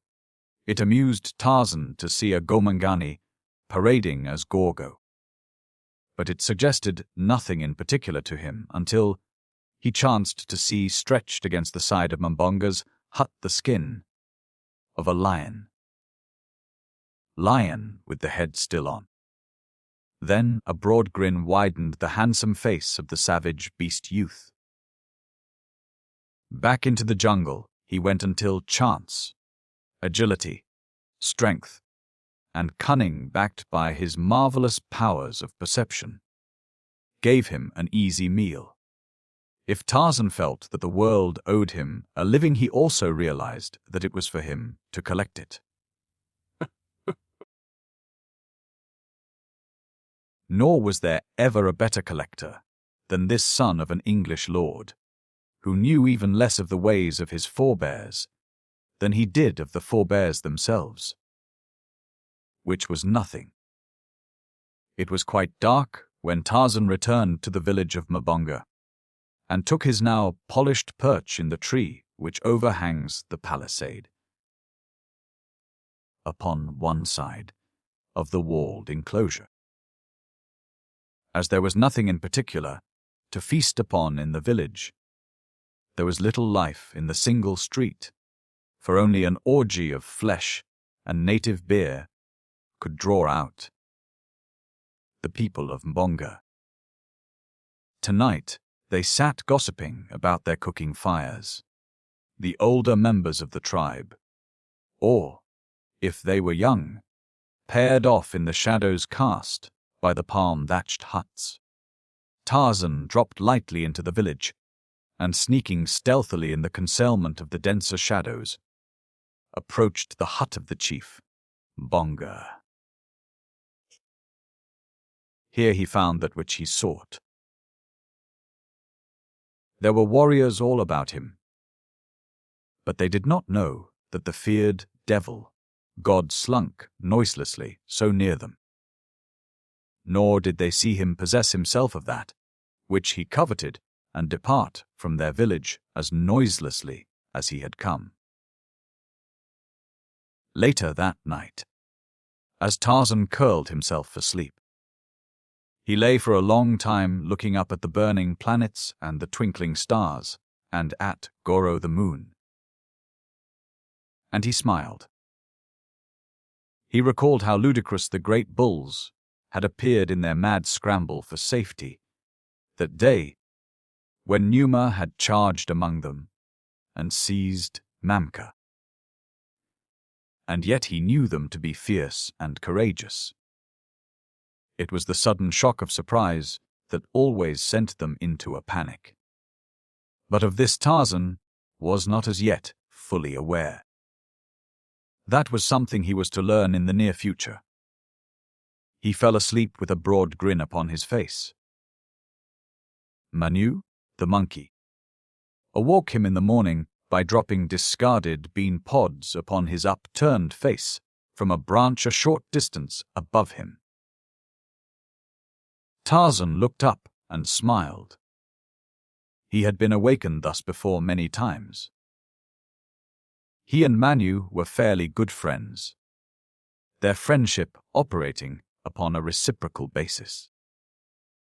Sometimes Manu would come running early in the morning to awaken Tarzan and tell him that Bara, the deer, was feeding close at hand, or that Horta, the boar, was asleep in a mudhole hard by. And in return Tarzan broke open the shells of the harder nuts and fruits for Manu, or frightened away Hista, the snake, and Sheeta, the panther. The sun had been up for some time, and the tribe had already wandered off in search of food. Manu indicated the direction they had taken with a wave of his hand and a few piping notes of his squeaky little voice. "Come, Manu," said Tarzan, "and you will see that which shall make you dance for joy and squeal your wrinkled little head off. Come, follow Tarzan of the Apes." With that he set off in the direction Manu had indicated, and above him, chattering, scolding and squealing, skipped Manu, the monkey. Across Tarzan's shoulders was the thing he had stolen from the village of Mbonga, the chief, the evening before. The tribe was feeding in the forest, beside the clearing where Gunto and Tog and Tarzan had so harassed Numa and finally taken away from him the fruit of his kill. Some of them were in the clearing itself. In peace and content they fed, for were there not 3 sentries, each watching upon a different side of the herd? Tarzan had taught them this, and though he had been away for several days, hunting alone, as he often did, or visiting at the cabin by the sea, they had not as yet forgotten his admonitions, and if they continued for a short time longer to post sentries, it would become a habit of their tribal life, and thus be perpetuated indefinitely. But Tarzan, who knew them better than they knew themselves, was confident that they had ceased to place the watchers about them the moment that he had left them, and now he planned not only to have a little fun at their expense, but to teach them a lesson in preparedness, which, by the way, is even a more vital issue in the jungle than in civilized places. That you and I exist today must be due to the preparedness of some shaggy anthropoid of the Oligocene. Of course, the apes of Kerchak were always prepared, after their own way. Tarzan had merely suggested a new and additional safeguard. Gunto was posted today to the north of the clearing. He squatted in the fork of a tree, from where he might view the jungle for quite a distance about him. It was he who first discovered the enemy. A rustling in the undergrowth attracted his attention, and a moment later he had a partial view of a shaggy mane and tawny yellow back. Just a glimpse it was through the matted foliage beneath him, but it brought from Gunto's leathern lungs a shrill crying, "Ah!" Which is the ape for beware or danger. Instantly the tribe took up the cry, and Krieg, ass, rang through the jungle about the clearing as apes swung quickly to places of safety among the lower branches of the trees, and the great bulls hastened in the direction of Gunto. And then into the clearing strode Numa, the lion, majestic and mighty. And from a deep chest issued the moan and the cuff and the rumbling roar that set stiff hairs to bristling from shaggy craniums down the length of mighty spines. Inside the clearing, Numa paused, and on the instant there fell upon him from the trees nearby a shower of broken rock and dead limbs torn from age-old trees.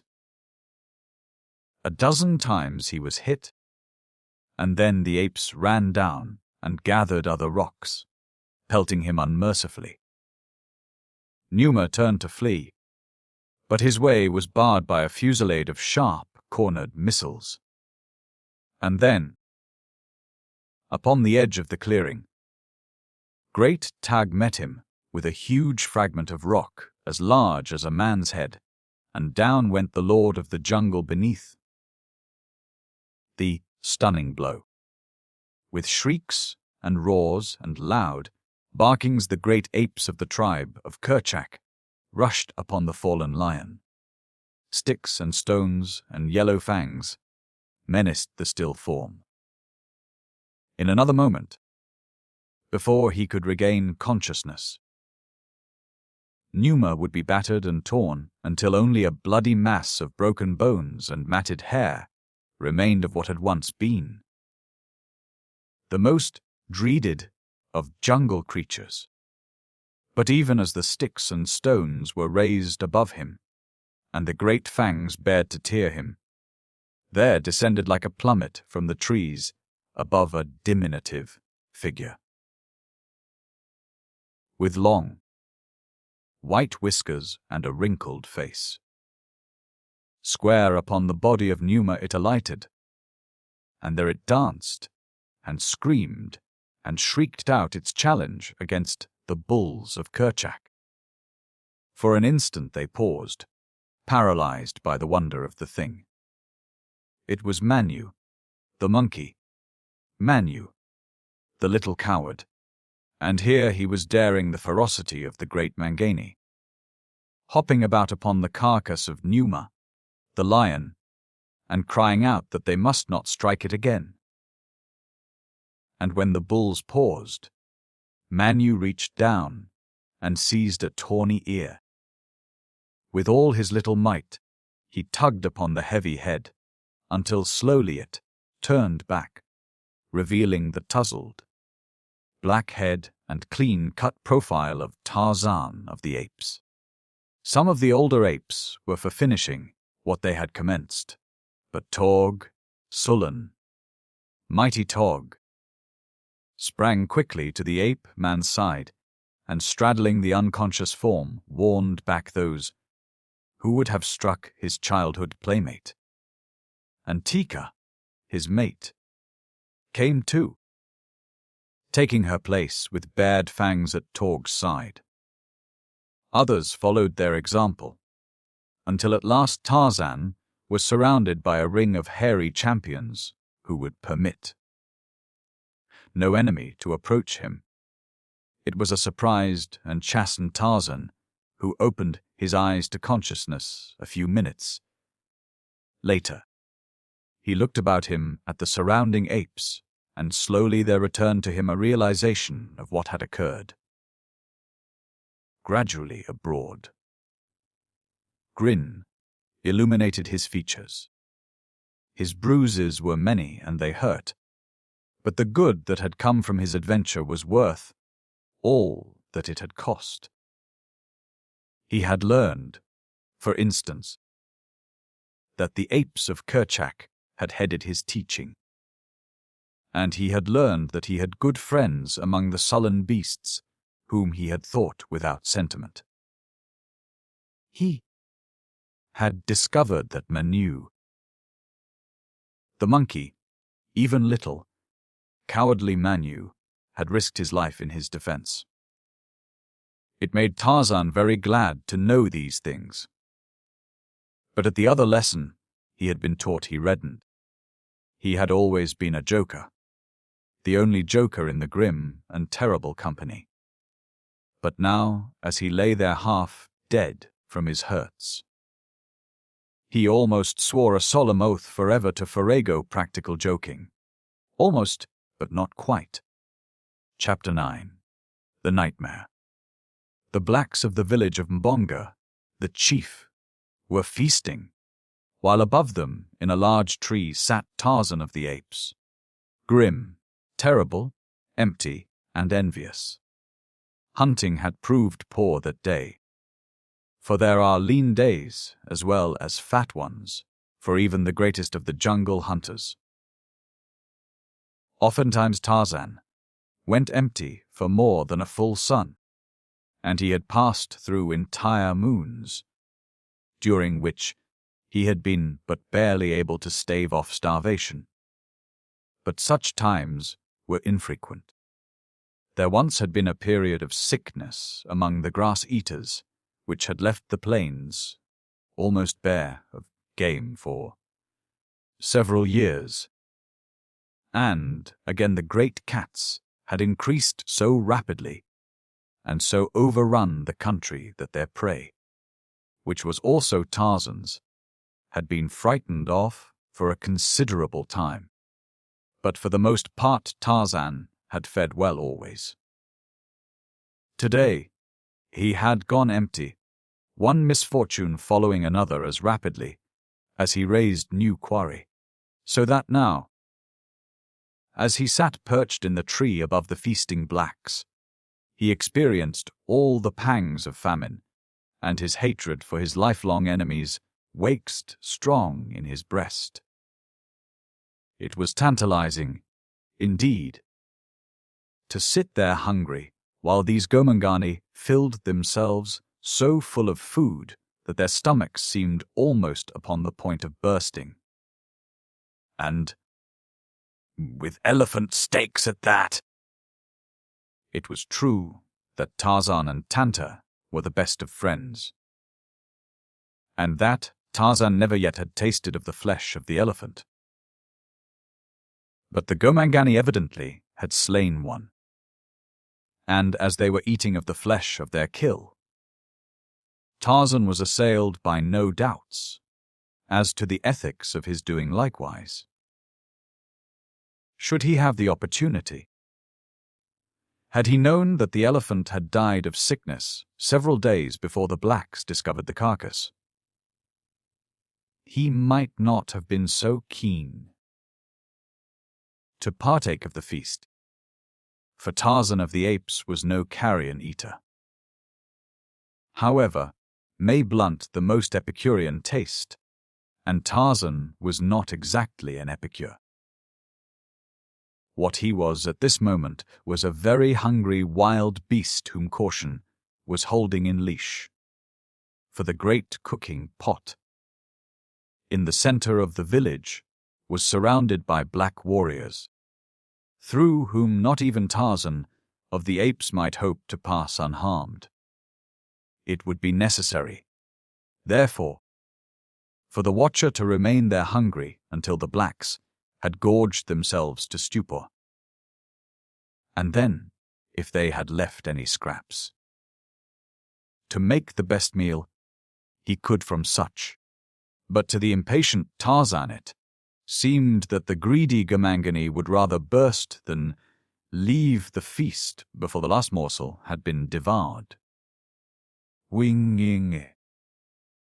For a time they broke the monotony of eating by executing portions of a hunting dance, a maneuver which sufficiently stimulated digestion to permit them to fall to once more with renewed vigor. But with the consumption of appalling quantities of elephant meat and native beer, they presently became too loggy for physical exertion of any sort, some reaching a stage where they no longer could rise from the ground, but lay conveniently close to the great cooking pot, stuffing themselves into unconsciousness. It was well past midnight before Tarzan even could begin to see the end of the orgy. The blacks were now falling asleep rapidly, but a few still persisted. From their condition Tarzan had no doubt but that he easily could enter the village and snatch a handful of meat from before their noses. But a handful was not what he wanted. Nothing less than a stomachful would allay the gnawing craving of that great emptiness. He must therefore have ample time to forage in peace. At last, but a single warrior remained true to his ideals, an old fellow whose once wrinkled belly was now as smooth and as tight as the head of a drum. With evidences of great discomfort and even pain, he would crawl the pot and drag himself slowly to his knees, from which position he could reach into the receptacle and seize a piece of meat. Then he would roll over on his back with a loud groan lie there while he slowly forced the food between his teeth and down into his gorged stomach. It was evident to Tarzan that the old fellow would eat until he died, or until there was no more meat. The ape-man shook his head in disgust. What foul creatures were these Gomangani? Yet of all the jungle folk, they alone resembled Tarzan closely in form. Tarzan was a man, and they too must be some manner of men, just as the little monkeys, and the great apes, and Bolgani, the gorilla, were quite evidently of one great family, though differing in size and appearance and customs. Tarzan was ashamed, for of all the beasts of the jungle, then, man was the most disgusting, man and Dango, the hyena. Only man and Dango ate, until they swelled up like a dead rat. Tarzan had seen Dango eat his way into the carcass of a dead elephant, and then continue to eat, so much that he had been unable to get out of the hole through which he had entered. Now he could readily believe that man, given the opportunity, would do the same.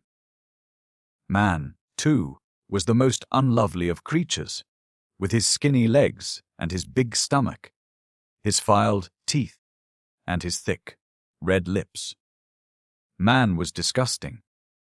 Tarzan's gaze was riveted upon the hideous old warrior wallowing in filth beneath him. There! The thing was struggling to its knees to reach for another morsel of flesh.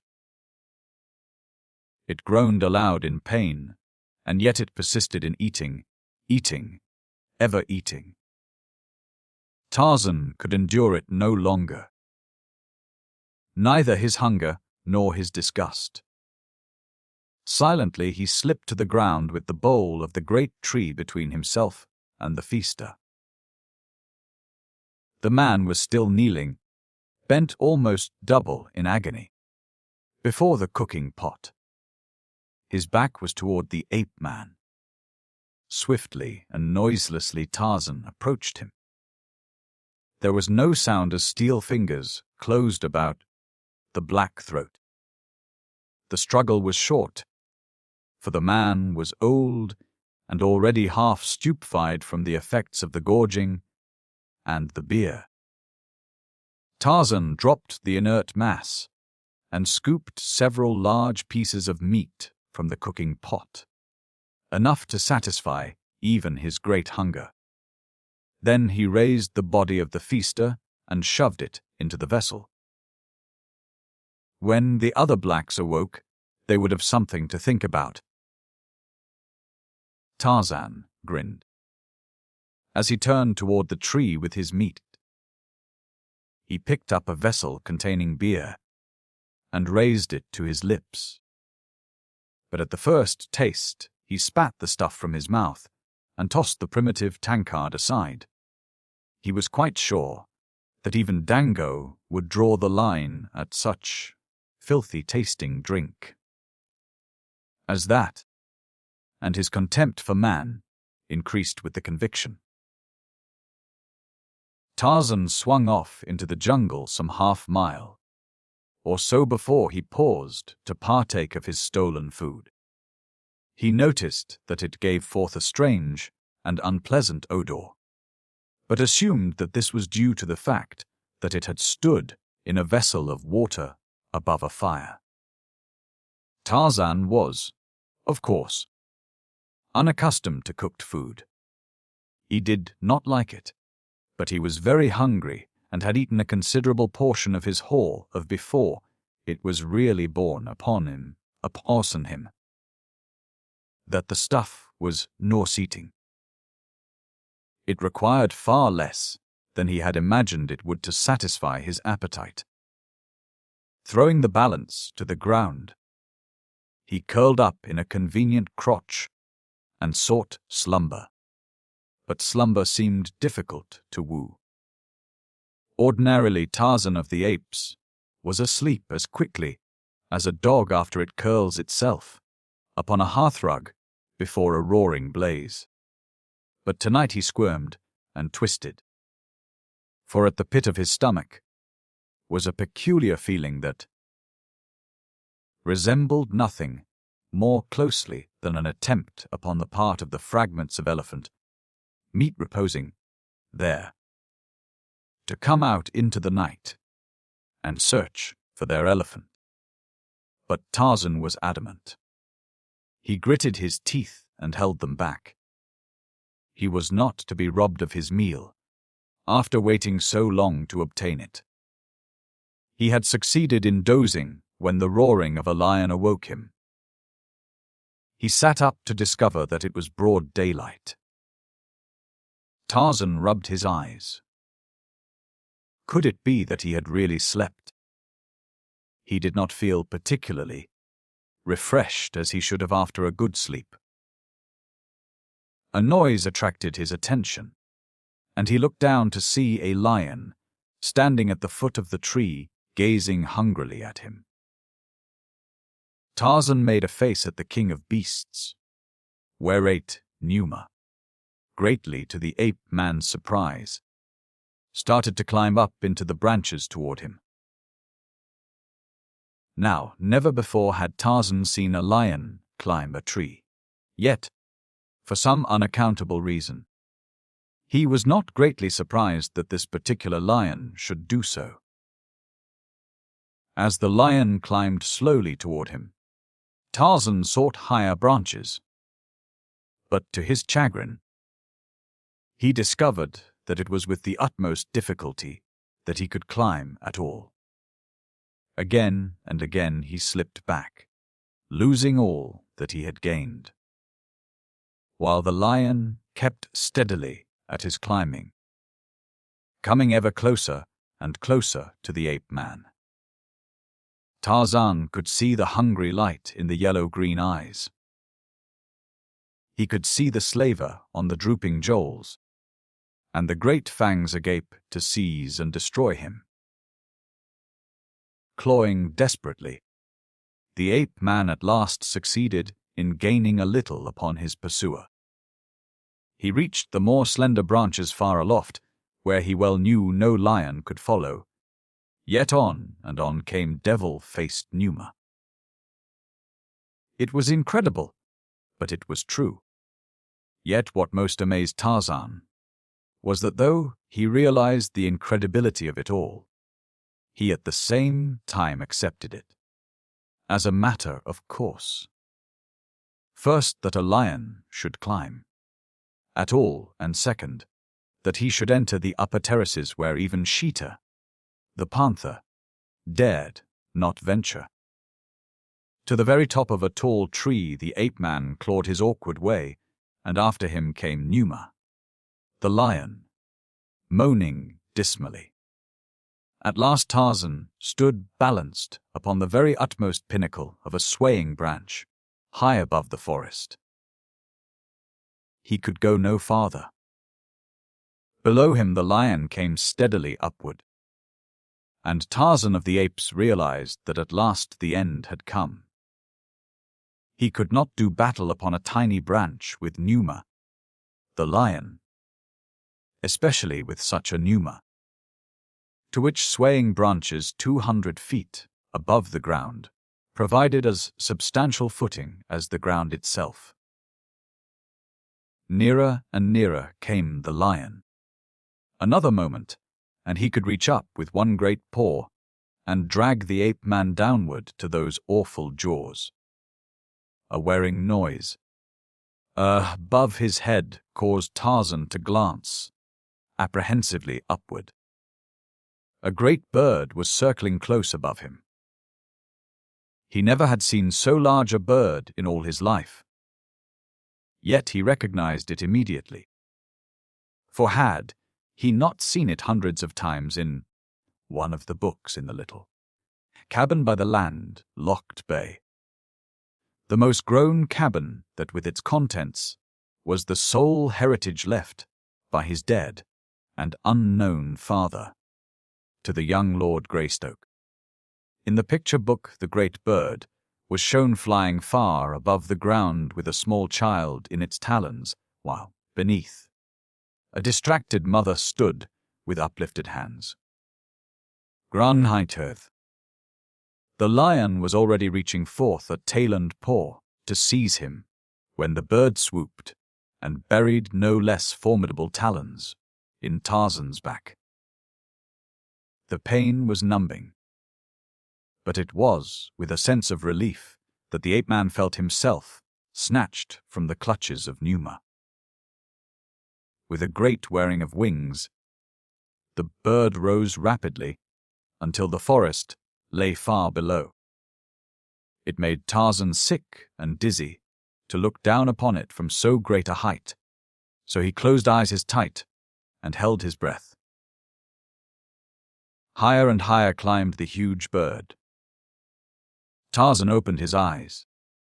The jungle was so far away that he could see only a dim, green blur below him, but just above and quite close the sun. Tarzan reached out his hands and warmed them, for they were very cold. Then a sudden madness seized him. Where was the bird taking him? Was he to submit thus, passively, to a feathered creature however enormous? Was he, Tarzan of the apes, mighty fighter, to die without striking a blow in his own defense? Never. He snatched the hunting blade from his geat string, and thrusting upward, drove it once, twice, thrice into the breast above him. The mighty wings fluttered a few more times, spasmodically. The talons relaxed their hold, and Tarzan of the apes fell hurtling downward, toward the distant jungle. It seemed to the ape-man that he fell for many minutes before he crashed through the leafy verdure of the tree tops. The smaller branches broke his fall, so that he came to rest for an instant upon the very branch upon which he had sought slumber the previous night. For an instant he toppled there in a frantic attempt to regain his equilibrium.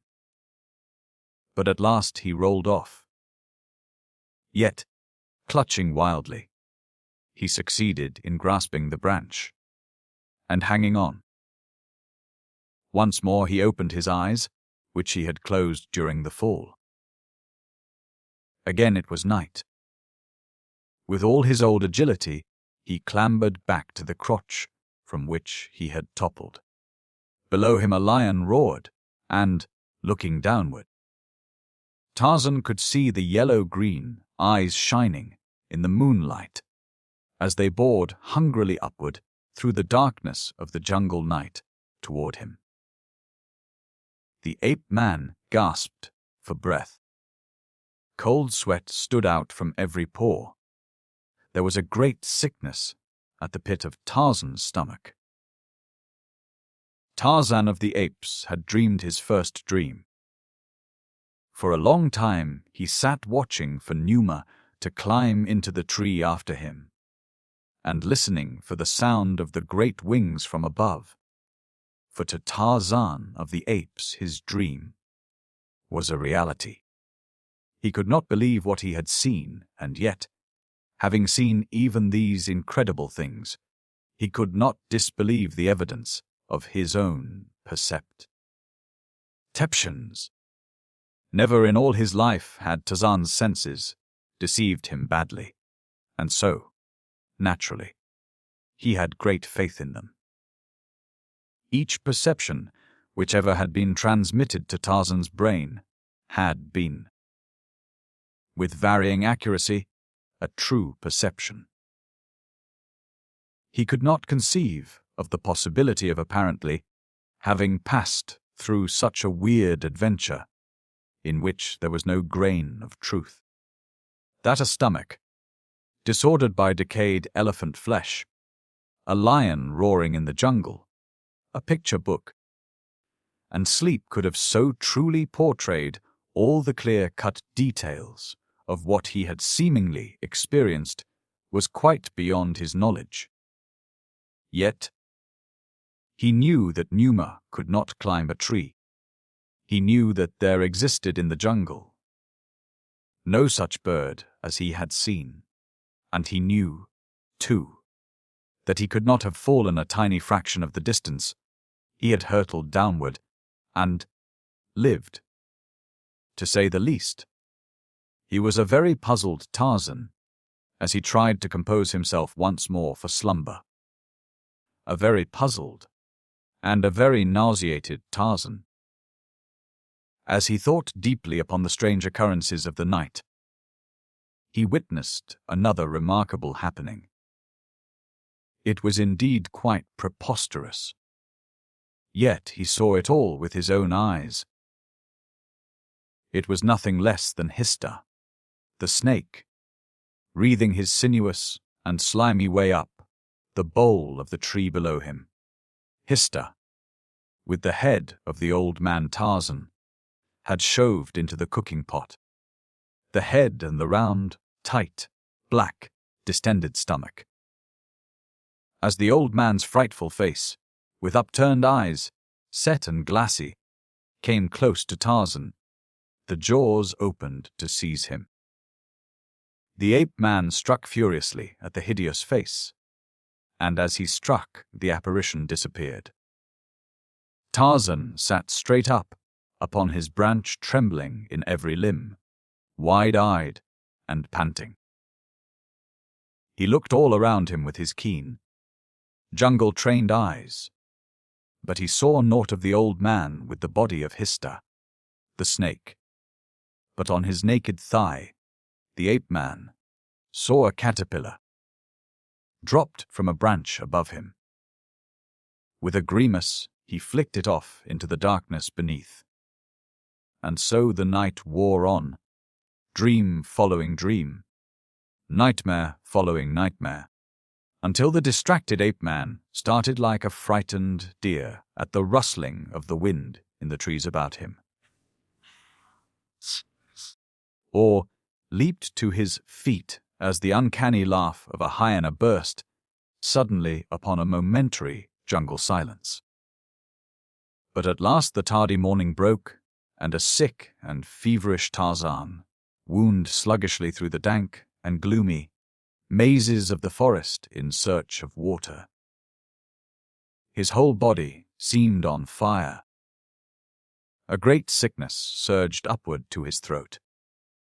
He saw a tangle of almost impenetrable thicket, and, like the wild beast he was, he crawled into it to die alone and unseen, safe from the attacks of predatory carnivora.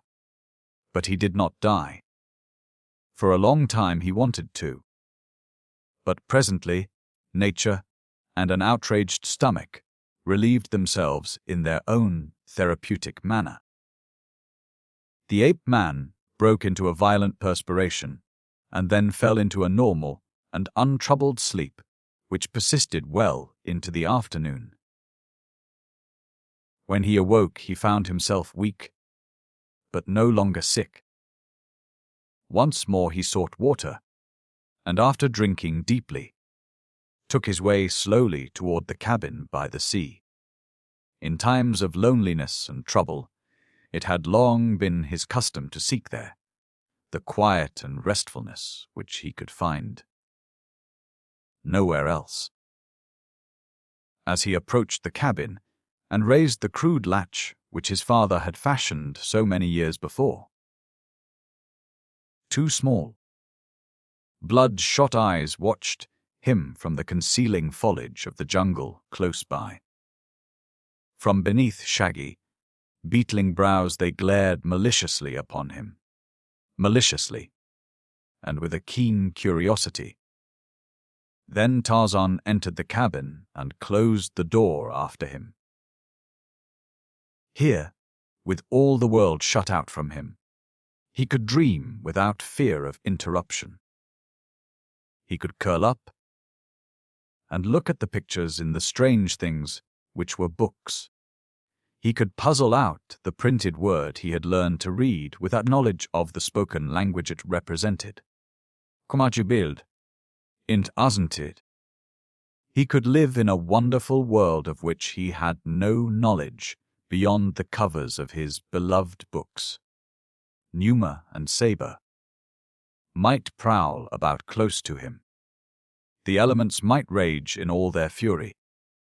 But here at least, Tarzan might be entirely off his guard in a delightful relaxation which gave him all his faculties for the uninterrupted pursuit of this greatest of all his pleasures.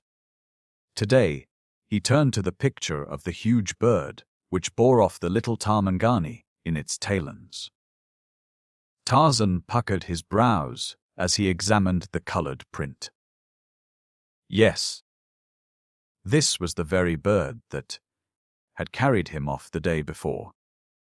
For to Tarzan the dream had been so great a reality that he still thought another day and a night had passed since he had lain down in the tree to sleep. But the more he thought upon the matter, the less positive he was as to the verity of the seeming adventure through which he had passed. Yet where the real had ceased and the unreal commenced, he was quite unable to determine. Had he really then been to the village of the blacks at all? Had he killed the old Gomangani? Had he eaten of the elephant meat? Had he been sick? Tarzan scratched his tousled black head and wondered. It was all very strange, yet he knew that he never had seen Numa climb a tree, or Hista with the head and belly of an old black man whom Tarzan already had slain. Finally, with a sigh, he gave up trying to fathom the unfathomable. Yet in his heart of hearts he knew that something had come into his life that he never had experienced. Before it Tarzan, another life which existed when he slept and the consciousness of which was carried over into his waking hours. Then he commenced to wonder if some of these strange creatures which he met in his sleep might not slay him. For at such times, Tarzan of the Apes seemed to be a different Tarzan, sluggish, helpless and timid, wishing to flee his enemies as fled Bara, the deer, most fearful of creatures. Thus, with a dream, came the first faint tinge of a knowledge of fear, a knowledge which Tarzan, awake, had never experienced, and perhaps he was experiencing what his early forebears passed through and transmitted to posterity in the form of superstition first and religion later, for they, as Tarzan, had seen things at night which they could not explain by the daylight standards of sense perception or of reason, and so had built for themselves a weird explanation which included grotesque shapes, possessed of strange and uncanny powers, to whom they finally came to attribute all those inexplicable phenomena of nature which with each recurrence filled them with awe, with wonder, or with terror. And as Tarzan concentrated his mind on the little bugs upon the printed page before him, the active recollection of his strange adventures presently merged into the text of that which he was reading, a story of Bolgani, the gorilla, in captivity.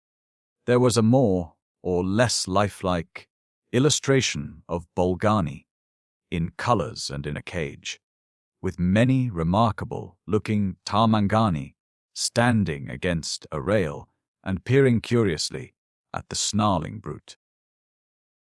Tarzan wondered not a little, as he always did, at the odd and seemingly useless array of colored plumage which covered the bodies of the Tarmangani. It always caused him to grin a trifle when he looked at these strange creatures. He wondered if they so covered their bodies from shame of their hairlessness, or because they thought the odd things they wore added any to the beauty of their appearance. Man Viditer and Tiri. Particularly was Tarzan amused by the grotesque headdresses of the pictured people. He wondered how some of the shiz succeeded in balancing theirs in an upright position, and he came as near to laughing aloud as he ever had, as he contemplated the funny little round things, the heads of the heads. Slowly the ape-man picked out the meaning of the various combinations of letters on the printed page, and as he read, the little bugs, for as such he always thought of the letters, dits, commenced to run about in a most confusing manner, blurring his vision and befuddling his thoughts. Twice he brushed the back of a hand smartly across his eyes, but only for a moment could he bring the bugs back to coherent and intelligible form. He had slept ill the night before, and now he was exhausted from loss of sleep, from sickness, and from the slight fever he had had, so that it became more and more difficult to fix his attention, or to keep his eyes open. Tarzan realized that he was falling asleep, and just as the realization was borne in upon him, and he had decided to relinquish himself to an inclination which had assumed almost the proportions of a physical pain, he was aroused by the opening of the cabin door. Turning quickly toward the interruption, Tarzan was amazed, for a moment, to see bulking large in the doorway the huge and hairy form of Bolgani, the gorilla. Now, there was scarcely a denizen of the great jungle with whom Tarzan would rather not have been cooped up inside the small cabin than Bolgani, the gorilla. Yet he felt no fear, even though his quick eye noted that Bolgani was in the throes of that jungle madness which seizes upon so many of the fiercer males. Ordinarily the huge gorillas avoid conflict, hide themselves from the other jungle folk, and are generally the best of neighbors. But when they are attacked, or the madness seizes them, there is no jungle denizen so bold and fierce as to deliberately seek a quarrel with them. But for Tarzan there was no escape. Bolgani was glowering at him from red-rimmed, wicked eyes. In a moment he would rush in and seize the ape-man. Tarzan reached for the hunting knife where he had lain it on the table beside him. But as his fingers did not immediately locate the weapon, he turned a quick glance in search of it. As he did so, his eyes fell upon the book he had been looking at, which still lay open at the picture of Bolgani. Tarzan found his knife, but he merely fingered it idly and grinned in the direction of the advancing gorilla. Not again would he be fooled by empty things which came while he slept. In a moment, no doubt, Bolgani would turn into Pamba, the rat, with the head of Tanta, the elephant. Tarzan had seen enough of such strange happenings recently to have some idea as to what he might expect. But this time Bolgani did not alter his form as he came slowly toward the young ape-man. Tarzan was a bit puzzled, too, that he felt no desire to rush frantically to some place of safety, as had been the sensation most conspicuous in the other of his new and remarkable adventures. He was just himself, now ready to fight, if necessary, but still sure that no flesh and blood gorilla stood before him. The thing should be fading away into thin air now, thought Tarzan, or changing into something else, yet did not. Instead it loomed clear-cut and real as Bolgani himself. The magnificent, dark coat glistening, with life and health in a bar of sunlight which shot across the cabin through the high window behind. The young Lord Greystoke. This was quite the most realistic of his sleep adventures, thought Tarzan, as he passively awaited the next amusing incident. And then the gorilla charged. Too mighty, calloused hands seized upon the ape man. Great fangs were bared close to his face. A hideous growl burst from the cavernous throat, and hot breath fanned Tarzan's cheek. And still he sat grinning at the apparition. Tarzan might be fooled once or twice, but not for so many times in succession. He knew that this Bolgani was no real Bolgani. For had he been, he never could have gained entrance to the cabin, since only Tarzan knew how to operate the latch. The gorilla seemed puzzled by the strange passivity of the hairless ape. He paused an instant with his jaws snarling close to the other's throat. Then he seemed suddenly to come to some decision. Whirling the ape man across a hairy shoulder, as easily as you or I might lift a babe in arms, Bolgani turned and dashed out into the open, racing toward the great trees. Now, indeed, was Tarzan sure that this was a sleep adventure, and so grinned largely as the giant gorilla bore him, unresisting, away. Presently, reasoned Tarzan, he would awaken and find himself back in the cabin, where he had fallen asleep. He glanced back at the thought, and saw the cabin door standing wide open. This would never do. Always had he been careful to close and latch it against wild intruders. Manu, the monkey, would make sad havoc there, among Tarzan's treasures, should he have access to the interior for even a few minutes. The question which arose in Tarzan's mind was a baffling one. Where did sleep adventures end and reality commence? How was he to be sure that the cabin door was not really open? Everything about him appeared quite normal. There were none of the grotesque exaggerations of his former sleep adventures. It would be better then to be upon the safe side and make sure that the cabin door was closed. It would do no harm, even if all that seemed to be happening were not happening at all. Tarzan essayed to slip from Bolgani's shoulder, but the great beast only growled ominously and gripped him tighter.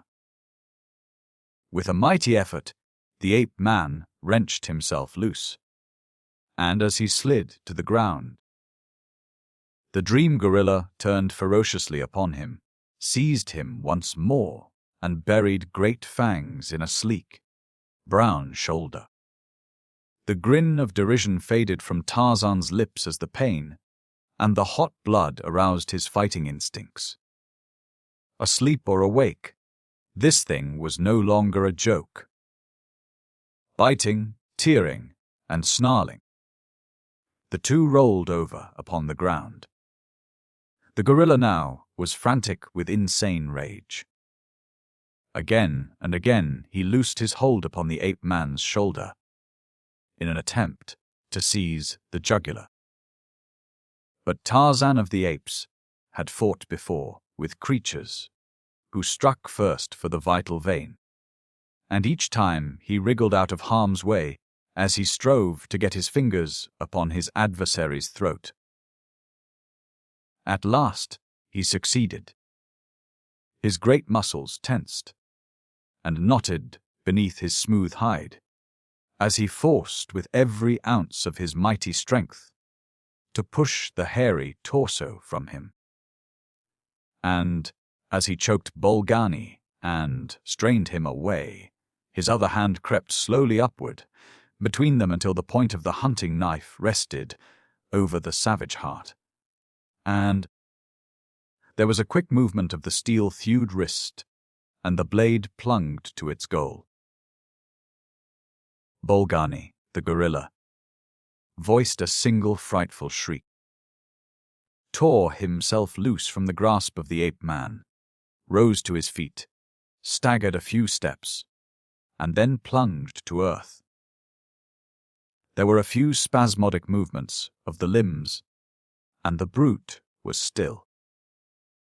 Tarzan of the Apes stood looking down upon his kill, and as he stood, there he ran his fingers through his thick, black shock of hair. Presently, he stooped and touched the dead body. Some of the red life blood of the gorilla crimsoned his fingers. He raised them to his nose and sniffed. Then he shook his head and turned toward the cabin. The door was still open. He closed it and fastened the latch. Returning toward the body of his kill, he again paused and scratched his head. If this was a sleep adventure, what then was reality?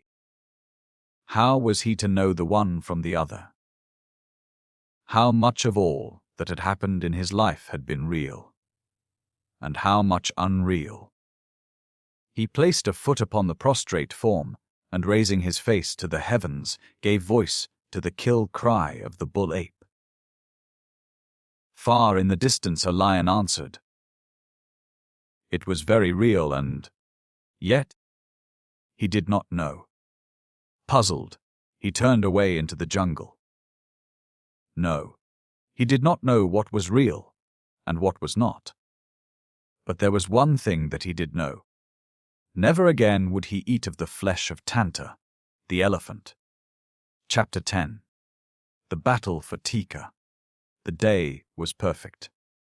A cool breeze tempered the heat of the equatorial sun. Peace had reigned within the tribe for weeks, and no alien enemy had trespassed upon its preserves from without.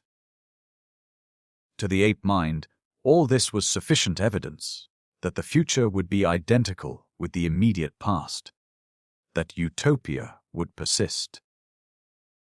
The sentinels, now from habit become a fixed tribal custom, either relaxed their vigilance or entirely deserted their posts, as the whim seized them.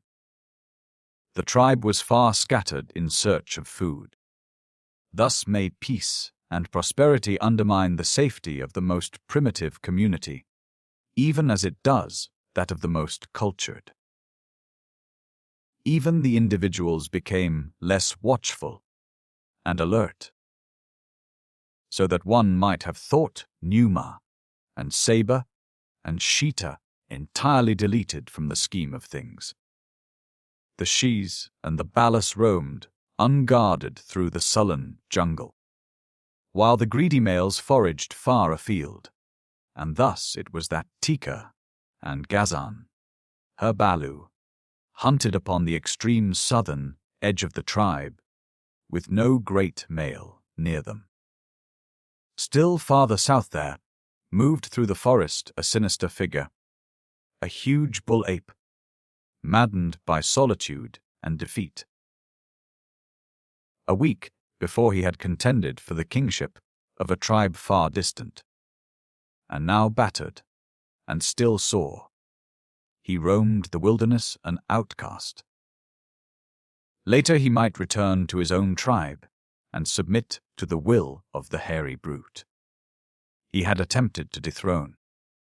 But for the time being he dared not do so, since he had sought not only the crown, but the wives, as well, of his lord and master. It would require an entire moon at least to bring forgetfulness to him he had wronged. And so Tug wandered a strange jungle, grim, terrible, hate-filled. It was in this mental state that Tug came unexpectedly upon a young she feeding alone in the jungle, a stranger she, lithe and strong, and beautiful beyond compare. Tug caught his breath and slunk quickly to one side of the trail, where the dense foliage of the tropical underbrush concealed him from Teeka, while permitting him to feast his eyes upon her loveliness. But not alone were they concerned with Teeka. They roved the surrounding jungle in search of the bulls and cows and balius of her tribe, though principally for the bulls. When one covets a she of an alien tribe, one must take into consideration the great, fierce, hairy guardians who seldom wander far from their wards, and who will fight a stranger to the death in protection of the mate or offspring of a fellow, precisely as they would fight for their own. Tug could see no sign of any ape other than the strange she and a young Balu playing nearby. His wicked, bloodshot eyes half closed as they rested upon the charms of the former. As for the Balu, one snap of those great jaws upon the back of its little neck would prevent it from raising any unnecessary alarm. Tog was a fine, big male, resembling in many ways Teeka's mate, Tog. Each was in his prime, and each was wonderfully muscled, perfectly fanged, and as horrifyingly ferocious as the most exacting and particular she could wish. Had Tug been of her own tribe, Teeka might as readily have yielded to him as to Tog when her mating time arrived. But now she was Tog's, and no other male could claim her without first defeating Tog in personal combat. And even then, Teeka retained some rights in the matter. If she did not favor a correspondent, she could enter the lists with her rightful mate and do her part toward discouraging his advances. A part, too, which would prove no mean assistance to her lord and master, for Teeka, even though her fangs were smaller than a male's, could use them to excellent effect. Just now Teeka was occupied in a fascinating search for beetles, to the exclusion of all else. She did not realize how far she and Ghazan had become separated from the balance of the tribe, nor were her defensive senses upon the alert as they should have been. Months of immunity from danger under the protecting watchfulness of the sentries, which Tarzan had taught the tribe to post, had lulled them all into a sense of peaceful security based on that fallacy which has wrecked many enlightened communities in the past and will continue to wreck others in the future, that because they have not been attacked they never will be. Tug, having satisfied himself that only the she and her Balu were in the immediate vicinity, crept stealthily forward. Teeka's back was toward him when he finally rushed upon her. But her senses were at last awakened to the presence of danger, and she wheeled to face the strange bull just before he reached her. Tug halted a few paces from her. His anger had fled before the seductive feminine charms of the stranger. He made conciliatory noises, a species of clucking sound with his broad, flat lips, that were, too, not greatly dissimilar to that which might be produced in an osculatory solo. but Teeka only bared her fangs and growled. Little Gazan started to run toward his mother, but she warned him away with a quick ah, telling him to run high into a tall tree.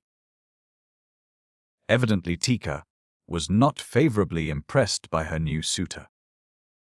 Tog realized this and altered his methods accordingly. He swelled his giant chest, beat upon it with his calloused knuckles, and swaggered to and fro before her. "I am Tug," he boasted. "Look at my fighting fangs. Look at my great arms and my mighty legs. With one bite I can slay your biggest bull. Alone have I slain Sheeta. I am Tug. Tog wants you." Then he waited for the effect, nor did he have long to wait. Teeka turned with a swiftness which belied her great weight and bolted in the opposite direction.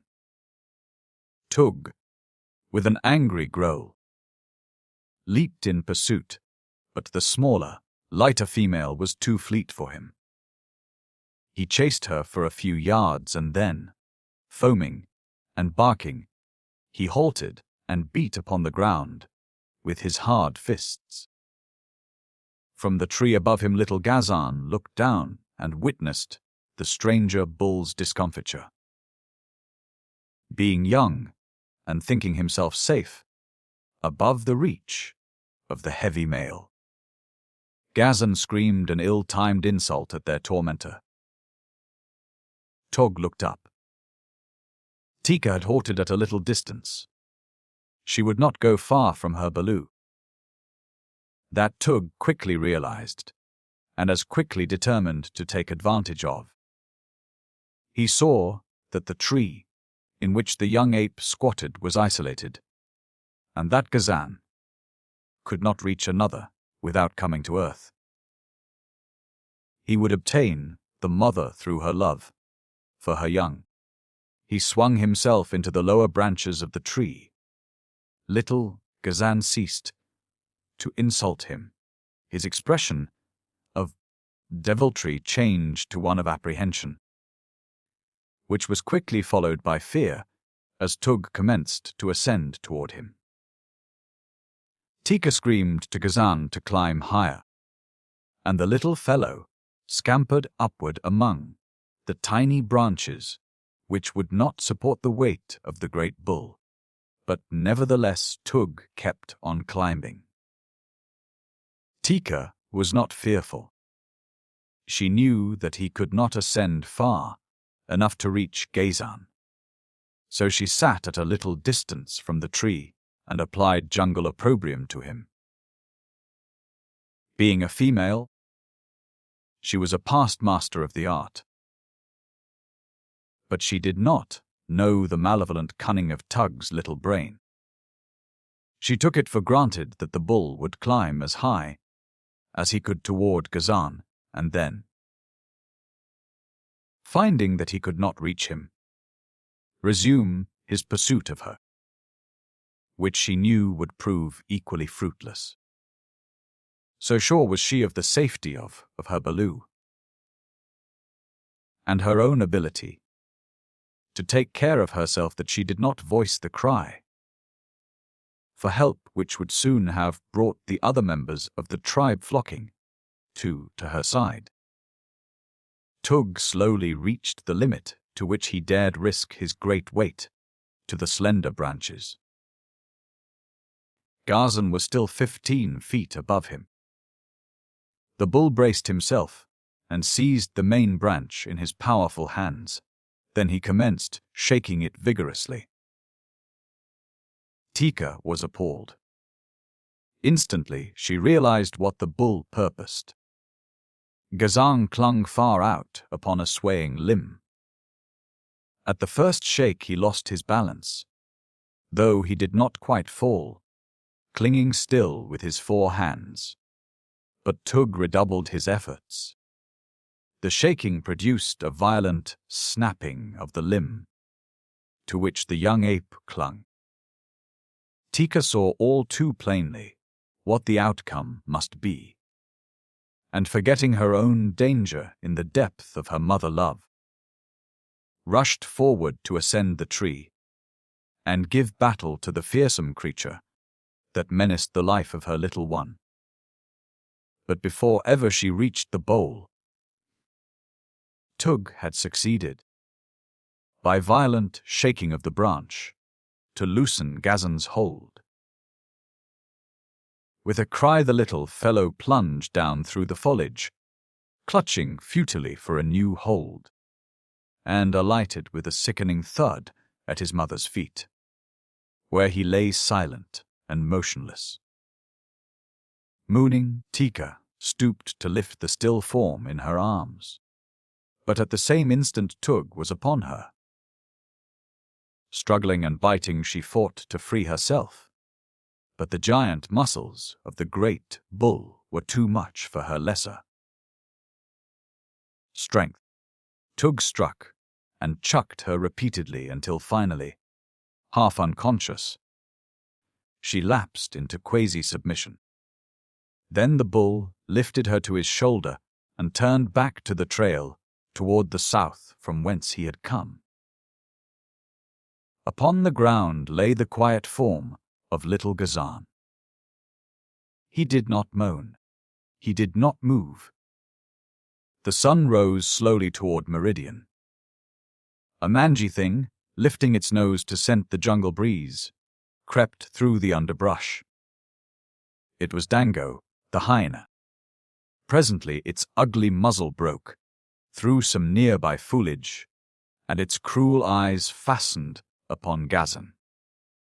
Early that morning, Tarzan of the apes had gone to the cabin by the sea, where he passed many an hour at such times as the tribe was ranging in the vicinity.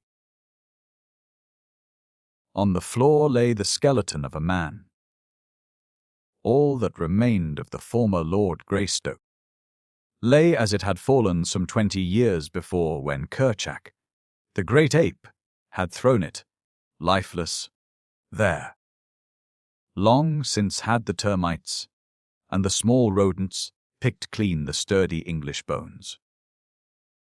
For years Tarzan had seen it lying there, giving it no more attention than he gave the countless 1,000 bones that strewed his jungle haunts. On the bed another, smaller, skeleton reposed, and the youth ignored it as he ignored the other. How could he know that the one had been his father, the other his mother? The little pile of bones in the rude cradle, fashioned with such loving care by the former Lord Greystoke, meant nothing to him. That one day that little skull was to help prove his right to a proud title was as far beyond his ken as the satellites of the sons of Orion. To Tarzan they were bones, just bones. He did not need them, for there was no meat left upon them, and they were not in his way, for he knew no necessity for a bed. And the skeleton upon the floor, he easily could step over. Today he was restless. He turned the pages first of one book, and then of another. He glanced at pictures, which he knew by heart, and tossed the books aside. He rummaged for the 1,000th time in the cupboard. He took out a bag which contained several small, round pieces of metal.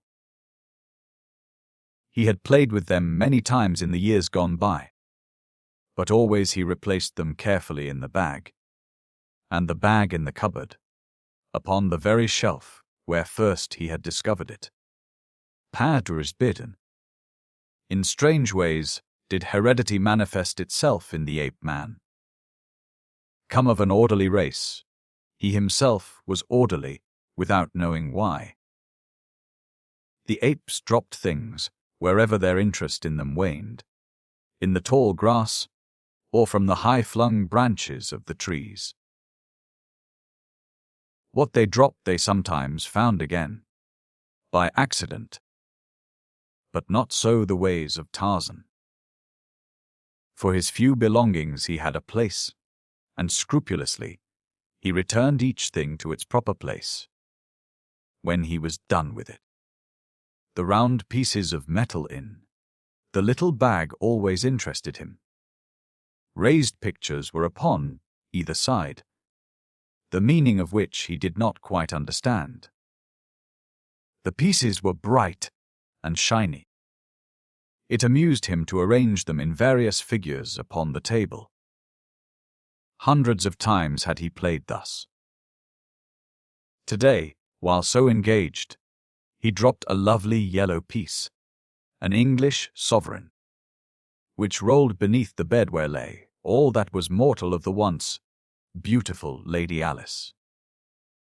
True to form, Tarzan at once dropped to his hands and knees and searched beneath the bed for the lost gold piece. Strange as it might appear, he had never before looked beneath the bed. He found the gold piece, and something else he found, too, a small wooden box with a loose cover. Bringing them both out, he returned the sovereign to its bag, and the bag to its shelf within the cupboard. Then he investigated the box. It contained a quantity of cylindrical bits of metal, cone-shaped at one end and flat at the other, with a projecting rim. They were all quite green and dull, coated with years of verdigris. Tarzan removed a handful of them from the box and examined them. He rubbed one upon another and discovered that the green came off, leaving a shiny surface for 2/3 of their length and a dull grey over the cone-shaped end. Finding a bit of wood, he rubbed one of the cylinders rapidly and was rewarded by a lustrous sheen, which pleased him. At his side hung a pocket pouch taken from the body of one of the numerous black warriors he had slain. Into this pouch he put a handful of the new playthings, thinking to polish them at his leisure. Then he replaced the box beneath the bed, and finding nothing more to amuse him, left the cabin and started back in the direction of the tribe. Shortly before he reached them, he heard a great commotion ahead of him, the loud screams of Shes and Balus, the savage, angry barking and growling of the great bulls. Instantly he increased his speed, for the Krieg as that came to his ears warned him that something was amiss with his fellows. While Tarzan had been occupied with his own devices in the cabin of his dead sire, Torg, Teeka's mighty mate, had been hunting a mile to the north of the tribe. At last, his belly filled. He had turned lazily back toward the clearing where he had last seen the tribe and presently commenced passing its members scattered alone, or in 2s or 3s. Nowhere did he see Teeka or Gazan, and soon he began inquiring of the other apes where they might be, but none had seen them recently. Now the lower orders are not highly imaginative. They do not, as you and I, paint vivid mental pictures of things which might have occurred, and so Teig did not now apprehend that any misfortune had overtaken his mate and their offspring. He merely knew that he wished to find Teeka, that he might lie down in the shade and have her scratch his back while his breakfast digested. But though he called to her and searched for her and asked each whom he met, he could find no trace of Teeka, nor of Gazan either. He was beginning to become peeved, and had about made up his mind to chastise Teeka for wandering so far afield when he wanted her. He was moving south, along a game trail, his calloused soles and knuckles giving forth no sound, when he came upon Dango at the opposite side of a small clearing. The eater of carrion did not see Torg, for all his eyes were for something which lay in the grass beneath a tree, something upon which he was sneaking with the cautious stealth of his breed. Torg, always cautious himself, as it behooves one to be who fares up and down the jungle and desires to survive, swung noiselessly into a tree, where he could have a better view of the clearing. He did not fear Dango, but he wanted to see what it was that Dango stalked. In a way, possibly, he was actuated as much by curiosity as by caution. And when Torg reached a place in the branches from which he could have an unobstructed view of the clearing, he saw Dango already sniffing at something directly beneath him, something which Torg instantly recognized as the lifeless form of his little Gazan.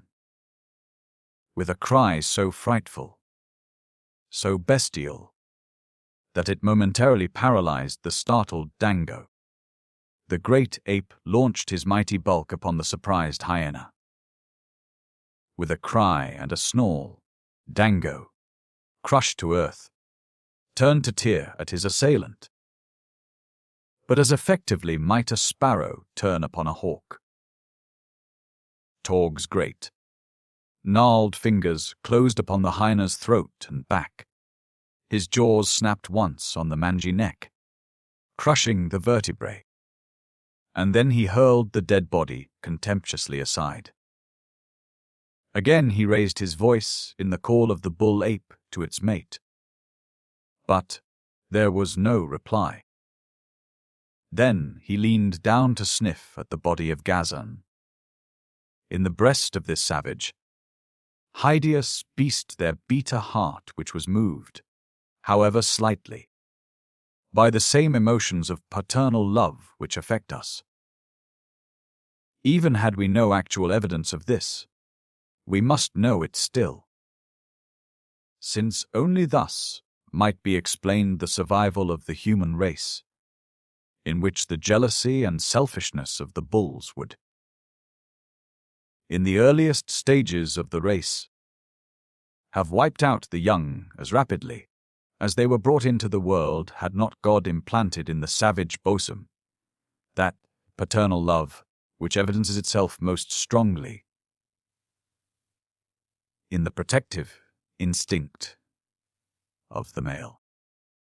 In Torg, the protective instinct was not alone highly developed, but affection for his offspring as well, for Torg was an unusually intelligent specimen of these tent in Gru, man-like apes which the natives of the Gobi speak of in whispers, but which no white man ever had seen, or, if seeing, lived to tell of until Tarzan of the Apes came among them. And so Teeg felt sorrow as any other father might feel sorrow at the loss of a little child.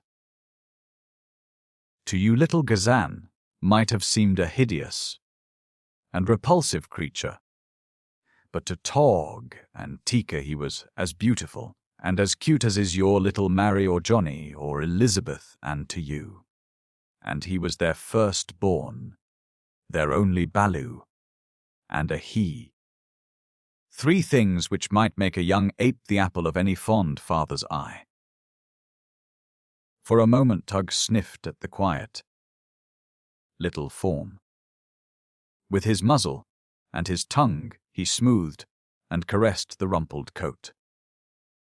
From his savage lips broke a low moan, but quickly upon the heels of sorrow came the overmastering desire for revenge. Leaping to his feet, he screamed out a volley of Krieg. As, punctuated from time to time by the blood-freezing cry of an angry, challenging bull, a rage-mad bull, with the blood-lust strong upon him. Answering his cries came the cries of the tribe as they swung through the trees toward him. It was these that Tarzan heard on his return from his cabin. And in reply to them, he raised his own voice and hurried forward with increased speed, until he fairly flew through the middle terraces of the forest. When at last he came upon the tribe, he saw their members gathered about Tag and something which lay quietly upon the ground. Dropping among them, Tarzan approached the center of the group. But Tag was still roaring out his challenges. But when he saw Tarzan, he ceased and stooping picked up Gazan in his arms and held him out for Tarzan to see. Of all the bulls of the tribe, Tog held affection for Tarzan only. Tarzan he trusted and looked up to as one wiser and more cunning. To Tarzan he came now, to the playmate of his Balu days, the companion of innumerable battles of his maturity. When Tarzan saw the still form in Tog's arms, a low growl broke from his lips, for he too loved Teeka's little Balu. "Who did it?" he asked. "Where is Teeka?" "I do not know," replied Tag. "I found him lying here with Dango about to feed upon him. But it was not Dango that did it. There are no fang marks upon him." Tarzan came closer and placed an ear against Gazan's breast. "He is not dead," he said. "Maybe he will not die." He pressed through the crowd of apes and circled once about them, examining the ground step by step. Suddenly he stopped, and placing his nose close to the earth sniffed. Then he sprang to his feet, giving a peculiar cry.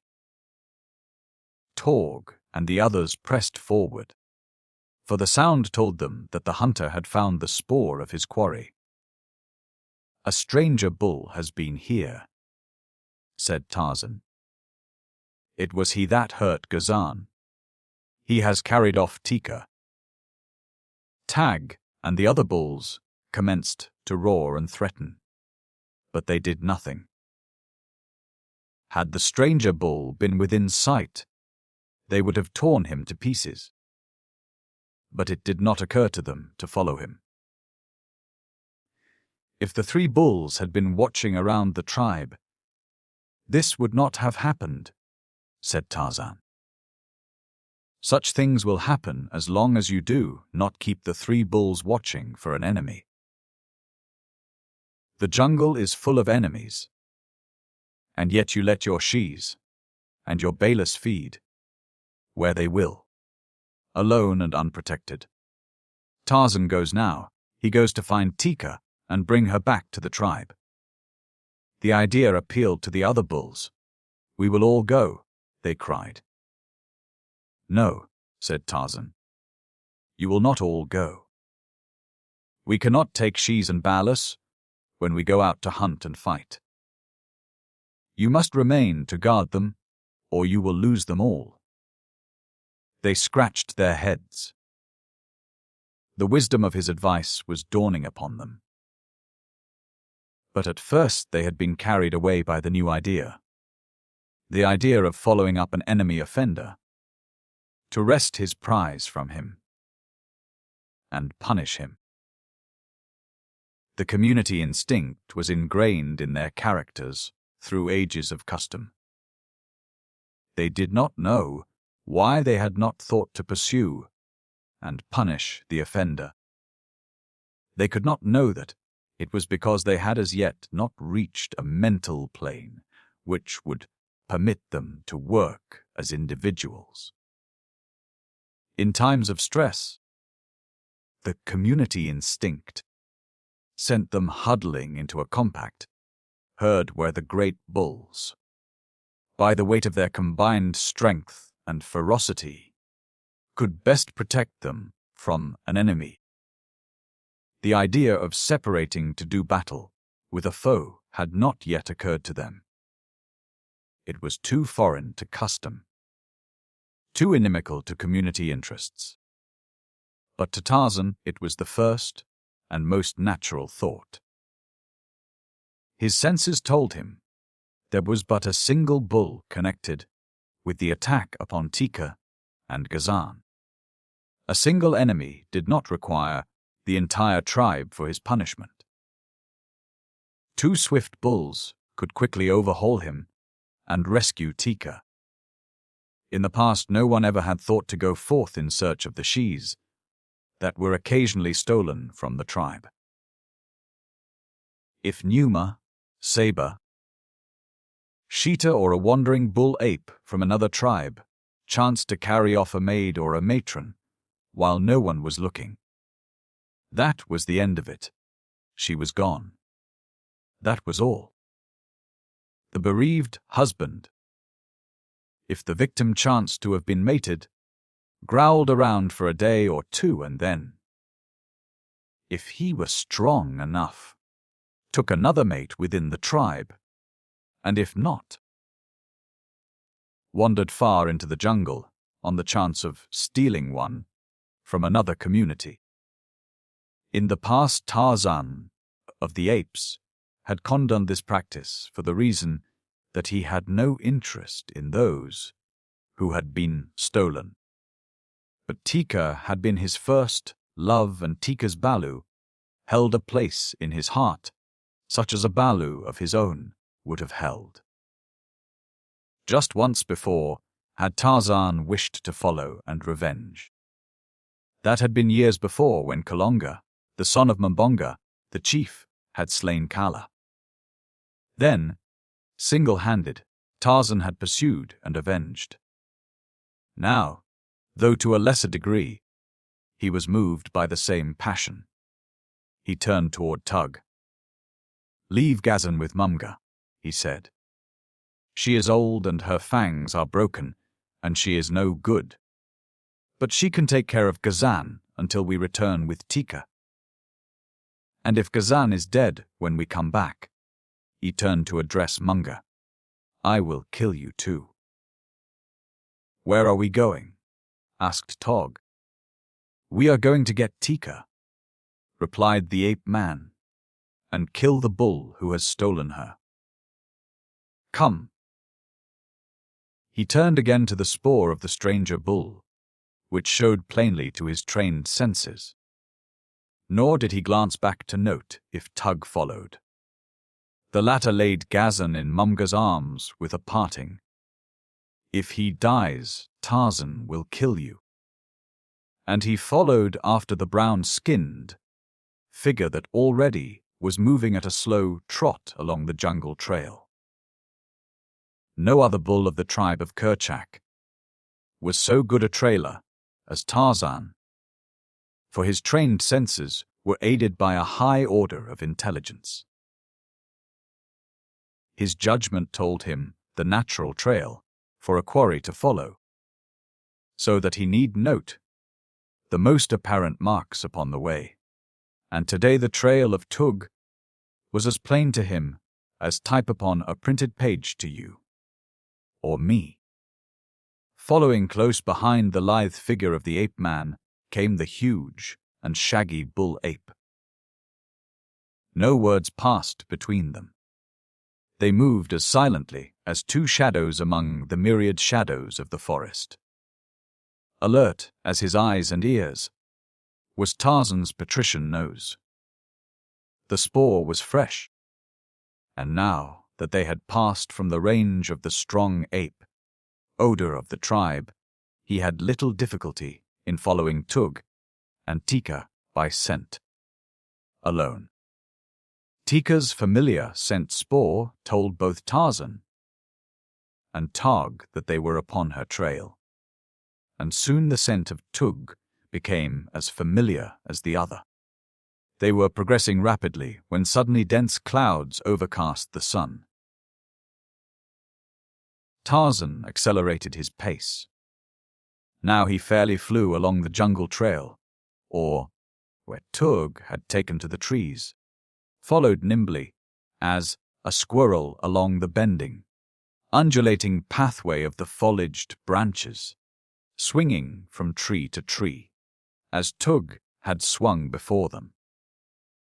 But more rapidly, because they were not handicapped by a burden such as Tug's. Tarzan felt they must be almost upon the quarry, for the scent spore was becoming stronger and stronger, when the jungle was suddenly shot by livid lightning, and a deafening roar of thunder reverberated through the heavens and the forest until the earth trembled and shook. Then came the rain, not as it comes to us of the temperate zones, but as a mighty avalanche of water, a deluge which spills tons instead of drops upon the bending forest giants and the terrified creatures which haunt their shade. And the rain did what Tarzan knew that it would do. It wiped the spoor of the quarry from the face of the earth. For a half-hour the torrents fell. Then the sun burst forth, jewelling the forest with a million scintillant gems. But today the ape-man, usually alert to the changing wonders of the jungle, saw them not. Only the fact that the spoor of Teeka and her abductor was obliterated found lodgment in his thoughts. Even among the branches of the trees, there are well-worn trails, just as there are trails upon the surface of the ground. But in the trees they branch and cross more often, since the way is more open than among the dense undergrowth at the surface. Along one of these well-marked trails Tarzan and Tug continued after the rain had ceased, because the ape-man knew that this was the most logical path for the thief to follow. But when they came to a fork, they were at a loss. Here they halted, while Tarzan examined every branch and leaf which might have been touched by the fleeing ape. He sniffed the bole of the tree, and with his keen eyes he sought to find upon the bark some sign of the way the quarry had taken. It was slow work, and all the time, Tarzan knew. The bull of the alien tribe was forging steadily away from them, gaining precious minutes that might carry him to safety before they could catch up with him. First along one fork he went, and then another, applying every test that his wonderful junglecraft was cognizant of. But again and again he was baffled, for the scent had been washed away by the heavy downpour in every exposed place. For a half-hour Tarzan and Tig searched, until at last, upon the bottom of a broad leaf, Tarzan's keen nose caught the faint trace of the scent spoor of Tug, where the leaf had brushed a hairy shoulder as the great ape passed through the foliage. Once again the two took up the trail. But it was slow work now, and there were many discouraging delays when the spoor seemed lost beyond recovery. To you or me would have been no spoor, even before the coming of the rain, except, possibly, where Tug had come to earth and followed a game trail. In such places the imprint of a huge hand-like foot and the knuckles of one great hand were sometimes plain enough for an ordinary mortal to read. Tarzan knew from these and other indications that the ape was yet carrying Teeka. Teeka. The depth of the imprint of his feet indicated a much greater weight than that of any of the larger bulls, for they were made under the combined weight of Tug and Teeka. while the fact that the knuckles of but one hand untouched the ground at any time showed that the other hand was occupied in some other business. The business of holding the prisoner to a hairy shoulder. Tarzan could follow, in sheltered places, the changing of the burden from one shoulder to another, as indicated by the deepening of the foot imprint upon the side of the load and the changing of the knuckle imprints from one side of the trail to the other. There were stretches along the surface paths where the ape had gone for considerable distances entirely up erect, his hind feet, walking as a man walks. But the same might have been true of any of the great anthropoids of the same species. For, unlike the chimpanzee and the gorilla, they walk without the aid of their hands quite as readily as with. It was such things, however, which helped to identify to Tarzan and to Torg the appearance of the abductor, and with his individual scent characteristic already indelibly impressed upon their memories, they were in a far better position to know him when they came upon him, even should he have disposed of Teeka before, than is a modern sleuth with his photographs and battalion measurements, equipped to recognize a fugitive from civilized justice. But with all their high-strung and delicately attuned perceptive faculties, the two bulls of the tribe of Kerchak were often sore pressed to follow the trail at all, and at best were so delayed that in the afternoon of the second day they still had not overhauled the fugitive. The scent was now strong, for it had been made since the rain, and Tarzan knew that it would not be long before they came upon the thief and his loot.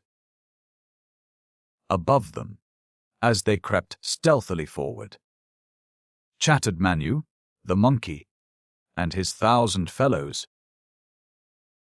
Squawked and screamed the brazen-throated birds of plumage, buzzed and hummed the countless insects amid the rustling of the forest leaves, and, as they passed, a little grey beard, squeaking and scolding upon a swaying branch, looked down and saw them.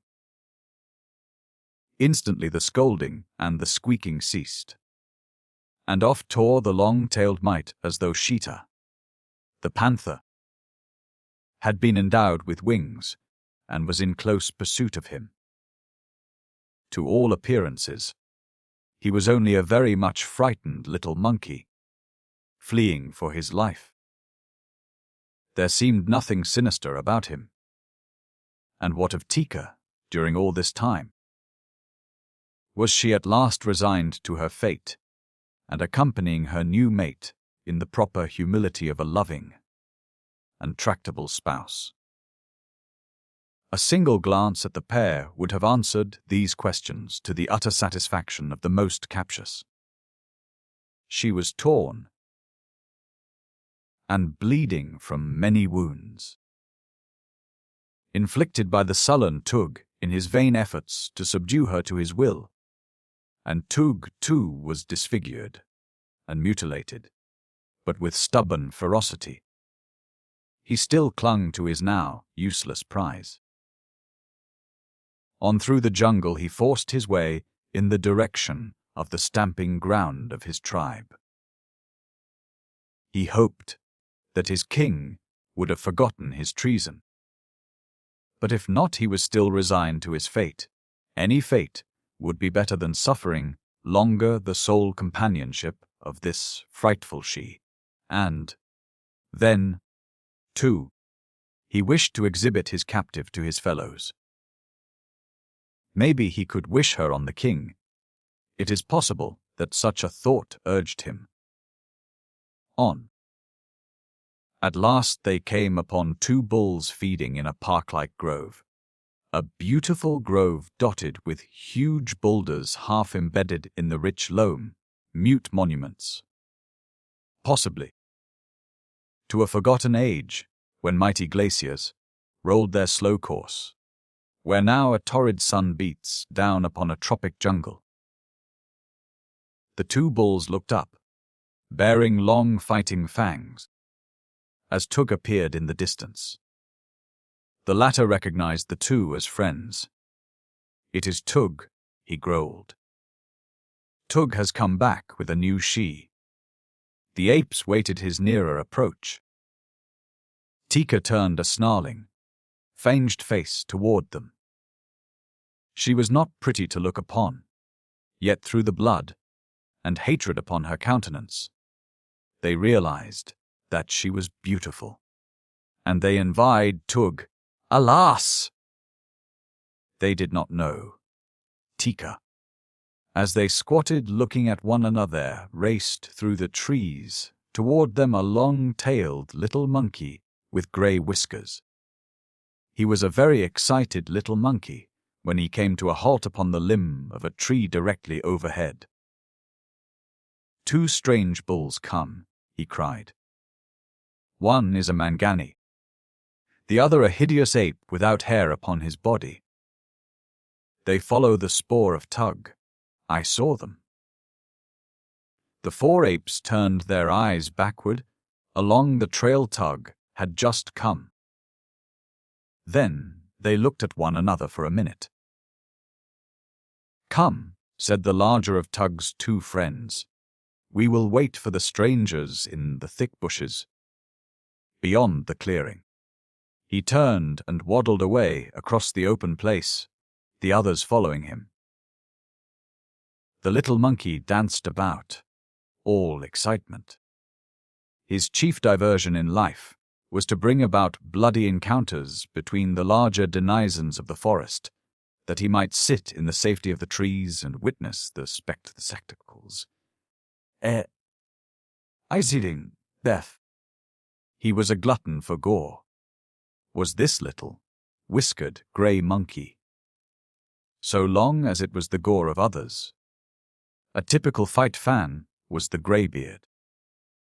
The apes hid themselves in the shrubbery beside the trail along which the two stranger bulls would pass. Teeka trembled with excitement.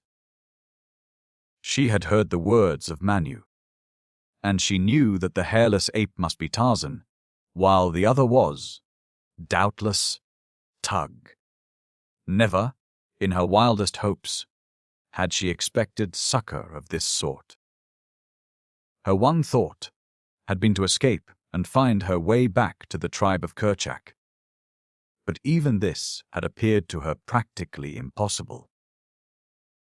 So closely did Tug watch her. As Torg and Tarzan reached the grove where Tug had come upon his friends, the ape scent became so strong that both knew the quarry was but a short distance ahead. And so they went even more cautiously, for they wished to come upon the thief from behind, if they could, and charge him before he was aware of their presence. That a little grey, whiskered monkey had forestalled them, they did not know, nor that 3 pairs of savage eyes were already watching their every move and waiting for them to come within reach of itching paws and slavering jowls. On they came across the grove, and as they entered the path leading into the dense jungle beyond, a sudden Krieg ah shrilled out close before them, a Krieg ah in the familiar voice of Teeka. And the small brains of Tug and his companions had not been able to foresee that Teeka might betray them, and now that she had, they went wild with rage. Tog struck the she a mighty blow that felled her, and then the 3 rushed forth to do battle with Tarzan and Torg. The little monkey danced upon his perch and screamed with delight. And indeed, he might well be delighted, for it was a lovely fight. There were no preliminaries, no formalities, no introductions. The 5 bulls merely charged and clinched. They rolled in the narrow trail, and into the thick verdure beside it. They bit and clawed, and scratched, and struck, and all the while they kept up the most frightful chorus of growlings and barkings and roarings.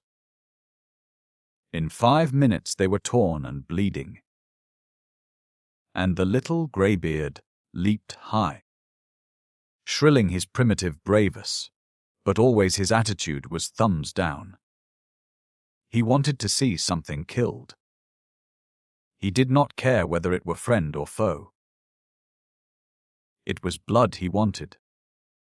Blood and death. Tug had been set upon by Toog and another of the apes, while Tarzan had the third, a huge brute with the strength of a buffalo. Never before had Tarzan's assailant beheld so strange a creature as this slippery, hairless bull with which he battled. Sweat and blood covered Tarzan's sleek, brown hide. Again and again he slipped from the clutches of the great bull, and all the while he struggled to free his hunting knife from the scabbard in which it had stuck. At length, he succeeded. A brown hand shot out and clutched a hairy throat. Another flew upward, clutching the sharp blade.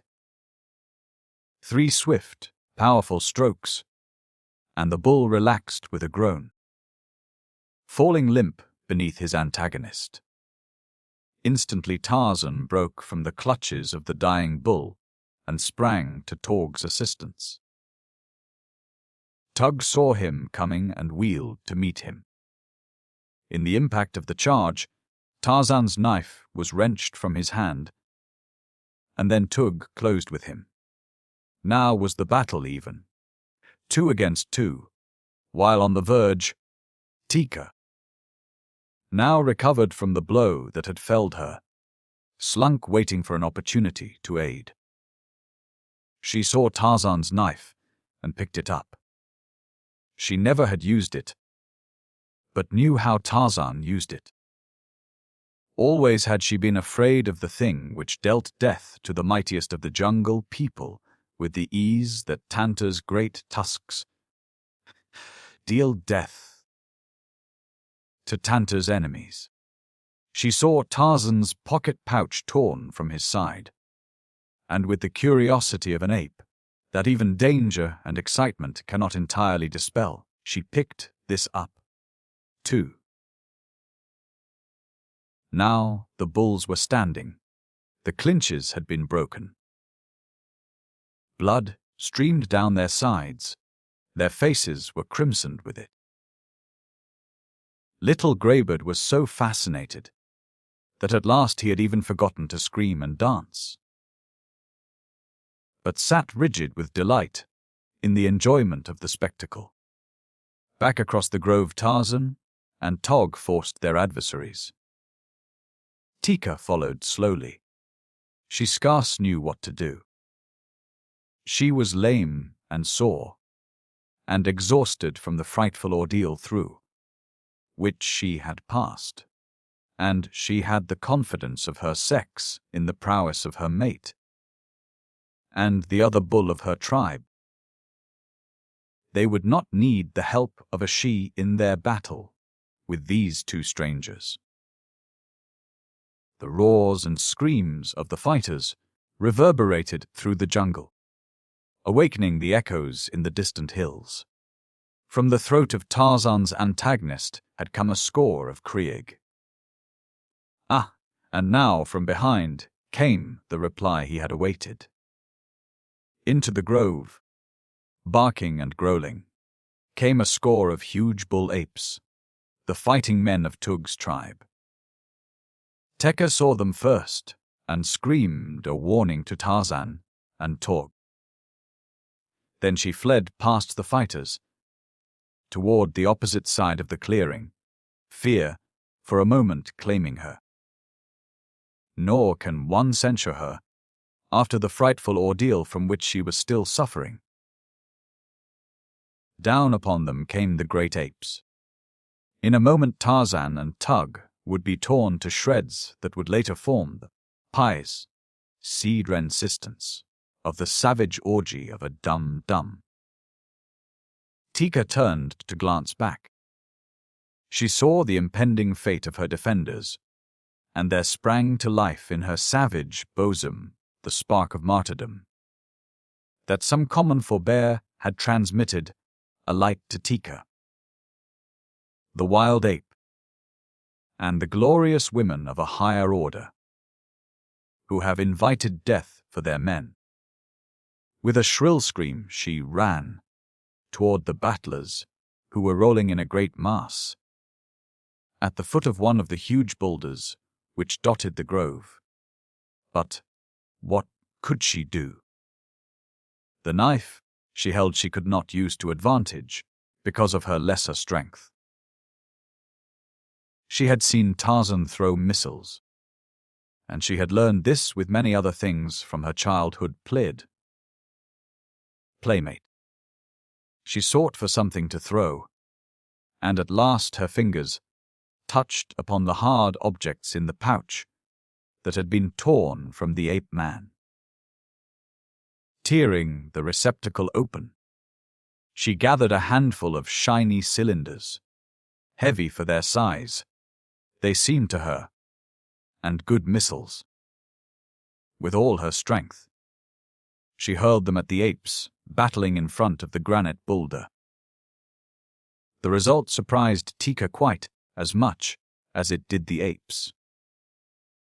There was a loud explosion, which deafened the fighters, and a puff of acrid smoke. Never before had one there heard such a frightful noise. Screaming with terror, the stranger bulls leaped to their feet and fled back toward the stamping ground of their tribe, while Torg and Tarzan slowly gathered themselves together and arose, lame and bleeding, to their feet. They too would have fled had they not seen Teeka standing there before them, the knife and the pocket pouch in her hands. "What was it?" asked Tarzan. Teeka shook her head. "I hurled these at the stranger bulls," and she held forth another handful of the shiny metal cylinders with the dull grey, cone-shaped ends.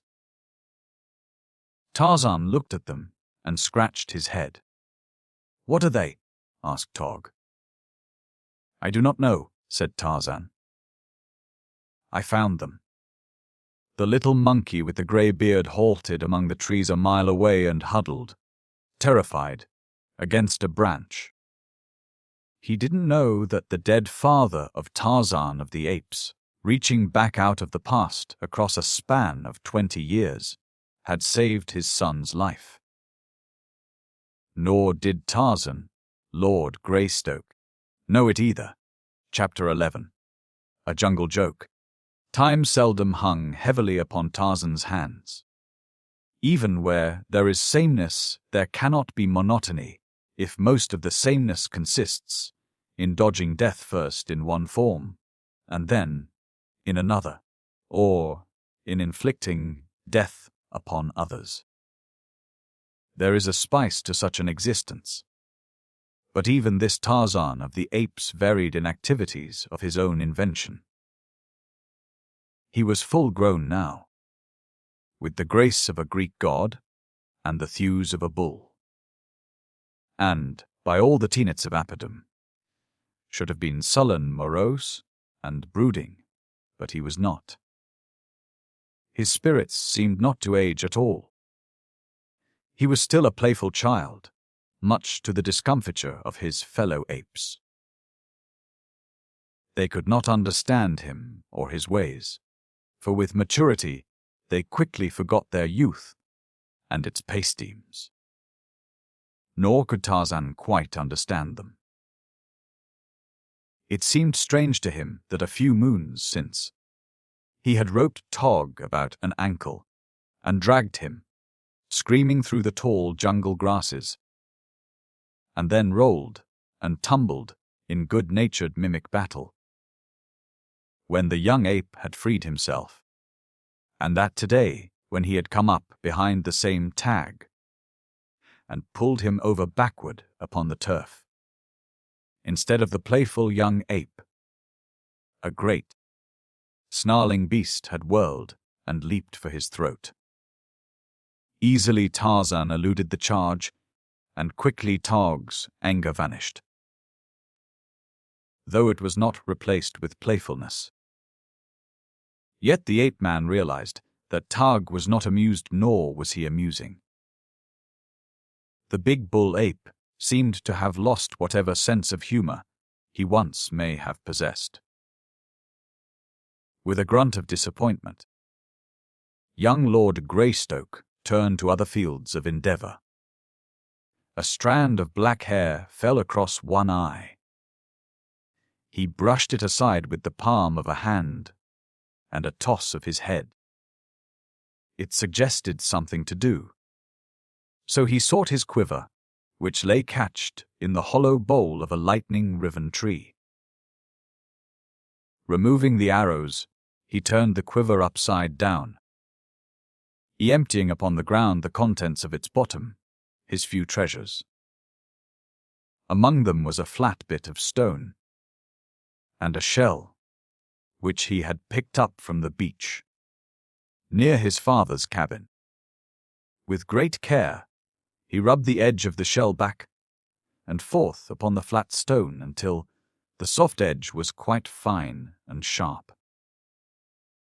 He worked much as a barber does who hones a razor, and with every evidence of similar practice, but his proficiency was the result of years of painstaking effort.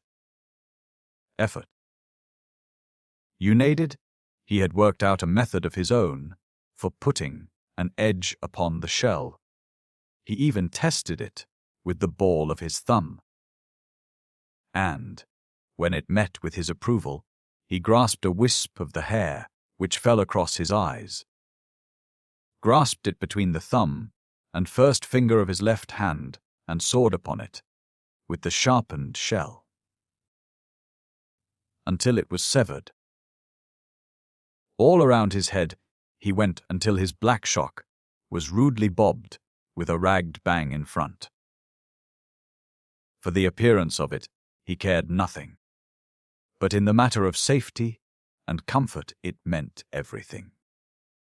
A lock of hair falling in one's eyes at the wrong moment might mean all the difference between life and death, while straggly strands hanging down one's back were most uncomfortable, especially when wet with dew or rain or perspiration. As Tarzan labored at his tonsorial task, his active mind was busy with many things. He recalled his recent battle with Bolgani, the gorilla, the wounds of which were but just healed. He pondered the strange sleep adventures of his first dreams, and he smiled at the painful outcome of his last practical joke upon the tribe, when, dressed in the hide of Numa, the lion, he had come roaring upon them, only to be leaped upon and almost killed by the great bulls whom he had taught how to defend themselves from an attack of their ancient enemy. His hair lopped off to his entire satisfaction, and seeing no possibility of pleasure in the company of the tribe, Tarzan swung leisurely into the trees and set off in the direction of his cabin. But when part way there, his attention was attracted by a strong scent spore coming from the north. It was the scent of the Gomangani. Curiosity, that best developed, common heritage of man and ape, always prompted Tarzan to investigate where the Gomangani were concerned. There was that about them which aroused his imagination. Possibly, it was because of the diversity of their activities and interests. The apes lived to eat and sleep and propagate. The same was true of all the other denizens of the jungle, save the Gomangani. These black fellows danced and sang. Scratched around in the earth from which they had cleared the trees and underbrush, they watched things grow. And, when they had ripened, they cut them down and put them in straw-thatched huts. They made bows and spears and arrows, poison, cooking pots, things of metal to wear around their arms and legs. If it hadn't been for their black faces, their hideously disfigured features, and the fact that one of them had slain Kala, Tarzan might have wished to be one of them.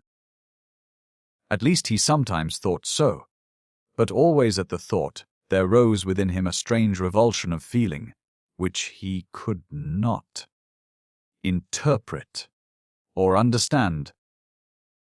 He simply knew that he hated the Gomangani, and that he would rather be Hista, the snake, than one of these.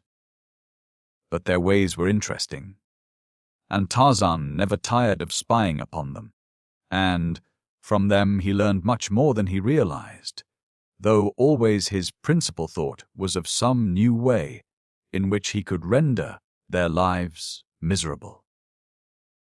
Abel. The baiting of the blacks was Tarzan's chief divertisement.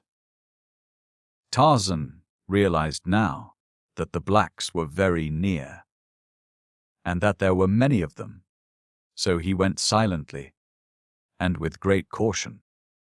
Noiselessly, he moved through the lush grasses of the open spaces, and where the forest was dense, swung from one swaying branch to another, or leaped lightly over tangled masses of fallen trees where there was no way through the lower terraces, and the ground was choked and impassable. And so presently he came within sight of the black warriors of Mbonga, the chief. They were engaged in a pursuit with which Tarzan was more familiar. Less familiar, having watched them at it upon other occasions. They were placing and baiting a trap for Numa, the lion. In a cage upon wheels they were tying a kid, so fastening it that when Numa seized the unfortunate creature, the door of the cage would drop behind him, making him a prisoner. These things the blacks had learned in their old home, before they escaped through the untracked jungle to their new village. Formerly they had dwelt in the Benjan Congo until the cruelties of their heartless oppressors had driven them to seek the safety of unexplored solitudes beyond the boundaries of Leupold's domain. In their old life they often had trapped animals for the agents of European dealers, and had learned from them certain tricks, such as this one, which permitted them to capture even Numa without injuring him, and to transport him in safety and with comparative ease to their village. No longer was there a white market for their savage wares, but there was still a sufficient incentive for the taking of Numa alive. First was the necessity for ridding the jungle of man-eaters, and it was only after depredations by these grim and terrible scourges that a lion hunt was organized. Secondarily was the excuse for an orgy of celebration. Was the hunt successful?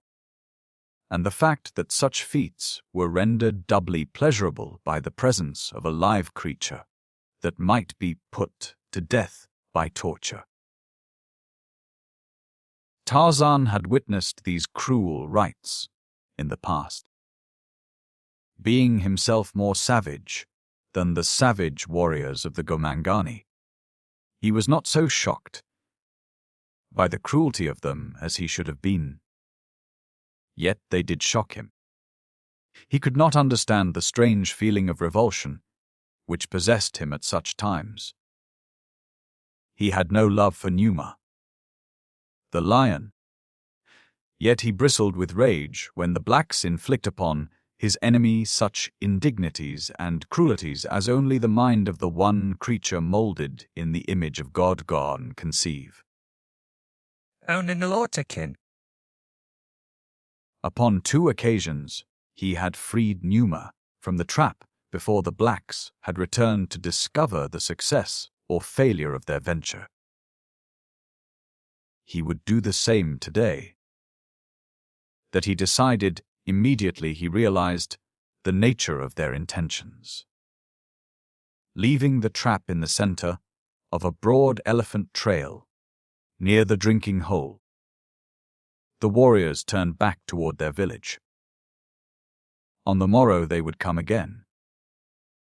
Tarzan looked after them, upon his lips an unconscious sneer, the heritage of unguessed caste.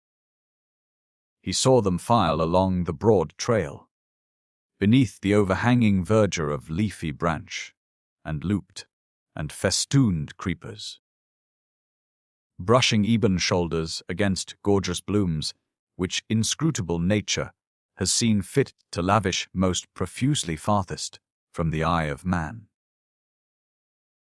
As Tarzan watched through narrowed lids, the last of the warriors disappear beyond a turn in the trail, his expression altered to the urge of a newborn thought.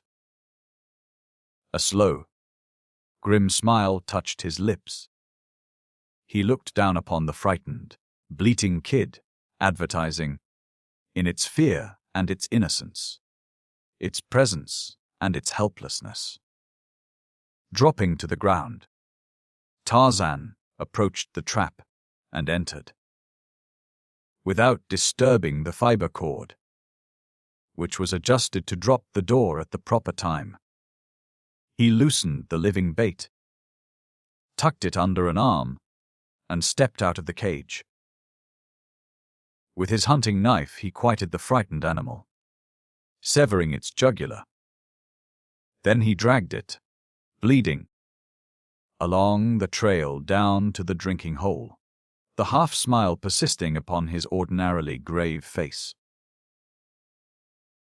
At the water's edge the ape-man stooped, and with hunting knife and quick, strong fingers deftly removed the dead kid's viscera. Scraping a hole in the mud, he buried these parts which he did not eat, and swinging the body to his shoulder, took to the trees. For a short distance, he pursued his way in the wake of the black warriors, coming down presently to bury the meat of his kill, where it would be safe from the depredations of Dango, the hyena, or the other meat-eating beasts and birds of the jungle. He was hungry. Had he been all beast, he would have eaten. But his man-mind could entertain urges even more potent than those of the belly, and now he was concerned with an idea which kept a smile upon his lips and his eyes sparkling in anticipation. An idea it was which permitted him to forget that he was hungry. The meat safely catched, Tarzan trotted along the elephant trail after the Gomangani. 2 or 3 miles from the cage he overtook them, and then he swung into the trees and followed above and behind them, waiting his chance. Among the blacks was Rabakega, the witch doctor. Tarzan hated them all, but Rabakega he especially hated.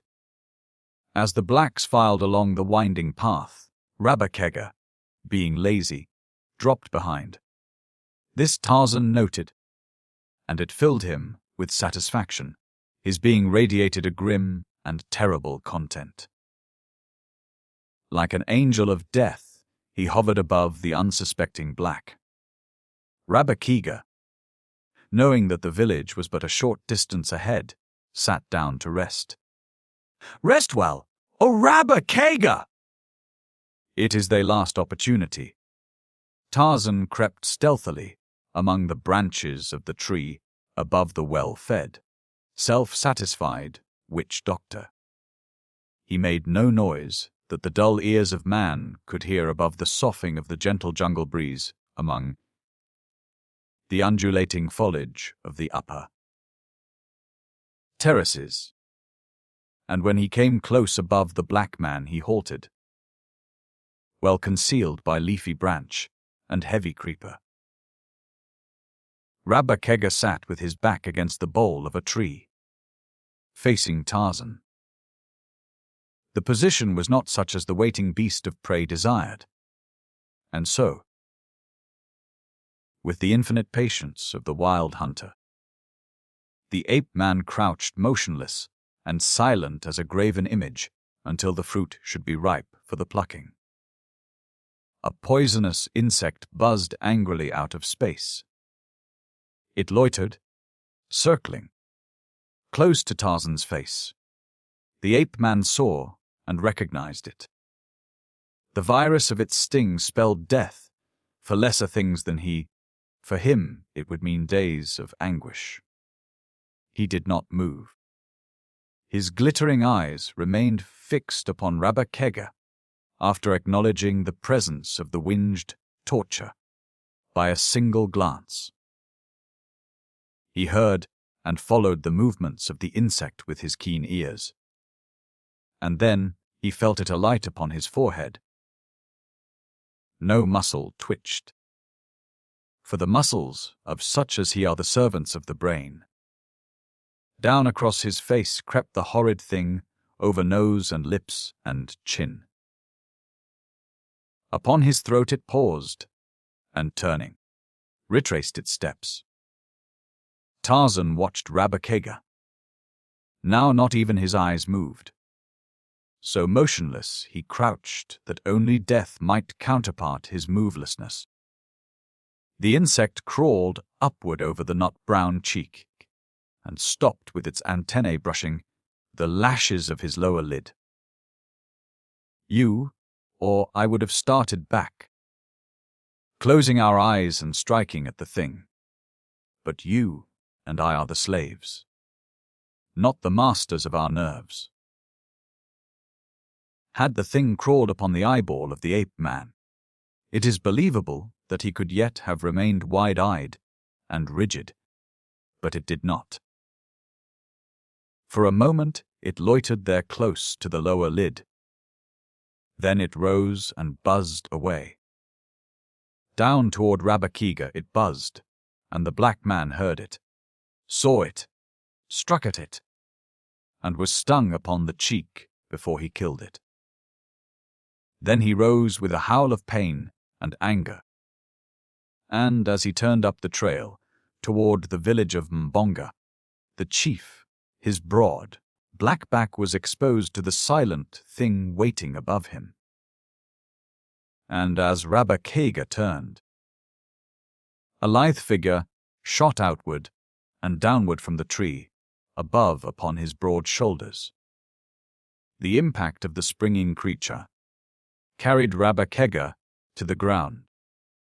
He felt strong jaws close upon his neck, and when he tried to scream, steel fingers throttled his throat. The powerful black warrior struggled to free himself, but he was as a child in the grip of his adversary. Presently Tarzan released his grip upon the other's throat, but each time that Rabba Kega essayed a scream, the cruel fingers choked him painfully. At last the warrior desisted. Then Tarzan half rose and kneeled upon his victim's back, and when Rabba Kega struggled to arise, The ape man pushed his face down into the dirt of the trail. With a bit of the rope that had secured the kid, Tarzan made Rabba Kega's wrists secure behind his back. Then he rose and jerked his prisoner to his feet, faced him back along the trail, and pushed him on ahead. Not until he came to his feet did Rabba Kega obtain a square look at his assailant. When he saw that it was the white devil god, his heart sank within him and his knees trembled. But as he walked along the trail ahead of his captor, and was neither injured nor molested, his spirits slowly rose, so that he took heart again. Possibly the devil god did not intend to kill him after all. Had he not had little Tebow in his power for days without harming him? And had he not spared Momaya, Tebow's mother, when he easily might have slain her? And then they came upon the cage which Rabba Kega, with the other black warriors of the village of Mbonga, the chief, had placed and baited for Numa. Rabba Kega saw that the bait was gone, though there was no lion within the cage, nor was the door dropped. He saw, and he was filled wonder not unmixed with apprehension. It entered his dull brain that in some way this combination of circumstances had a connection with his presence there as the prisoner of the white devil god. Nor was he wrong. Tarzan pushed him roughly into the cage, and in another moment Rabba Kega understood. Cold sweat broke from every pore of his body. He trembled as with gig, for the ape-man was binding him securely in the very spot the kid had previously occupied. The witch doctor pleaded, first for his life, and then for a death less cruel. But he might as well have saved his pleas for Numa, since already they were directed toward a wild beast who understood no word of what he said. But his constant jabbering not only annoyed Tarzan, who worked in silence, but suggested that later the black might raise his voice in cries for succor. So he stepped out of the cage, gathered a handful of grass and a small stick, and returning, jammed the grass into Rabba Kega's mouth, laid the stick crosswise between his teeth, and fastened it there with the thong from Rabba Kega's loincloth. Now could the witch doctor but roll his eyes and sweat. Thus Tarzan left him. The ape-man went first to the spot where he had cached the body of the kid. Digging it up, he ascended into a tree and proceeded to satisfy his hunger. What remained he again buried. Then he swung away through the trees to the water hole, and going to the spot where fresh, cold water bubbled from between two rocks, he drank deeply. The other beasts might wade in and drink stagnant water, but not Tarzan of the Apes. In such matters he was fastidious. From his hands he washed every trace of the repugnant scent of the Gomangani, and from his face the blood of the kid. Rising, he stretched himself, not unlike some huge, lazy cat, climbed into a nearby tree, and fell asleep. When he awoke it was dark, though a faint luminosity still tinged the western heavens. A lion moaned and coughed as it strode through the jungle toward water. It was approaching the drinking hole. Tarzan grinned sleepily, changed his position, and fell asleep again. When the blacks of Mbonga, the chief, reached their village, they discovered that Rabba Kega was not among them. When several hours had elapsed, they decided that something had happened to him. And it was the hope of the majority of the tribe that whatever had happened to him might prove fatal. They did not love the witch doctor. Love and fear seldom are playmates. But a warrior is a warrior, and so Mbonga organized a searching party. That his own grief was not unassuagable might have been gathered from the fact that he remained at home and went to sleep. The young warriors whom he sent out remained steadfast to their purpose for fully half an hour, when, unfortunately for Rabba Kega, upon so slight a thing may the fate of a man rest. A honeybird attracted the attention of the searchers and led them off for the delicious store it previously had marked down for betrayal, and Rabba Kega's doom was sealed. When the searchers returned empty-handed, Mbonga was ruth. But when he saw the great store of honey they brought with them, his rage subsided. Already Tubuto, young, agile, and evil-minded, with face hideously painted, was practicing the black art upon a sick infant in the fond hope of succeeding to the office and perquisites of Rabba Kega. Tonight the women of the old witch doctor would moan and howl. Tomorrow he would be forgotten. Such is life, such is fame, such is power, in the center of the world's highest civilization, or in the depths of the black, primeval jungle.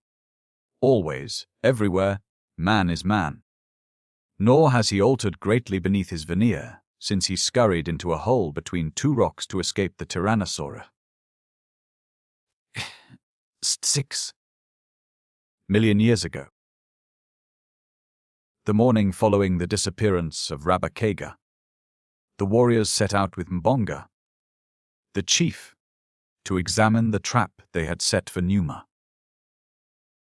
Long before they reached the cage, they heard the roaring of a great lion and guessed that they had made a successful bag, so it was with shouts of joy that they approached the spot where they should find their captive. Yes, there he was, a great, magnificent specimen, a huge, black-maned lion. The warriors were frantic with delight. They leaped into the air and uttered savage cries, hoarse victory cries. And then they came closer, and the cries died upon their lips, and their eyes went wide, so that the whites showed all around their irises, and their pendulous lower lips drooped with their drooping jaws. They drew back in terror at the sight within the cage, the mauled and mutilated corpse of what had, yesterday, been Rabba Kega, the witch doctor. The captured lion had been too angry and frightened to feed upon the body of his kill, but he had vented upon it much of his rage, until it was a frightful thing to behold. From his perch, in a near-by tree Tarzan of the Apes, Lord Greystoke looked down upon the black warriors and grinned. Once again his self-pride in his ability as a practical joker asserted itself. It had lain dormant for some time following the painful moiling he had received that time he leaped among the apes of Kerchak, clothed in the skin of Numa. But this joke was a decided success. After a few moments of terror, the blacks came closer to the cage, rage taking the place of fear, rage and curiosity. How had Rabba Kega happened to be in the cage? Where was the kid? There was no sign nor remnant of the original bait. They looked closely and they saw, to their horror, that the corpse of their erstwhile fellow was bound with the very cord with which they had secured the kid. Who could have done this thing? They looked at one another. Chubuto was the first to speak. He had come hopefully out with the expedition that morning. Somewhere he might find evidence of the death of Rabba Kiga. Now he had found it, and he was the first to find an explanation. "The white devil god," he whispered. "It is the work of the white devil god." No one contradicted Chubuto, for, indeed, who else could it have been but the great, hairless ape they all so feared? And so their hatred of Tarzan increased again, with an increased fear of him. And Tarzan sat in his tree and hugged himself. No one there felt sorrow, because of the death of Rabba Kiga. But each of the blacks experienced a personal fear of the ingenious mind, which might discover for any of them a death equally horrible, to which that witch, the witcher, had's doctor, suffered. Burken poisonous in cuddle. It was a subdued and thoughtful company, which dragged the captive lion along the broad elephant path back to the village of Mumbonga, the chief. And it was with a sigh of relief that they finally rolled it into the village and closed the gates behind them. Each had experienced the sensation of being spied upon from the moment they left the spot where the trap had been set, though none had seen or heard aught to give tangible food to his fears. At the sight of the body within the cage with the lion, the women and children of the village set up a most frightful lamentation, working themselves into a joyous hysteria, which far transcended the happy misery derived by their more civilized prototypes who make a business of dividing their time between the movies and the neighborhood funerals of friends and strangers, especially strangers. From a tree overhanging the palisade, Tarzan watched all that passed within the village. He saw the frenzied women tantalizing the great lion with sticks and stones. The cruelty of the blacks toward a captive always induced in Tarzan a feeling of angry contempt for the Gomangani.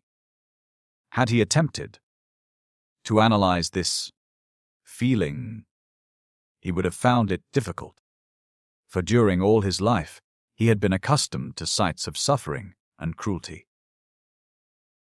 He himself was cruel. All the beasts of the jungle were cruel. But the cruelty of the blacks was of a different order. It was the cruelty of wanton torture of the helpless, while the cruelty of Tarzan and the other beasts was the cruelty of necessity or of passion. Perhaps, had he known it, he might have credited this feeling of repugnance at the sight of unnecessary suffering to heredity, to the germ of British love of fair play which had been bequeathed to him by his father and his mother. But, of course, he did not know, since he still believed that his mother had been Kala, the great ape. And just in proportion as his anger rose against the Gomangani, his savage sympathy went out to Numa, the lion, for, though Numa was his lifetime enemy, there was neither bitterness nor contempt in Tarzan's sentiments toward him. In the ape-man's mind, therefore, the determination formed to thwart the blacks and liberate the lion. But he must accomplish this in some way which would cause the Gomangani the greatest chagrin and discomfiture. As he squatted there watching the proceeding beneath him, He saw the warriors seize upon the cage once more and drag it between two huts. Tarzan knew that it would remain there now until evening, and that the blacks were planning a feast and orgy in celebration of their capture. When he saw that two warriors were placed beside the cage, and that these drove off, the women and children, young men who would have eventually tortured Numa to death, he knew that the lion would be safe until he was needed for the evening's entertainment, when he would be more cruelly and scientifically tortured for the edification of the entire tribe. Smen, so time. Now Tarzan preferred to bait the blacks in as theatric a manner as his fertile imagination could evolve.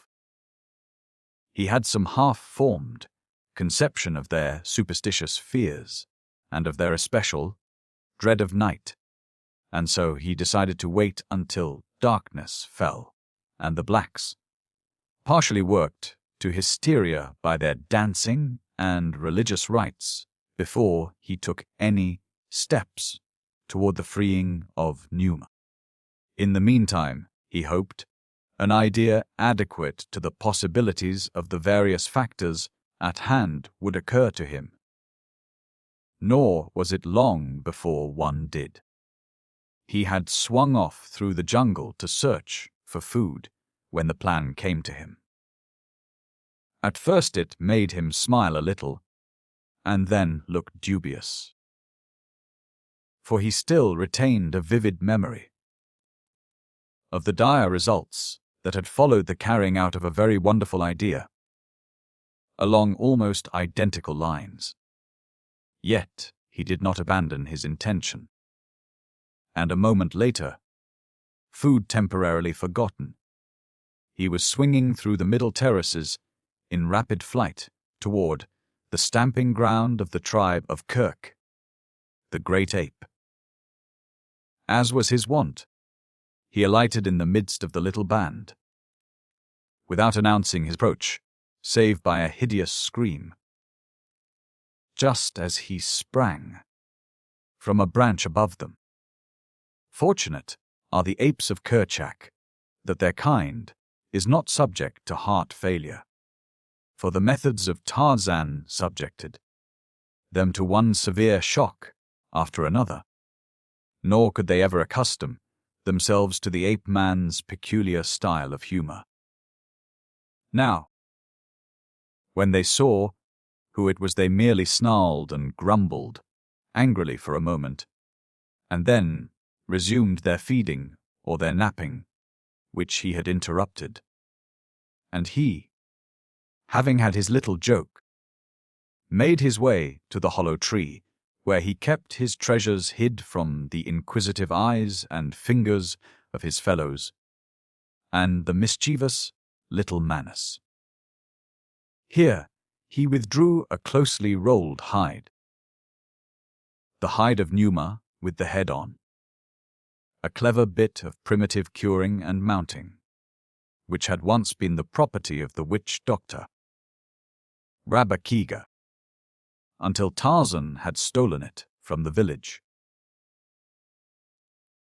With this he made his way back through the jungle toward the village of the blacks, stopping to hunt and feed upon the way, and, in the afternoon, even napping for an hour, so that it was already dusk, when he entered the great tree which overhung the palisade, and gave him a view of the entire village.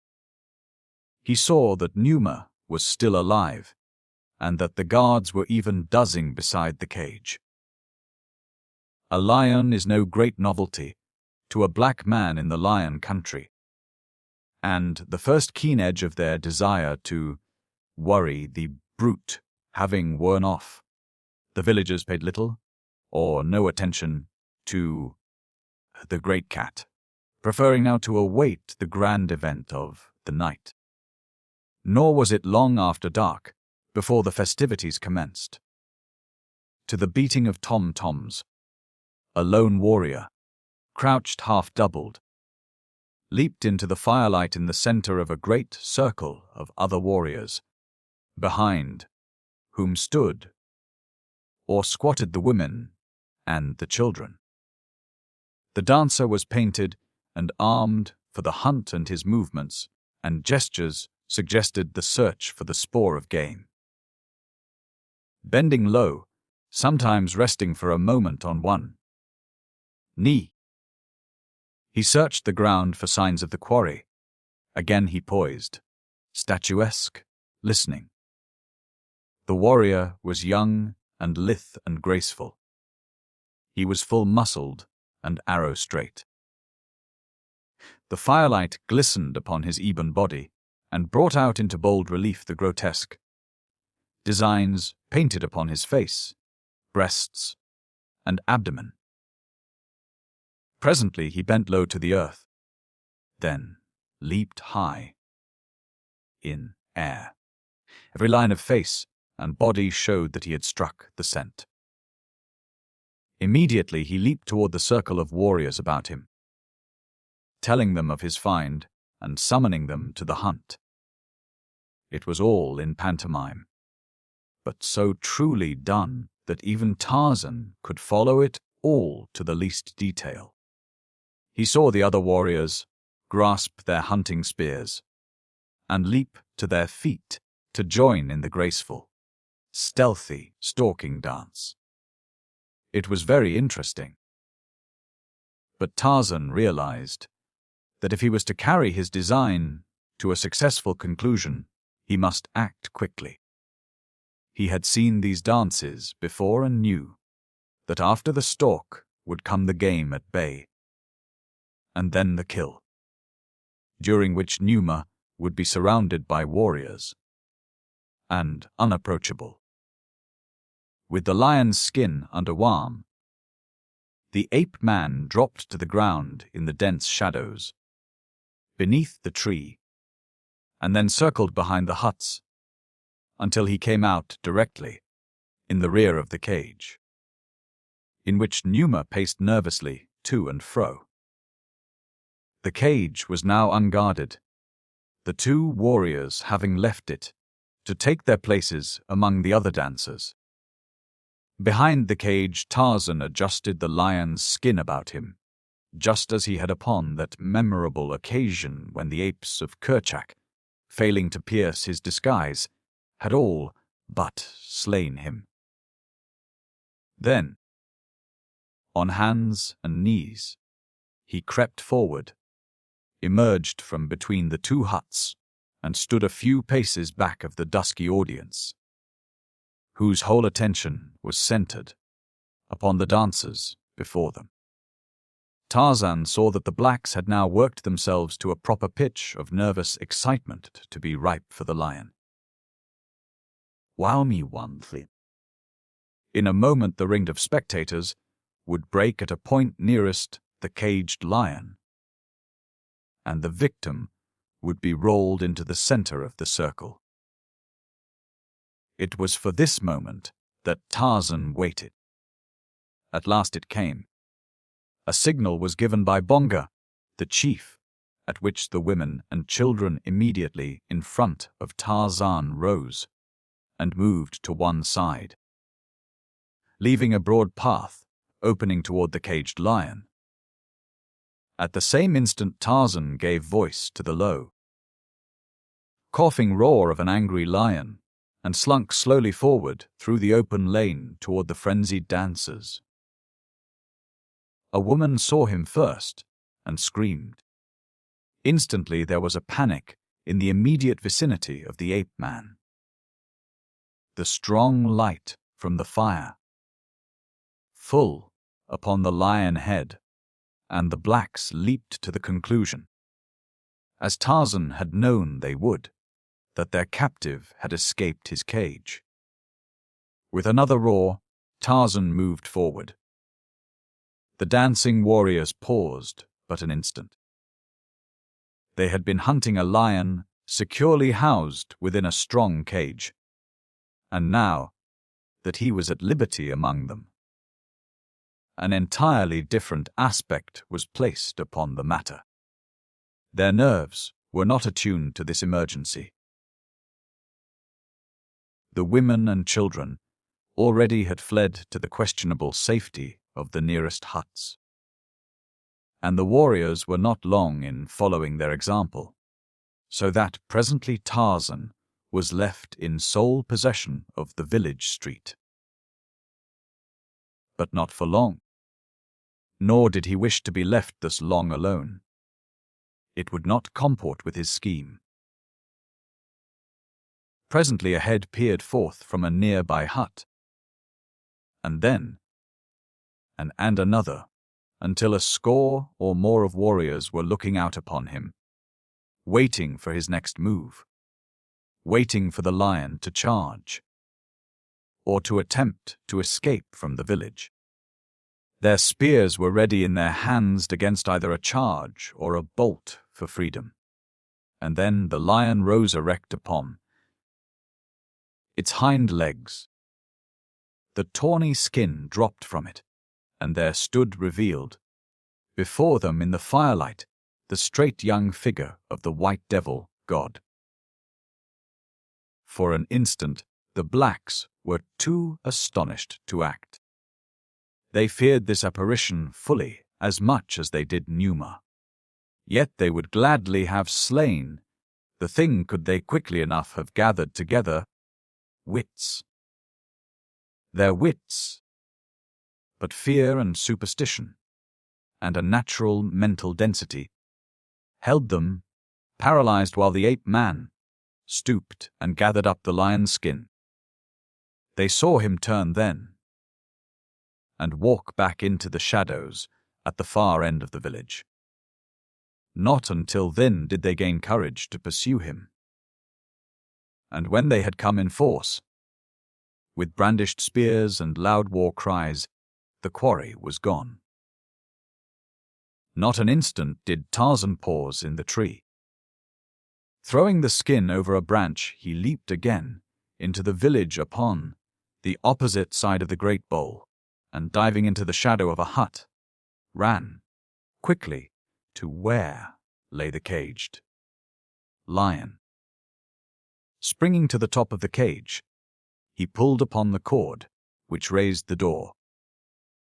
And a moment later a great lion, in the prime of his strength and vigor, leaped out into the village. The warriors, returning from a futile search for Tarzan, saw him step into the firelight. Ah! There was the devil god again, up to his old trick. Did he think he could twice fool the men of Mbonga, the chief, the same way in so short a time? They would show him!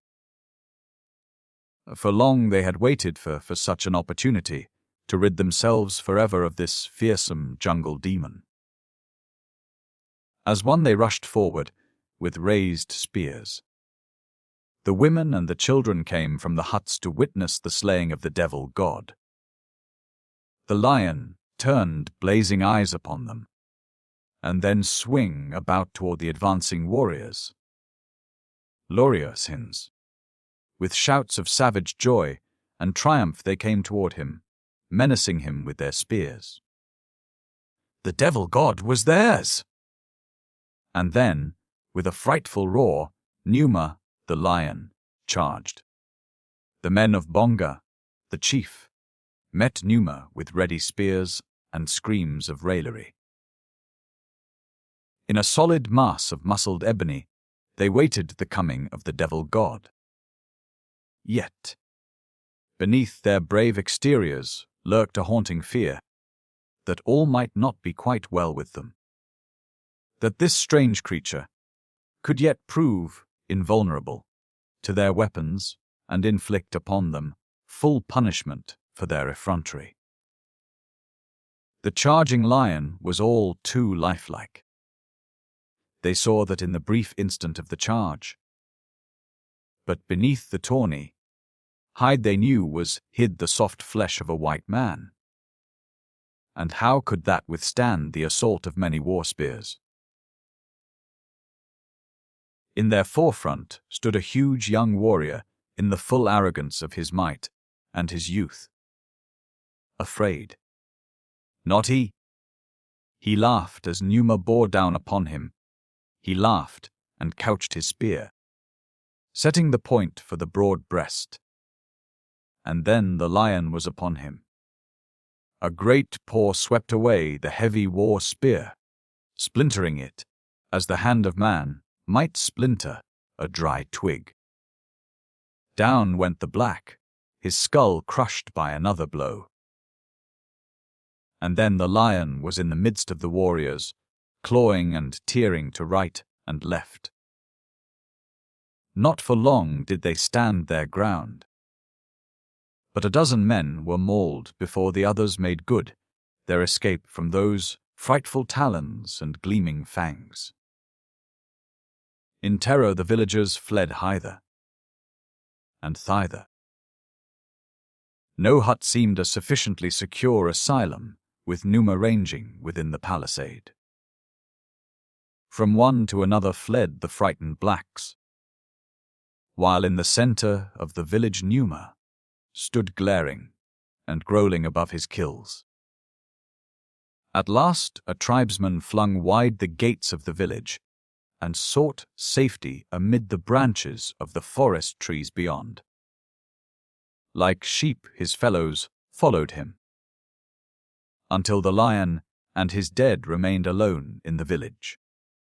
From the nearer trees the men of Monga saw the lion, his great head, and seize one of his victims by the shoulder, and then with slow and stately tread move down the village street, past the open gates, and on into the jungle.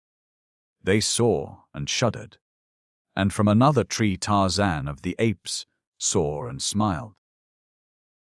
A full hour elapsed after the lion had disappeared with his feast, before the blacks ventured down from the trees and returned to their village. Wide eyes rolled from side to side, and naked flesh contracted more to the chill of fear than to the chill of the jungle night. It was he all the time, murmured one.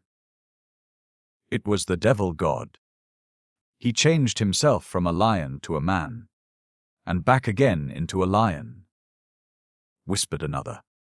And he dragged Mweeza into the forest, and is eating him, said a third, shuddering. We are no longer safe here, wailed a fourth. Let us take our belongings and search for another village site far from the haunts of the wicked devil god. But with morning came renewed courage, so that the experiences of the preceding evening had little other effect than to increase their fear of Tarzan and strengthen their belief in his supernatural origin, and thus waxed the fame and the power of the ape-man in the mysterious haunts of the savage jungle where he ranged. And he raved, mightiest of beasts, because of the man-mind which directed his giant muscles and his flawless courage. Chapter 12. Tarzan rescues the moon. The moon shone down out of a cloudless sky, a huge, swollen moon that seemed so close to earth that one might wonder that she did not brush the crooning tree tops. It was night, and Tarzan was abroad in the jungle. Tarzan, the ape-man, mighty fighter, mighty hunter. Why he swung through the dark shadows of the somber forest, he could not have told you. It was not that he was hungry.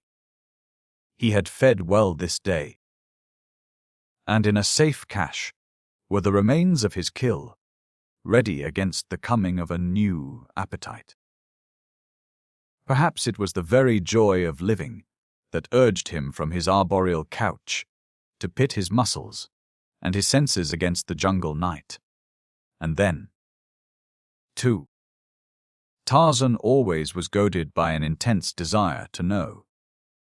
The jungle, which is presided over by Kudu, The sun is a very different jungle from that of Goro. The moon. The diurnal jungle has its own aspect, its own lights and shades, its own birds, its own blooms, its own beasts. Its noises are the noises of the day.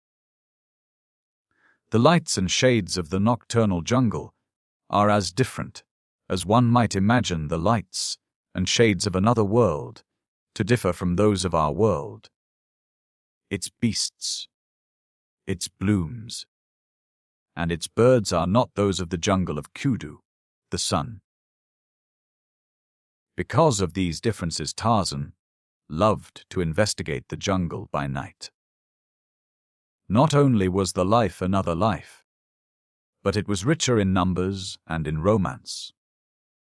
It was richer in dangers, too, and to Tarzan of the apes danger was the spice of life. And the noises of the jungle night, the roar of the lion, the scream of the leopard, the hideous laughter of Dango, the hyena, were music to the ears of the ape-man. The soft padding of unseen feet, the rustling of leaves and grasses to the passage of fierce beasts, the sheen of opalesque eyes, flaming through the dark, the million sounds which proclaimed the teeming life that one might hear and scent, though seldom see, constituted the appeal of the nocturnal jungle to Tarzan. Tonight he had swung a wide circle, toward the east first, and then toward the south, and now he was rounding back again into the north. His eyes, his ears, and his keen nostrils were ever on the alert. Mingled with the sounds he knew, there were strange sounds, weird sounds which he never heard until after Kudu had sought his lair below the far edge of the big water, sounds which belonged to Goro, the moon, and to the mysterious period of Goro's supremacy. These sounds often caused Tarzan profound speculation. They baffled him because he thought that he knew his jungle so well that there could nothing it within. Unfamiliar to him. Sometimes he thought that as colors and forms appeared to differ by night from their familiar daylight aspects, so sounds altered with the passage of Kudu and the coming of Goro, and these thoughts roused within his brain a vague conjecture that perhaps Goro and Kudu influenced these changes. Chains. And what more natural, that eventually he came to attribute to the sun and the moon personalities as real as his own. The sun was a living creature and ruled the day. The moon, endowed with brains and miraculous powers, ruled the night. Thus functioned the untrained man-mind groping through the dark night of ignorance for an explanation of the things he could not touch or smell or hear, and the two of the great, meshly, unknown powers of nature which he could not see. As Tarzan swung north again, upon his wide circle, the scent of the gomangani came to his nostrils, mixed with the acrid odor of wood, smoke. The ape-man moved quickly in the direction from which the scent was borne down to him upon the gentle night wind. Presently, the ruddy sheen of a great fire filtered through the foliage to him, ahead, and when Tarzan came to a halt in the trees near it, he saw a party of half a dozen black warriors huddled close to the blaze. It was evidently a hunting party from the village of Mumbonga, the chief, caught out in the jungle after dark. In a rude circle about them, they had constructed a thorn boma which, with the aid of the fire, they apparently hoped would discourage the advances of the larger carnivora. that hope was not conviction was evidenced by the very palpable terror in which they crouched, wide-eyed and trembling, for already Numa and Saber were moaning through the jungle toward them. There were other creatures, too, in the shadows beyond the firelight. Tarzan could see their yellow eyes flaming there. The blacks saw them and shivered. Then one arose and, grasping a burning branch from the fire, hurled it at the eyes, which immediately disappeared. The black sat down again. Tarzan watched and saw that it was several minutes before the eyes began to reappear in twos and fours. Then came Numa, the lion, and Saber, his mate. The other eyes scattered to right and left before the menacing growls of the great cats. And then the huge orbs of the man-eaters flamed alone out of the darkness. Some of the blacks threw themselves upon their faces and mooned. But he who before had hurled the burning branch now hurled another straight at the faces of the hungry lions. And they, too, disappeared as had the lesser lights before them. Tarzan was much interested. He saw a new reason for the nightly fires maintained by the blacks. A reason in addition to those connected with warmth and light and cooking. The beasts of the jungle feared fire, and so fire was, in a measure, a protection from them. Tarzan himself knew a certain awe of fire. Once he had, in investigating an abandoned fire in the village of the blacks, picked up a live coal. Since then he had maintained a respectful distance from such fires as he had seen. One experience had sufficed. For a few minutes after the black hurled the firebrand, no eyes appeared, though Tarzan could hear the soft padding of feet all about him. Then flashed once more the twin fire spots that marked the return of the Lord of the Jungle. And a moment later, upon a slightly lower level, there appeared those of Saber, his mate. For some time they remained fixed and unwavering, a constellation of fierce stars in the jungle night. Then the male lion advanced slowly toward the boma, where all but a single black still crouched in trembling terror. When this lone guardian saw that Numa was again approaching, he threw another firebrand, and, as before, Numa retreated, and with him Saber, the lioness, but not so far, this time, nor for so long. Almost instantly they turned, and began circling the boma, their eyes turning constantly toward the firelight, while low, throaty growls evidenced their increasing displeasure. Beyond, the lions glowed the flaming eyes of the lesser satellites, until the black jungle was shot all around the black men's camp with little spots of fire. Again and again the black warrior hurled his punny brands at the two big cats, but Tarzan noticed that Numa paid little or no attention to them. After the first few retreats, the ape-man knew by Numa's voice that the lion was hungry and surmised that he had made up his mind to feed upon a gomangani. But would he dare a closer approach to the dreaded flames? Even as the thought was passing in Tarzan's mind, Numa stopped his restless pacing and faced the boma. For a moment he stood motionless, except for the quick, nervous upcurving of his tail. Then he walked deliberately forward, while Saber moved restlessly to and fro where he had left her. The black man called to his comrades that the lion was coming. But they were too far gone in fear to do more than huddle closer together and moan more loudly than before. Seizing a blazing branch, the man cast it straight into the face of the lion. There was an angry roar, followed by a swift charge. With a single bound, the savage beast cleared the boma wallers with almost equal agility.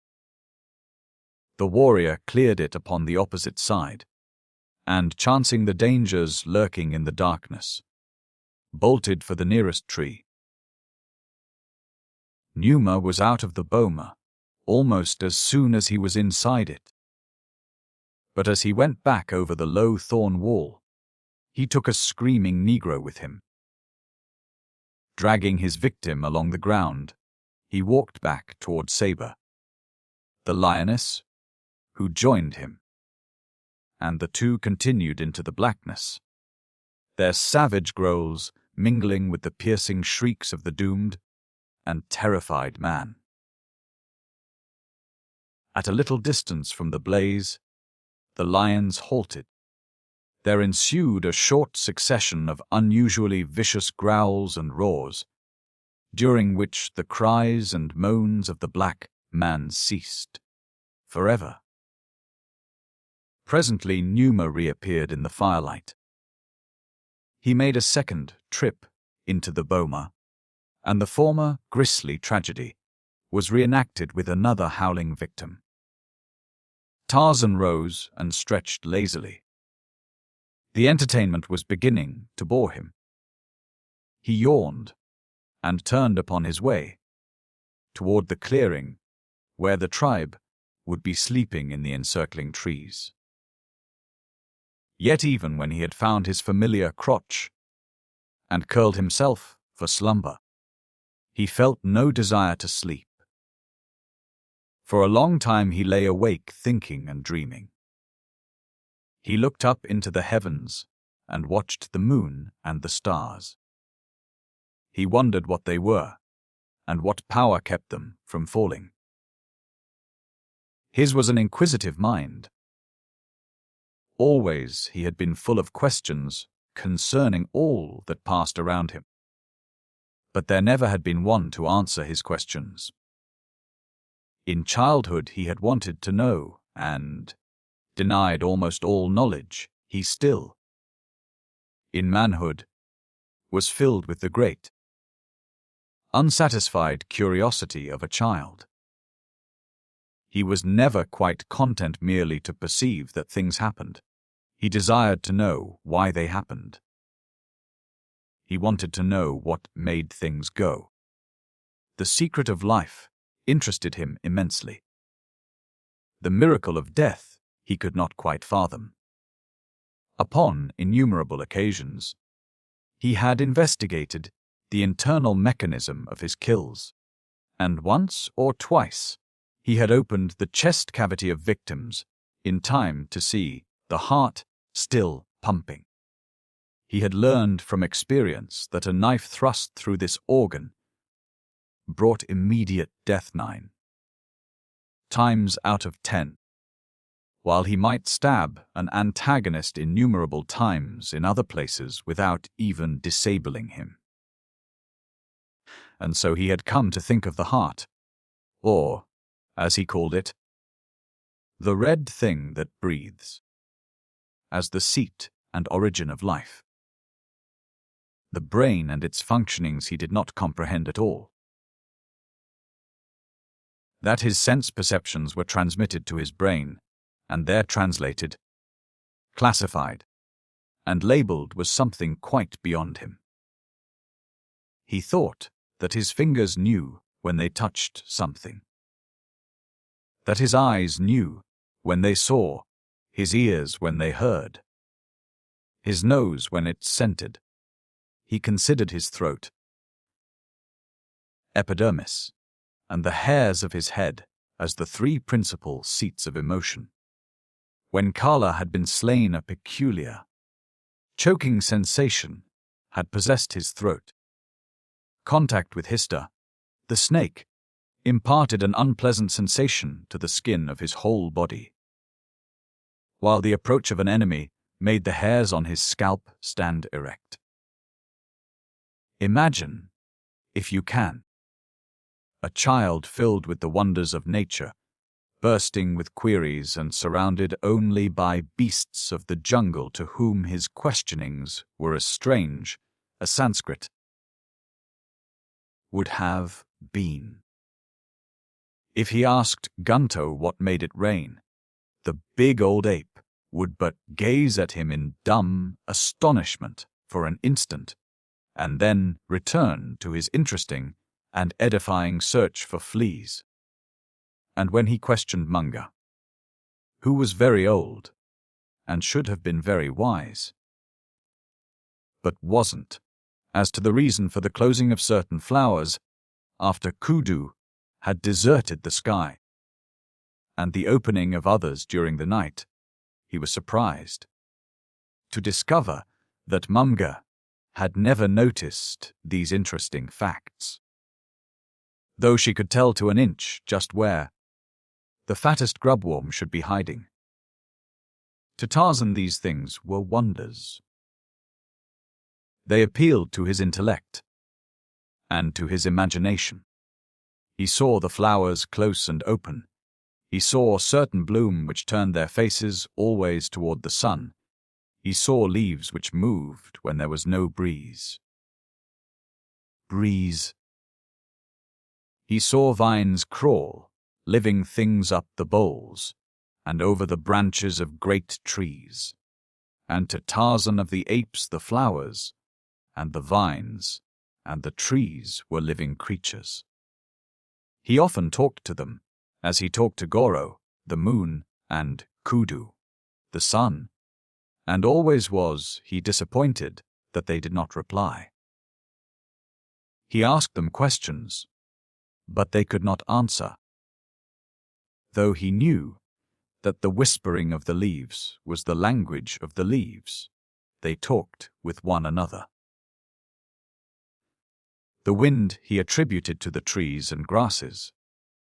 He thought that they swayed themselves to and fro, creating the wind. In no other way could he account for this phenomenon. The rain he finally attributed to the stars, the moon, and the sun. But his hypothesis was entirely unlovely and unpoetical. Tonight, as Tarzan lay thinking, there sprang to his fertile imagination an explanation of the stars and the moon. He became quite excited about it. Tog was sleeping in a nearby crotch. Tarzan swung over beside him. "Tog!" he cried. Instantly the great bull was awake and bristling, sensing danger from the nocturnal summons. Look, Tog! Exclaimed Tarzan, pointing toward the stars. See the eyes of Numa and Saber, of Sheeta and Dango. They wait around Goro to leap in upon him for their kill. See the eyes and the nose, and the mouth of Goro, and the light that shines upon his face is the light of the great fire he has built to frighten Awema and Saber and Dango and Sheeta. All about him are the eyes. Tog! You can see them! But they do not come very close to the fire. There are few eyes close to Goro. They fear the fire! It is the fire that saves Goro from Numa. Do you see them, Tog? Some night Numa will be very hungry and very angry. Then he will leap over the thorn bushes which encircle Goro, and we will have no more light after Kudu seeks his lair. The night will be black with the blackness that comes when Goro is lazy and sleeps late into the night, or when he wanders through the skies by day, forgetting the jungle and its people. Tog looked stupidly at the heavens and then at Tarzan. A meteor fell, blazing a flaming way through the sky. "Look!" cried Tarzan. Goro has thrown a burning branch at Numa. Tog grumbled. Numa is down below, he said. Numa does not hunt above the trees. But he looked curiously and a little fearfully at the bright stars above him, as though he saw them for the first time. And doubtless it was the first time that Tog ever had seen the stars, though they had been in the sky above him every night of his life. To Tog, they were as the gorgeous jungle blooms. He could not eat them, and so he ignored them. Tug fidgeted and was nervous. For a long time he lay sleepless, watching the stars, the flaming eyes of the beasts of prey surrounding Goro. The moon Goro, by whose light the apes danced to the beating of their earthen drums. If Goro should be eaten by Numa, there could be no more dum-dums. Tog was overwhelmed by the thought. He glanced at Tarzan half fearfully. Why was his friend so different from the others of the tribe? No one else whom Tog ever had known had had such queer thoughts as Tarzan. The ape scratched his head and wondered dimly if Tarzan was a safe companion. And then he recalled slowly, and by a laborious mental process, that Tarzan had served him better than any other of the apes, even the strong and wise bulls of the tribe. Tarzan it was who had freed him from the blacks at the very time that Tog had thought Tarzan wanted Teeka. It was Tarzan who had saved Tog's little Balu from death. It was Tarzan who had conceived and carried out the plan to pursue Teeka's abductor and rescue the stolen one. Tarzan had fought and bled in Tog's service so many times that Tog, although only a brutal ape, had impressed upon his mind a fierce loyalty which nothing now could swerve. His friendship for Tarzan had become a habit, a tradition almost, which would endure while Tog endured. He never showed any outward demonstration of affection. He growled at Tarzan as he growled at the other bulls who came too close while he was feeding, but he would have died for Tarzan. He knew it and Tarzan knew it. But of such things apes do not speak. Their vocabulary, for the finer instincts, consisting more of actions than words. But now Tog was worried, and he fell asleep again, still thinking of the strange words of his fellow. The following day he thought of them again, and without any intention of disloyalty he mentioned to Gunto what Tarzan had suggested about the eyes surrounding Goro, and the possibility that sooner or later Numa would charge the moon and devour him. To the apes all large things in nature are male, and so Goro, being the largest creature in the heavens by night, was, to them, a bull. Gunto bit a sliver from a horny finger and recalled the fact that Tarzan had once said that the trees talked to one another, and Gozan recounted having seen the ape-man dancing alone in the moonlight with Sheeta, the panther. They did not know that Tarzan had roped the savage beast and tied him to a tree before he came to earth and leaped about before the rearing cat to tantalize him. Others told of seeing Tarzan ride upon the back of Tanta, the elephant, of his bringing the black boy, Tibo, to the tribe, and of mysterious things with which he communed in the strange lair by the sea. They had never understood his books, and after he had shown them to one or two of the tribe and discovered that even the pictures carried no impression to their brains. He had desisted. "Tarzan is not an ape," said Gunto. "He will bring Numa to eat us, as he is bringing him to eat Goro." "We should kill him." Immediately Tog bristled. Kill Tarzan! First you will kill Tug, he said, and lumbered away to search for food. But others joined the plotters. They thought of many things which Tarzan had done, things which apes did not do, and could not understand. Again Gunto voiced the opinion that the Tarmangani, the white ape, should be slain, and the others, filled with terror about the stories they had heard, and thinking Tarzan was planning to slay Goro, greeted the proposal with growls of accord. Among them was Teeka, listening with all her ears. But her voice was not raised in furtherance of the plan. Instead she bristled, showing her fangs, and afterward she went away in search of Tarzan. But she could not find him, as he was roaming far afield in search of meat. She found Tag, though, and told him what the others were planning. And the great bull stamped upon the ground and roared. His bloodshot eyes blazed with wrath. His upper lip curled up to expose his fighting fangs, and the hair upon his spine stood erect. And then a rodent scurried across the open, and Tag sprang to seize it. In an instant he seemed to have forgotten his rage against the enemies of his friend. But such is the mind of an ape. Several miles away, Tarzan of the Apes lolled upon the broad head of Tanta, the elephant. He scratched beneath the great ears with the point of a sharp stick, and he talked to the huge pachydom of everything which filled his black, thatched head.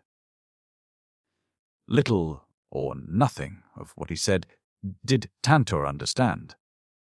But Tantor is a good listener. Swaying from side to side, he stood there enjoying the companionship of his friend, the friend he loved, and absorbing the delicious sensations of the scratching. Numa, the lion, caught the scent of man, and warily stalked it until he came within sight of his prey, upon the head of the mighty tusker. Then he turned, growling and muttering, away in search of more propitious hunting grounds. The elephant caught the scent of the lion, borne to him by an eddying breeze, and lifting his trunk, trumpeted loudly. Tarzan stretched back luxuriously, lying supine at full length along the rough hide. Flies swarmed about his face, but with a leafy branch torn from a tree, he lazily brushed them away. "Tanta," he said, "it is good to be alive.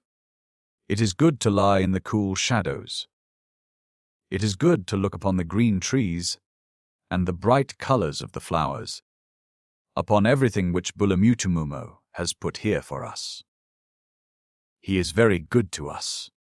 Tanta, he has given you tender leaves and bark, and rich grasses to eat. To me he has given Bara and Horta and Pisa, the fruits and the nuts and the roots. He provides for each the food that each likes best.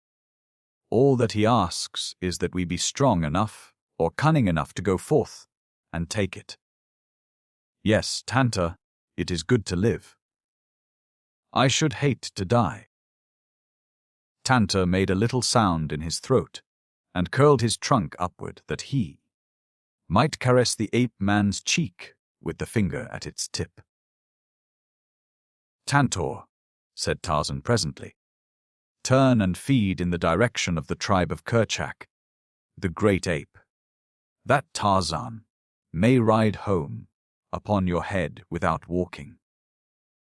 The tusker turned and moved slowly off along a broad, tree-arched trail, pausing occasionally to pluck a tender branch or strip the edible bark from an adjacent tree. Tarzan sprawled face downward upon the beast's head and back, his legs hanging on either side, his head supported by his open palms, his elbows resting on the broad cranium.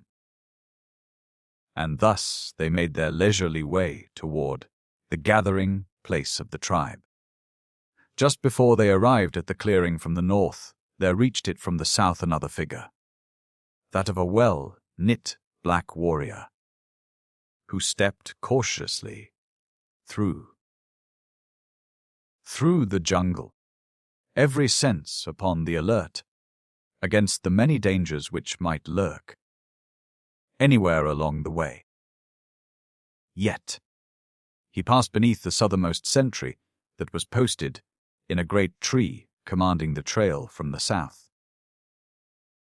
The ape permitted the Gomangani to pass unmolested, for he saw that he was alone, but the moment that the warrior had entered the clearing, a loud cry rang out from behind him, immediately followed by a chorus of replies from different directions, as the great bulls crashed through the trees in answer to the summons of their fellow. The black man halted at the first cry and looked about him. He could see nothing, but he knew the voice of the hairy tree men, whom he and his kind feared, not alone because of the strength and ferocity of the savage beings, but as well through a superstitious terror engendered by the manlike appearance of the apes. But Bulabantu was no coward. He heard the apes all about him. He knew that escape was probably impossible. So he stood his ground, his spear ready in his hand, and a war cry trembling on his lips. He would sell his life dearly. Would Bulabantu, under chief of the village of Mabonga, the chief. Tarzan and Tantor were but a short distance away when the first cry of the sentry rang out through the quiet jungle. Like a flash, the ape-man leaped from the elephant's back to a nearby tree and was swinging rapidly in the direction of the clearing before the echoes of the first cry "Aig" had away. Ho died away. When he arrived, he saw a dozen bulls circling a single Gomangani. With a blood-curdling scream, Tarzan sprang to the attack. He hated the blacks even more than did the apes, and here was an opportunity for a kill in the open. What had the Gomangani done? Had he slain one of the tribe? Tarzan asked the nearest ape. No, the Gomangani had harmed none. Gozan, being on watch, had seen him coming through the forest and had warned the tribe. That was all. The ape-man pushed through the circle of bulls, none of which, as yet, had worked himself into sufficient frenzy for a charge, and came where he had a full and close view of the black. He recognized the man instantly. Only the night before he had seen him facing the eyes in the dark, while his fellows groveled in the dirt at his feet, too terrified even to defend themselves. Here was a brave man, and Tarzan had deep admiration for bravery. Even his hatred of the blacks was not so strong a passion as his love of courage. He would have joyed in battling with a black warrior at almost any time, but this one he did not wish to kill.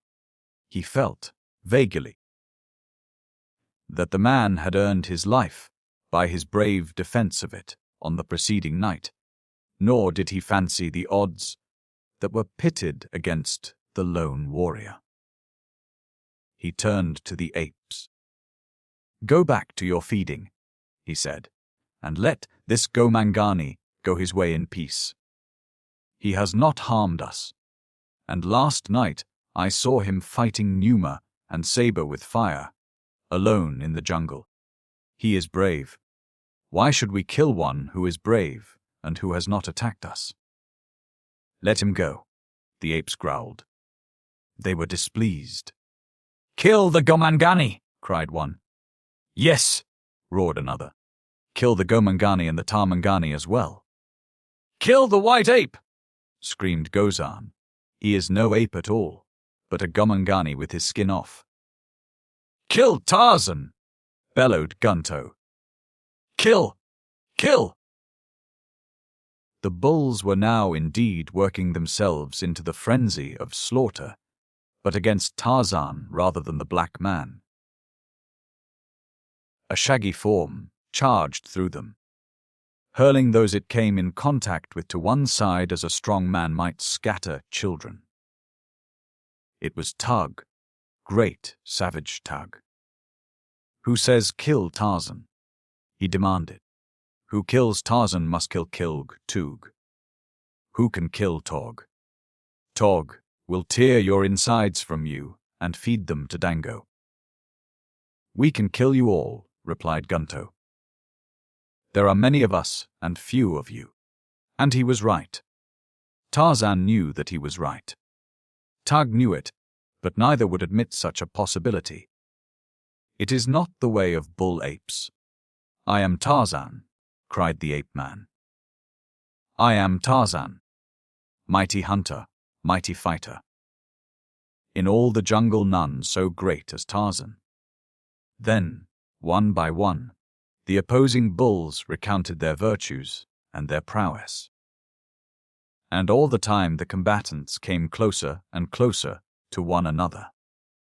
Thus do the bulls work themselves to the proper pitch before engaging in battle. Gunto came, stiff-legged, close to Tarzan and sniffed at him with bared fangs.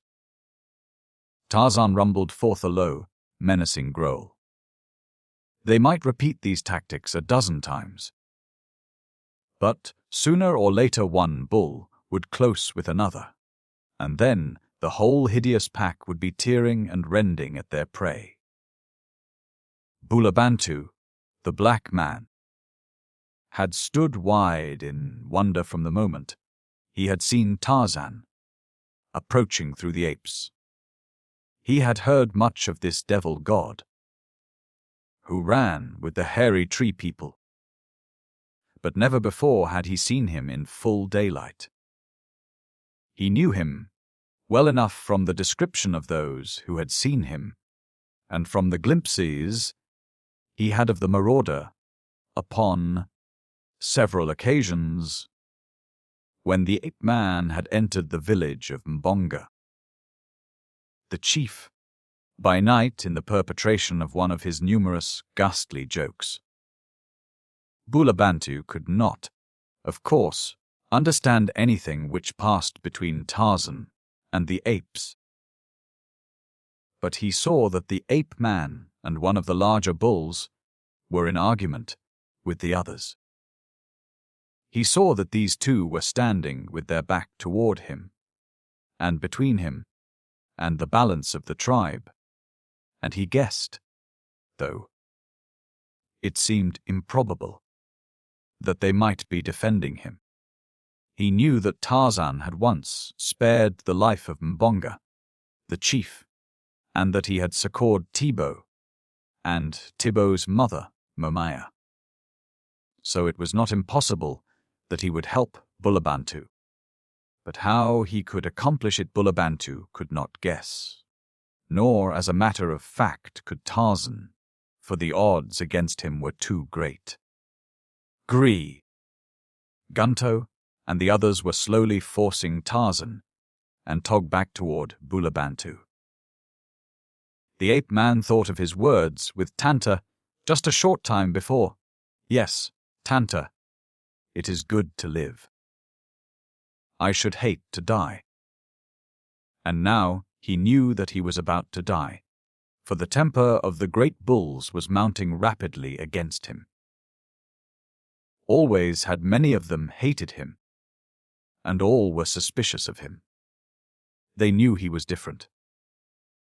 Tarzan knew it too, but he was glad that he was. He was a man, that he had learned from his picture books, and he was very proud of the distinction. Presently, though, he would be a dead man. Gunto was preparing to charge. Tarzan knew the signs. He knew that the balance of the bulls would charge with Gunto. Then it would soon be over. Something moved among the verdure at the opposite side of the clearing. Tarzan saw it just as Gunto, with the terrifying cry of a challenging ape, sprang forward. Tarzan voiced a peculiar call, and then crouched to meet the assault. Tag crouched too, and Bulabantu. Assured now that these two were fighting upon his side, couched his spear, and sprang between them to receive the first charge of the enemy. Simultaneously, a huge bulk broke into the clearing from the jungle, behind the charging bulls. The trumpeting of a mad tusker rose, shrill above the cries of the anthropoids, as Tanta, the elephant, dashed swiftly across the clearing to the aid of his friend. Gunter never closed upon the ape-man, nor did a fang enter flesh upon either side. The terrific reverberation of Tanta's challenge sent the bulls scurrying to the trees, jabbering and scolding. Tog raced off with them. Only Tarzan and Bulabantu remained. The latter stood his ground, because he saw that the devil god did not run, and because the black had the courage to face a certain and horrible death beside one who had quite evidently dared death for him. But it was a surprised Gomangani who saw the mighty elephant come to a sudden halt in front of the ape-man and caress him with his long, sinuous trunk. Tarzan turned toward the black man. "Go," he said in the language of the apes, and pointed in the direction of the village of Mbonga. Bulabantu understood the gesture, if not the word, nor did he lose time in obeying. Tarzan stood watching him until he had disappeared. He knew that the apes would not follow.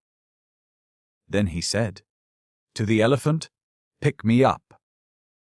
And the tusker swung him lightly to his head. "Tarzan goes to his lair by the big water," shouted the ape-man to the apes in the trees. "All of you are more foolish than Manu, except Tog and Teeka.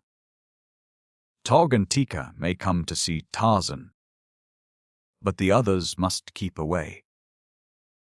Tarzan is done with the tribe of Kerchak." He prodded Tantor with a caloused toe, and the big beast swung off across the clearing, the apes watching them until they were swallowed up by the jungle. Before the night fell, Tug killed Gunto, picking a quarrel with him over his attack upon Tarzan. For a moon the tribe saw nothing of Tarzan of the apes. Many of them probably never gave him a thought.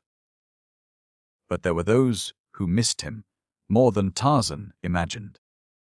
Tog and Teeka often wished that he was back, and Tog determined a dozen times to go and visit Tarzan in his seaside lair. But first one thing, and then another interfered. One night, when Tog lay sleepless, looking up at the starry heavens, he recalled the strange things that Tarzan once had suggested to him. That the bright spots were the eyes of the meat-eaters waiting in the dark of the jungle sky to leap upon Goro, the moon, and devour him. The more he thought about this matter, the more perturbed he became. And then a strange thing happened. Even as Tog looked at Goro, he saw a portion of one edge disappear, precisely as though something was gnawing upon it. Larger and larger became the hole in the side of Goro. With a scream, Tog leaped to his feet. His friend's Kree, "Us!" brought the terrified tribe screaming and chattering toward him. "Look!" cried Tog, pointing at the moon. "Look, it is as Tarzan said. Numa has sprung through the fires and is devouring Goro. You called Tarzan names and drove him from the tribe. Now see how wise he was. Let one of you who hated Tarzan go to Goro's aid. See the eyes in the dark jungle, all about Goro. He is in danger and none can help him. None except Tarzan. Soon Goro will be devoured by Numa, and we shall have no more light after Kudu seeks his lair. How shall we dance the dum-dum without the light of Goro?" The apes trembled and whimpered. Any manifestation of the powers of nature always filled them with terror, for they could not understand. "Go and bring Tarzan," cried one, and then they all took up the cry of "Tarzan! Bring Tarzan! He will save Goro." But who was to travel the dark jungle by night to fetch him? "I will go," volunteered Tug. And an instant later he was off through the Stygian gloom toward the little land-locked harbor by the sea. And as the tribe waited, they watched the slow devouring of the moon. Already Numa had eaten out a great semicircular piece. At that rate Goro would be entirely gone before Kood came again. The apes trembled at the thought of perpetual darkness by night. They could not sleep. Restlessly they moved here and there among the branches of trees, watching Numa of the skies at his deadly feast, and listening for the coming of Tog with Tarzan. Goro was nearly gone when the apes heard the sounds of the approach through the trees of the two they awaited, and presently Tarzan, followed by Tog, swung into a near-by tree. The ape-man wasted no time in idle words. In his hand was his long bow, and at his back hung a quiver full of arrows. Poisoned arrows that he had stolen from the village of the blacks, just as he had stolen the bow. Up into a great tree he clambered, higher and higher, until he stood swaying upon a small limb which bent low beneath his weight. Here he had a clear and unobstructed view of the heavens. He saw Goro and the inroads which the hungry Numa had made into his shining surface.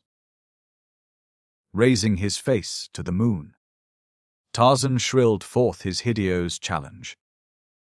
Faintly and from afar came the roar of an answering lion. The apes shivered. Numa of the skies had answered Tarzan. Then the ape-man fitted an arrow to his bow, and drawing the shaft far back, aimed its point at the heart of Numa, where he lay in the heavens, devouring Goro. There was a loud twang as the released bolt shot into the dark heavens. Again and again did Tarzan of the apes launch his arrows at Numa, and all the while the apes of the tribe of Kerchak huddled together in terror. At last came a cry from Tog. "Look! Look!" he screamed. "Numa is killed. Tarzan has killed Numa. See! Goro is emerging from the belly of Numa." And, sure enough, the moon was gradually emerging from whatever had devoured her. whether it was Numa, the lion, or the shadow of the earth. But were you to try to convince an ape of the tribe of Kerchak that it was aught but Numa who so nearly devoured Gorod that night? Or that another than Tarzan preserved the brilliant god of their savage and mysterious rites from a frightful death, you would have difficulty and a fight on your hands. And so Tarzan of the Apes came back to the tribe of Kerchak, and in his coming he took a long stride toward the kingship, which he ultimately won. For now the apes looked up to him as a superior being. In all the tribe, there was but one who was at all skeptical about the plausibility of Tarzan's remarkable rescue of Goro. And that one, strange as it may seem, was Tarzan of the Apes. The end of this wonderful story. And so, our journey through this timeless fiction comes to an end. If you enjoyed this audiobook, please consider liking the video and subscribing to our channel. For more golden tales like this one, feel free to explore the playlists on our channel.